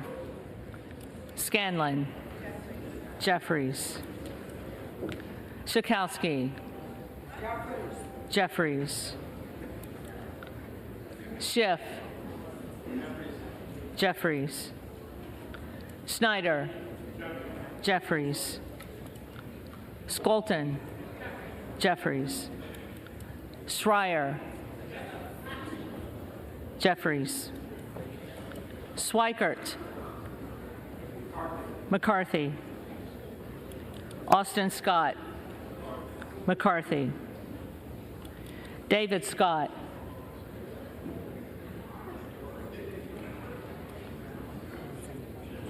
David Scott. Scott of Virginia. Jeffries. Self. McCarthy. Sessions. McCarthy. Sewell. Jeffries. Sherman. Jeffries. Sherrill. Jeffries. Simpson. McCarthy. Slotkin. Jeffries. Smith of Missouri. McCarthy. Smith of Nebraska. McCarthy. Smith of New Jersey. McCarthy. Smith of Washington. Jeffries. Smucker. McCarthy. Sorensen. Jeffries. Soto. Jeffries. Spanberger. Jeffries. Sparts. McCarthy. Stansberry. Jeffries.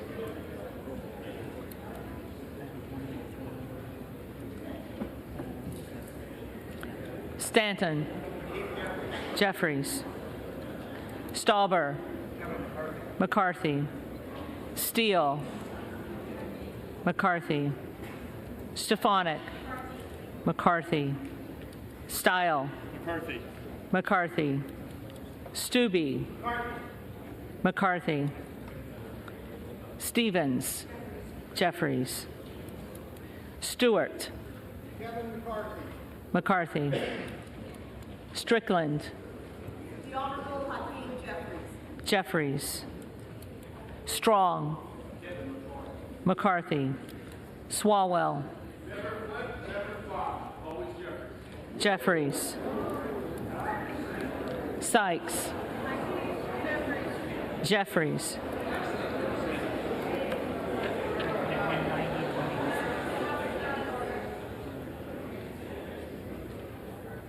Takano.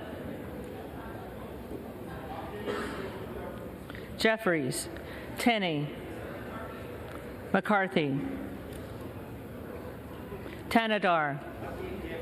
Jeffries. Thompson of California. Jeffries. Thompson of Mississippi. Jeffries. Thompson of Pennsylvania. McCarthy. Tiffany. McCarthy. Timmons. McCarthy. Titus. Jeffries. Tlaib. Jeffries. Takuda. Jeffries. Tonko. Jeffries. Torres of California. Jeffries. Torres of New York. Jeffries. Trahan. Jeffries. Trone. Jeffries. Turner. McCarthy. Underwood. Jeffries. Valadeo. McCarthy. Van Drew. Mr. Kevin McCarthy. McCarthy. Van Dyne. McCarthy. Van Orden. Kevin McCarthy. McCarthy. Vargas. Hakeem Jeffries. Jeffries. Vasquez. Hakeem Jeffries. Jeffries. VC. Jeffries. Jeffries. Velasquez. Jeffries. Wagner. McCarthy. Wahlberg. McCarthy. Waltz. McCarthy. Wasserman Schultz. Jeffries. Waters. Jeffries. Watson Coleman. Jeffries. Weber of Texas. McCarthy. Webster of Florida. McCarthy. Winstrup. McCarthy. Westerman. McCarthy. Wexton. Jeffries. Wild. Jeffries. Williams of Georgia. Jeffries. Williams of New York. Williams of New York. McCarthy. Williams of Texas. McCarthy. Wilson of Florida.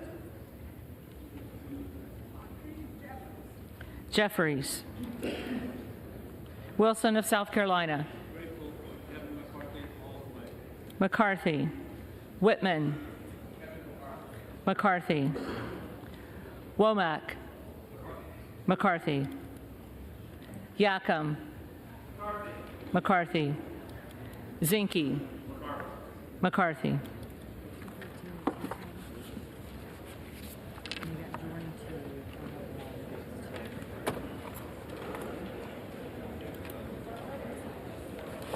The reading clerk will now call the names of the members-elect who did not answer the first call of the roll.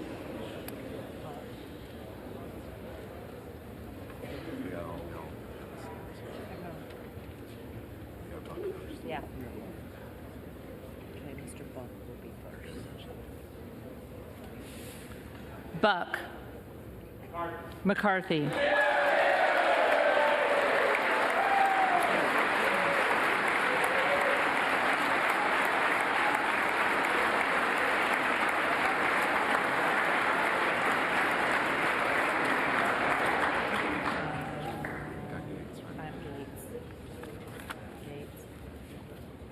Gates. Present.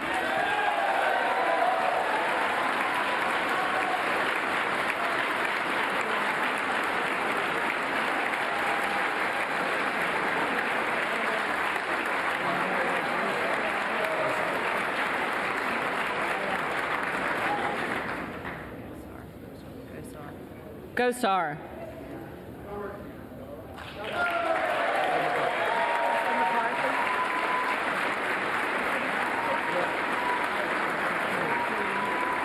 McCarthy. Graves of Louisiana. Graves of Louisiana. McCarthy.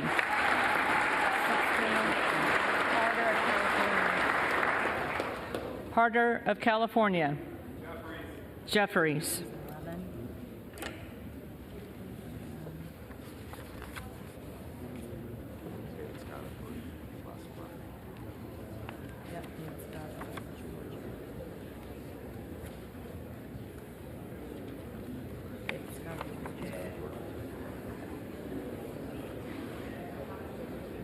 David Scott.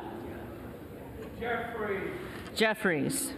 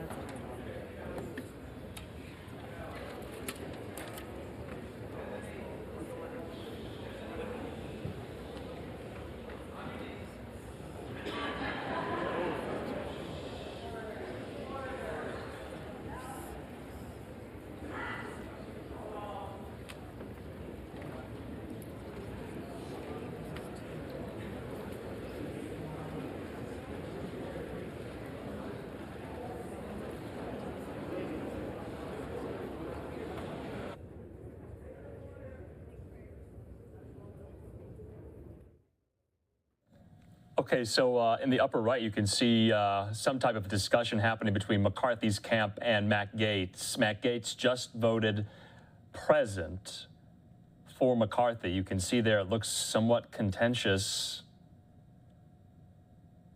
McCarthy looks disappointed. Let's keep watching.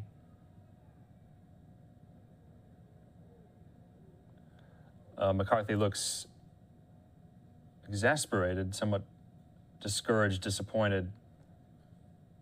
I'm going to take this shot full to see if we have any sound on it. Let's listen.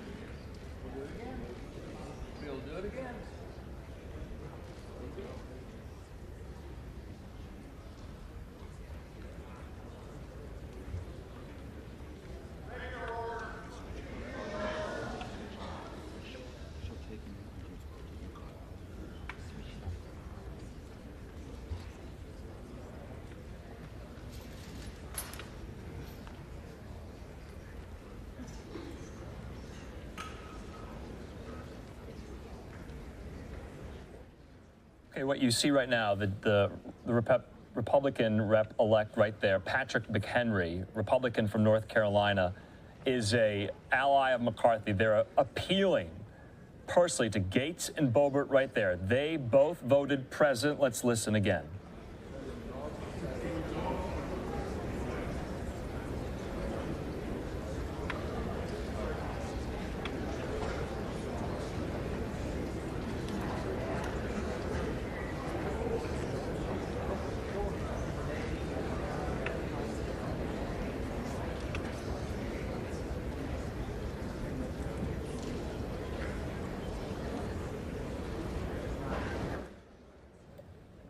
That's Matt Rosendale, who voted not for McCarthy nor present, shaking the hands of Boebert and Gaetz.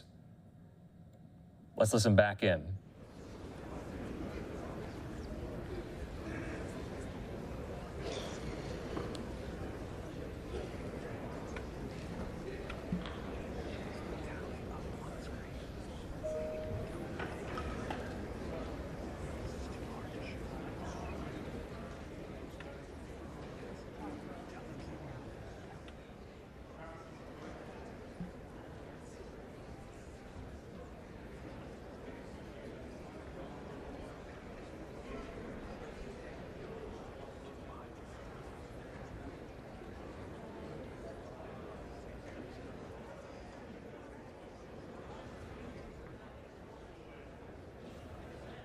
Okay, so this is quite wild. You heard there someone say, we'll do it again. McCarthy went up personally to Gaetz and Boebert. There, the representative-elect Republican from North Carolina, Patrick McHenry, the bow tie, pleading, almost begging now with Gaetz and Boebert there. Whispering going on. All right, looks like the count is being tallied as we speak. They're about to announce it, the clerks are. But this is a vantage point that is, historic. See how close some of these members are getting to Gaetz's face there when they are speaking with him. There's Andy Biggs coming through the aisle. And the count should be announced momentarily at the moment.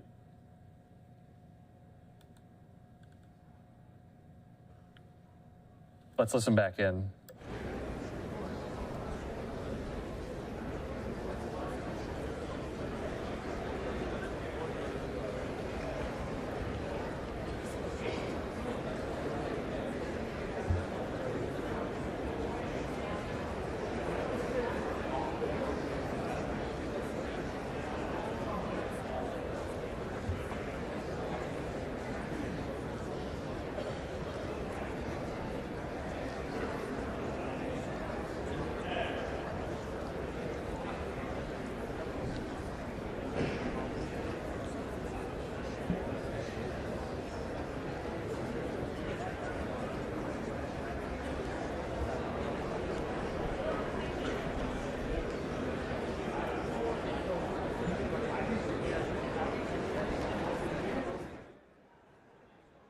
Okay, so you might be wondering now what this means here, and we're going to try to break it down as best as we can. So this could be seen, and you were watching it.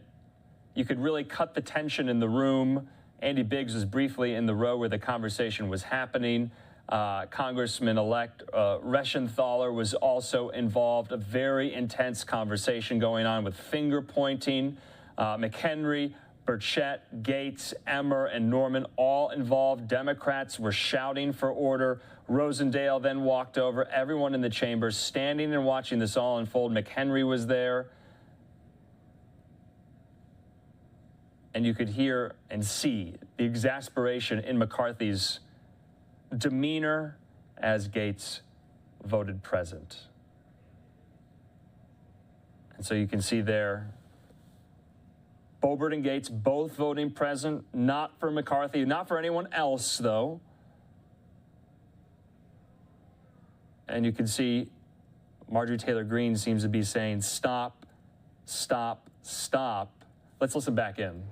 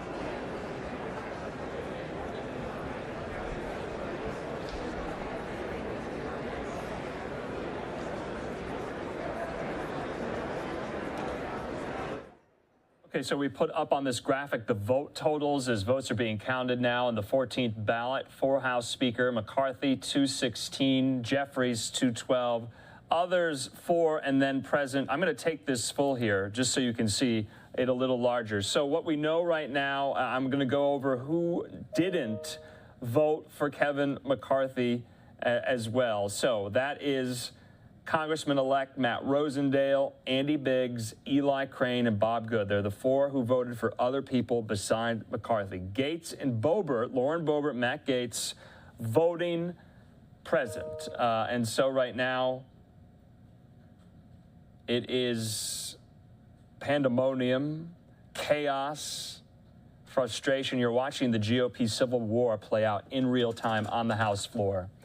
And so this is quite historic. All indications say that this now has to go to a 15th ballot. We're going to wait to officially say that once the ballots are being, the votes are rather being counted by the clerk there. Let's take you back inside the chamber. The clerk is about to gavel back in. Let's listen to this shot here.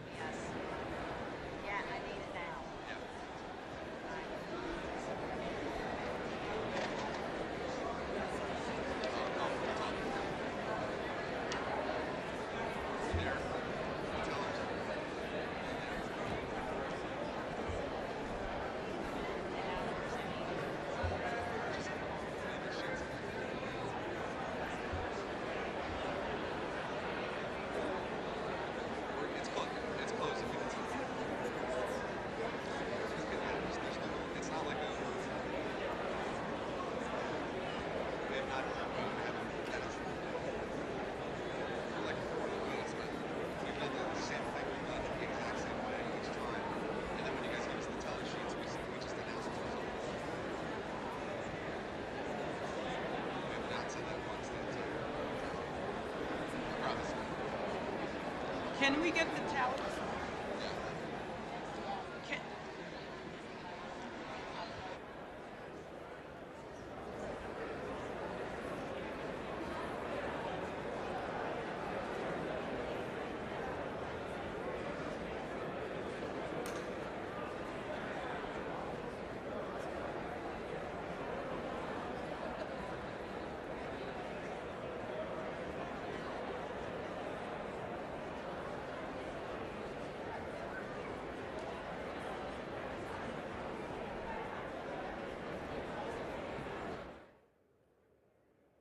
Okay, just to give you a sense of what we saw on the House floor, Matt Gaetz voted present, which denied McCarthy the majority to secure the speakership. McCarthy walked over, pleaded with him to change his vote. In the meantime, Mike Rogers, Congressman-elect, had to be pulled away after he lunged at Gaetz. Things got very, very heated on the House floor just moments ago. We're going to try to get that video for you, replay it for you, as the clerk is about to record and tally the final votes, though it does appear McCarthy has fallen short now again in the 14th speaker vote.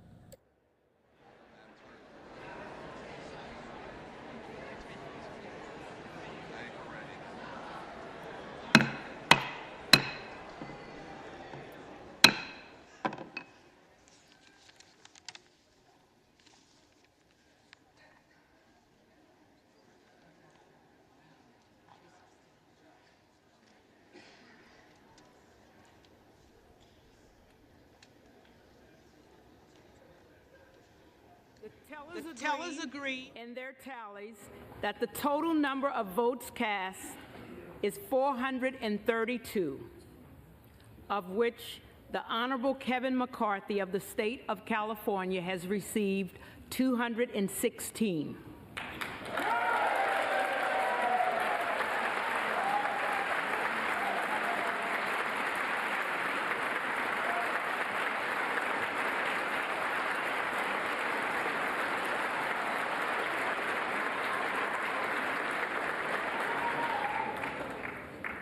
The Honorable Hakeem Jeffries of the state of New York has received 212.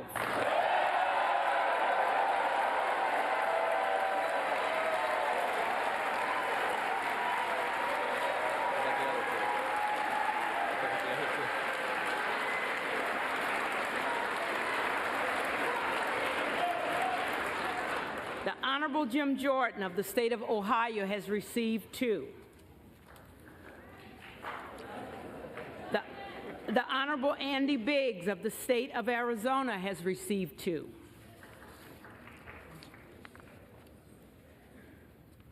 No member-elect having received a majority of the votes cast, a speaker has not been elected. Gentleman from North Carolina. Do now adjourn until noon on Monday. Noon on Monday. Would the gentleman repeat? Will the gentleman repeat his motion? I move the House do now adjourn until noon Monday. The question is on the motion to adjourn. All those in favor, say.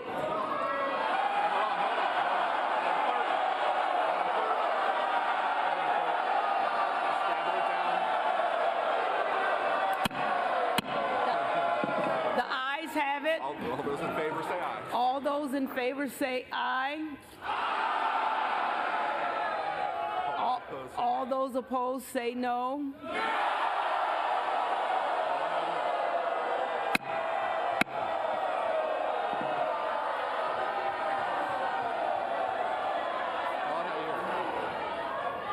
In the opinion of the chair, the noes have it.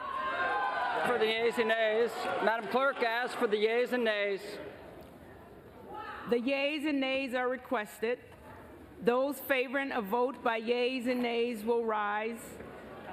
A sufficient number having risen, the yeas and nays are ordered.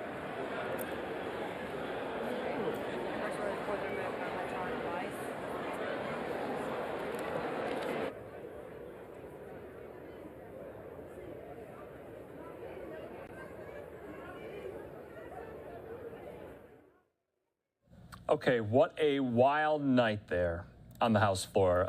Patrick McHenry there, the Congressman-elect Republican from North Carolina now, has made a motion for a roll call vote to adjourn the House chamber until noon Eastern Monday. So we were expecting the 14th ballot to go in McCarthy's favor. He fell one vote short with Matt Gaetz, the deciding factor, voting present. If if Gaetz had voted for McCarthy, we would be done with this now. That is not the case, and so there will be a 15th ballot. We don't know if that's going to be tonight or Monday at noon. It all depends on the vote to adjourn. If the vote to adjourn fails, obviously you heard raucous Democrats saying they do not want to adjourn. If the vote fails, presumably they'd go back to voting on a 15th ballot tonight, or they would vote again to adjourn. Okay, so there he is, Matt Gaetz, the Republican from Florida. He was the last and final vote. He did not vote when his name came up in the roll call in alphabetical order. And so the clerk came to him last. Everything was riding on him. And he has spoiled the party tonight, at least for Kevin McCarthy. There's McCarthy right now. Let's just listen in to see if we can hear this.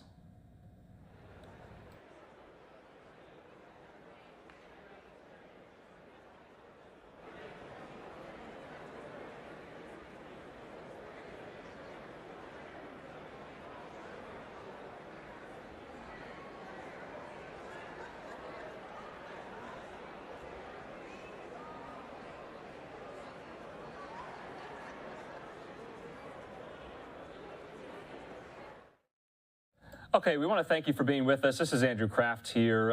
It's about 11:20 there on the House floor in Washington. Republican leader Kevin McCarthy edged to the cusp of becoming House Speaker late tonight as the weary but energized members pushed through a tension-filled historic 14th vote. McCarthy made an extraordinary surge, laboring to end the grueling standoff that has tested American democracy and the GOP majority's ability to govern. Before the vote, McCarthy had flipped 15 conservative holdouts to become supporters, including the chairman of the chamber's Freedom Caucus, leaving him just a few shy of seizing the gavel for the new Congress.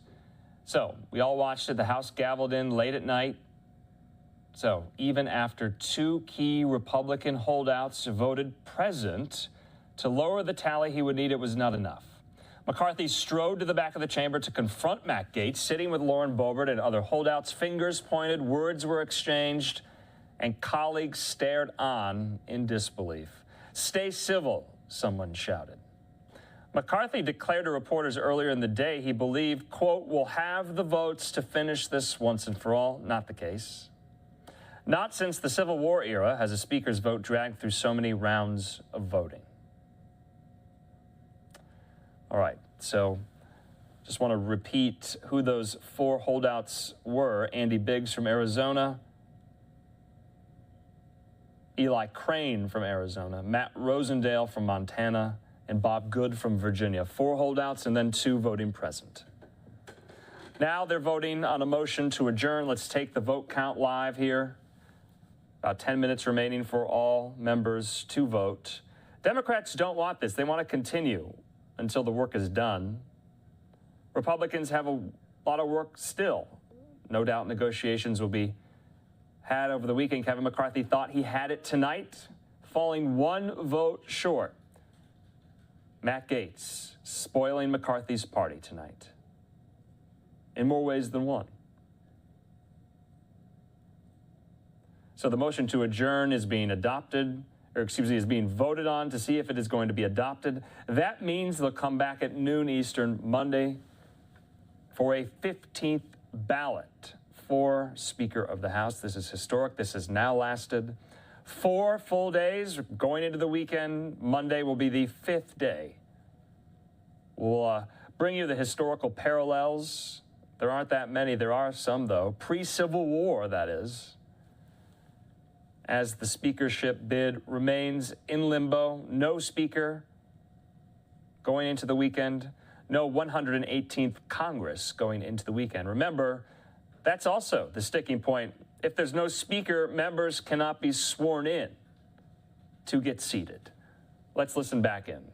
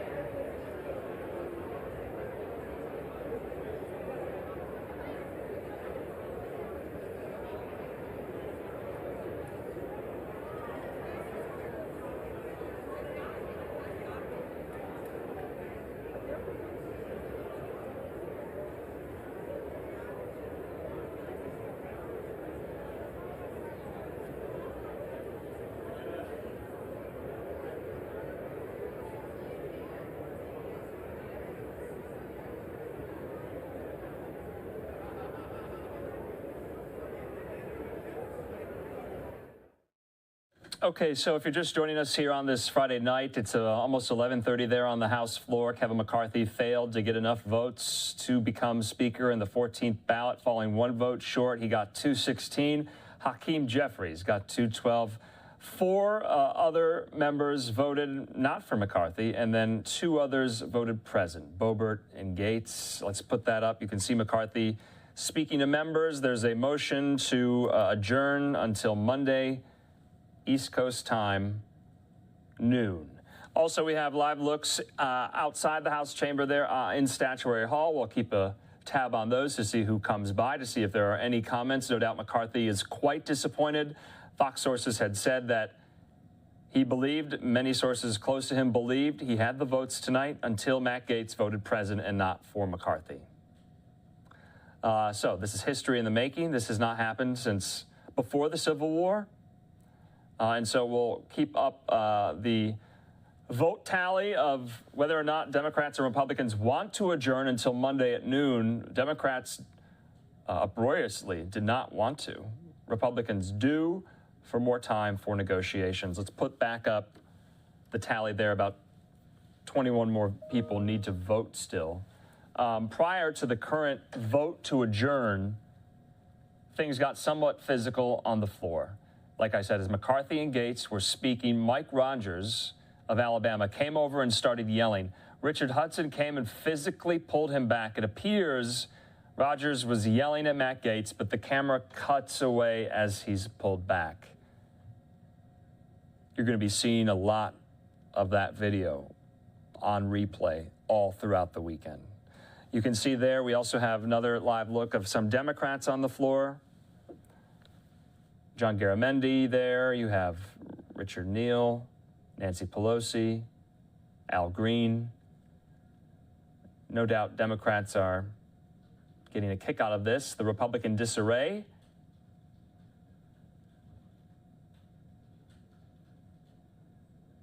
And so we await. About 17 more people need to vote for this.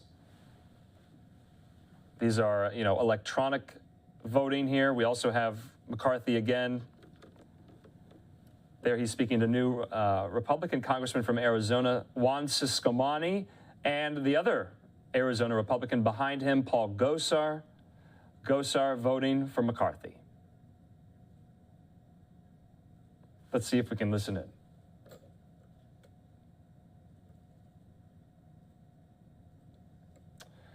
Okay, so we await the final tally here. About 16 people still need to vote on whether or not to adjourn for the night, adjourn for the weekend until noon Eastern Monday.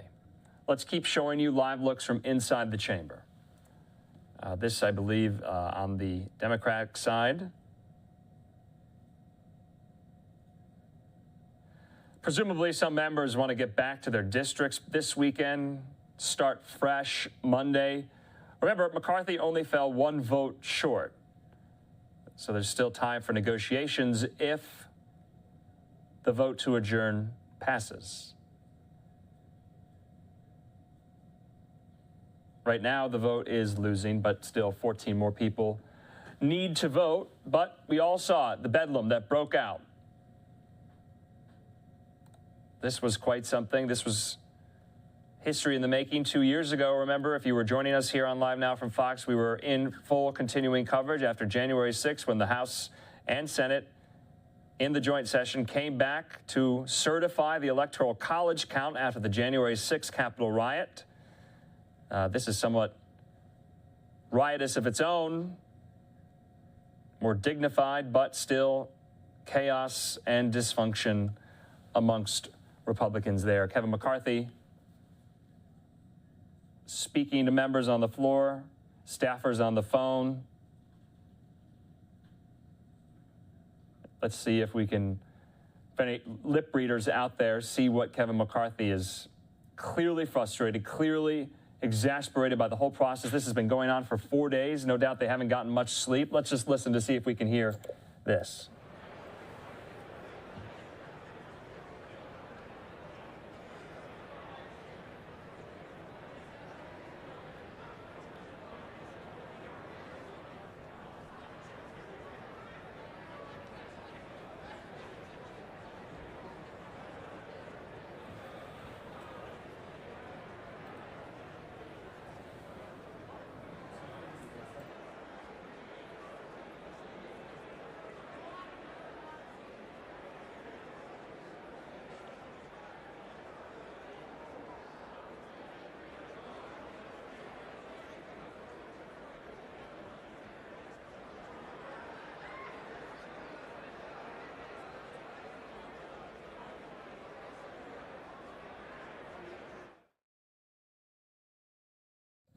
I'm Andrew Kraft. Thanks so much for being with us. Just wanted to check in here, come on camera. We're approaching the bottom of the hour. You have been watching quite a display there on the House floor. Right now, members are voting to adjourn until noon Eastern Monday to give themselves the weekend to collect themselves, possibly more negotiations behind the scenes as Kevin McCarthy fell one vote short.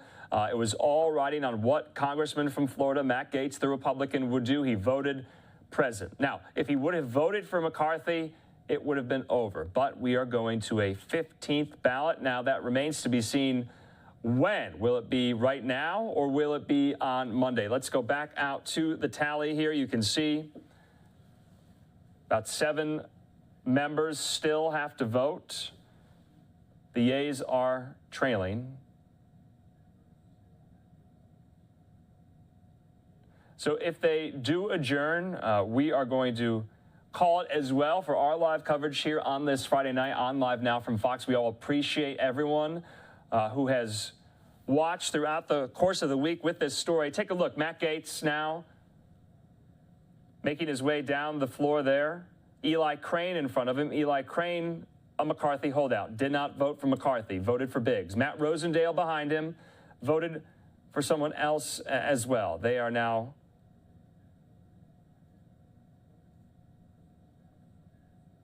the skunks in the garden party, if you will, as to why we all are still here. Let's just listen back in.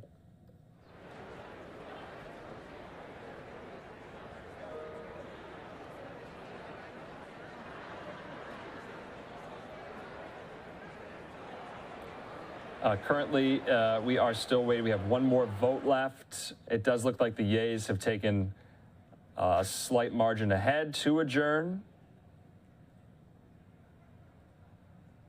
I'm not entirely sure what these green and red cards are for. Oh, Gaetz and McCarthy speaking.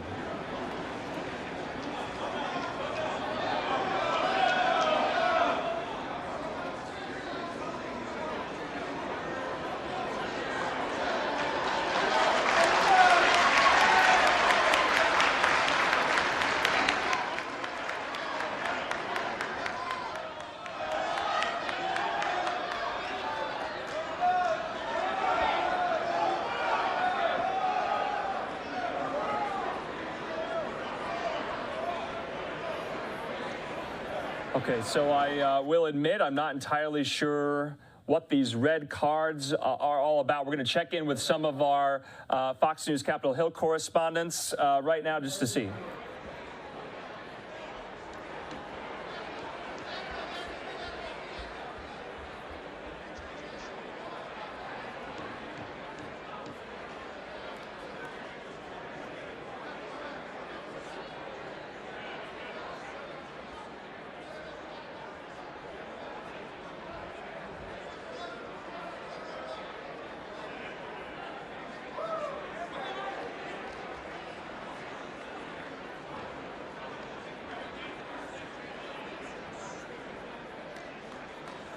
Okay, so what's going on? McCarthy and others are changing their votes to no on adjournment. It's bonkers right now in the chamber, to say the least.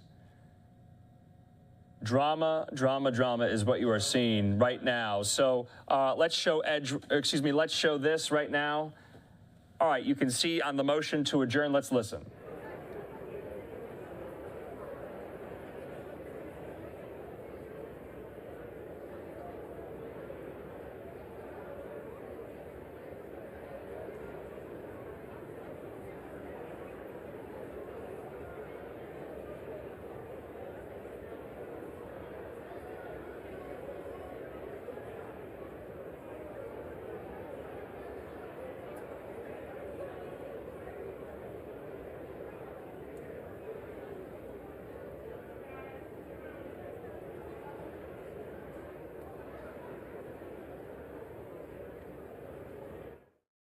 Okay, so what you just saw, McCarthy led a rush of Republicans to the clerk to change their votes to against the motion to adjourn. This could be a signal they now have the votes to make McCarthy Speaker.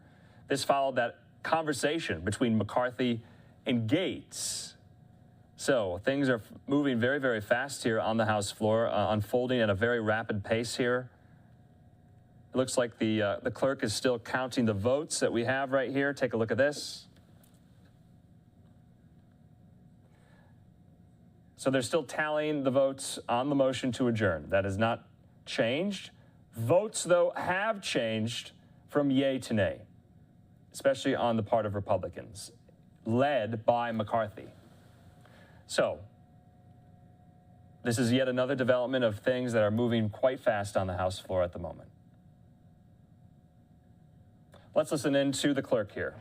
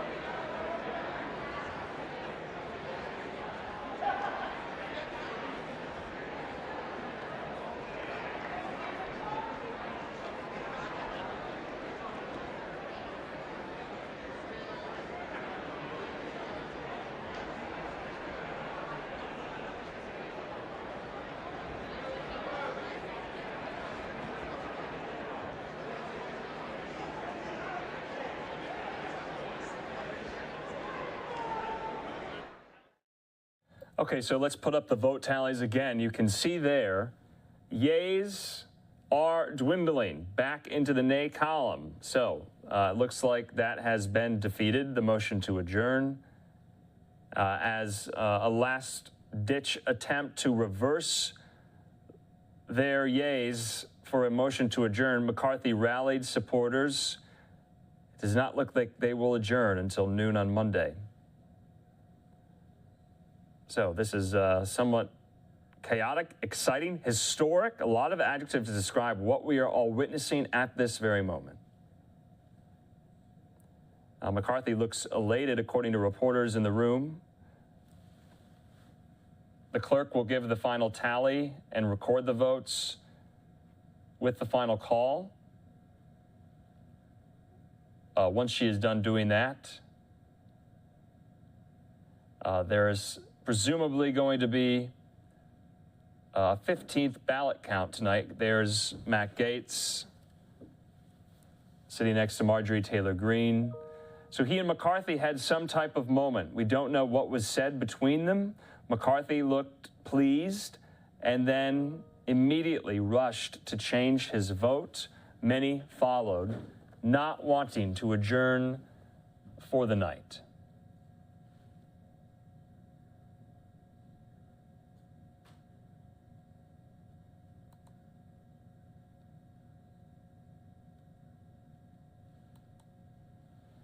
Okay, let's listen back into some of the sights and sounds on the floor.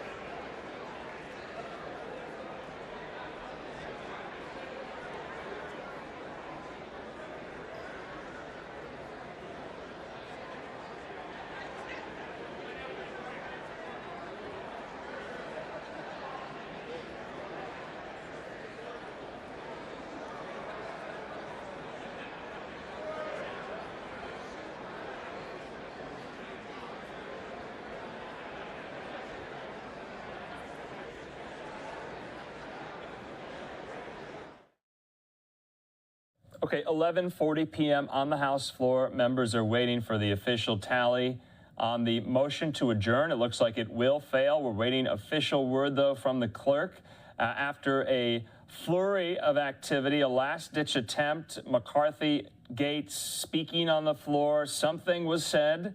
McCarthy running to change his vote, many Republicans following because they wanted to adjourn until Monday at noon. Now they do not want to. Something has changed. We're waiting for some of our reporters to give us a sense of what was said, what was agreed to. Remember, Gaetz voted president. He was the last member we were all waiting for. It was riding on Gaetz's decision. If he had voted initially for McCarthy, we would not be in this position right now. McCarthy now smiling, taking photos with members. Ecstatic, elated. Let's watch.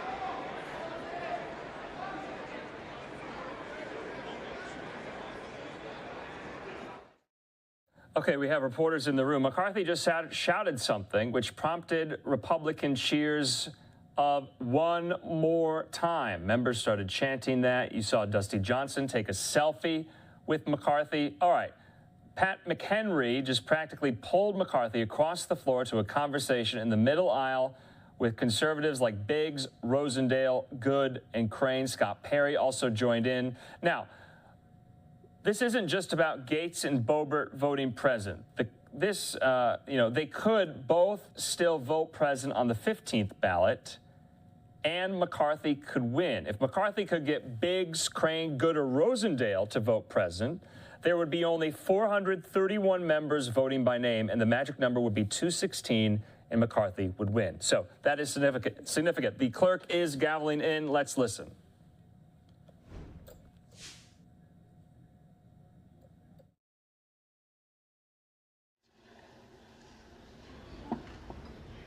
Off aye, on no for Mr. Gaetz, Maliotakis, Boebert, Roy, Stile, McCarthy, Burchett, Latta, Stauber, Lawler, McLean, Crane, Biggs, Good, Huizenga, Rosendale, Griffith, Kane of New Jersey, Turner, Emmer, Lunar, Duncan, Van Drew, Klein, Nunn of Iowa, Jimenez, Van Dyne, Carl, Davidson, Strong, Tenney, Bilirakis, Van Orden, Winstrup, Burgess, Wagner, Wahlberg, Johnson of South Dakota, Smirker, Mast, Scalise, Molinaro, Kamek, Guthrie, Fleischman, Rogers of Kentucky, Murphy, Rushenthaler, Langworthy, Joyce of Ohio, Kiley, Fallon, LaMalfa, Graves of Missouri, Bentz, C. Scott Franklin, Miller Meeks, Bice, Miller of Ohio, Rogers of Washington, Obernolte, D'Esposito, and Fitzpatrick. Off no on aye for Ms. Maliotakis.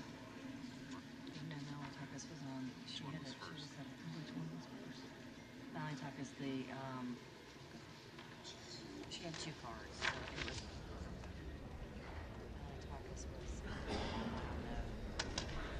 it was Maliotakis was off aye, on no.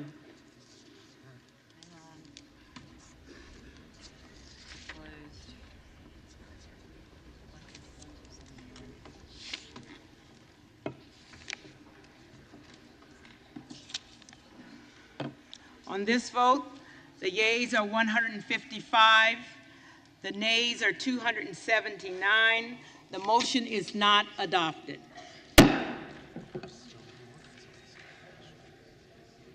For what purpose does the gentleman from Arkansas rise? Madam Clerk, I rise to nominate Kevin McCarthy as the Speaker of the House.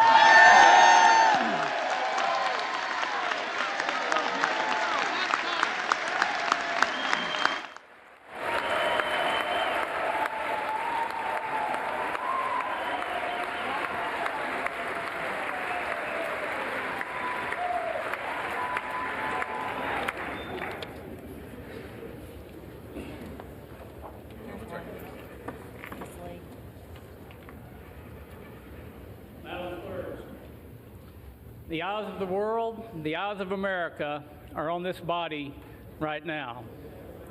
What America needs, what this body needs, is a lot less talk and a lot more action. And at the direction of the Republican Conference, I advance the name of Kevin McCarthy as the next Speaker of the House of the 118th Congress.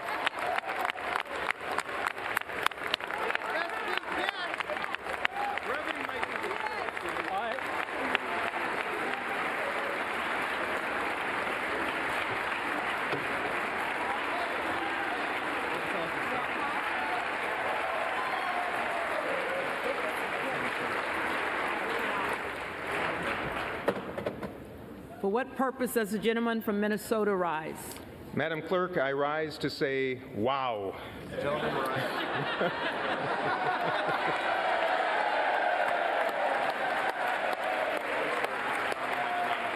And Madam Clerk, I rise to place into nomination for election to the position of Speaker of the House of Representatives the esteemed and wonderful leader of House Democrats, Mr. Hakeem Jeffries of New York.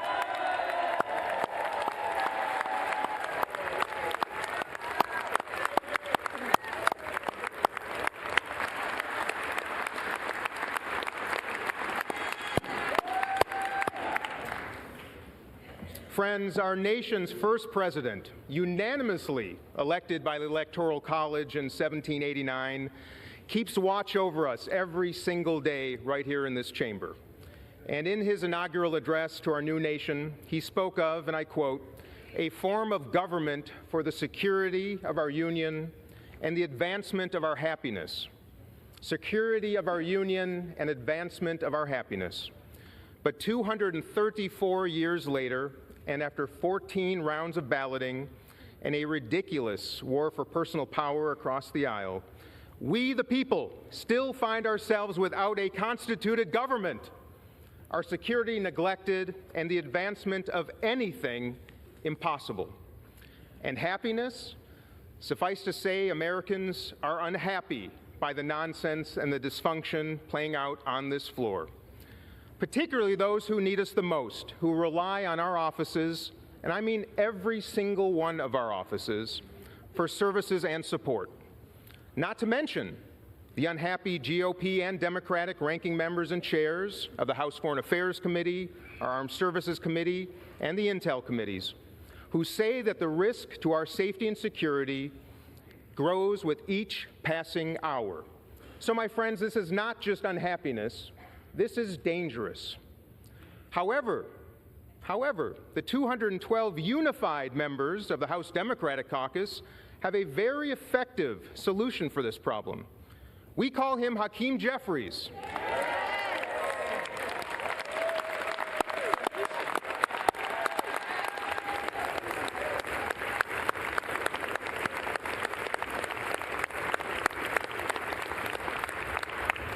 And in the spirit of friendliness and hopefulness, we extend a warm invitation to just 6 of you across the aisle to join us. Join us. And let's end this nonsense, constitute this Congress, and elect him Speaker of the House. A man who is ready to work with everyone in this Congress and throughout our country to place people over politics and solve our country's problems. A man of competency, of decency and integrity. A man of courage, of honor and resolve. A man who listens better than anyone I have ever known in my life. A man of innovation and cooperation, and yes, indeed, alliteration. 14,421 Americans have served in the United States Congress since George Washington's inaugural address 234 years ago. One of the very finest of those Americans is Hakeem Jeffries of the great state of New York, and it is the honor of a lifetime to place his name into nomination for Speaker of the House.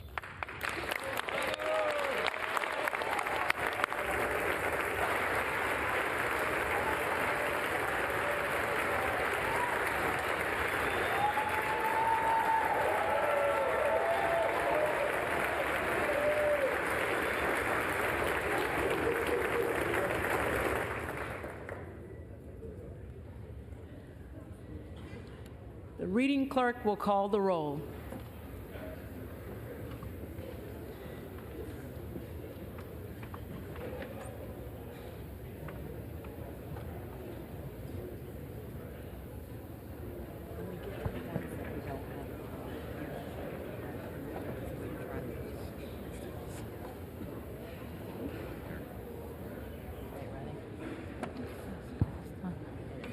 Adams.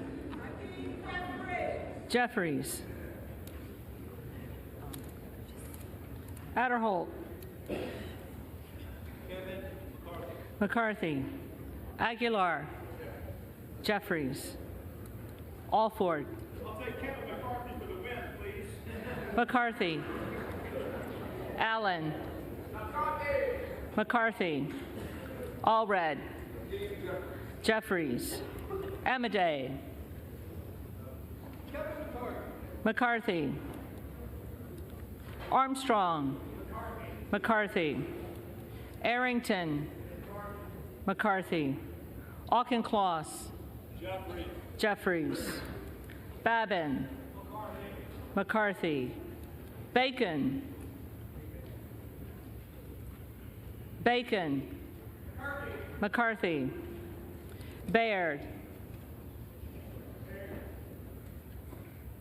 Baird. McCarthy. Balderson.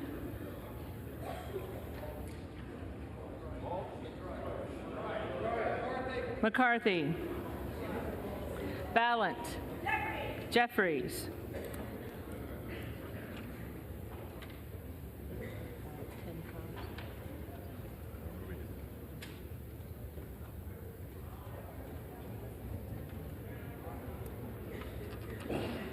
Banks. McCarthy. Barr. McCarthy. Barragan. Jeffries. Bean of Florida. McCarthy. Beatty. Jeffries. Bentz. McCarthy. Barra. Jeffries. Bergman. McCarthy. Beyer. Jeffries. Bice. McCarthy.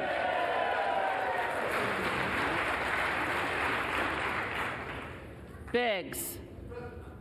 Present.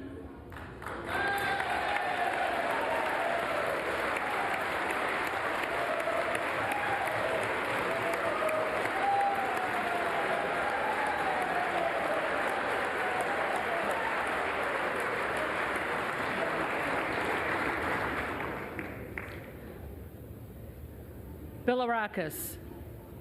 McCarthy. Bishop of Georgia. Jeffries. Bishop of North Carolina. McCarthy. Blumenauer. Jeffries. Blunt Rochester. Jeffries. Boebert. Present.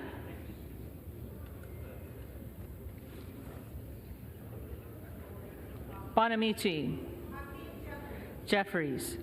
Bost. McCarthy. Bowman. Jeffries. Boyle of Pennsylvania. Jeffries. Rakeen. McCarthy. Brown. Jeffries. Brownlee. Jeffries. Buchanan. McCarthy. Buck. McCarthy. Bouchon. McCarthy.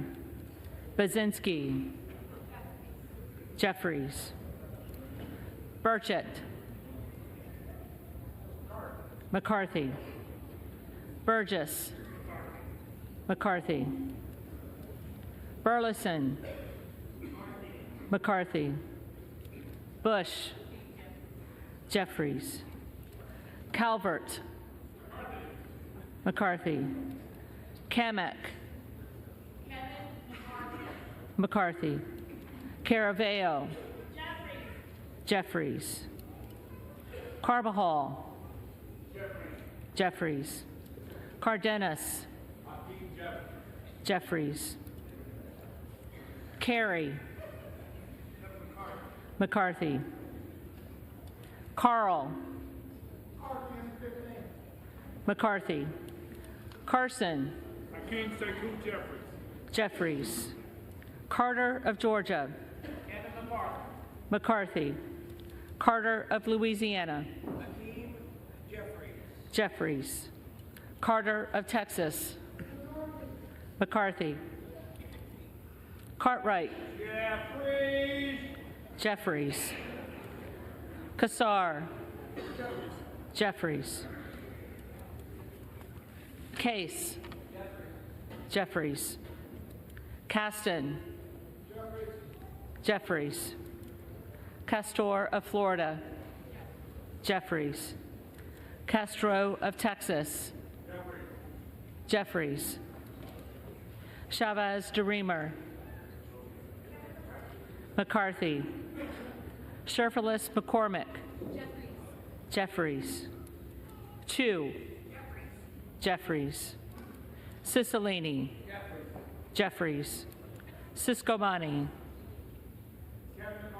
McCarthy, Clark of Massachusetts, Jeffries, Clark of New York, Jeffries, Cleaver, Jeffries, Klein, McCarthy, Cloud, McCarthy, Clyburn, Jeffries, Clyde, McCarthy, Cohen, Jeffries, Cole, McCarthy, Collins, McCarthy, Comer, McCarthy, Connolly, Jeffries, Correa, Jeffries, Costa, Jeffries, Courtney, Jeffries, Craig, Jeffries, Crane,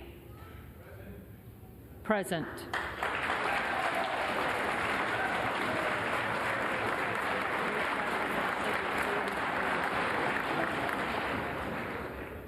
Crawford, McCarthy,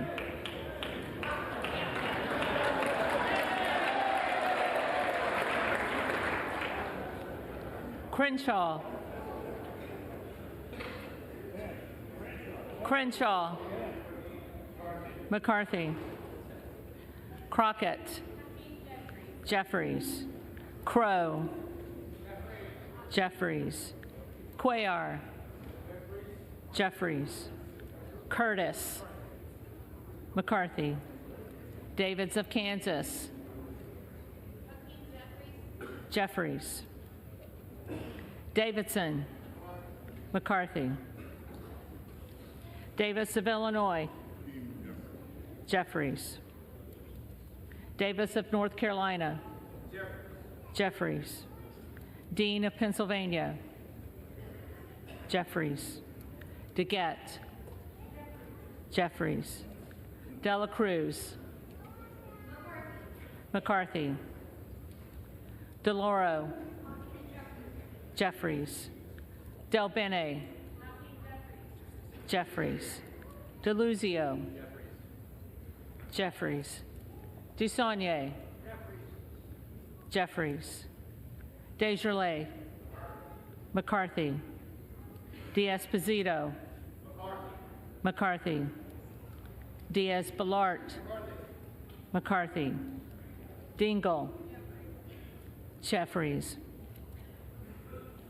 Doggett, Jeffries, Donalds, McCarthy, Duarte,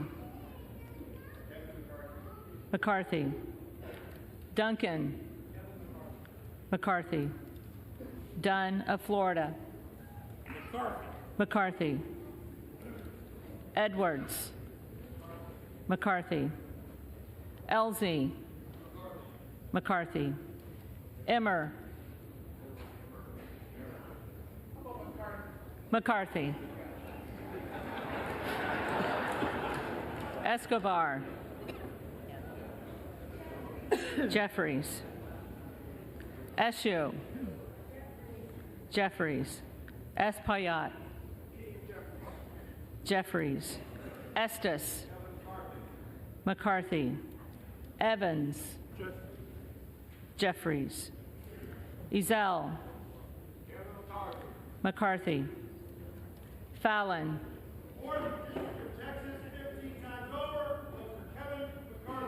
McCarthy. Finstra. McCarthy. Ferguson. McCarthy. Finstad. McCarthy. Fishbach. McCarthy. Fitzgerald. McCarthy. Fitzpatrick. McCarthy. Fleischman. McCarthy. Fletcher. Jeffries. Flood. McCarthy. Foster. Jeffries. Fushi. Jeffries. Fox. McCarthy. Lois Frankel. Jeffries. C. Scott Franklin. McCarthy. Frost. Jeffries. Fry. McCarthy. Fulcher. McCarthy. Gates. Present.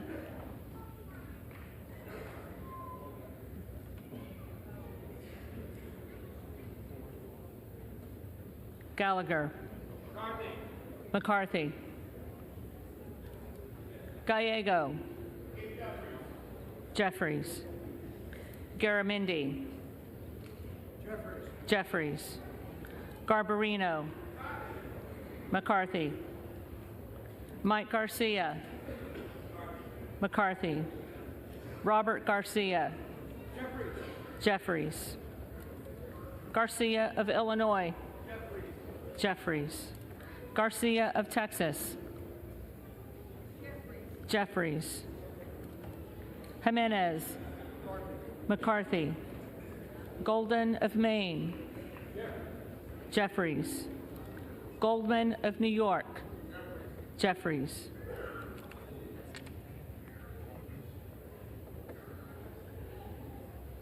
Gomez. Jeffries. Tony Gonzalez. McCarthy. Vicente Gonzalez. Vicente Gonzalez. Good of Virginia. Present.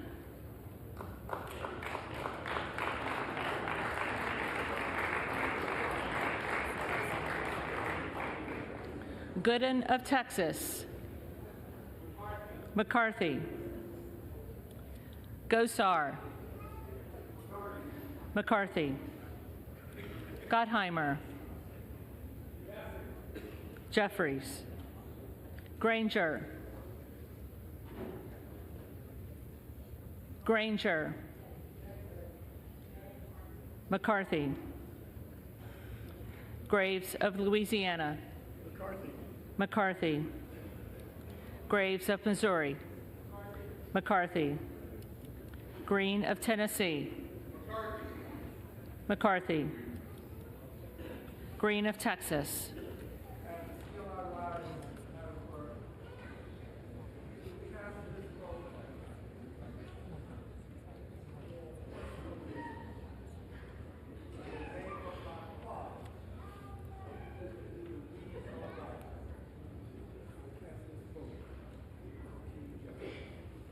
Jeffries. Green of Georgia. McCarthy. Griffith. McCarthy. Grijalva. Jeffries. Grothman. McCarthy. Guest. McCarthy.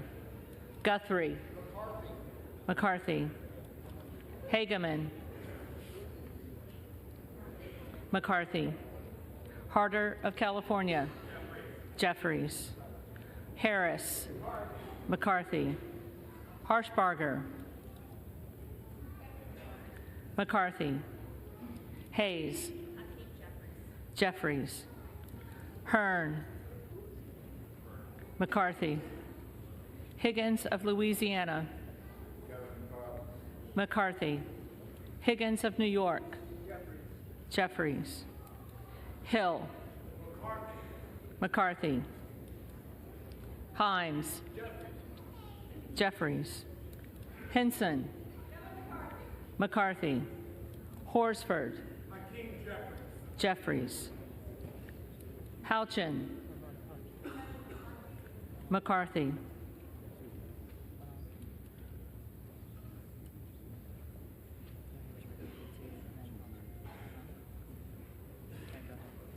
Houlihan. Jeffries. Hoyer. Jeffries. Hoyle of Oregon. Jeffries. Hudson. McCarthy. Huffman. Jeffries.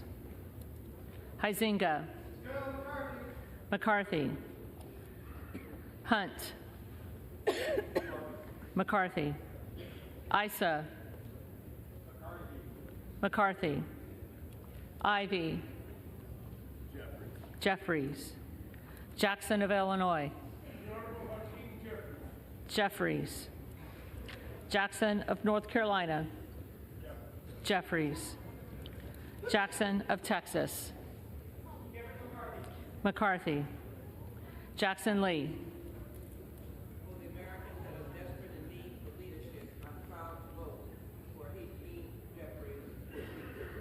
Jeffries. Jacobs. Jeffries. James. McCarthy. Jayapal. Jeffries. Jeffries. Jeffries.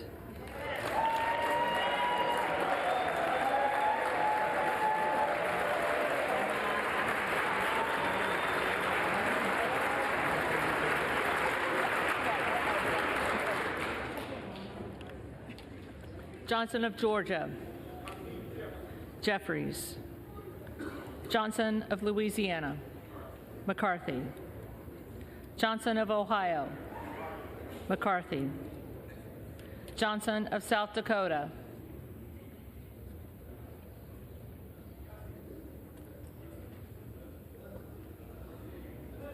Johnson of South Dakota. McCarthy. Jordan. McCarthy. Joyce of Ohio. McCarthy. Joyce of Pennsylvania. McCarthy. Camlogger Dove. Jeffries. Captor. Jeffries. Kane of New Jersey. McCarthy. Keating. Jeffries. Kelly of Illinois. Jeffries. Kelly of Mississippi. McCarthy. Kelly of Pennsylvania. McCarthy. Khanna. Jeffries. Higgins of Virginia. McCarthy. Kildee. Jeffries. Kiley. McCarthy. Kilmer. Jeffries. Kim of California. McCarthy. Kim of New Jersey. Jeffries. Krishnamurthy. Jeffries. Custer. Jeffries. Kustoff. McCarthy. LaHood. McCarthy.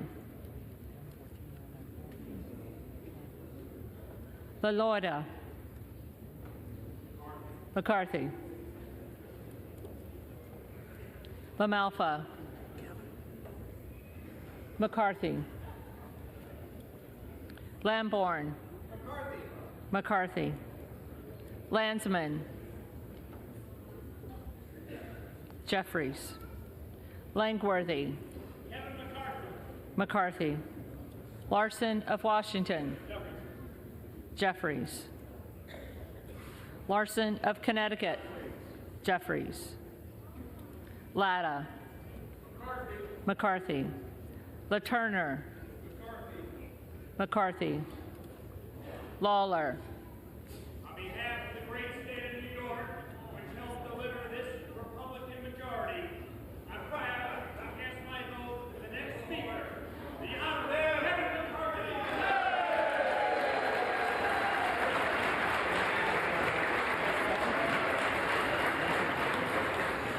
McCarthy. Lee of California.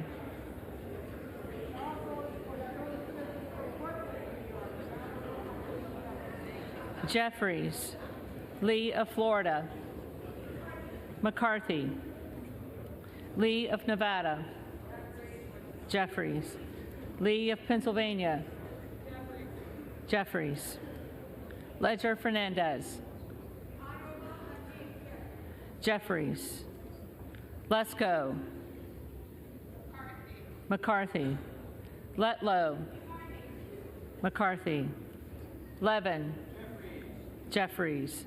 Liu. Jeffries.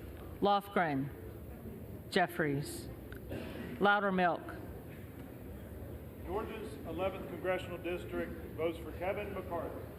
McCarthy. Lucas. McCarthy. Lukemeyer. McCarthy. Luna. McCarthy. Luttrell. McCarthy. Lynch. Jeffries. Mace. McCarthy. Magaziner. Jeffries. Maliotakis. McCarthy. Mann. McCarthy. Manning. Jeffries. Massey. McCarthy. Mast. McCarthy. Matsui. Jeffries. McBath. Jeffries. McCarthy. McCarthy.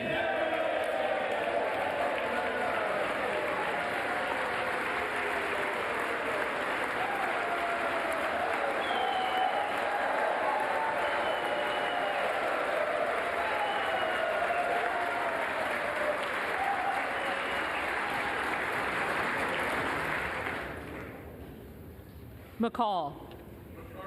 McCarthy. McLean. McCarthy. McClintock. McCarthy. McCullum. Jeffries.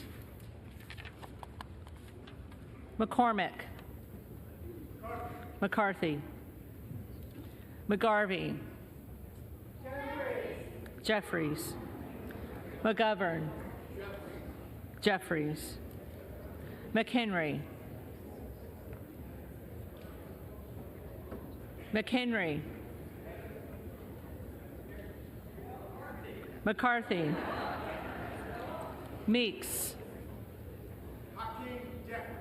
Jeffries. Menendez. Jeffries. Ming.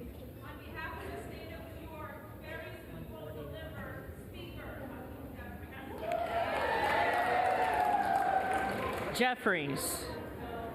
Muser.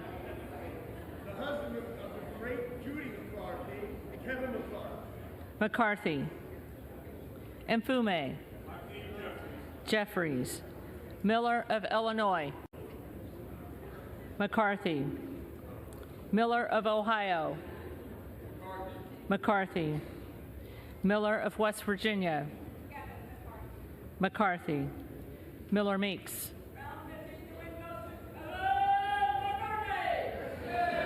McCarthy. Mills. McCarthy. Molinaro. McCarthy. Molinar. McCarthy. Mooney. McCarthy. Moore of Alabama. McCarthy. Moore of Utah. McCarthy. Moore of Wisconsin. Jeffries. Moran. McCarthy. Morelli. Mr. Jeffries. Jeffries. Moskowitz. Jeffries. Moulton. Jeffries. Mervan. Jeffries. Mullen. Jeffries. Murphy. Murphy. McCarthy. Nadler. Jeffries. Napolitano. Jeffries. Neal. Jeffries. Nagoose. Jeffries. Nels. McCarthy. Newhouse. McCarthy. Nickel. Jeffries. Norcross. Jeffries. Norman. McCarthy. Nunn of Iowa. McCarthy.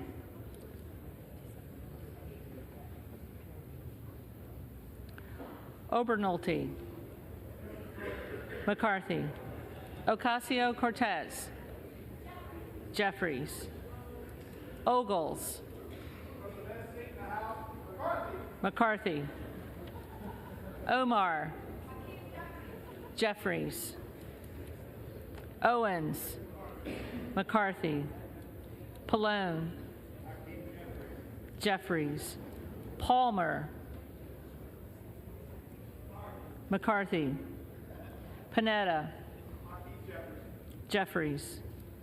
Pappas. Jeffries. Pasquale. Jeffries. Payne. Mr. Jeffries. Jeffries. Pelosi. Jeffries. Peltola. Jeffries. Pence. McCarthy. Perez. Jeffries. Perry. McCarthy. Peters. Jeffries. Pedersen. Jeffries. Pfluger. McCarthy. Phillips.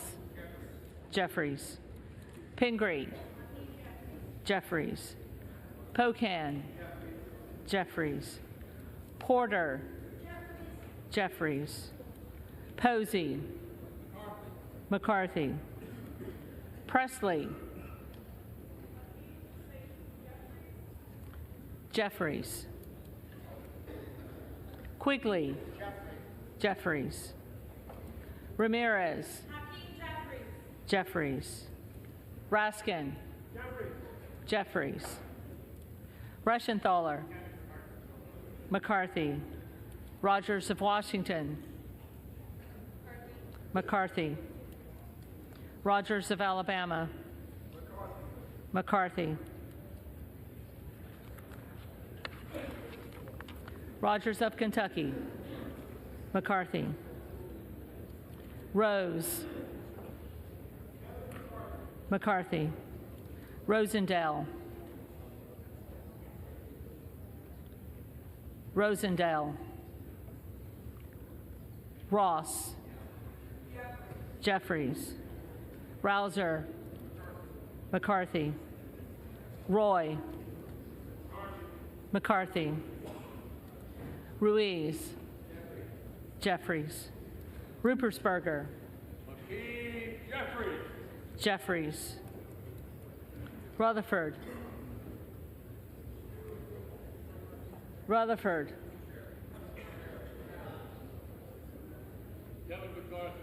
McCarthy, Ryan, Jeffries, Salazar, McCarthy, Salinas, Jeffries, Sanchez, Jeffries, Santos, McCarthy, Sarbanes, Jeffries, Scalise, McCarthy, Scanlon, Jeffries, Schakowsky, Jeffries, Schiff,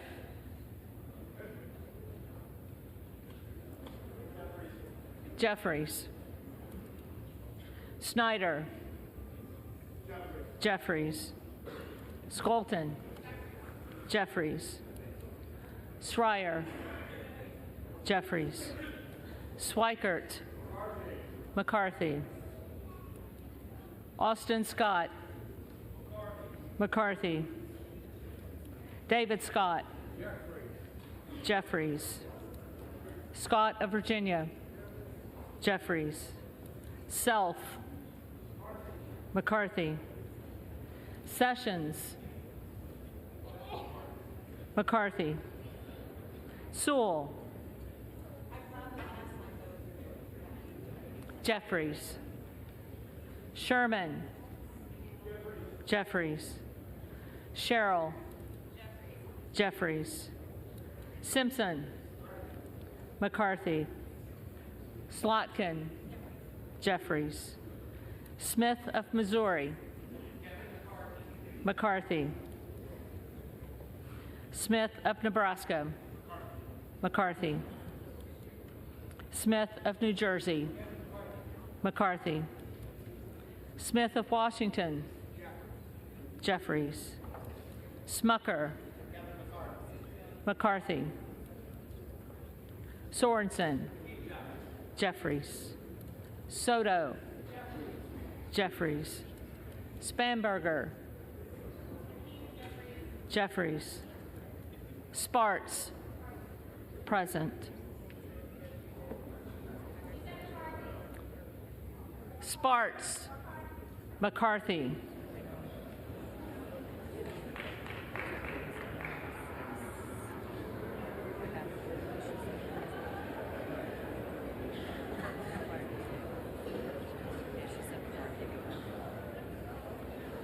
Stansbury, Jeffries,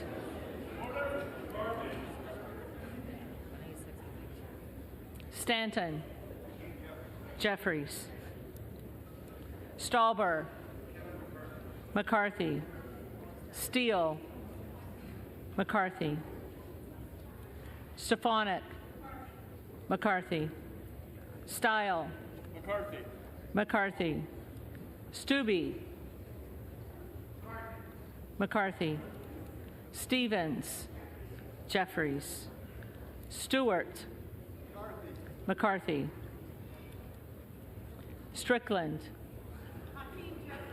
Jeffries, Strong, McCarthy, Swalwell, Jeffries, Sykes, Jeffries, Takano, Jeffries, Tenney, McCarthy, Tanadar, Jeffries, Thompson of California, Jeffries, Thompson of Mississippi, Jeffries, Thompson of Pennsylvania, McCarthy, Tiffany, McCarthy. Timmons. McCarthy. Titus. Jeffries. Tlaib. Jeffries. Takuda. Jeffries. Tonko. Jeffries. Torres of California. Jeffries. Torres of New York. Torres of New York. Jeffries. Trahan. Jeffries. Trone. Jeffries.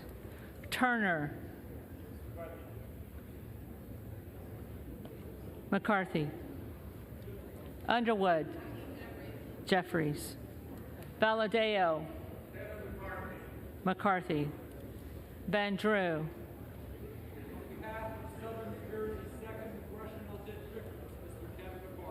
McCarthy. Van Dyne. McCarthy. Van Orden.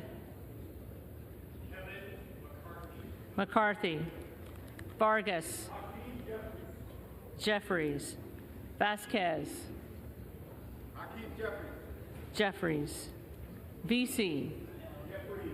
Jeffries. Velasquez.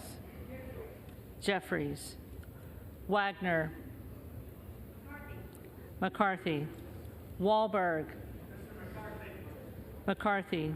Waltz. McCarthy. Wasserman Schultz. Jeffries. Waters. Jeffries. Watson Coleman. Jeffries. Weber of Texas. McCarthy. Webster of Florida. McCarthy. Winstrup. McCarthy. Westerman. McCarthy. Wexton. Jeffries. Wild. Jeffries. Williams of Georgia. Jeffries. Williams of New York.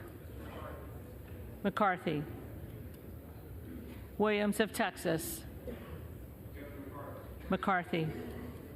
Wilson of Florida. Jeffries. Wilson of South Carolina. McCarthy. Whitman. McCarthy. Womack.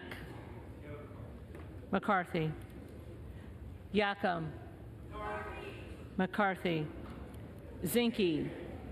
The next Speaker of the United States House of Representatives, Kevin.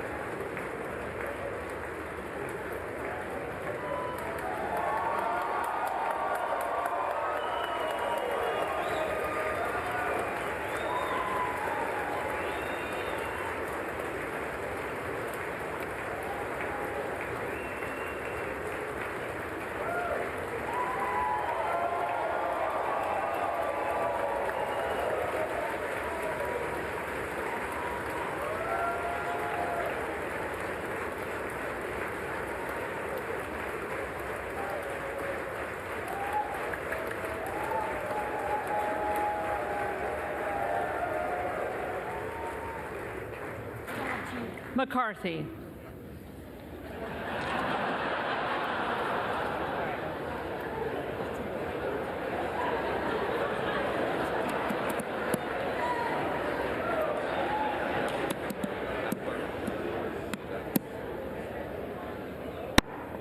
The reading clerk will now call the names of the members-elect who did not answer the first call of the roll.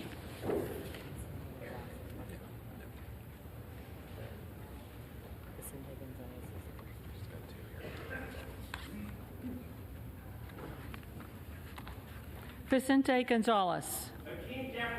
Jeffries.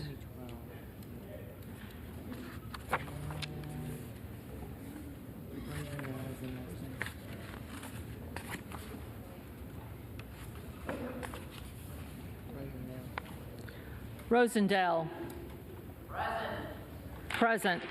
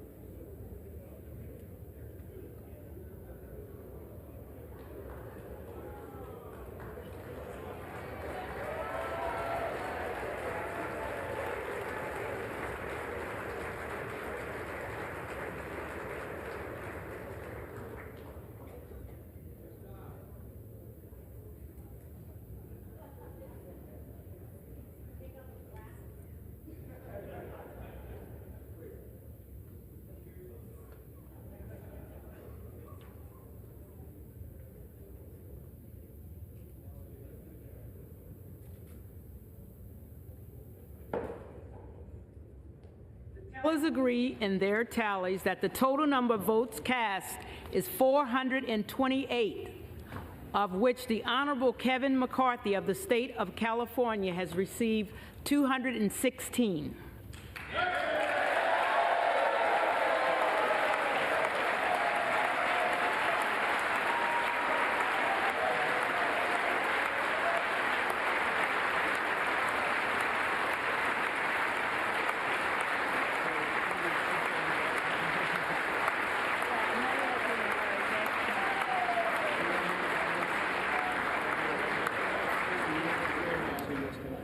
The Honorable Hakeem Jeffries of the state of New York has received 212.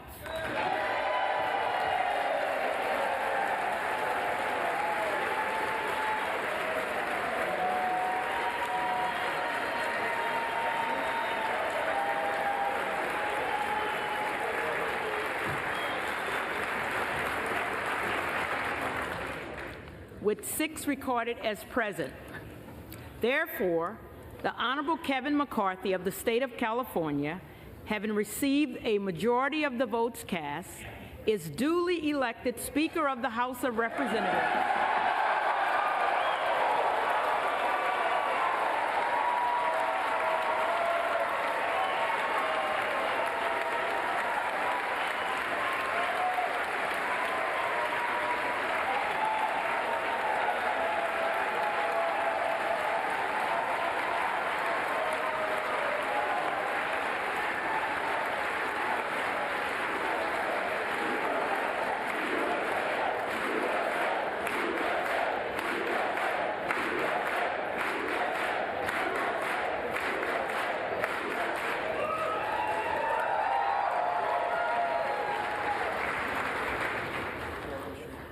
The clerk appoints the following committee to escort the Speaker-elect to the chair.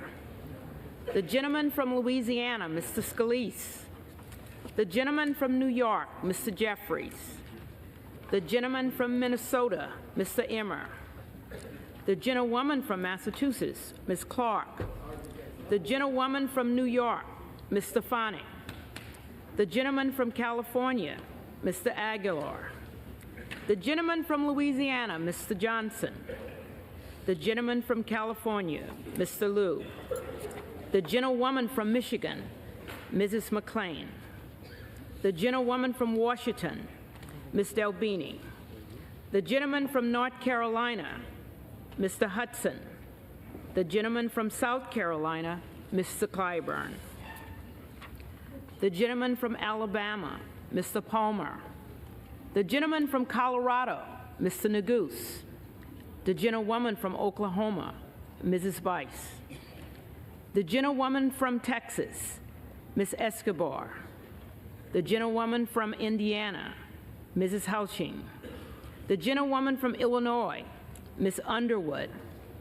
The gentleman from Oklahoma, Mr. Cole. The gentleman from Minnesota, Mr. Phillips. The gentleman from North Carolina, Mr. McHenry. The gentleman from Michigan, Mr. Kildee. The gentleman from Pennsylvania, Mr. Perry. The gentlewoman from California, Ms. Barbara Lee. The gentleman from Louisiana, Mr. Graves. The gentlewoman from Florida, Ms. Wasserman Schultz. The gentleman from Arkansas, Mr. Hill. The gentleman from Rhode Island, Mr. Cicilline. The gentleman from Texas, Mr. Roy. The gentlewoman from Virginia, Ms. Spanberger. The gentleman from Florida, Mr. Donalds. The gentlewoman from California, Ms. Jacobs. The gentleman from North Carolina, Mr. Bishop. The gentlewoman from Texas, Ms. Crockett. And the members of the California delegation, Ms. Pelosi, Ms. Waters, Mr. Calvert, Ms. Eshoo, Ms. Lofgren, Mr. Sherman, Mrs. Napolitano, Mr. Thompson, Mr. Schiff, Ms. Sanchez, Mr. Issa, Mr. Costa, Ms. Matsui, Mr. McClintock, Ms. Chu, Mr. Garamendi, Mr. Berra, Ms. Bronley, Mr. Cardenas, Mr. Hoffman, Mr. Lamalfa, Mr. Peters, Mr. Ruiz, Mr. Swalwell, Mr. Takano, Mr. Vargas, Mr. Desanye, Mr. Torres, Mrs. Torres, Mr. Valadego, Ms. Barragan, Mr. Carvajal, Mr. Correa, Mr. Khanna, Mr. Panetta, Mr. Gomez, Mr. Harder, Mr. Levin, Ms. Porter, Mr. Mike Garcia, Mrs. Kim, Mr. Obanoti, Mrs. Steele, Mr. Dewar, Mr. Robert Garcia, Mr. Kamlega Dove, Mr. Keeley, Mr. Mullen. The committee will retire from the chamber to escort the speaker-elect to the chair. Madam Clerk, one more thing left to do, and that's when they come in through that door, we just gavel, we don't say anything. And once they come in, you're out. So I would note it's after midnight.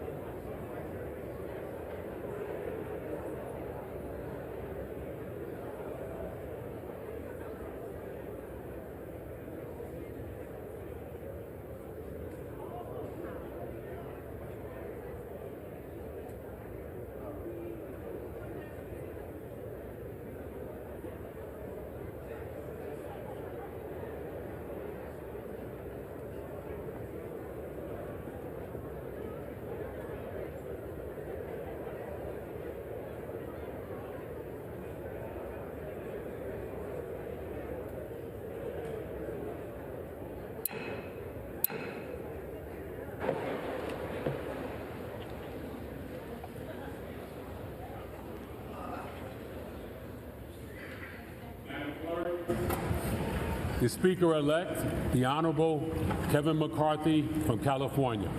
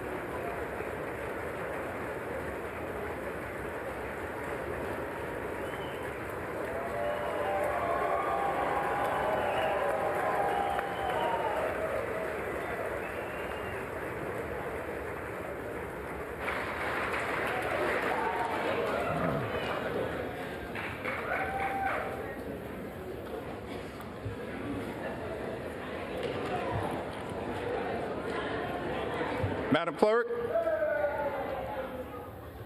Whip Clark, distinguished members of the House Democratic Caucus and the House Republican Conference, it's my high honor and distinct privilege to finally be able to welcome all of you to the 118th Congress.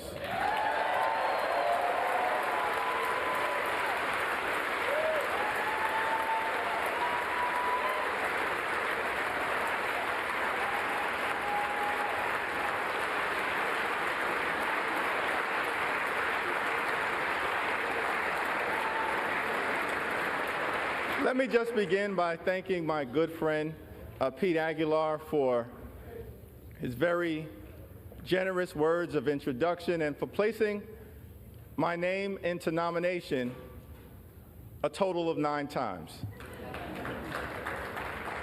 And I also want to thank my other colleagues from the Democratic Caucus for your generous words of nomination as well. Jim Clyburn, Catherine Clark, Ted Lieu, Dean Phillips, Joe Neguse, and Veronica Escobar. I also want to thank my colleagues, my friends in the House Democratic Caucus for your perseverance, for your strength, for your friendship, for your unanimity of purpose, and for your unanimous support.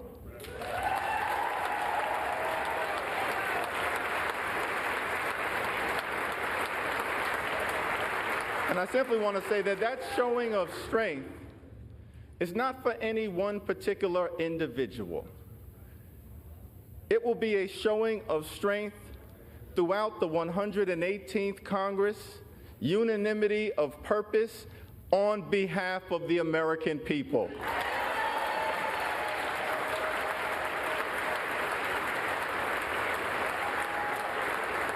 Before I proceed any further, let me begin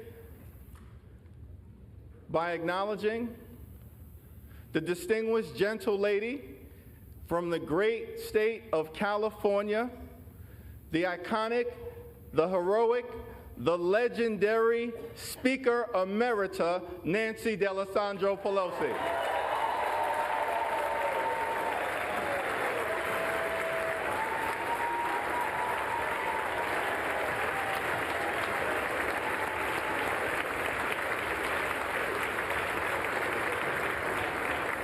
And without question in my mind, Speaker Emerita Pelosi will go down in history as the greatest speaker of all time. Throughout her time in Congress, she's been a legendary legislator, a fabulous facilitator, and a no-nonsense negotiator.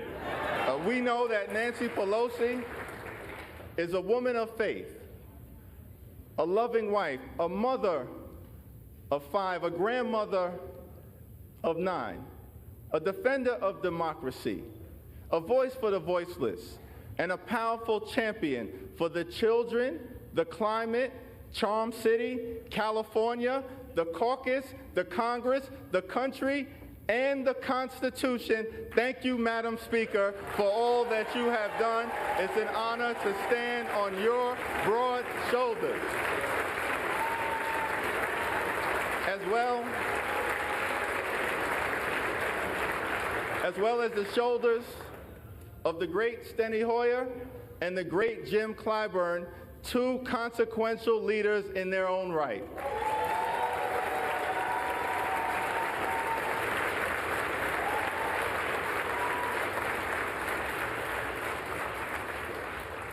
Now, the scripture says in Galatians, let us not become weary in doing good, for at the proper time we will reap a harvest if we do not give up.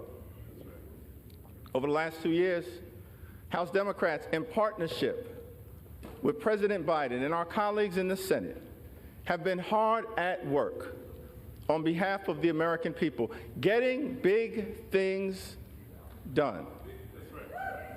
We passed the American Rescue Plan, saved the economy from a deep recession, put shots in arms, money in pockets, and kids back in school.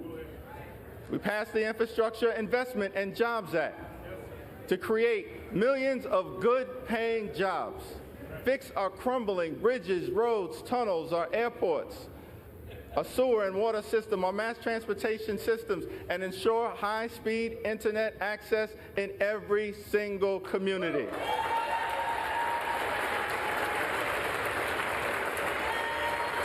We passed gun safety legislation for the first time in 30 years that will save lives and make our communities safer. We passed the Chips and Science Act to bring domestic manufacturing jobs back home to the United States of America and ensure that our workforce has the skills to succeed in the 21st century economy. And we passed the Inflation Reduction Act to strike a dramatic blow against the climate crisis, set our planet on a sustainable trajectory forward, lower energy costs, strengthen the Affordable Care Act, lower health care costs, and drive down the high price of life-saving prescription drugs for millions of Americans. It was one of the most consequential Congresses in American history. President Biden gets the job done, and the D in Democrat stands for deliver.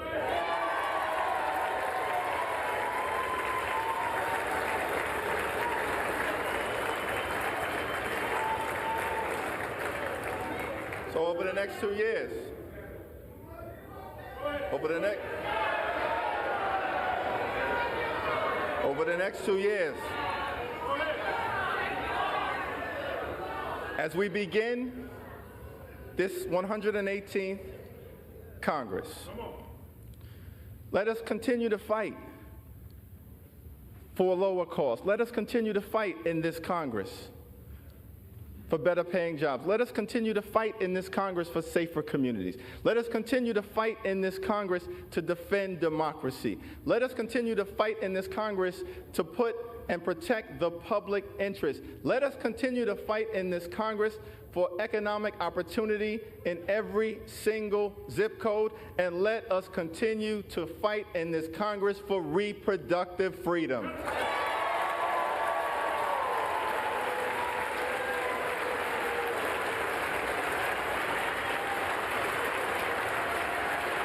Because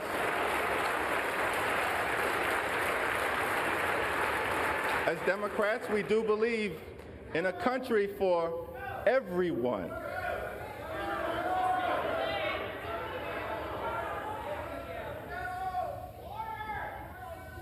We do believe in a country for everyone, a country that provides for the poor, works for working families, makes sense for the middle class, stands up for senior citizens, innovates in the inner city, strengthens suburban communities, helps out the heartland, and revitalizes rural America. We believe in a country with liberty and justice for all, equal protection under the law, free and fair elections, and yes, we believe in a country with the peaceful transfer of power.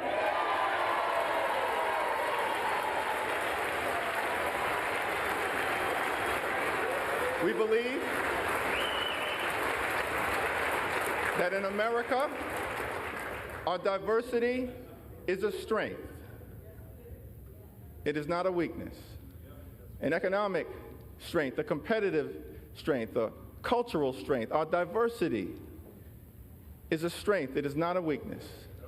We are a gorgeous mosaic of people from throughout the world.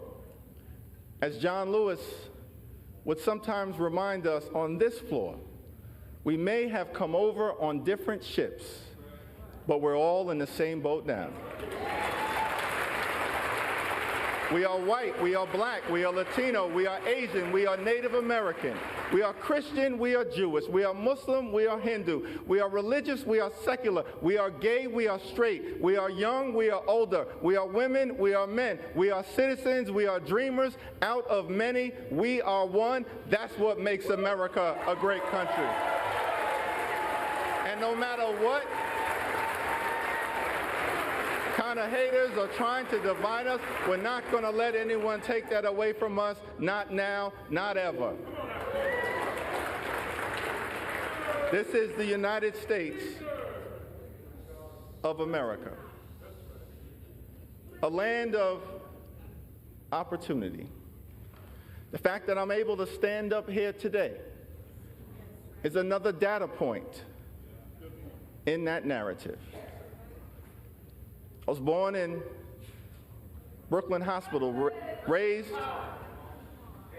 in a working class neighborhood in Crown Heights, grew up in the Cornerstone Baptist Church, started off in the cradle roll department, somehow survived the violence of the crack cocaine epidemic, and wound up here in the United States Congress as the highest ranking Democrat in the House of Representatives.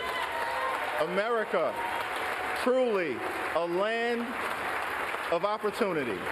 Government of the people, by the people, and for the people. So on this first day, let us commit to the American dream, a dream that promises that if you work hard and play by the rules, you should be able to provide a comfortable living for yourself and for your family, educate your children, purchase a home, and one day retire with grace and dignity. Let us commit on this first day to lift up the American dream for every single person in this nation.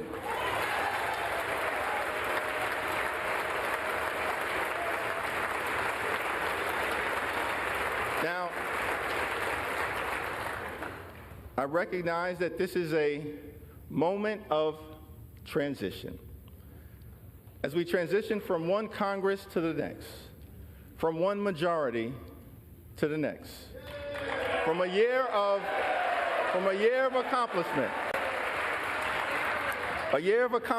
to a year of ambiguity, a moment of transition. The American people, understandably, after the events of this week, recognize that the Congress is at a fork in the road and are asking the question, what direction will we choose? On this first day, I do not pretend to answer that question on behalf of my colleagues on the other side of the aisle, but we do extend our hand of partnership to you and want to make clear that we extend and intend to try to find common ground whenever and wherever possible on behalf of the American people.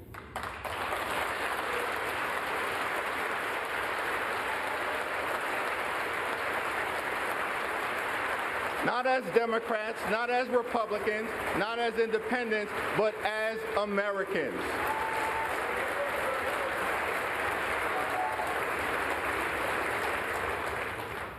But I also want to make clear that we will never compromise our principles. House Democrats will always put American values over autocracy, benevolence over bigotry, the Constitution over the cult, democracy over demagogues, economic opportunity over extremism, freedom over fascism, governing over gaslighting, hopefulness over hatred, inclusion over isolation, justice over judicial overreach, knowledge over kangaroo courts, liberty over limitation, maturity over Mar-a-Lago, normalcy over negativity, opportunity over obstruction, people over politics, quality of life issues over QAnon, reason over racism, substance over slander, triumph over tyranny, understanding over ugliness, voting rights over voter suppression, working families over the well-connected, xenial over xenophobia, yes we can over you can't do it, and zealous representation over zero-sum confrontation. We will always do the right thing by the American people. So let us not grow weary of doing good, for the American people will reap the benefit of the harvest if we do not give up. God bless you, God bless the House, and God bless the United States of America.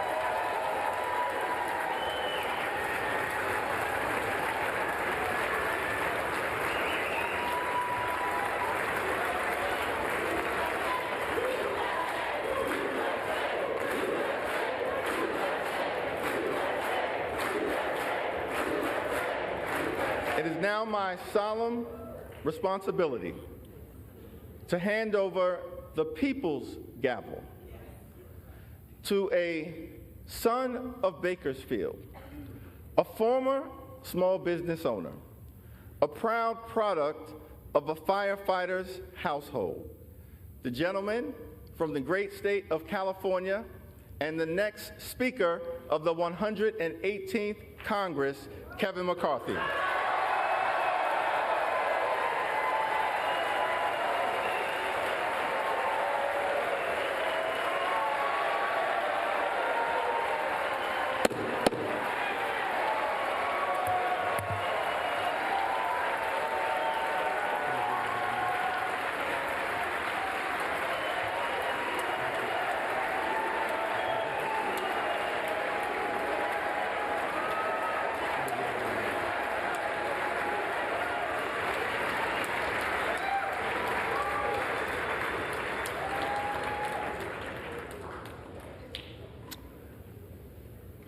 That was easy, huh?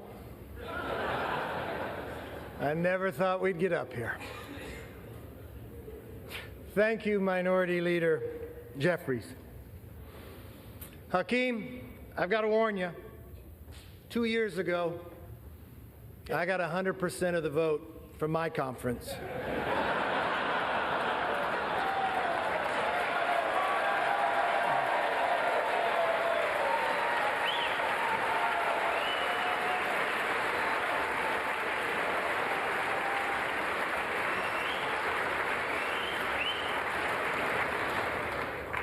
There's somebody else I want to thank. The gentlelady who served as our presiding officer this week, our clerk, Cheryl Johnson. Thank you.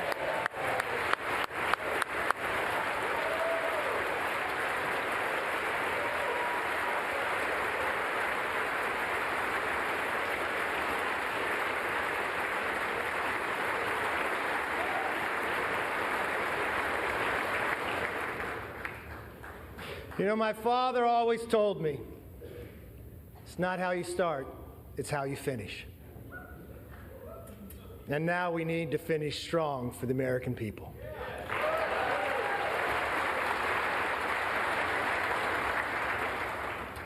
You know, if a son of a fireman and a grandchild of immigrants can rise to the highest position in the most important legislative body in our country, And if my colleague, Hakeem Jeffries, with his life story, can rise to lead his party, then opportunity and democracy still thrive in America.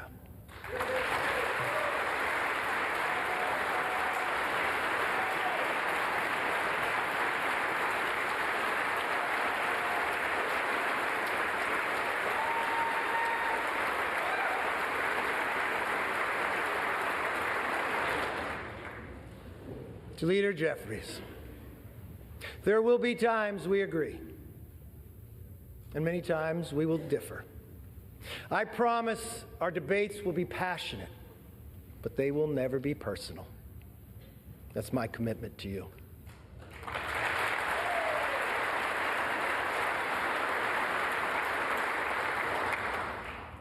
And now, the hard work begins. What we do here today, next week, next month, next year, will set the tone for everything that follows. Tonight, I want to talk directly to the American people. As Speaker of the House, my ultimate responsibility is not to my party, my conference, or even our Congress. My responsibility, our responsibility, is to our country.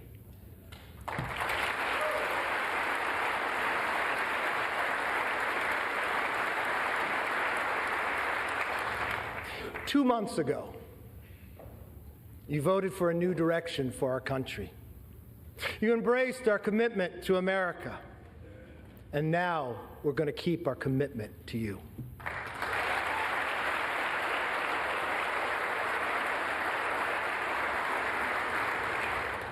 It's a commitment for an economy that's strong, where you could fill up your tank of gas and feed your family, where paychecks grow and not shrink. It's a commitment for a nation that's safe, where communities are protected, law enforcement is respected, and criminals are prosecuted.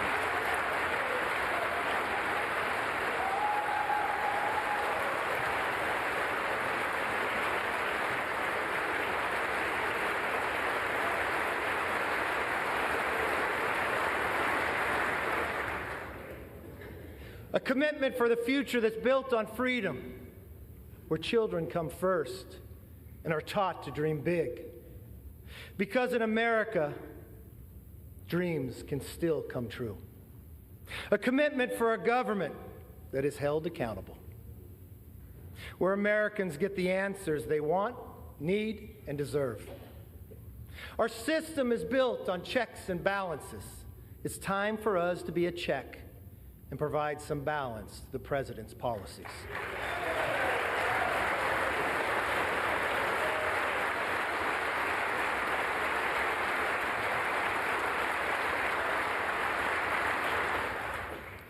There is nothing more important than making it possible for American families to live and enjoy the lives they deserve.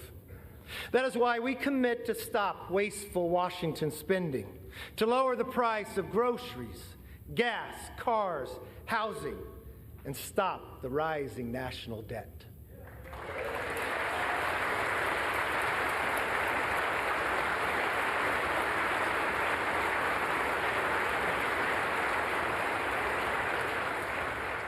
We pledge to cut the regulatory burden, lower energy costs for families, and create good-paying jobs for workers by unleashing reliable, abundant, American-made energy.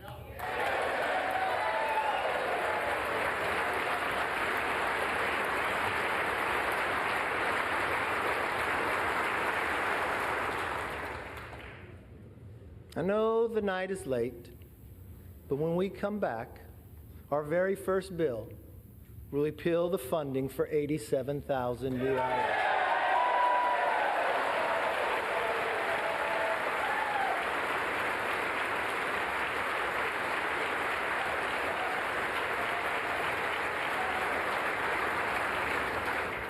You see, we believe government should be to help you, not go after you. We're going to pass bills to fix the nation's current challenges, from wide open southern borders to American last energy policies, to woke indoctrination in our schools.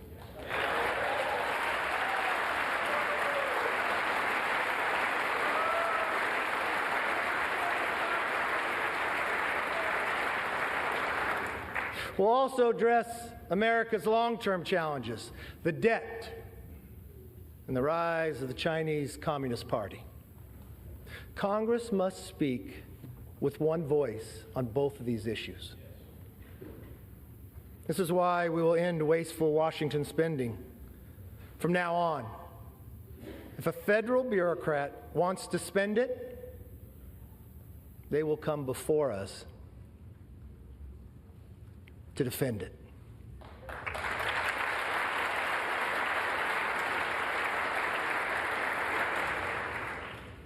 As for the Chinese Communist Party, we will create a bipartisan select committee on China to investigate how to bring back the hundreds of thousands of jobs that went to China, and then we will win this economic competition.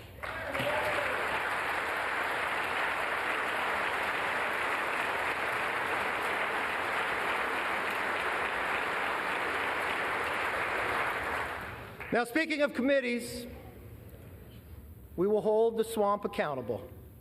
From the withdrawal of Afghanistan to the origins of COVID and to the weaponization of the FBI.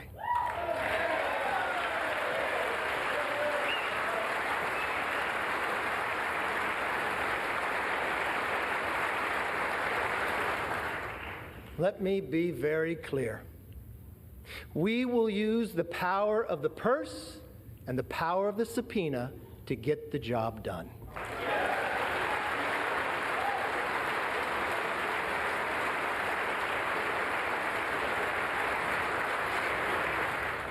This is something we should all agree upon.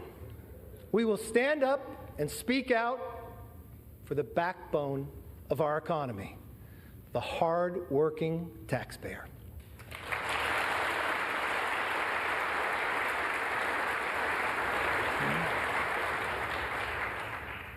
It's nighttime here in Washington.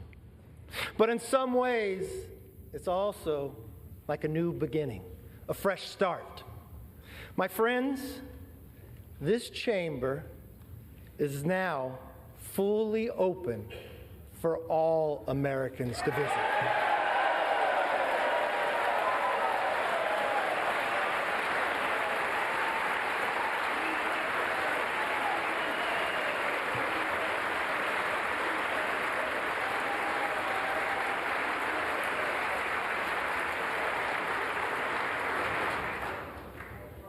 I want to give all Americans a personal invitation.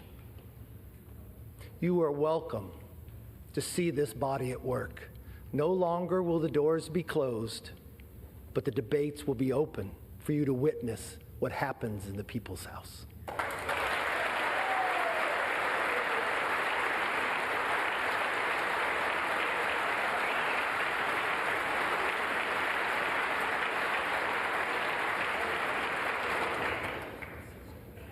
From the committee rooms to this floor, we commit to pursue the truth passionately and embrace debate. No more one-sided inquiries. Competing ideas will be put to the test in public so that the best ideas win.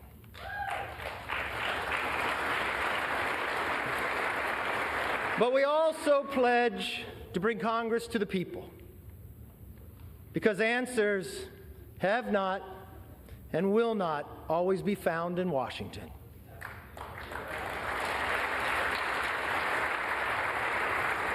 That's why one of our very first hearings will be held on the southern border.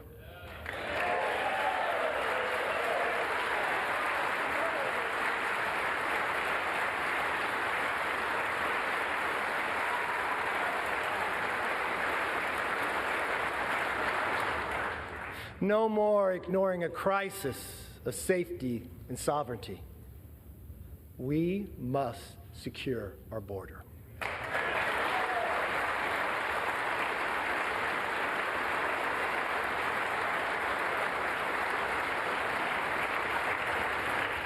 We must get America back on track.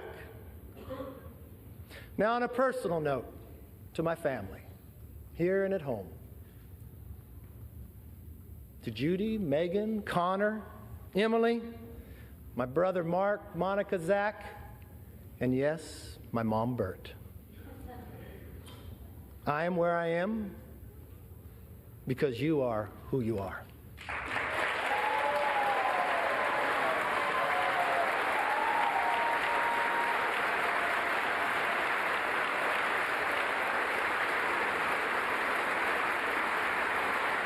You can stand.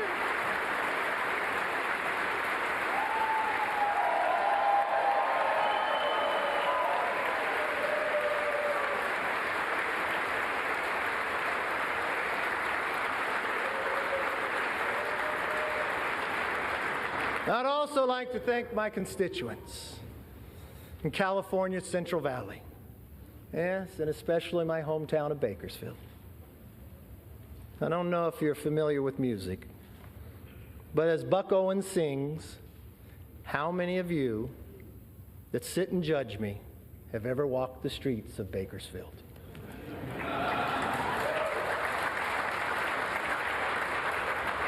Well, I've walked those streets my entire life. I know it's people.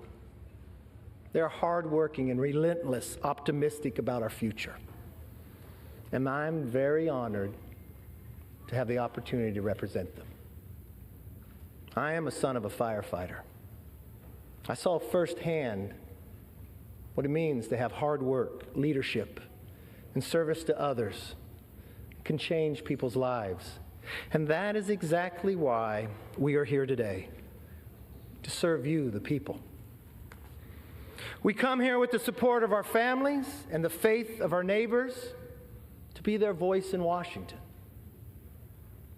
For all the wives and husbands, children and parents who are watching, a loved one to be sworn in, I knew it took a couple extra days. I'll be honest, it's not how I had it planned. I want you to remember this moment. Take it in. Your loved ones are about to make history. My colleagues and I thank you for your understanding and your sacrifice. And we will work every day to make you proud. My most favorite spot in this building is not in this chamber. It's in the chamber they met before, in Statuary Hall. It's my favorite place to take people on a tour. You see, it's where Abraham Lincoln served. He was just a one-term congressman, sat in the back. I like to go to that spot and I like to stand where he stood. I like to do it at night when people aren't around. I like to look over and look at the clock, because that's the same clock and same view that Abraham Lincoln saw. I've watched Lincoln serve in the greatest challenge to our Constitution, the Civil War. I watched him take peoples who were rivals and put them together. I watched in a time that he did not know if a nation could sustain itself, but he dreamt of a future and built a railroad across the nation. I want us to all take a moment one time that you are here. I want you to stand there. I want you to look. And I want you to think. If America could do it then, we can do it now one more time.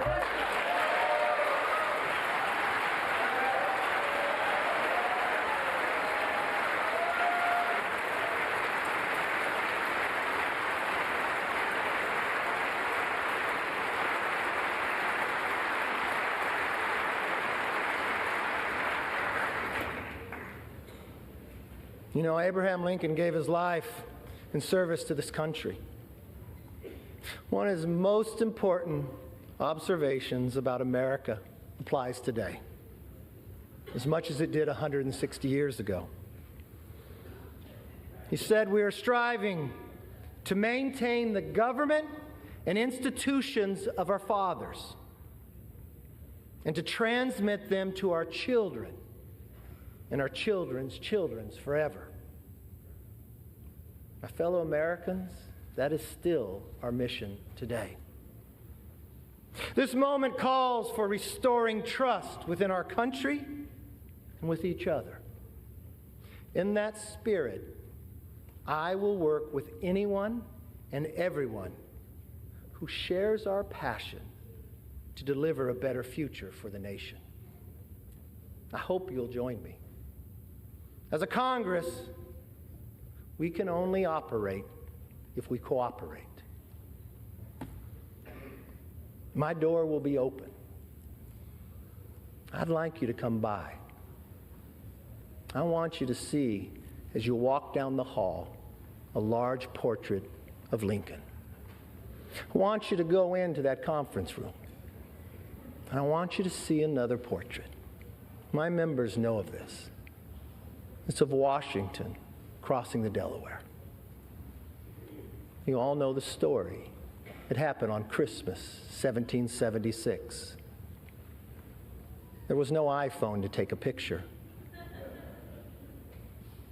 People wonder when it was painted. It wasn't painted by someone who was there. It was painted in 1850 and 1851. He was an immigrant who lived in America, Emanuel Lentz. You know why he painted it? Because he knew America was more than a country. America was an idea. He went home to Germany, and he wanted Germany to have a revolution based upon the values and freedoms that we defend every day. His talent was art. So he believed if he painted this painting, he could inspire his countrymen to rise up for the idea of freedom. Well, many historians will tell you he didn't get it correct. They'll tell you Washington crossed on a Durham boat, but he paints it with Washington in a rowboat. You see 13 people, but only 12 faces. You see Washington standing up in a rowboat in the middle of winter, wearing a ceremonial uniform with his hand on his chest. He looks so stoic. You would look at that man, you'd say, I'd follow him anywhere. You probably believe that he never lost a battle. But history would tell us at that moment, at that time, he had only lost. We had never won. You see, that was the night of our first victory as a nation when we surprised the Hessians. But when you look at that painting, don't look at Washington. I want you to look at who's in the boat. You see, the second rower in the beret, he's Scottish. The person directly across from him in the green, rowing in the exact same cadence, is an African American. You come down right to the middle in the red, the person who's rowing the strongest is a woman. And in the very back is a Native American. I don't know from a historic fact if they were in the boat that night, but to this young immigrant who had lived in America, that's who he believed would be in the boat. The second to last person is a farmer. He could be from Bakersfield, I'm not sure. His hand goes across his face. People will debate this part. But what I see is a hand of the 13th person nobody sees.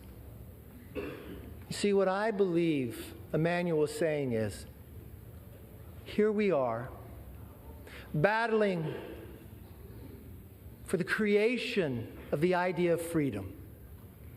That every individual is equal, not a perfect nation, but striving to be a more perfect union.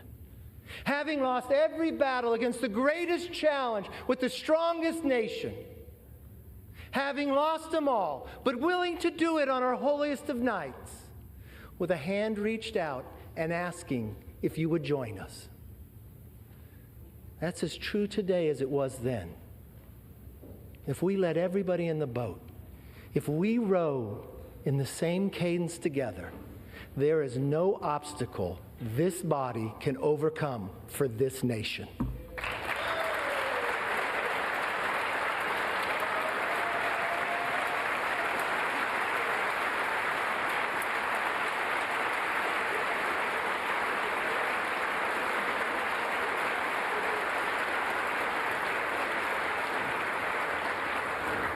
It is time for us to be the voice and worthy of their vote.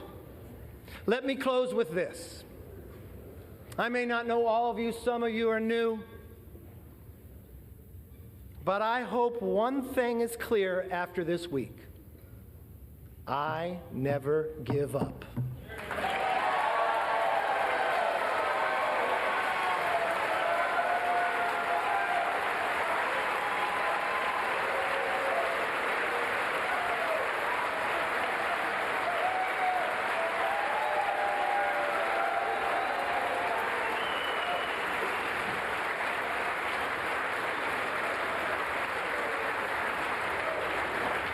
I make this promise.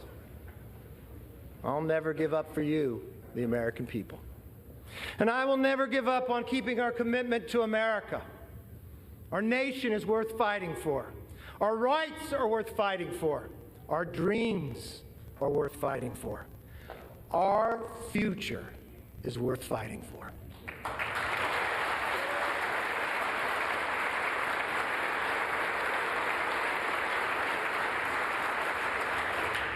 Therefore, with love for this country and charity for each other, let us now take our oath and be worthy of the office on which we are about to enter. God bless everybody in this chamber, and God bless America.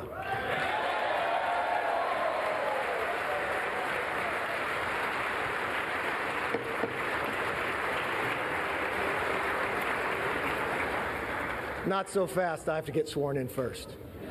Sit down. I am now ready to take the oath of office. I want to ask the Dean of the House, the Honorable Hal Rogers of Kentucky, one of my first mentors, to administer the oath of the office.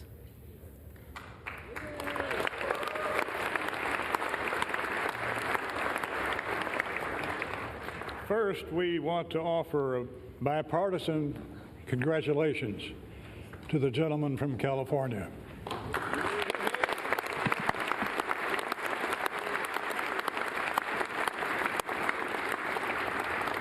Now, will the Speaker designate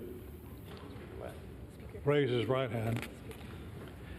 Do you solemnly swear that you will support and defend the Constitution of the United States against all enemies, foreign and domestic, that you will bear true faith and allegiance to the same, that you take this obligation freely without any mental reservation or purpose of evasion, and that you will well and faithfully discharge the duties of the office on which you're about to enter? So help you God. Yes, I do.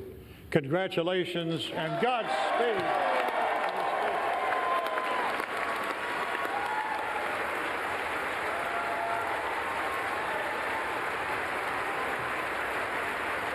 Thank you.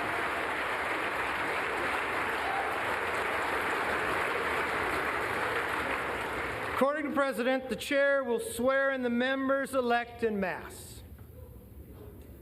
The members-elect will rise. The Chair will now administer the oath of the office. All members-elect will raise their right hand. Do you solemnly swear or affirm that you will support and defend the Constitution of the United States against all enemies, foreign and domestic? That you will bear true faith and allegiance to the same? That you take this obligation freely without any mental reservation or purpose of evasion, and that you will well and faithfully discharge the duties of the office on which you are about to enter, so help you God. Congratulations. You are now members of the 118th Congress.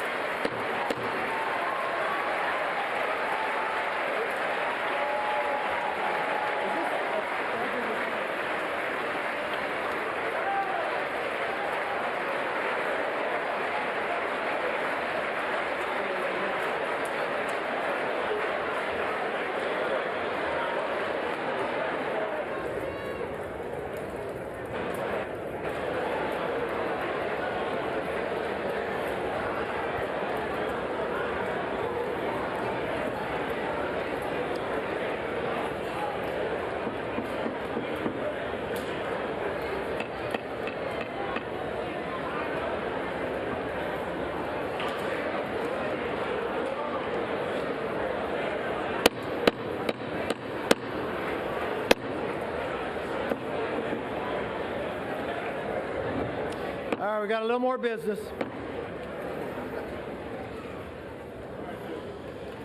I hope that was worth the wait. The chair recognizes the gentlewoman from New York, Ms. Stefanik. It is my humbled honor to be the first to address you from the floor of the People's House as Mr. Speaker.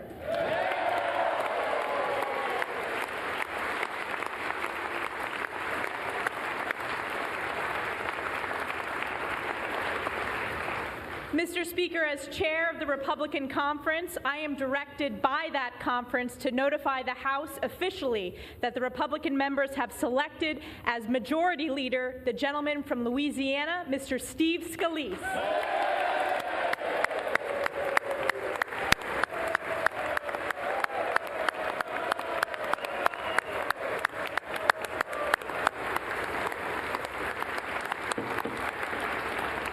The chair recognizes the gentleman from California, Mr. Aguilar. Mr. Speaker, as the chair of the Democratic Caucus, I have been directed to report to the House that the Democratic members have selected as Minority Leader the gentleman from New York, Mr. Hakeem Jeffries.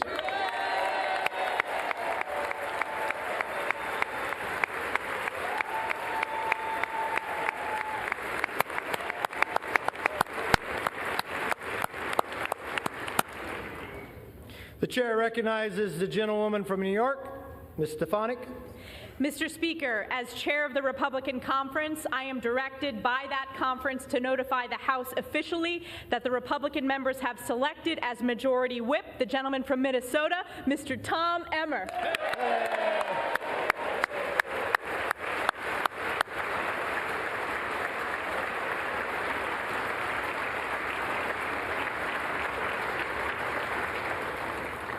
The chair recognizes the gentleman from California, Mr. Aguilar.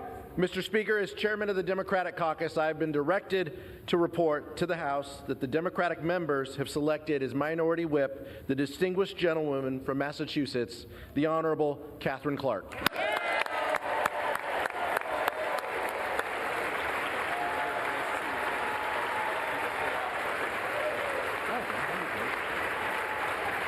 it all done. The chair recognizes the gentlewoman from New York, Ms. Stefanik. Mr. Speaker, I offer a privileged resolution and ask for its immediate consideration. The clerk will report the resolution. House Resolution 1. Resolved that Cheryl L. Johnson of the state of Louisiana be and is hereby chosen Clerk of the House of Representatives. That Catherine Spendor of the Commonwealth of Virginia be and is hereby chosen Chief Administrative Officer of the House of Representatives. And that Reverend Dr. Margaret Grun Kibben of the Commonwealth of Pennsylvania be and is hereby chosen Chaplain of the House of Representatives. The gentlewoman from New York. Mr. Speaker, I yield to the gentleman from California, Mr. Aguilar, for the purpose of offering an amendment. Mr. Speaker, I have an amendment to the resolution, but before offering the amendment, I request that there be a division of the question on the resolution so that we may have a separate vote on the chaplain. The question will be divided. The question is on agreeing to that portion of the resolution providing for the election of the chaplain. Those in favor say aye. Aye. Those opposed? The ayes have it. This portion of the resolution is agreed to, and without objection, the motion to consider is laid on the table. Now, if we could just have all votes like that. Don't blame me for hoping. The gentleman from California. Mr. Speaker, I offer an amendment to the resolution offered by the gentlewoman from New York. The clerk will report the amendment. Amendment offered by Mr. Aguilar of California for the remainder of House Resolution 1. That Tasia Jackson of the state of New York be and is hereby chosen Clerk of the House of Representatives. That William J. Walker of the state of Maryland be and is hereby chosen Sergeant at Arms of the House of Representatives. And that Gideon Bergin of the state of New York be and is hereby chosen Chief Administrative Officer of the House of Representatives. The question is on the amendment offered by the gentleman from California. Those in favor say aye. Aye. Those opposed say no. No. The noes have it. And the amendment is not agreed to. The question is on the remainder of the resolution offered by the gentlewoman from New York. Those in favor say aye. Aye. Those opposed say no. Okay. The ayes have it. The resolution is agreed to, and without objection, the motion to reconsider is laid on the table. Pursuant to the provision of Section 208A, the Legislative Reorganization Act of 1946, the chair appoints William McFarland of the state of Maryland to act and to exercise the duties of the Sergeant of Arms of the House of Representatives effective today.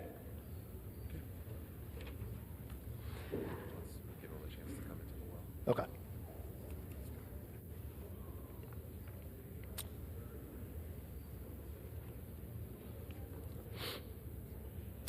The chair will now swear in the officers of the House. Raise your right hand.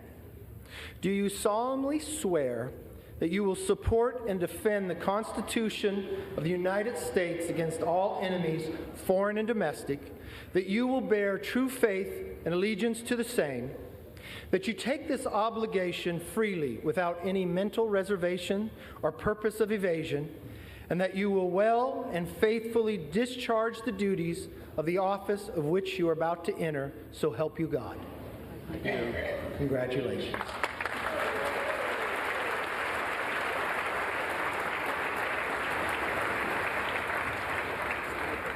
Okay. Are we going to end the night after this? For what purpose does the gentleman from Louisiana seek recognition?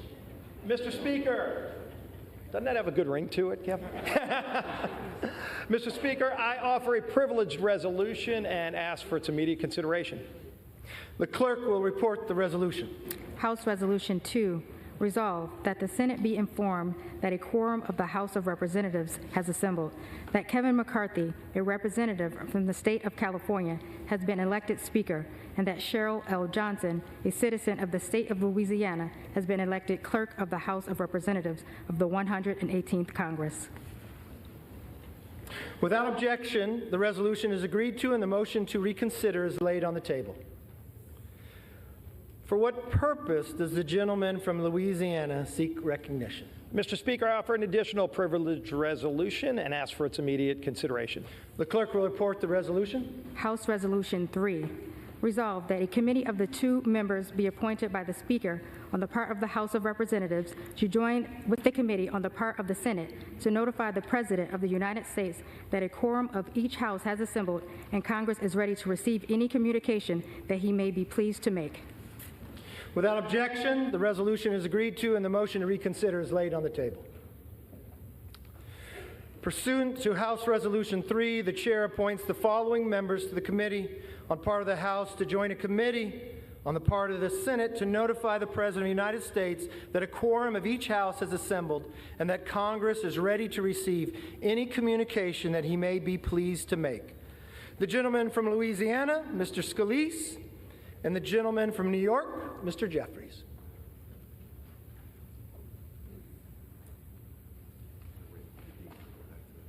Oh.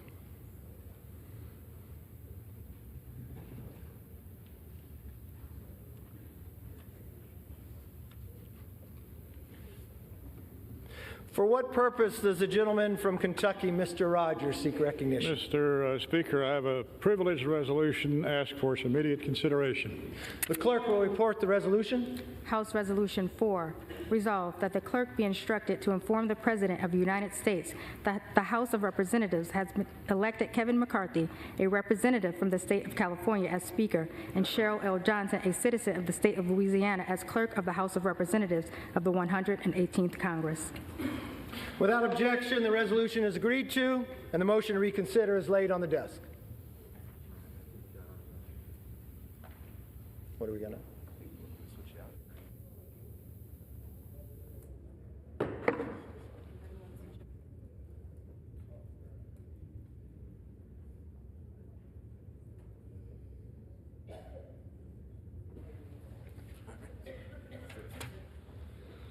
The chair would like to make a statement concerning the introduction and reference of bills Since the rules of the 118th Congress has not yet been adopted, the rights of members to introduce bills and the authority of the Speaker to refer them is delayed.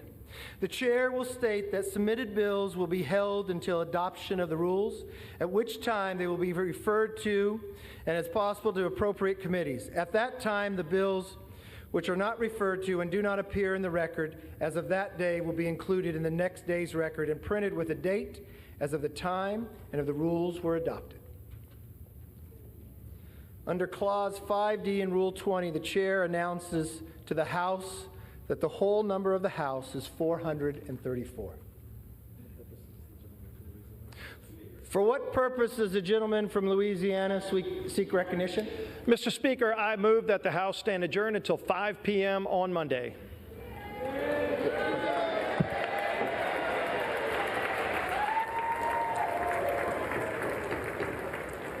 On the motion, all those in favor say aye.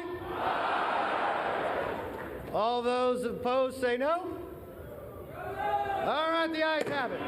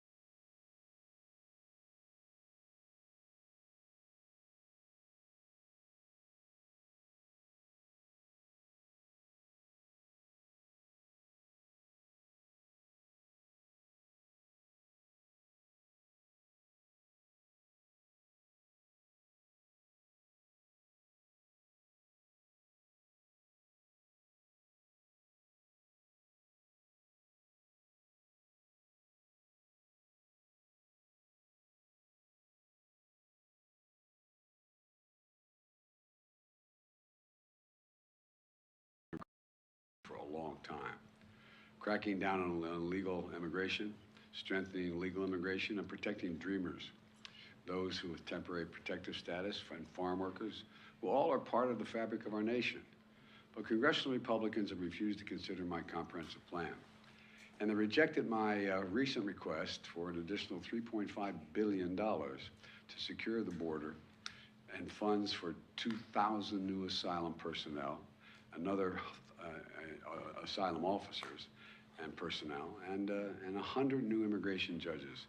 So people don't have to wait years to get their claims adjudicated, which they have a right to make a claim legally. And the failure to pass and fund this comprehensive plan has increased the challenges that we're seeing at our southwest border. No one knows this better than the Vice President. And to truly understand what's happening there, it's important to step back and see the bigger picture here. You know, I know it's hard to see, but because our politics has been so divisive, you know it's getting much better, you've all observed, but it's been so darn divisive that it clouds the picture. I mean, it clouds the picture. But let me explain what I'm going to do, and as clearly and plainly as I can. I know it's a complicated issue. I don't want to pretend there's anything easy about it. People come to America for a whole lot of different reasons, to seek new opportunity in what is the strongest economy in the world. Can't blame them wanting to do it. They flee oppression, you know, to the freest nation in the world. They chase their own American dream in the greatest nation in the world. And the story of America is the story of so many of your families, including mine, going back to the mid-1800s from Ireland. Now, there are a number of ways to immigrate to America legally under our existing laws. For example, an American citizen can sponsor an immediate family member from another country. An American company can sponsor an employee from another country. There are visas for students to study in our colleges and other special categories. And regardless of the